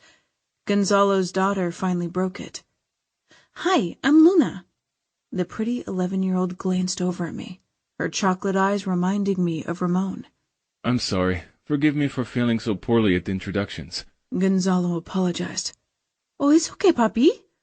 She looked over at her grandmother as if that explained everything. I got the idea everyone made allowances for Ramon's mother for Enrique's sake. Hi, Luna. Your uncle has told me a lot about you over the years. Your photos are only half as beautiful as you are in real life. It's nice to finally meet you. Gracias. Thank you for the compliment. She blushed, and her gaze dropped to her sandaled feet. So who wants some chocolate flan? Enrique asked. Me, I said enthusiastically. Sit down, everyone. I'll get some plates. I'll help, Pop. Ramon followed his father into the kitchen. I overheard a couple of angry whispers as the rest of us took seats around the table. Ramon re-emerged from the kitchen a moment later, his expression taut and his frame tense as he took the seat beside me. It didn't take long for the next bolt of lightning to strike. So, how well do you and my youngest son know each other? His mother asked me. None of your business, Mama. Ramon replied tersely. Son. Enrique cautioned. Pop, I don't want her here when I'm around. I've told you. Won't you make this small exception for me? See? Ramon nodded, his reluctant dark curls falling over his creased brow. I wanted to offer him my support. I would have reached for his hand under the table, but we had our rules, and at the moment I hated them almost as much as he seemed to hate her. Fortified by the excellent flan and strong coffee, I dared to restart the conversation. So, how has school gone this year, Luna? Oh, it's okay. I'm looking forward to the summer. I like your dress, she told me. Thank you. It's a Roxy from a couple of years ago. It's a second, a garment that couldn't be put up for sale because it has a small flaw. I have a couple of boxes of them at my parents' house. I was planning to give them away. Would you like to come over sometime and go through them with me to see if there are any you'd like to have? Luna nodded and started to say something, but her grandmother interrupted her. Oh, you think because she is Mexican, she glared at me, that she needs your charity? Luna doesn't need your leftovers. Gonzalo makes plenty of money, so do I. I didn't mean it that way. I stiffened defensively. It's okay. Gonzalo's jaw was tense. No one took it that way except for her. I would love to see what you have, Luna said, sounding more mature than her age. And I'd like to ask you some questions about when you used to work for Roxy, if you have time. I like fashion, too. Accessories especially. I made this headband." She reached up to touch the flower with the contrasting ribbon that held back her long hair. "It's beautiful. Did you do that with a glue gun?" "No. Some of the girls in my school do it that way, but the glue is sticky and it pulls your hair. I do it all by braiding the ribbon." "Very creative, and very pretty. If you did some of those to match some of the clothing we have at the surf shop, we could sell them there. They would probably be popular, Luna." "Lou," she corrected. "It's Lou from my friends." "Oh, don't waste your time making friends with one of your uncle's chicas. He's like a bee. Once he's had a taste of their nectar, he's on to the next flower." I felt the blood rush from my face. The barb stung more than it should have. All the careful touches, all the gentle kisses Ramon had given me today felt tainted. I remembered the woman at the bar, the words from that girl at the OB Hotel all those years ago. Suddenly feeling ill, I pushed my plate away. "You're one to talk." Ramon bit out the words. "Cállate, Ramon," Enrique said. "Por favor." Do you not see how she is, Pop? Nada beneath her skin but poison and lies. Look at her phone if you don't believe me. She's glanced at it a dozen times since she sat down at the table. She's just stringing you along till the next rich guy comes along and starts buying her shit. Take what you want from her, but don't bring her to our family dinners. She is your mama. That whore is no mother of mine. Ramon pushed back his chair. "Come, Karen," he snapped like a whip. "It's time to go." He'd only spoken to me in that tone once, at the OB Hotel when he dismissed me. But I wouldn't reject him in front of his family. I wouldn't reject him in front of anyone, especially not in front of that woman. I gave him my hand. He shot me a grateful look, his fingers tightening around mine. Chapter 48. Ramon. "Stop apologizing for her. It's okay," Karen assured me, but I had a hard time believing that my fucked-up mother's arrival hadn't affected her. How was Karen ever going to see me the way I wanted her to after that? I gunned the engine, slamming the vehicle into reverse. The tires spun in the gravel before gaining traction. "Are you sure you're okay to drive?" Karen gave me an uncertain look. "I'm fine," I bit out through my clenched jaw, struggling mightily to rein in my anger. My mother always got to me.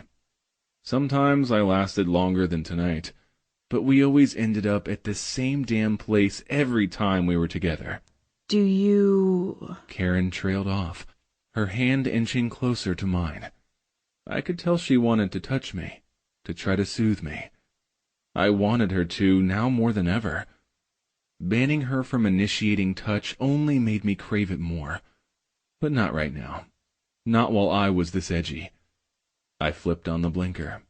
"Where are you going? My house is that way." She pointed in the opposite direction. "I'm not taking you to your house. I'm taking you to mine. Your stuff's in the back. I thought we had agreed."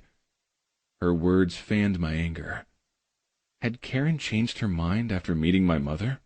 "But I didn't think you would want me to. You don't seem to be... What I mean is..." "That I'm not in the mood to fuck you?" I asked crudely. "Maybe that's not a good idea tonight." Did I not agree to this stupid plan of yours? "Yes." No back and forth. "I know, but..." "But what? You starting to worry about my gene pool? No wonder you said right up front that you wanted to take care of it alone." "Not an it. A baby. A child. Our child," she whispered. "I wouldn't have asked you if I didn't want one that was half you." Her words didn't register the way they should have. I was too blinded by anger and the growing fear that she would never be mine. "Don't kid yourself," I told her as I hit the remote for the gate and turned into the driveway. "Not going to be a long-ass line of guys signing up to make a baby with you and walk away. It's either me or a sperm bank." I pulled through the gate, parked the car, and glanced over at her. She didn't look at me. Her hands clenched into fists on her lap. She was staring straight ahead into the darkness. "You're being an asshole. I'm going home." She popped open her door. Luckily, the gate closed before she could escape that way. I caught her in front of it and spun her around. "I'm so sorry, Chica. Don't touch me. She shrugged from my grasp. And don't call me that, or Mamacita. It's disrespectful. You're thinking I'm like her when you call me those words. I'm nothing like her. You're like her in that I'm not good enough for you to take seriously. My dad, my brother, none of us were ever good enough to keep my mother from walking away from us over and over and over again.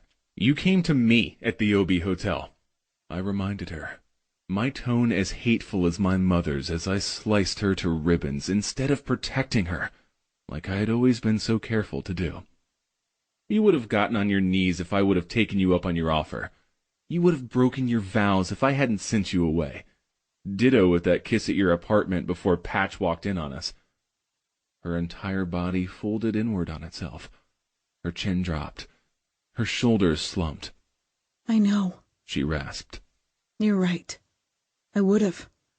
Thanks for reminding me. I wondered when you would say those words to me. Good to have them out, isn't it?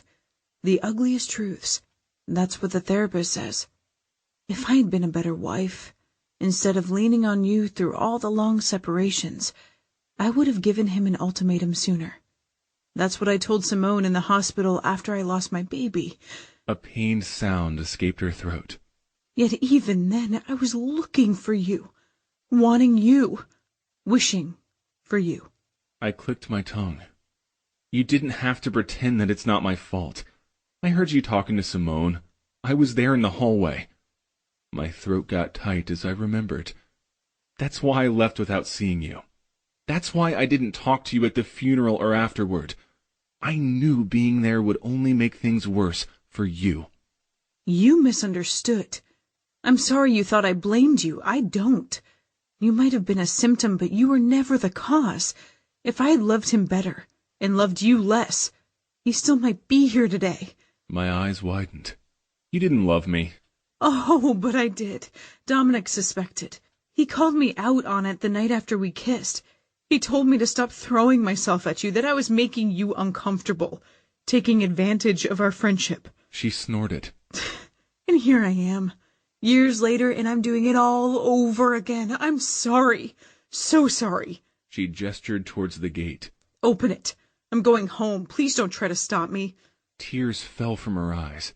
Tears I put there. She could have kicked me in the gut and it would have hurt less. I touched her cheek, swiping away the evidence of what an asshole I'd been. But this asshole now had a sliver of hope blazing bright in the center of his warped heart. If she loved me once, I told myself, I could make her love me again.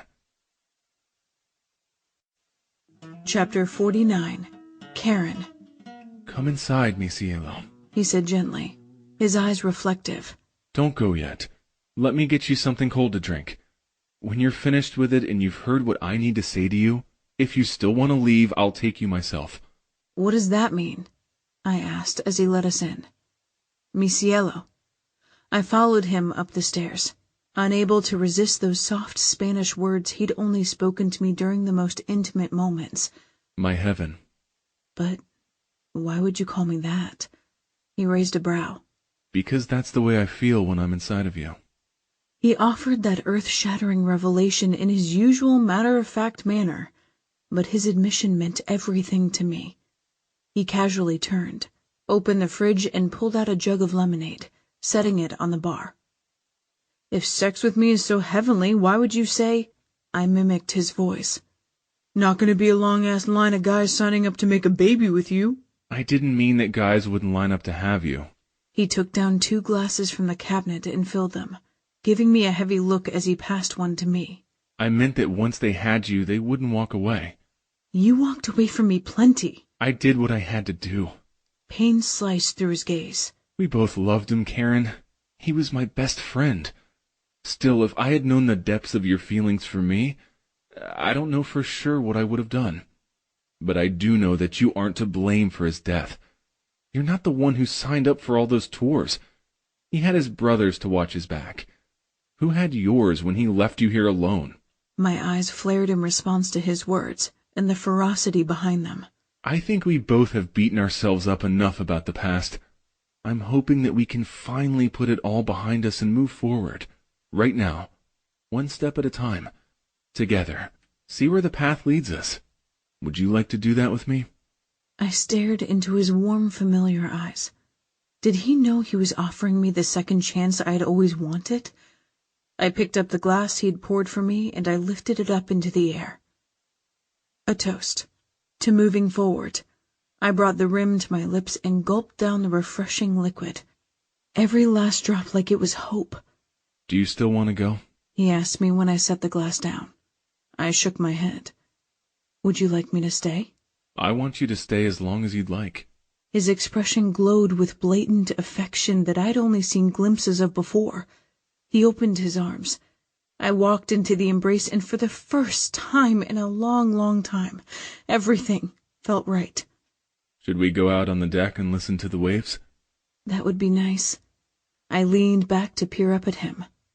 But there's something else I'd like to do even more. What's that? Touch you. His lips curved slowly. Yes, that would be better. My heart did a full flip. I released his waist. I would come back to it later. I reached for his handsome face first, framing his cheeks, and pondered the dense stubble that already covered them. I'm glad you shaved the beard. You mentioned that before. What do you have against it, anyway? I held his face and feasted on his dark chocolate gaze, fully realizing the true warmth and depth of him I'd once overlooked. Because it covered your mouth. I've always been fascinated by it. I traced his lips, pressing my thumb into each corner. The way it curves, like you're slightly amused by the rest of us. Amusement is not what I'm feeling right at the moment. And there's nothing slight about it. Feel for yourself. Not yet. I shook my head. I placed my hands on his chest over his heart. I could feel the steady but rapid thump of its rhythm.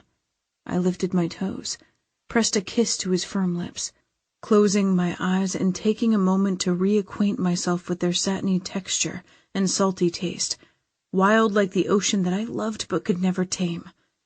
My eyes opened to find his hooded gaze on me. You are so beautiful. He covered my hands on his chest, pressing them harder to himself, separating them, moving them across the defined contours, while he watched my face for my reaction. I crave your touch, mi cielo. Badly. But you're moving too slowly. Mind if I help out? I shook my head. He gave me a dark smile. Removing my hands from the outside of his shirt, he placed them underneath it, against his heated, toned body. My lips parted. He groaned with pleasure.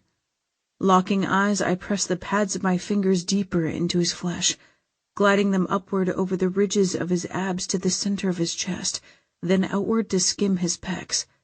He inhaled sharply, pulling my hands back suddenly. What's wrong? Nothing's wrong. You're driving me crazy. Without warning, he crouched and lifted me into his arms, striding swiftly towards the bedroom. He let me slide down his body when he reached the bed. My breast pressed against his hard chest. My belly glided along his ripped abs and encountered his steely erection. "Oh my," I said, glancing at him through my lashes. My fingers flexed on his forearms to steady myself. I think you mean, oh, my Ramon. Yes. More. Harder. Faster, please. His eyes glittered dangerously. He reached around my shoulders, slowly lowering the zipper of my dress with one hand, and tracing my spine with the pad of his thumb. A warm shiver rolled through me. I love when you respond to me like that. I love that you love it. The roughness in my voice reflected the pulsing need centered between my legs. He peeled the short sleeves of my dress off my shoulders. They gathered at the bend of my elbows. I took a step back, straightening my arms so that gravity could do the rest. The light blue cotton flowed to the floor, puddling at my feet. Naked but for my ice blue thong, the bedside lamps glowed softly. But I didn't ask him to turn them off as he beamed at me. No. I shifted my shoulders, arching my back, my breasts full, my nipples taut, their tips aching for him. I preened under his hungry perusal, sliding my gaze along his body as well, lingering at the impressive bulge below his waist. His cock jumped. I swallowed, lifting my gaze to see a reflection of my true self in his darkened eyes, a woman beautiful and cherished. I removed the distance between us, grabbing his larger hands as they sought to remove his shirt. "Allow me," I said, looking up at him through my lashes. Better do it fast, he warned. "Bossy," I declared, whipping his shirt upward. He had to bend so I could drag it over his head. His curls tumbled free around his face. I couldn't resist. I lifted my arms and buried my fingers into the silky wealth of them. He glided his hands down my back at the same time, his palms hot against my skin, hotter when he reached my bottom and fondled my ass, squeezing each cheek in his grip and rocking his thick length against my pulsing pussy. "Ramon," I moaned. "Yes, more." "Fuck yeah," he agreed, staring into my eyes, letting me feel every raw inch of his hunger. "Get in the bed on your hands and knees," he ordered. "I'm not through with that sexy ass of yours." Another rush of heat dampened my thong as I climbed into the bed, hearing the rustle of his board shorts hitting the floor. From that position, my heart pounding excitedly, I glanced back at him over my shoulder, a titan poised to claim his naughty naiad. Every step he took closer made me hotter and wetter in anticipation. I wiggled my rear. I wanted that glorious cock, every thick inch of it inside of me. He grabbed my thong, pulled it back, and popped it. The lace vibrated against my swollen clit. "Please," I moaned. He did it again. I shuddered. "Take it off." "Are you wet?" "You know I am." I looked at him through my lashes. He leaned close, touching me, running his finger along the outer edge of the thong front to back, his cock brushing my thigh. My lips parted as I watched him bring his finger to his mouth. Then he leaned in again, covering me with his body. I trembled. He pressed his mouth to mine. I tasted myself on his lips. He kissed me with abandon, his tongue sweeping inside my mouth, his lips plundering my own. He only broke away to draw in a ragged breath. "Oh, please," I begged. I was going to come if he kissed me like that again. "Yes," he promised. "Soon." "No, now," I insisted desperately. "All right." He moved behind me, smoothing his hands over my ass and down my thighs, before taking me by complete surprise, making me gasp as he gave me a measured smack on each cheek. The restrained blows stung, but they made my pussy quiver. He ripped my thong down my knees, positioned himself, and then slid inside me so deep that his balls slapped my clit. I tightened around him. He groaned. "Oh, love the way you do that. You're so tight around my cock." "Move," I wiggled, pressing my ass backward. "Please, Ramon, I want—" "Yes, me too." He glided in and out, hard steel and slick satin. "Harder," I begged. "Faster," he obliged, pounding his cock into me. "Karen," he praised, and I clamped around him. "Yes, keep doing that. You feel so good." My scalp started to tingle. I heard his heavy breathing above my own. His tempo accelerated with each successive thrust. I couldn't hold back. He kept hitting that perfect spot. He felt so good, so right, so hot. "Ramon, Ramon." "Oh, fuck, Karen." His cock grew impossibly hard. I convulsed around him, skin to passion-drenched skin, his tense thighs slapping my ass. He unleashed his full passion. I came as violently as he did, squeezing my eyes shut, bunching the sheets inside my tightened grip, and seeing stars behind my eyelids as he erupted inside of me. Chapter 50. Ramon. We cleaned up in my shower together. Even though I had just had her, by the end of the shower I wanted her again. So I took her, whipping the towel from her body like I had done once before. Only this time, knowing that it meant more to her than just a way to get pregnant. It felt different. It felt like the new beginning. I knew this wasn't just fucking, and I had no ulterior motive. I only wanted what I had always wanted, to show her how I felt about her. Cradling her naked body to my chest, I deposited her in the center of the bed, following her down and taking my time to pay homage to every part of her. We made sweet love together, coming at the same time. I drew her head to my chest when she returned from her second shower, holding her tightly to me with one arm, while unthreading her hair from her braid with the other, spreading the silken strands around her pretty face as she drifted to sleep. Now that I finally had her, I knew that I would never let her go. Karen. Contentment making my limbs languid, I stretched my arms wide and opened my eyes to an empty bed. A sudden unease tightened my muscles. Ramon was outside. With the pocket doors to the deck open, I could hear him talking on the phone with someone. Knowing I had a surf lesson to teach, I hurriedly located my dress and put it on. Tiptoeing outside to say goodbye, I paused, pain slicing through me as I eavesdropped. Vanessa, I told you about her at the deck bar. The breeze tossed his curls around his shoulders. Clad only in his board shorts, he had his face turned toward the ocean. Yes, that's right. She's Patch's widow. An old friend. He shook his head at whatever she said. Look, I told you. I'm just fooling around with it. It's nothing serious. He nodded. Yes, I understand exactly what you're offering. Sure, we can get together again, but... I must have made a noise. He whirled around, his gaze brightening. I dropped my hand from my chest where I'd been rubbing it. My heart shriveled inside it, realizing that I'd misread him once again. His eyes narrowed. Listen, I gotta go. A pause. I'll call you. He stepped closer. Hey. He said casually. You're up. Sorry to interrupt. He shrugged. Wasn't important. He crossed the distance between us. I wanted to shrink away, but I couldn't resist his beckoning embrace, even if it was destined to be a fleeting refuge. I can't stay. I could feel desire rekindling inside me. I slept too late. I have lessons to teach today. I remembered, he said. Stepping back, he took my hand and led me back into the house. Staring at the ocean view for you this morning, I made you some migas. You can eat them on the way. He snagged his keys from the counter and handed me a foil-wrapped packet. The rich aroma of eggs, salsa, tortilla chips, and cheddar made my stomach grumble and my mouth water. Wait, I tugged my hand free. I need my shoes.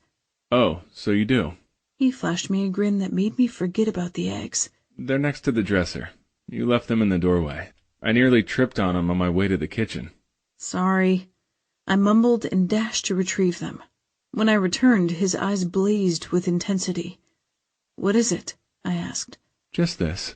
He reached for me, reeling me in for a sound kiss, his fingers warm against the back of my neck. I haven't brushed my teeth, I protested, glancing down at the floor. My chest rose and fell to try and keep pace with my racing heart. You taste like sex. I hate like hell that I'll have to wait until later to make love to you again. I seized upon those words, at the level of commitment they implied. Me too, I admitted, cheeks warm. It'll have to be much later, though I have a busy day ahead of me. I'm going to visit Dominic's dad after surf class. Mind if I tag along for the day? No, not at all. My troubled heart took flight. Great. His lips curved. Eat up. You're going to need your strength for much later. Chapter 51. Ramon. About time you picked up. I chastised Ash, leaning against the hood of the Explorer as I watched Karen and her pupils. I could tell that at least one precocious blonde boy had a big crush on my surfer girl. You sound out of breath. Did I interrupt something? I wouldn't share deets with you if I did, Martinez. Not that there's been much action on that front since my diagnosis. I hear you. Not many knew about Ash's HIV status, and its role in the dog's demise. But you've still got the moves. I'm sure things aren't as bleak as you're implying. Again, none of your business. Maybe he was that lonely after all. I decided not to press him on the point. Anyway, you were wondering why I'm out of breath? Just got finished chasing your Laker girl halfway across OB. Geez, you still haven't caught her? No, she's sneaky. Probably has to be living on the streets. There's a group of toughs with an unhealthy interest in her. Yeah, I've run into them. Don't take them on without backup. I'll keep that in mind. I think I've got her figured out, though. She keeps leading me away from the pier every time I get close. I think maybe she's hiding something back there. If I can find it, I'll just let her come to me. I lifted a brow. Sounds like a solid plan. I thought so. Then again, I was always the brains in the group. I snorted. A regular Einstein. You know it. So what's on your mind? What's got you lighting up my call log? Why the hell did you give that talent rep from Black Hat Records my cell number? Oh, Vanessa's being a pain in your ass now, huh? Abso-fucking-lutely. I'm not surprised that she's interested. That impromptu deck bar performance made a lot of people take notice. Diesel claims that he and you have an album's worth of decent material. That you two might be ready to put a band together. It's nothing really, a bunch of riffs. Couple of sheets of lyrics. That's not nothing. I didn't say anything. You want a little help with it, or are you really not interested in starting over again? You want the truth? I ran a hand through my hair, my gaze drawn back to Karen. I'd like a second chance with a lot of things. I knew it. Just not with Black Cat. I've heard nothing but good things about Mary Timmons. I had too, except from her rival, Charles Morris, the head of Zenith, our old label. But I saw that for what it was, pure competitive jealousy. If you want a real shot to the top, she's got the resources. Maybe, Ash, but that's not exactly what I'm looking for. So what is? Karen laughed at the little boy and ruffled his hair. I wanted her. I wanted her pregnant with our baby. I wanted her as happy as I could make her. I'm not ready to give music up. The creativity, the performing, I still love those things. But I don't need to be at the top of the charts. I'm not willing to sell my soul to get there anymore. Fuck that shit. So what are you saying? I'm saying I'd like you to take a look at what I've got. I trust your judgment. Hell, I'd trust you with my life, man. Really, Martinez? It's too early in the morning for heavy shit like this. No, it's not. You shouldn't waste the chance to let the people you care about know how you really feel. Agreed. And for the record, it's ditto on my side. I moved up behind her as she sprayed down equipment in the alley behind the surf shop. Peeling back the collar of her Mona's surf shop polo, I pressed a kiss onto her neck. She sighed, leaning her head against my shoulder. Let me do the rest of this. You take a load off. All right. She didn't protest, but there was a tightness around her eyes that had appeared when she'd noticed me on the phone with Ash, and it hadn't left them. That little guy ran you ragged the whole lesson. I don't mind. He's cute. You're a sucker for cute, obviously. I lifted a brow and gave her an imperious look. I guess so. She played along. He only gives you a hard time because he's infatuated with you. She gave that same thought. Maybe. Definitely. Don't you remember how I used to tease you all the time? She nodded. Case in point. I thought that was because you hated me. You knew better, you little vixen. Every time I saw you in that red bikini, I had to go jack off in the shower. Ramon? She looked around as if someone might have overheard. I dropped the hose in the holder and moved toward her. If you model it for me later. I grinned. I might even let you watch. Her cheeks turned bright pink. I kissed her stunned lips and then shook the wetsuit over her head. Ramon! She complained. Just cooling you down. You looked like you were getting a little hot. Chapter 52. Karen. Apparently, he was trying to drive me insane today. I tried to play along. I told myself to enjoy the attention and not worry about who he might have been talking to on the phone, while I had been teaching my class. But I couldn't do it. I didn't want to be one of his chicas.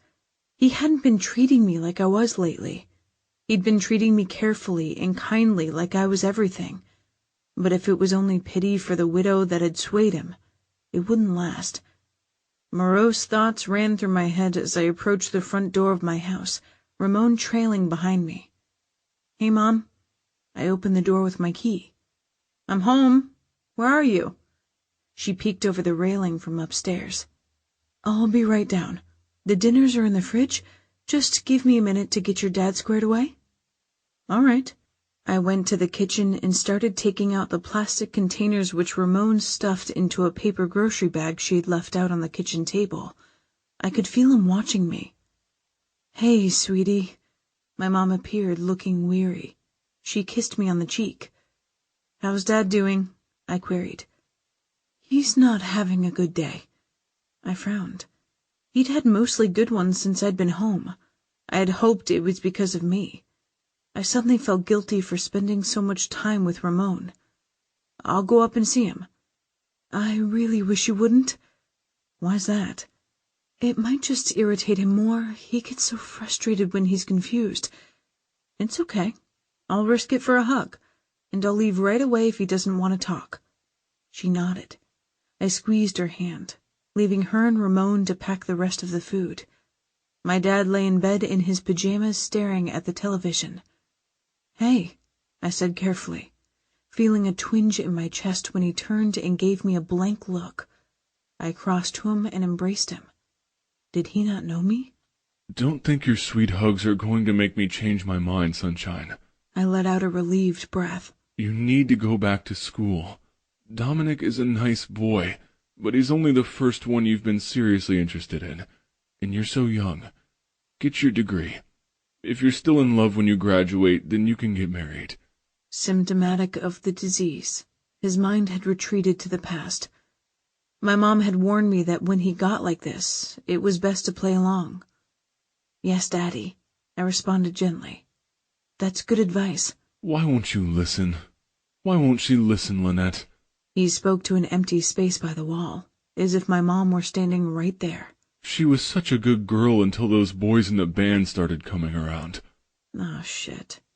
I backed slowly out of the room, my eyes blurring as I did. I hated to see this happening to my dad, watching him disappear right before my eyes.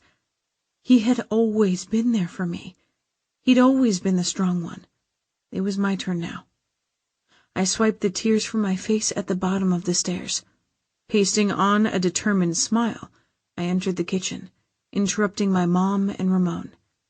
Sitting across from each other, they had apparently been deep in conversation. They stood together and searched my face. My mom broke the silence. "You shouldn't have gone up. Now you're upset too." "I am," I admitted. "But it's okay. This isn't something you can shelter me from, Mom. I know you want to protect me, but we're family. We'll see this through together."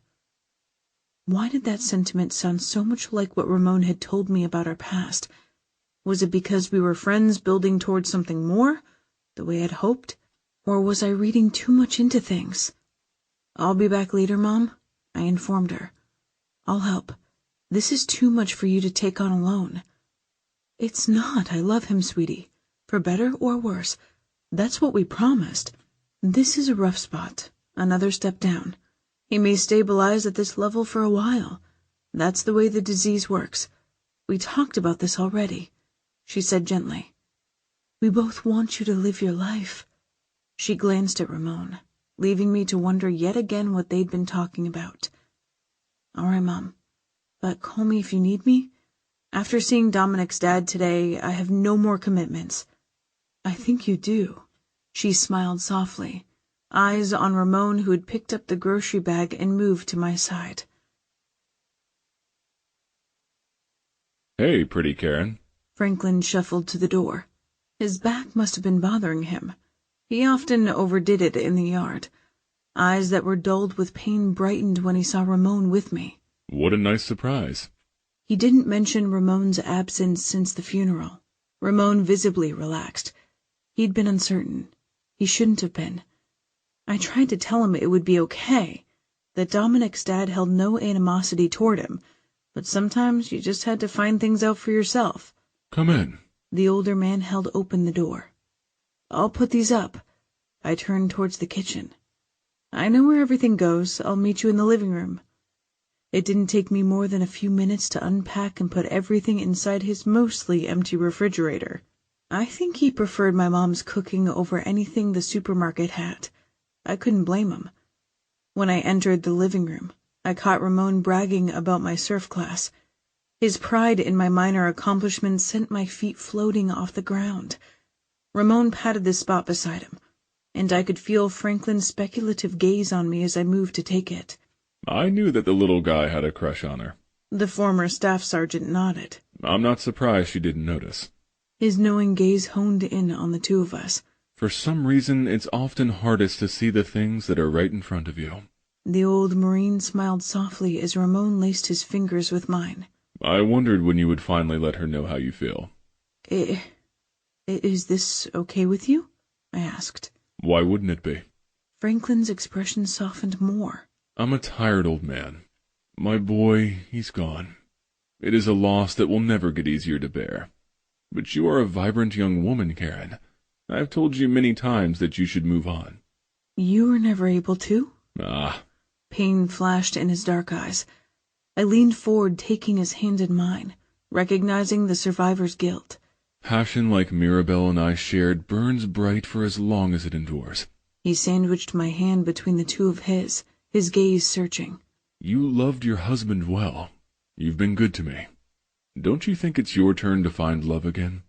I closed my eyes, wishing that it could be true for Ramon and me, hoping if I offered him the whole of myself that he would take it. When I reopened my eyes and refocused, Franklin nodded approvingly. Good. Sometimes the Lord takes and he doesn't give back, and we have to learn to be strong on our own. Sometimes he returns a blessing, one we aren't expecting. You've been that to me, pretty Karen. I hope you two will learn to be that for each other. Ramon. As soon as we got back to the house, I sent Karen out to the deck. She had been quiet and contemplative since seeing her dad. If I hadn't thought she needed to eat, I would have taken her surfing instead. I heated up leftover mole.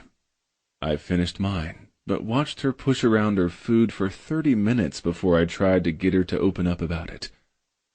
How long ago did your dad get diagnosed? About 6 months.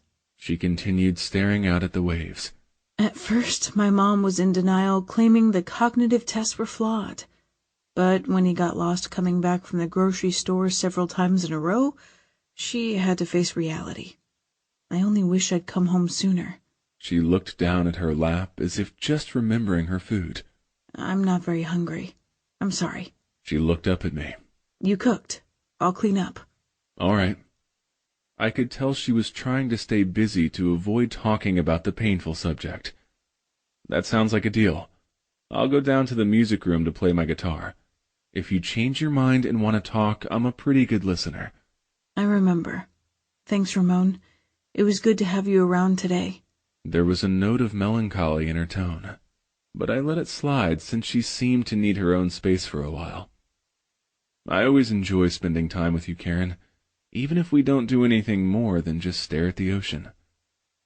With that truth out in the open, I padded downstairs, located a pencil and a steno, and started scribbling out some thoughts. You put on your bravest face and wipe away a tear. You smile and say you love him so that he won't see your fear. You smooth down his uniform and watch him march away to his patriotic duty fighting for the USA. Now he's far across the ocean, and you can't do a thing but lay awake and worry, waiting for the phone to ring, dreading every day and every knock upon the door, while your bed at night lies empty like 100 nights before. No longer by your side, even further from his mind. So put away your pride. You're the one who's left behind. Cherub face and angel fingers fashioned by a master's hand. Tiny feet to walk beside you, forming footprints in the sand. But some steps are never taken and some days never dawn. Somehow hold yourself together through your hopes for her are gone. Your dreams are cast aside to the corners of your mind. Go there now and hide, 'cause you're the one who's left behind. How can you pretend that everything's the same when the man you know as father can't recall his daughter's name? When you send your prayers to heaven hoping someone there will hear, but your cries just fall on deaf ears as you watch him disappear. He's still by your side, But you're no longer on his mind. It tears you up inside to be the one who's left behind. Walking through your weary world, you soldier on alone. Where will you find the strength to make it on your own? You need them by your side. Now they're only in your mind. Nowhere left to hide. You're the one who's left behind. Karen. The dishes done. Standing on the deck, I was worrying about my dad when the music began vibrating the sliding glass partition. It called me away from the concern and the ocean like a siren, one I couldn't and didn't even try to resist. I tiptoed down the stairs. Ramon didn't even notice me when I sat down on one of the steps. He'd taken his shirt off, clad only in his charcoal board shorts. I swooned inwardly. A shirtless guy with a guitar was sexy. Ramon holding his favorite one was an instant turn-on. His head down, curls over his eyes. His fingers flowed over the ebony fretboard, coaxing music from it. A beautiful melody that I'd never heard. Yet, it felt familiar. He created a mood with a chime effect on his foot pedal, and a picking pattern with a simple chord progression that was breathtaking in its execution. When he started singing, I came completely undone. I lost track of how many times he played the tune, making subtle adjustments to the lyrics or chords, scribbling on a steno pad he kept nearby. But eventually my head grew heavy. I leaned it against the railing, rested my eyes, and dreamed we were dancing together to that perfect melody. I awoke sometime later in his arms as he carried me up the stairs. I draped my arms around his neck, snuggled into his chest, closer to his warm body and his delicious scent. I dreamed about you, I confessed to him sleepily. Oh, yeah? He raised that imperial brow. I had trouble refocusing on it as sleep beckoned once more. I yawned and closed my eyes. But don't worry, I'm not falling in love with you again. Chapter 53. Karen. No kisses in the night. No making love in the shower. No sexual demands of any sort. Subdued and thoughtful, Ramon let me sleep until the last minute. Wake up, Karen. He stroked my cheek with the softest brush of his fingers, calloused from years of playing. I covered his hand with my own and pressed his palm into my skin. 5 more minutes, please. Babe, I'd let you, but you won't have any time to surf if you don't get up now. I popped open my eyes to see his handsome face inches from mine, his half-clothed body bent over me. I wanted to touch more than just his face, but I'd promised myself before watching him play all night that I wouldn't fall for him. Deep down, I knew it was already too late. The passion Franklin had spoken of described my feelings for Ramon. The heat of those emotions burned me from the inside out. Too bad for me, the fire didn't burn in him. Reluctantly, I released his hand, ducking my head under the pillow. I don't feel like going out today. Silence followed, a long span of it. I thought he had left, but the bed suddenly dipped beside me. He pulled the pillow away. I blinked at him with the strands of hair tangled in front of my eyes. I gave you some space last night because I thought you needed it. But you can't keep running away from your problems. You're upset about your dad. I get that. I glanced away. He captured my chin in his warm but gentle grip. Don't hide your feelings from me. Share them. Let me help if I can. We're friends, aren't we? Yes. I nodded, dislodging his grip. Friends. We were always that, though it wasn't good enough for me anymore. I couldn't go back after having him as a lover. I dreaded the slow death of watching him move on to Vanessa, and the next, and then another. His touch warmed me better than the ocean's current on my skin. His kisses lifted me like the crest of a powerful wave. His arms felt like the inside of the perfect tube, just the two of us together with the rest of the world on the other side of the curtain. I sighed and resisted touching his earnest face and the tempting coating of morning stubble. There was nothing to be done. With my dad or the looming heartbreak with Ramon, I had as little control over what was happening between us as I did with my dad's illness. It seemed like all I could do was seize and savor every good moment I had left with both of them. The shop bell jingled my arrival. "You're late." Simone looked up, her brow furrowed as I entered the surf shop. On the counter beside her rested a small stack of receipts. Sorry," I mumbled. The crease between her brows deepened. She cocked her head to the side. "Your hair's not wet. You didn't go surfing this morning?" I shook my head. "But the forecast is divine. Everyone's out that can get out today." I shrugged. She stepped out from behind the counter, grasping my shoulders when she got close enough to do so. "What's going on?" she asked gently, studying my face. "You know I'm not really mad about you being late. It's not like we're overrun with customers. I wanted to talk with you about that today, about you taking ownership back again." "But the shop's yours," I told her. "In name only, Karen. You gave it to me for $20. That doesn't constitute a legitimate sale. It was only successful when you ran it. You have the vision, like with the surf lessons. The uptick in sales we've had this month is largely due to that." She moved my braid to my back. "But let's table that talk for another day. Did something happen with your dad? Or is this because of Ramon?"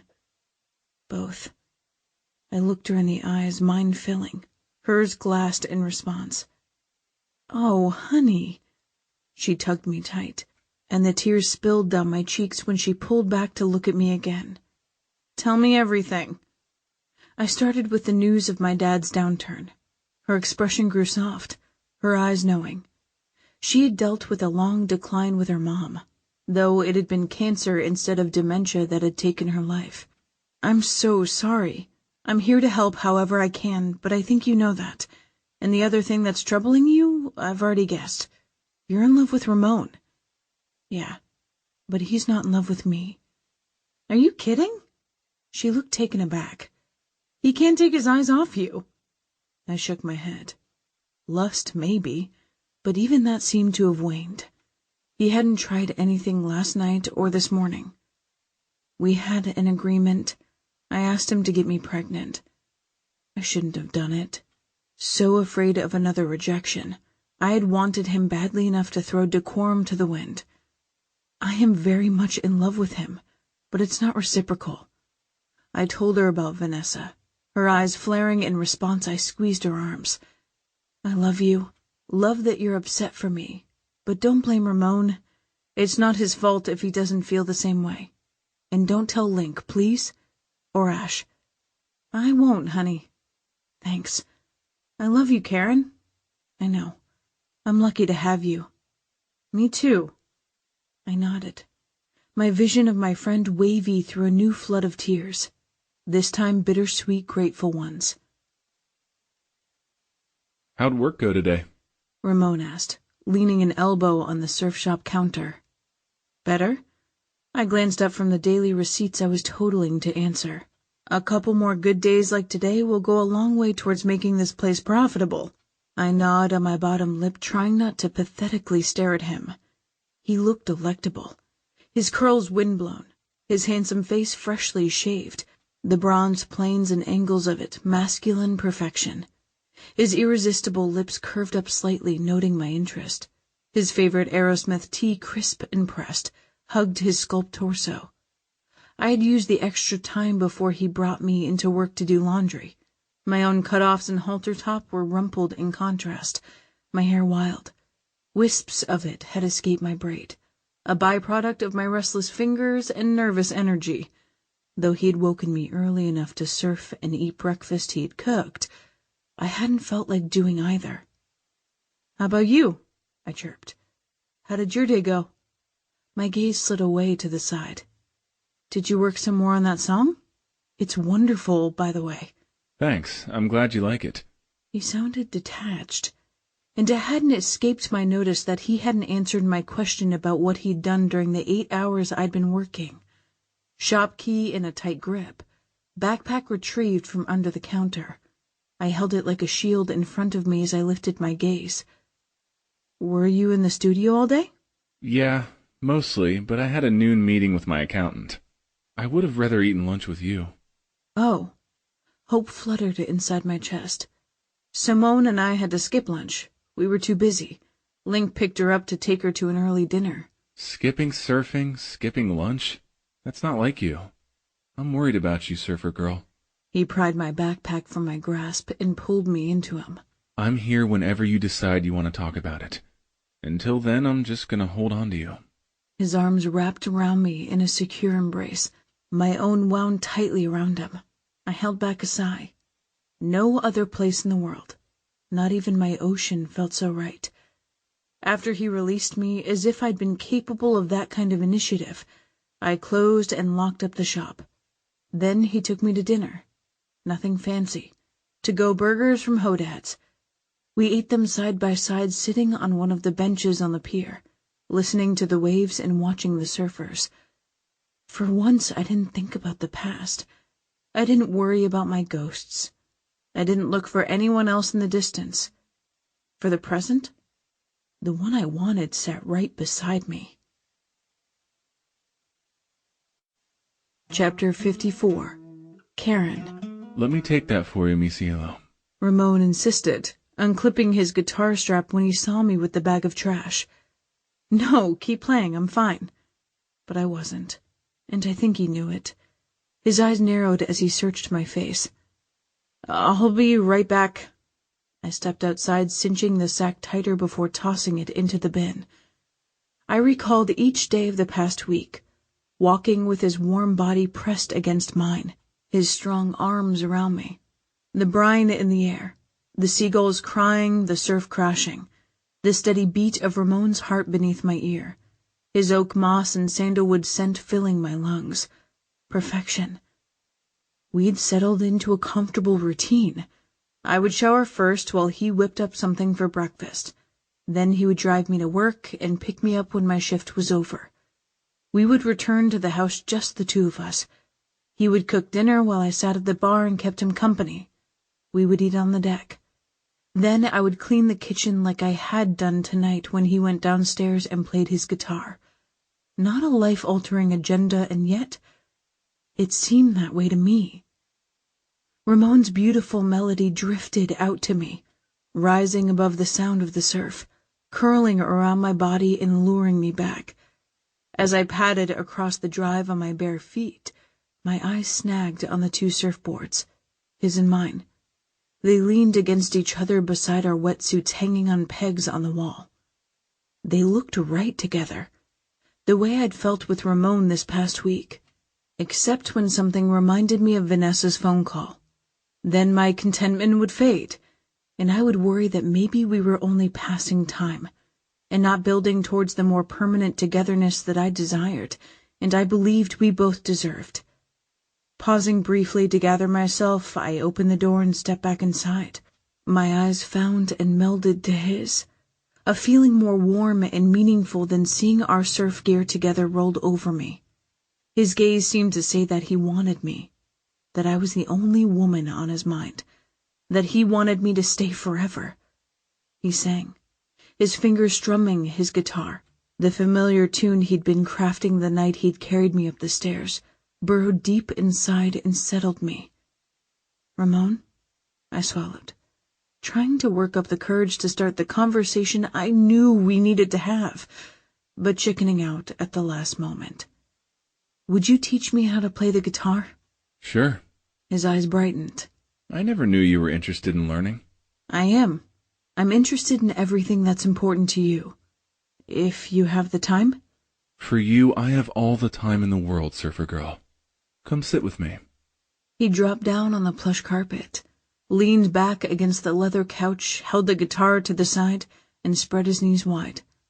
I moved between them, his arms draped around me. He settled the acoustic guitar in my lap.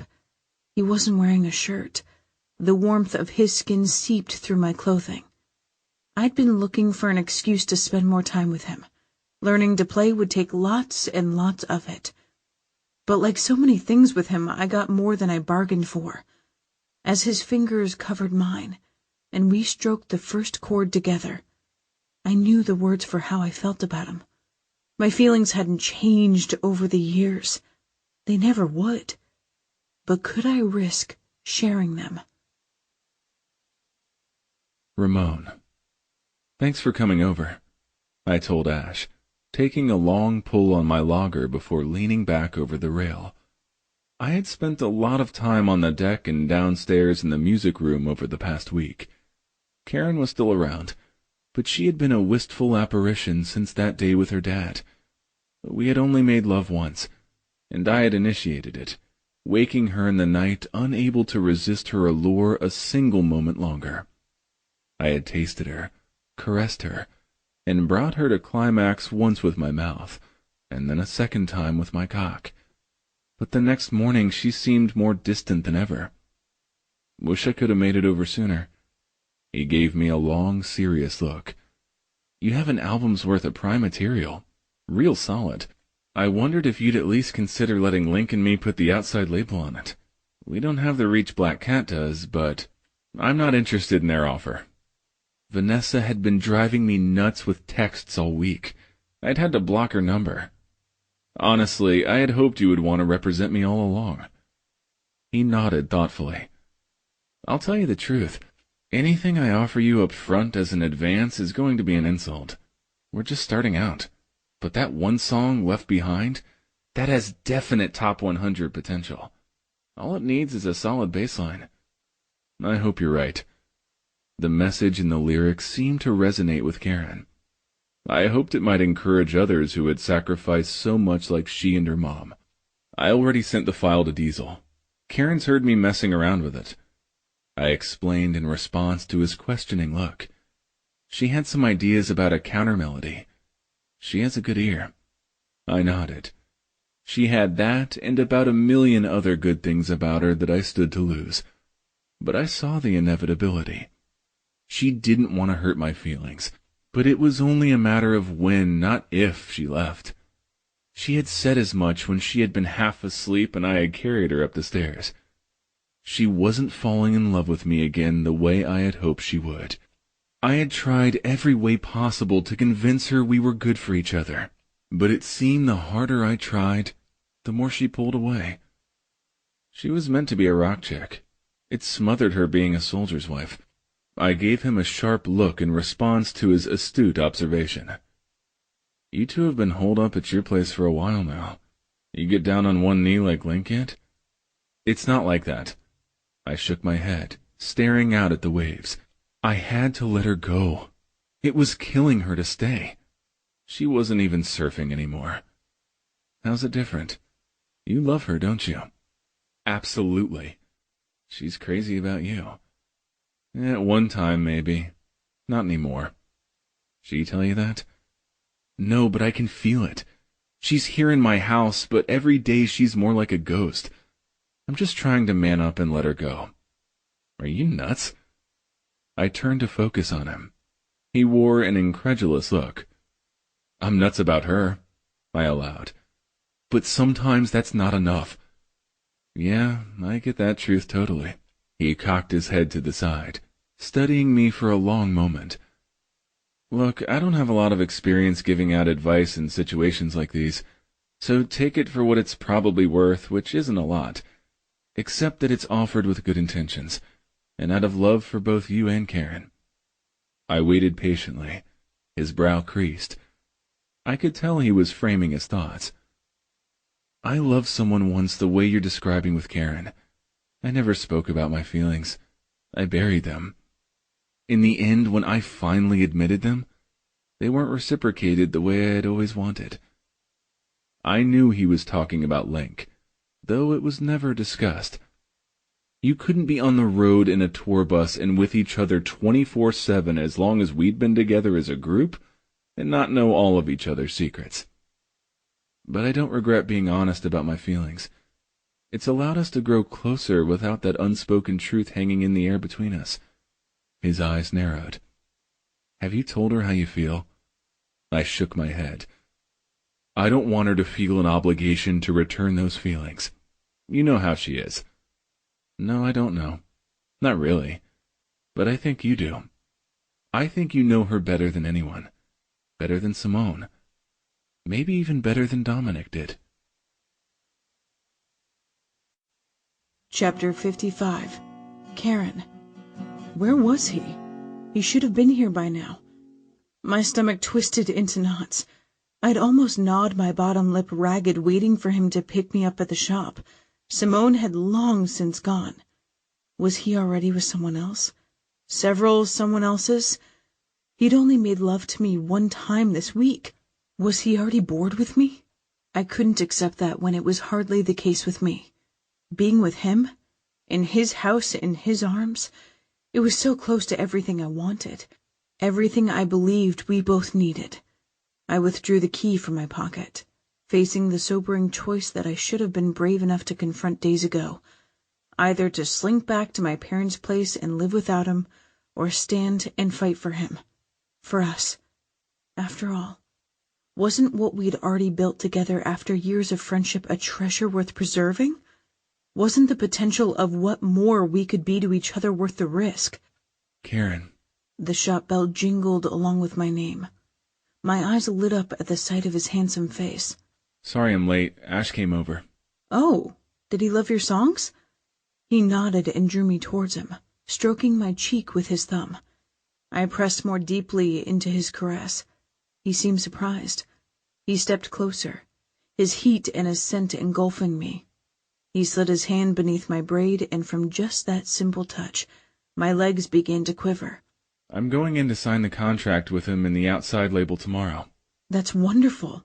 We should celebrate tonight. My eyes glittered with tears. His gaze narrowed. I avoided his eyes. He would read in them too much, and I wasn't ready yet. I needed the perfect setting to say the words. Where would you like to go? He asked, as I senselessly dug around in my backpack for the key that I already had in my hand. We could drive to Coronado. Eat at the Dell? I met his eyes after I set the alarm. I motioned him outside. I turned the key and pocketed it. Would you mind if we just picked up something and maybe ate it at your place? Out on the deck like a picnic, maybe? I had an idea of how I wanted this to be, and a crowded restaurant wouldn't work. Sure. He agreed. Whatever you'd like. I called in the order for sandwiches, pasta salad, and chocolate-covered strawberries from Levon's. I could feel his intense scrutiny as I finished the call. I figured he knew he was getting lucky given the dessert choice, but I actually felt like the fortunate one. He dropped me off at the house. I told him I wanted a shower, but really I just wanted a chance to get everything ready, including myself. When he returned, I was waiting for him. I'd fashioned an impromptu A-frame for privacy using the deck furniture and a sheet, a spread-out blanket, and pillows over the concrete and shielded candles and glasses from the kitchen. It was a little windy. I didn't want to set the linens on fire. And then there was me. All of me. I let all that I felt for him shine in my eyes. I would speak the words, but first, I was going to show him. Ramon. My throat grew tight. The way she looked at me. I hoped it wasn't just my own wishful thinking reflected back at me. I had been working all day on the words. Take off your shirt, she ordered as I stood there just outside the pocket doors staring at her, with the takeout sack in one hand and a bottle of sparkling cider in the other. All right. I got myself in gear, kicked off my flip-flops, set down the sack and the bottle on the blanket. She crawled forward between the flickering candles on her hands and knees to retrieve them, and I almost asked her if I could go ahead and take off my shorts. Seeing her in that red bikini was making more than just my throat tight. To hell with dinner. I'd have her instead. She looked up at me through her lashes. I tore off my shirt and lunged for her. She scampered backward, smiling. My heart flipped like a frickin' schoolgirl. I hadn't seen her smile like that all week. I caught her, pulled her to me, moved my hands from her upper arms to her curves, gliding them over her breasts to her waist, and down to her hips. There I rested them, my thumbs brushing back and forth over her soft, warm-as-the-sun skin, before I lowered my head and captured her smile with my mouth. She tasted fantastic the way she always did. My already hard cock leapt in anticipation. Placing her hands on my chest, she pushed me backward, breaking the kiss. Food first. She laughed. Then dessert. I told you what that bikini does to me. I'm practically dying over here. I arched a brow and gave her a coaxing half smile. Can I talk you into working up an appetite first? You could. You could convince me to do just about anything, Ramon Martinez. I think you know very well the power you have over me. My grin widened. More like the power she had over me. But if that's what she thought, then I would go with it. I reached for her again, my hands gliding to the tempting strings at the center of her back. I pulled one loop loose. I heard her draw in a sharp breath that felt like she'd stroked my cock. Wait, she said, holding the top I'd half unfastened to her breasts, in the same way she had when I'd sent her away at the OB hotel all those years ago. Not tonight. Not ever again, I hoped. She licked her lips. I think she could tell a lot of what I was thinking from the hungry way I looked at her. Why wait? I lowered my voice. Let me undo that top string. I'll reward you. I promise. You mentioned something before. She hit me with a smoldering glance through her lashes. You offered to let me watch you masturbate. Holy fucking shit. All right. My throat already desert dry.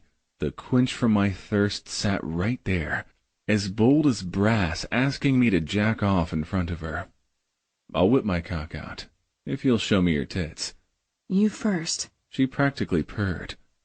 I changed my position, untied the strings of my board shorts and kicked them away, never taking my eyes off my inspiration.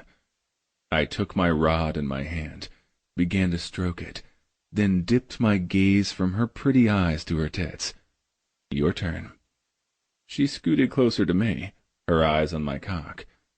My body responded. My pulse thundered. My gaze heated. She reached behind her neck, pulled the top bow loose, and crawled over to me, straddling my calves and resting her bikini-clad bottom on them. I need to be close. I don't want to miss anything, she explained. I wouldn't want you to either. Touch yourself, baby. If I'm stroking, I want you to do the same. I circled my thumb around my cock. She circled hers around her nipples. They pebbled beautifully, the rosy nipples hardening temptingly before my rapt attention. How wet are you? I asked her as she wiggled on my legs. Soaked, she said. How about you? Are you as turned on as I am? Baby, all you have to do is look at me to get me hard. But this? I cupped my balls, lifting my chin, watching her cup her breasts and arch them into her own hands. This is something I'll never forget. Me neither, she said breathily, brushing her thumbs back and forth over her nipples without me even asking. I'll take this all the way to the end, mi cielo. Finish all by myself if it pleases you. But I'd much prefer to come inside you. She closed her eyes and nodded her head. I had her flipped on her back before she could reopen them. I tore the string on one side of her hips loose, and then the other, completely unveiling her. I spread her thighs apart and brought my cock within an inch of where I wanted to be. Look at me. I want you to look at me while I make love to you. I want you to see the way I feel about you. She nodded, and I slid inside her tight, wet sheath. Her hips lifted to deepen the first stroke in the ones that followed. Her eyes remained fastened on mine, until the very end when I emptied myself. All that I was and all that I would ever be. All that meant anything to me was when I was inside her. I love you, she cried, coming apart with me. Oh, I love you so much. Chapter 56. Karen. You've got to know I feel the same way, Ramon implored, his eyes filled with the warmth I wanted to immerse myself in for a lifetime. I desperately wanted to believe him, to hold on to his words and never let go. Ramon, are you sure? I trailed off, hearing my phone. My mom's ringtone. My heart started to race. After my dad's last episode, I worried all the time how quickly things might change with him. I have to answer that? I gave Ramon a desperate glance. Did you see where I left my phone when you came in? Yeah. He went to the kitchen, scooped it off one of the bar stools, and handed it to me. I called her back, my hand trembling. Mom? I said as soon as she picked up. Is everything okay? It is now. They put the fire out before it did too much damage.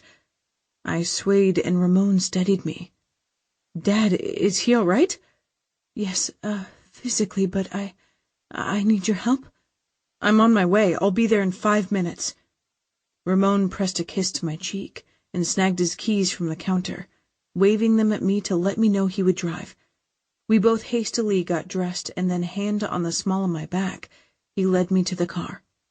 He opened the door for me and closed it once I clicked my belt. He jogged to the driver's side, hopped in, snapped his own belt, fired up the engine, and backed out of the driveway. It'll be okay, he told me at the stop sign before we turned onto my street. I bobbed my head, hoping he was right. The fire trucks were still there when we arrived. I gasped as I surveyed the charred section of the house where the kitchen stood. Mom! I called, slamming my door and running across the yard. She turned, and my dad turned with her.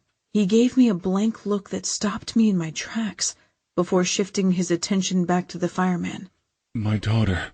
Please, sir, did you get my daughter out? The fireman looked frustrated. You don't have to explain again. My mom touched the man's arm. Is there anything else you need from me? She asked him. From the timbre of her voice, I could tell she was near collapse.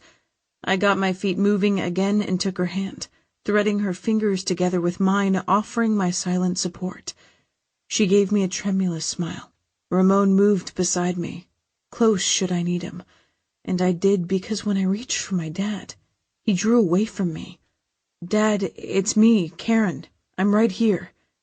He studied me for a long moment, but I could tell he still didn't recognize me. My sunshine. She has pigtails. My dad mumbled, looking straight at me. Pain sliced through me. Don't take it personally, sweetie. It's the evening.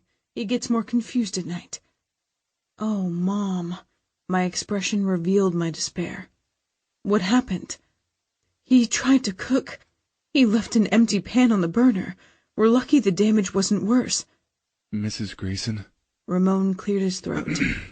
You're welcome to come home with us. My eyes shot to his. My house is only a home because you're in it, mi cielo. He knew without me saying what my questioning glance had meant. He returned his attention to my mom, and my legs trembled, not from the trauma of the fire and my father's condition, but from Ramon's words and the fierce sincerity in his gaze. I appreciate the offer. The house is smoky, but it's perfectly livable. The kitchen is ruined, of course. We'll have to get it renovated, but I'll have some safeguards installed this time. You don't think a nursing home would be a better place for him? I asked her. It will likely come to that point.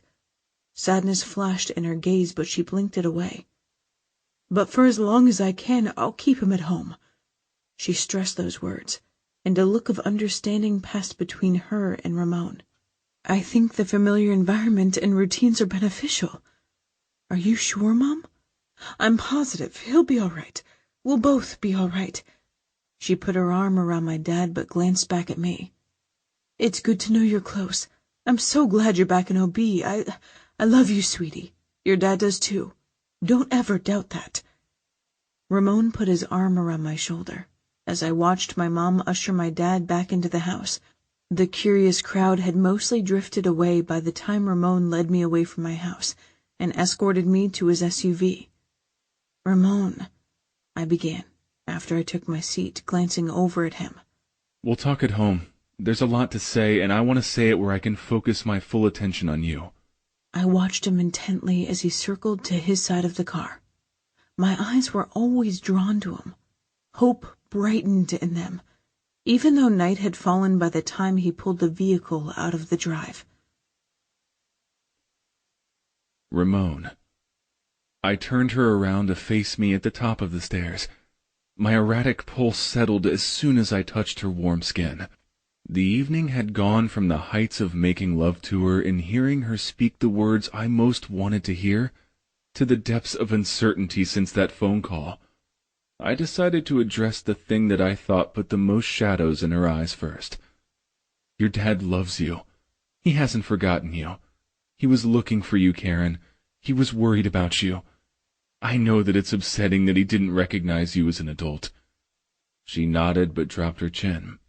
I lifted it and smoothed the lock that had escaped her braid. Do you remember when you asked me about the past? When I told you that I would change the parts with us? Yes, that's not something easy to forget. Well, I want to tell you what I meant. I hope I can explain things in a way that will help you believe me when I tell you that I feel the same way about you that you said you feel about me. I don't know how that can be. Not when you're still seeing other women. She lifted her chin out of my reach. What are you talking about? My gaze hardened. There's been no one else for me since you tumbled into my arms. But Vanessa... Vanessa St. Regis? The talent scout from Black Cat Records? Please. She called the other day, and her texts... Oh. I raised a brow. So you were jealous? My lip curled. You shouldn't have been, mi cielo. She just wanted my music. She doesn't get it or me. She looked a little stunned. Inside, I was putting things together. I understood now why Karen had started to withdraw from me, from everything, even surfing after that phone call from Vanessa. But still, it stirred hope inside my chest, that my affection, mine and mine alone, meant so much to her. Back to my explanation. As good as the things we shared over the years were, they weren't enough. They weren't even close to what I really wanted. My expression softened. When I was 18, I met the prettiest girl, the best girl for me. But being young and dumb, I stepped aside to let my best friend have her. Stupidest thing I've ever done. And I've done a lot of stupid things. I should have fought for you right then. I wish I had, but I didn't know all that much about love at the time. I had never had an example like you did with your parents. I only knew what it looked like when it didn't work, like with my dad and Gonzalo and his wife. But I know now what love is, because of you. It burns bright inside of me when I'm with you, even brighter when you're in my arms. I felt the comfort of it in the darkest of places when I hit rock bottom, like in Malibu when you came to me. I see it in your pretty face, Karen, in your smile. I hear it in your laughter. I feel it in the way you respond to me, though those are only small parts. The bigger part is in your heart and your beautiful soul. That's the prize I'm after, nothing less. I want you, Karen, all of you, for my own. I raked back my hair, desperately wanting her to get what I was trying to say. Denying what we share is like trying to escape a riptide by swimming straight to the shore. You only end up getting tired and swept further away from what you most desire. Her jaw dropped. I know you, Karen Grayson. I've always held the key to your heart. I've kept it safe. I can't forget you, and I'll never give you up. How could I when you're the missing part that makes me whole? She reached up to remove my hands. For a moment fear surfaced, thinking she planned to reject me. But I should have trusted her, knowing her the way I did. She brought one of my hands to her mouth, then